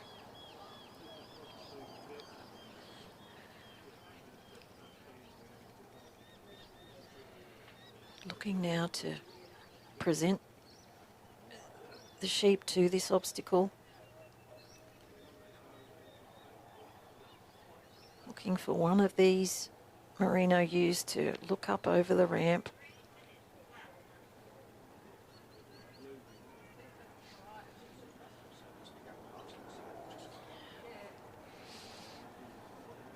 The advice from the bomb is it's not going to rain again, but it's just got this cool breeze under this low cloud that's coming in over the hills here.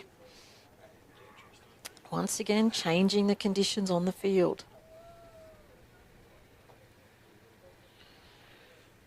There we go. Look at that. We're on to the final part now, the Australian carry to the pen. Just over 2 minutes on the clock.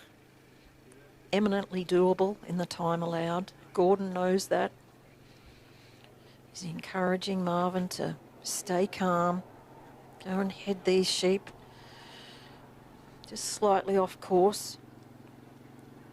Get them back on this course, looking to retain as many points as possible.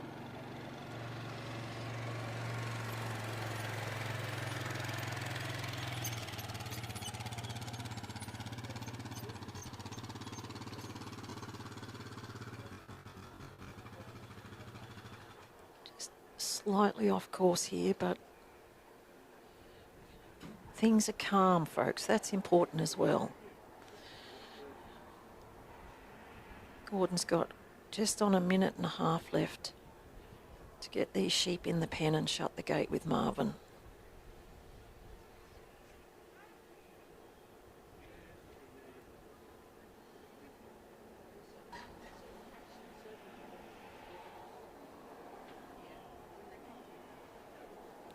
Been very steady work here from Marvin.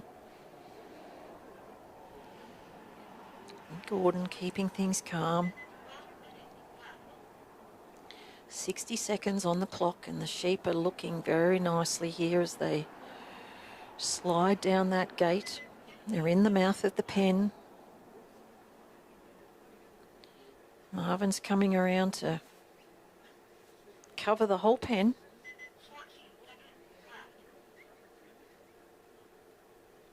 He's got 40 seconds on the clock.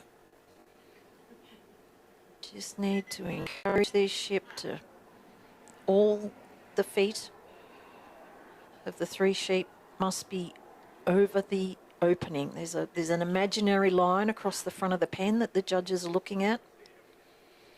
1's in, 2's in, 3's in. They're in that pen.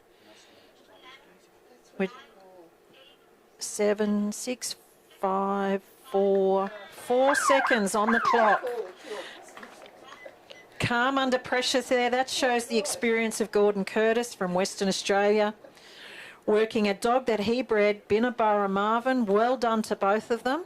We'll have that score shortly. Gordon will be very happy with that run, I would say.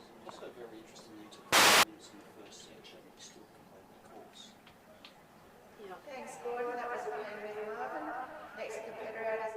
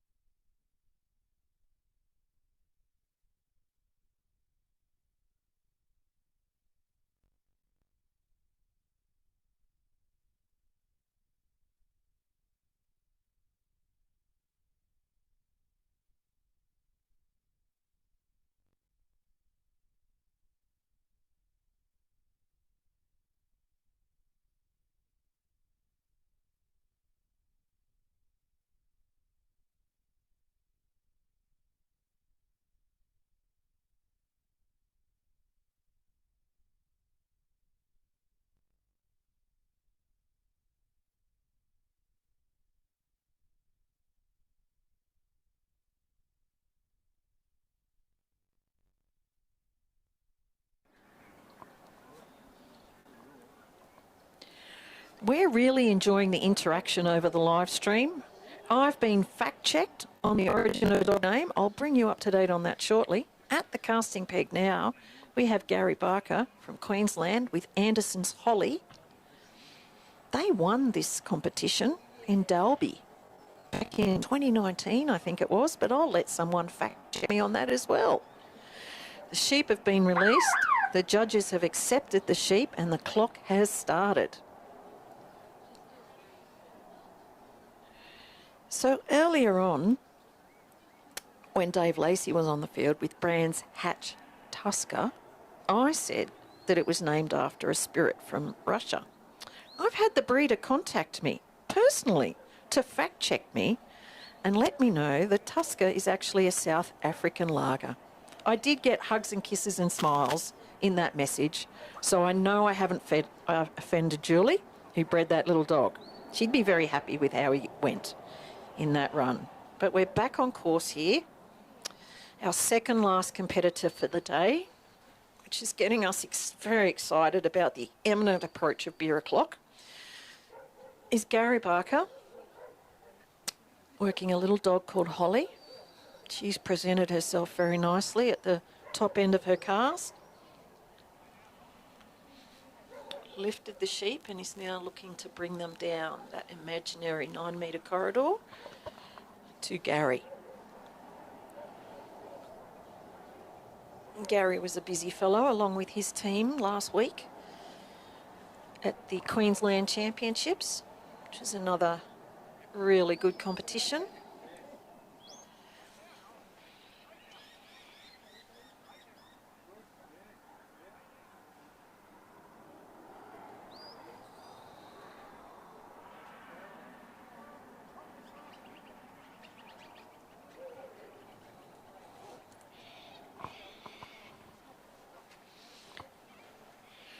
We know that you're following us on the live stream and we hope that you're also keeping up with the live scores. We'll give you a little recap towards the end. But it's looking pretty tight here. We've got 2 more scores before we know what the standings are after 2 rounds.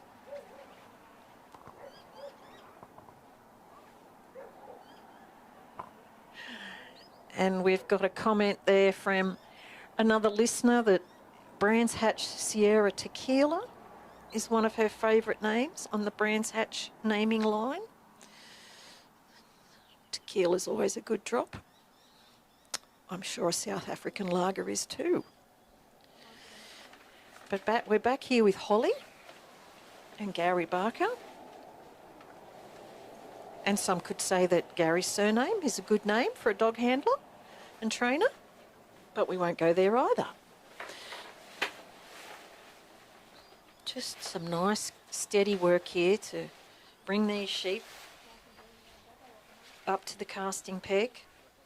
Gary's looking to just introduce Holly and settle things down, get these sheep to accept Holly's presence.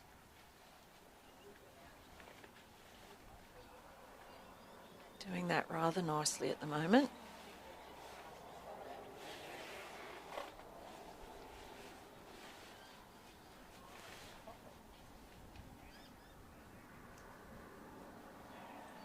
It's been a great start here to the 2026 Dog Pro Supreme Australian Sheepdog Championships. An amazing committee that have worked really tirelessly through most of the year to present these championships and present this ground in such a great way. The Supreme Australian Sheepdog Championships will get underway tomorrow after lunch on the main arena here. So there'll be, even though the Ted Gaby will conclude after round 3, there will be plenty of sheepdog action, and it'll all be live streamed for you all week. Direct to our YouTube channel. And the beauty of our YouTube channel is it'll be there for as long as we can choose to have it there. This is a great asset that we have, is to record these runs from these really top handlers and their dogs. Great to review, great to watch live, but also great to have there as a resource. These live stream videos that Danny Rubin creates for us, great reference point for others as you look to see some trial craft in action and look to see how these handlers work the course, work their dogs, and review and look at the sheep and work them accordingly. So Gary's well on the way, and I might let Lisa give us the score from our last competitor.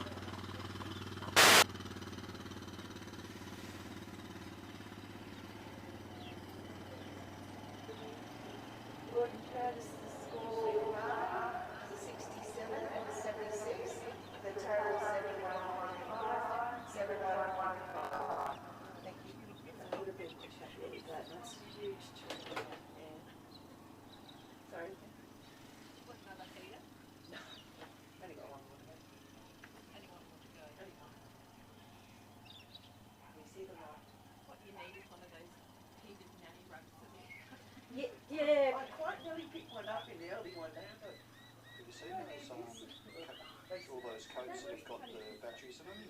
Yeah. The battery coat. Yeah. That was something else out there at Hamilton. Yeah.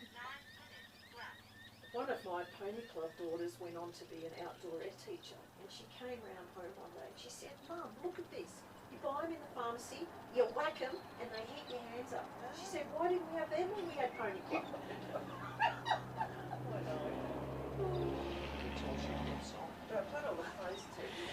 So Gary is with Holly down at the gap here, just looking to get these sheep to see the gap, which they have just done nicely through.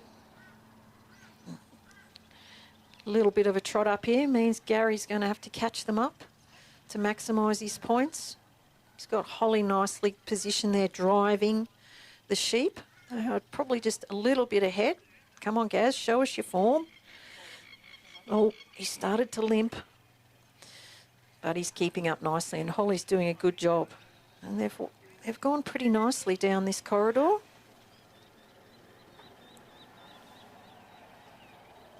Just pulling up just short of the free work area.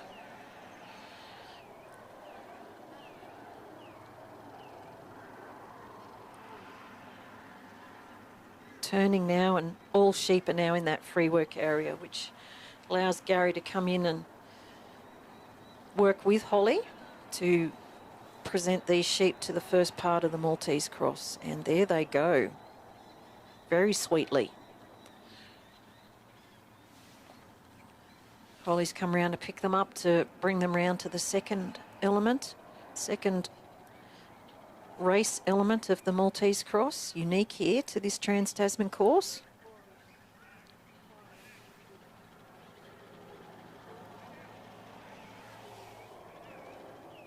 Just got to bring them round to the top end of that obstacle.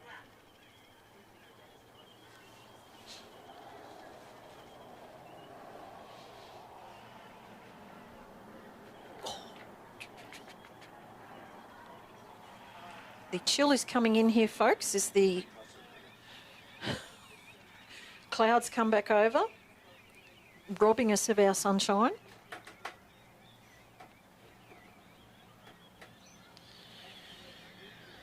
Oh dear, had a bit of a split there between these three sheep. That'll necessitate another go at that part of the cross. Gary's just settling things down. He's got time on his side, 6 minutes left.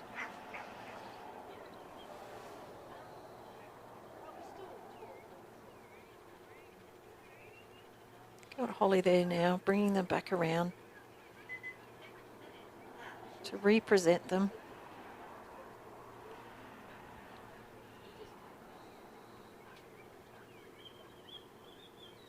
Two have been through, I think, but all three must go through together.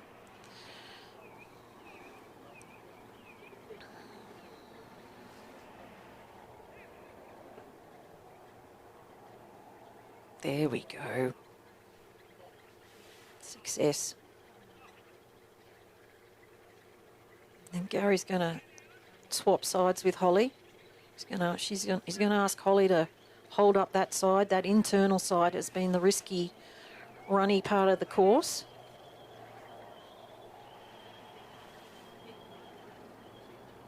She's doing a good job here, Holly.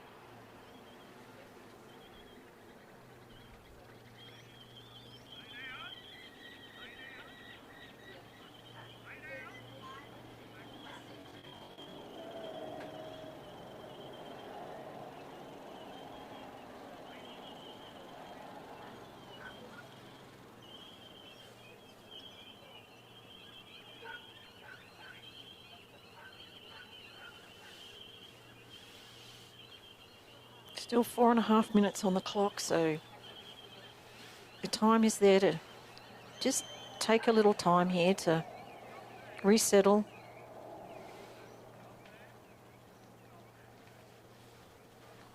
Look to present these sheep to the opening of the bridge.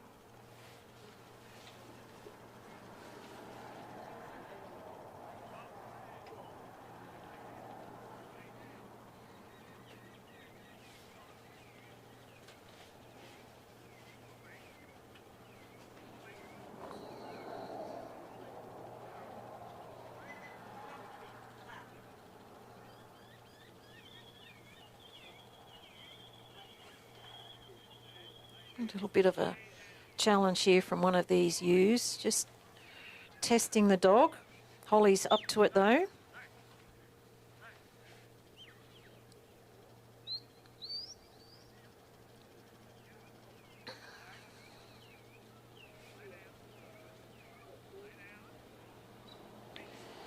Have another go at this now that that little Tate has run its course.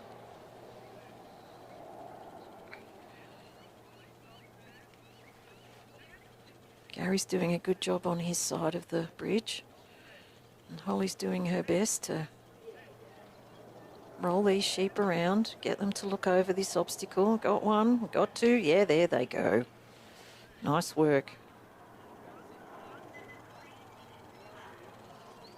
There's 3 minutes on the clock now as Gary and Holly recommence the Australian final section. Look to carry these sheep down to the final obstacle.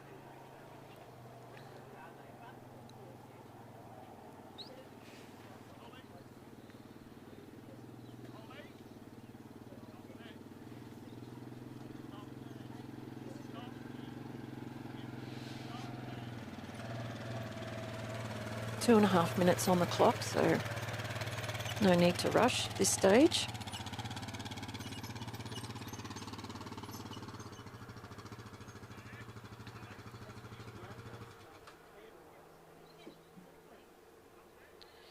Just got a little bit ahead there, but Holly's quick to get to the head and just stop them up there for Gary.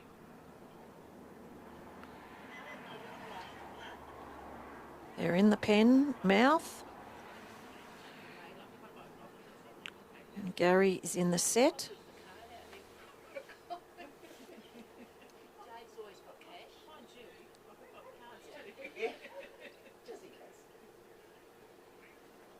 Judge has not yet signalled that the sheep are all clear of that imaginary line across the front of the pen. So the sheep really need to take a few steps back here.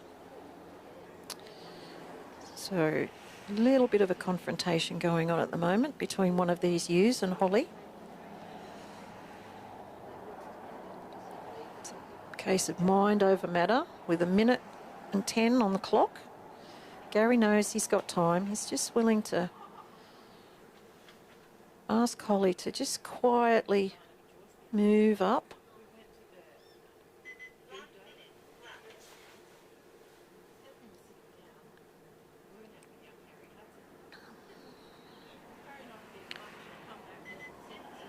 And a little bit of a challenge there has resulted in the sheep spilling.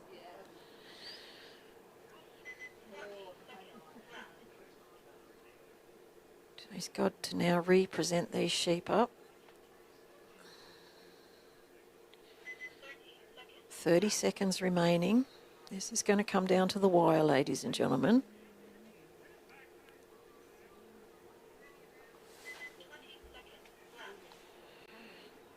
Remembering that this obstacle has a maximum points of 20, so it is pretty crucial in the scheme of things. Still working to achieve that result, checking his clock there. And unfortunately for Gary and Holly, it did not eventuate.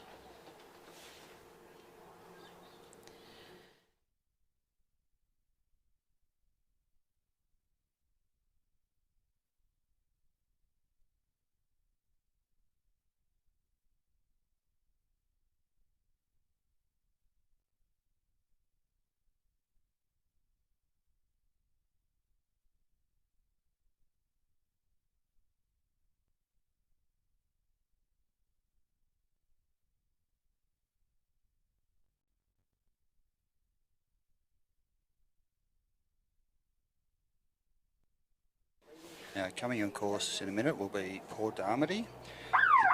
Paul hasn't given any information about himself, so we invite people to post information about Paul onto the YouTube stream, and we can make it up if it's not true.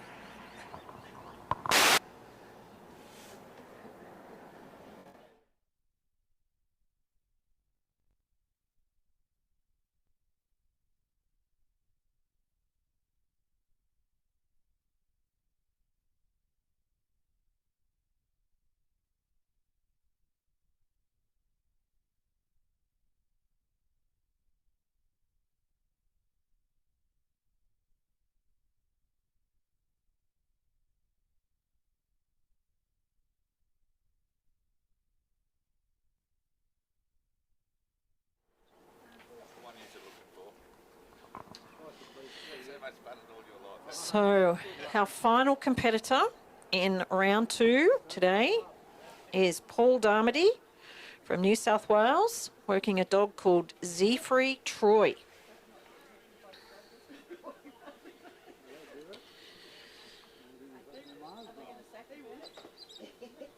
I will after this.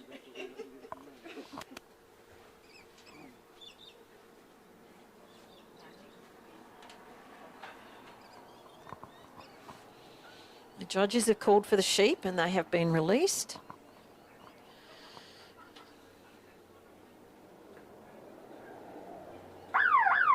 And time has commenced.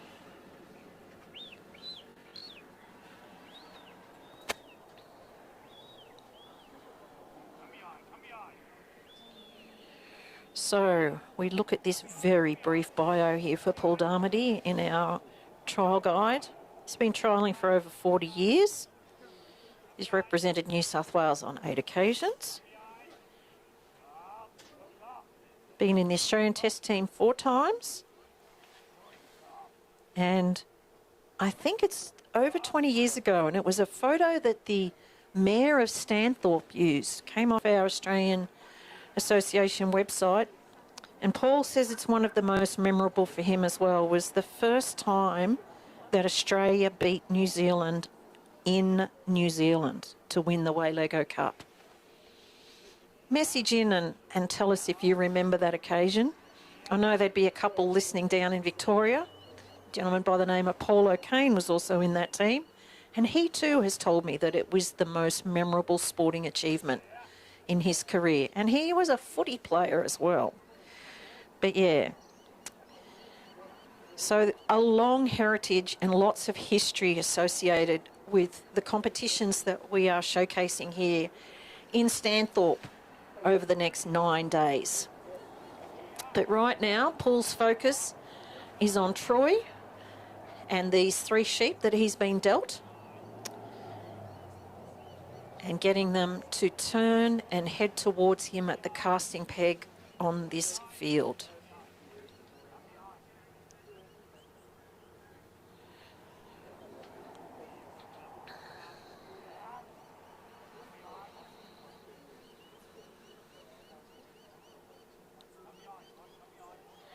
We hope you've enjoyed our live streaming here today. We always welcome your feedback. We love you engaging on the comments, so please keep doing that. Tell your friends if you see they haven't been watching, or if you hear people saying, how do I get to see the action? Just let them know it's free. All they have to do is subscribe to our YouTube channel, Australian Sheepdog Workers Association, and they'll be there and they'll be able to watch everything that's happening on this main arena here at Stanthorpe.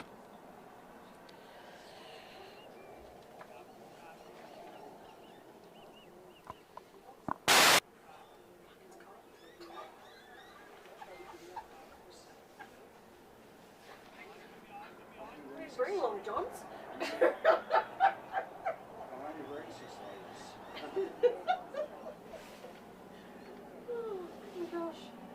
No wonder my dogs haven't made any noise. They'd be curled up in their little boxes. Very comfortable with where they are.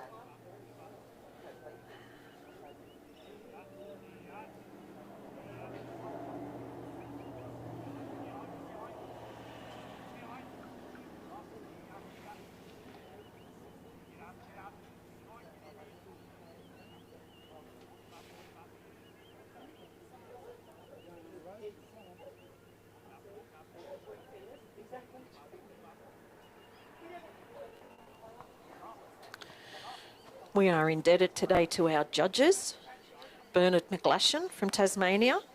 Bernard's done a double shift today, judging rounds 1 and 2.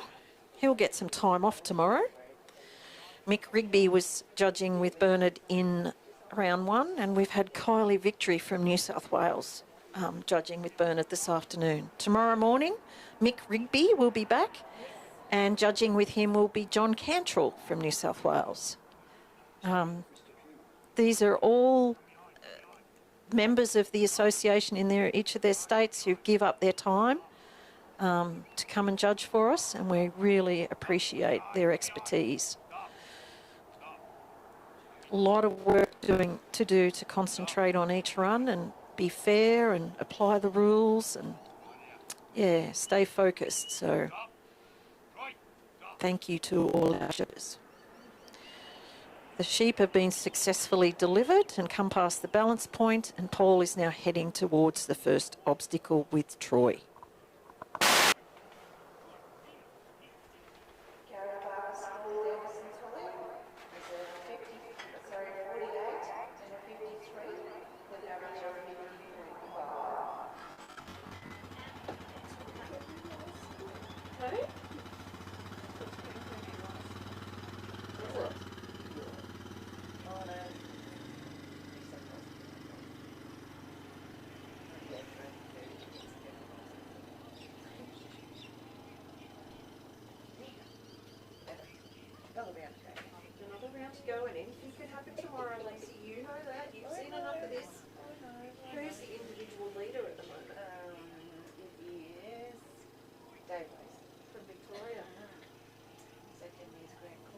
Victoria are currently leading. Yes. No, they're not. Sorry, West Australia's leading. WA's leading. Yeah. Okay. And Bangkok's second. Right. Oh, yeah, because pretty shocking. Yeah. It's out, which was worse than Gordon's first run. So that's the difference. Yep. Yep.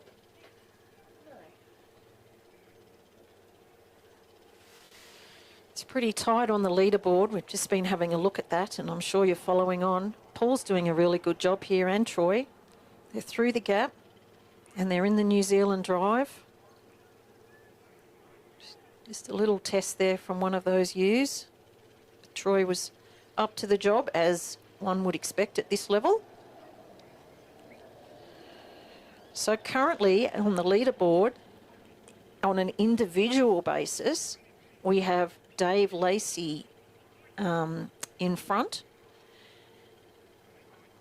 And in equal second, by the look of that, there's two handlers in equal second place, which is Bill Davidson from New South Wales and Grant Cook from Western Australia.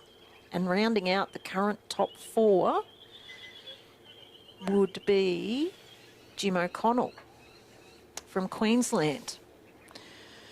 But that's up to 2 rounds, ladies and gentlemen. So we have another round to go. The top 4 placed individuals at the conclusion of round 3 go into the Australian team to take on the Kiwis later this week. Paul and Troy are now in the free work area at the first part of the Maltese Cross obstacle.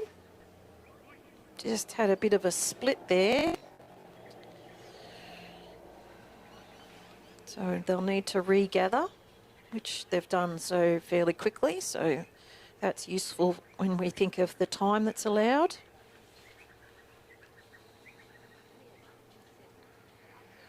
Just looking now to represent these sheep to the opening, the first section of the Maltese Cross, which they have done successfully. The sheep are out the other side. Troy's come round to pick them up and take them up to the second part of the Maltese Cross. Paul's in position on his side of the obstacle.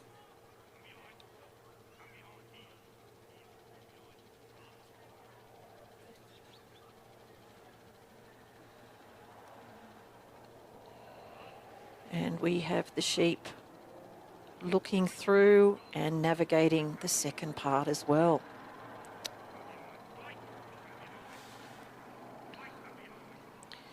So now we have the drive from the Maltese Cross.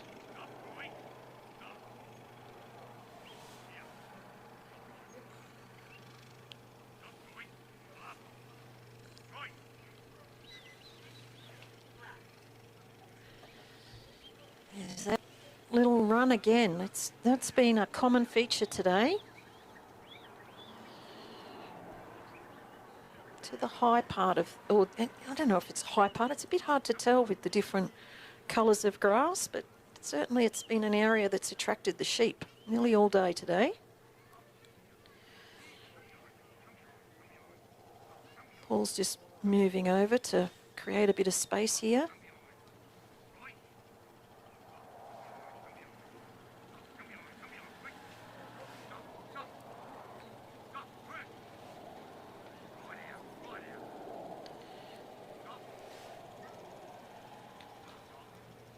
Nicely done there in terms of funneling those sheep into the mouth of the bridge. These sheep are quite curious here, the last 3 sheep of the day, but they're off the bridge now. Just under 5 minutes remaining, so Paul will know that. He carries a timer. Just looking to take these sheep down this last carry section here. Try to retain as many points as possible.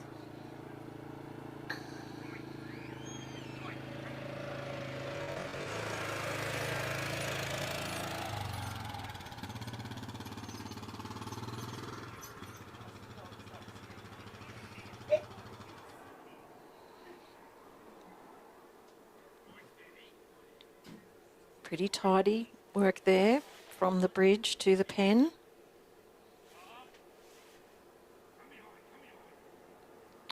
And popping them in there. 4 minutes still on the clock, ladies and gentlemen.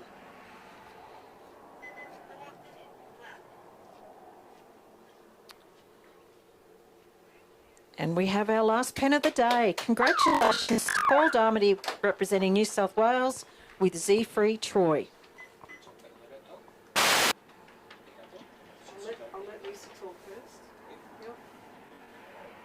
Well done, thanks Paul, that was a pen with Z-Free. Reminder again, we're starting at 7:30 in the morning. Lee Jamison, Paul Curtis, Gary Barker, Paul Darby, Barry Platt, Stephen Cross, Mark Black, Bellingham, Simon Lee, Scott Stokes, Andrew King, Michael Chandler, Ben Simmons, Al Howard, Graham Cook, Jim O'Connor, Bill Davison, David Lacey, and Anthony Ireland. Again, best of luck to all of them.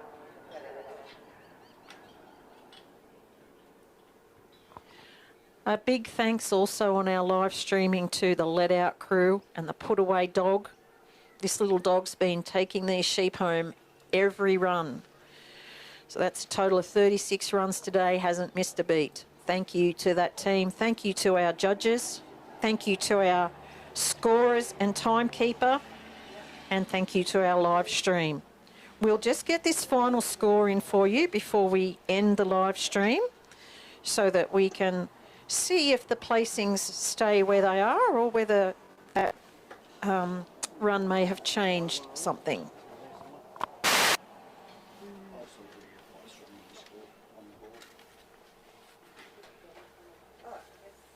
Keep it nice and warm underneath. Thank you very much. That's all right, thank you, Bernard. Thanks, Bernard. Thank you. Oh, jacket, Bernard. Oh no. Oh, I was going to keep that, pretend.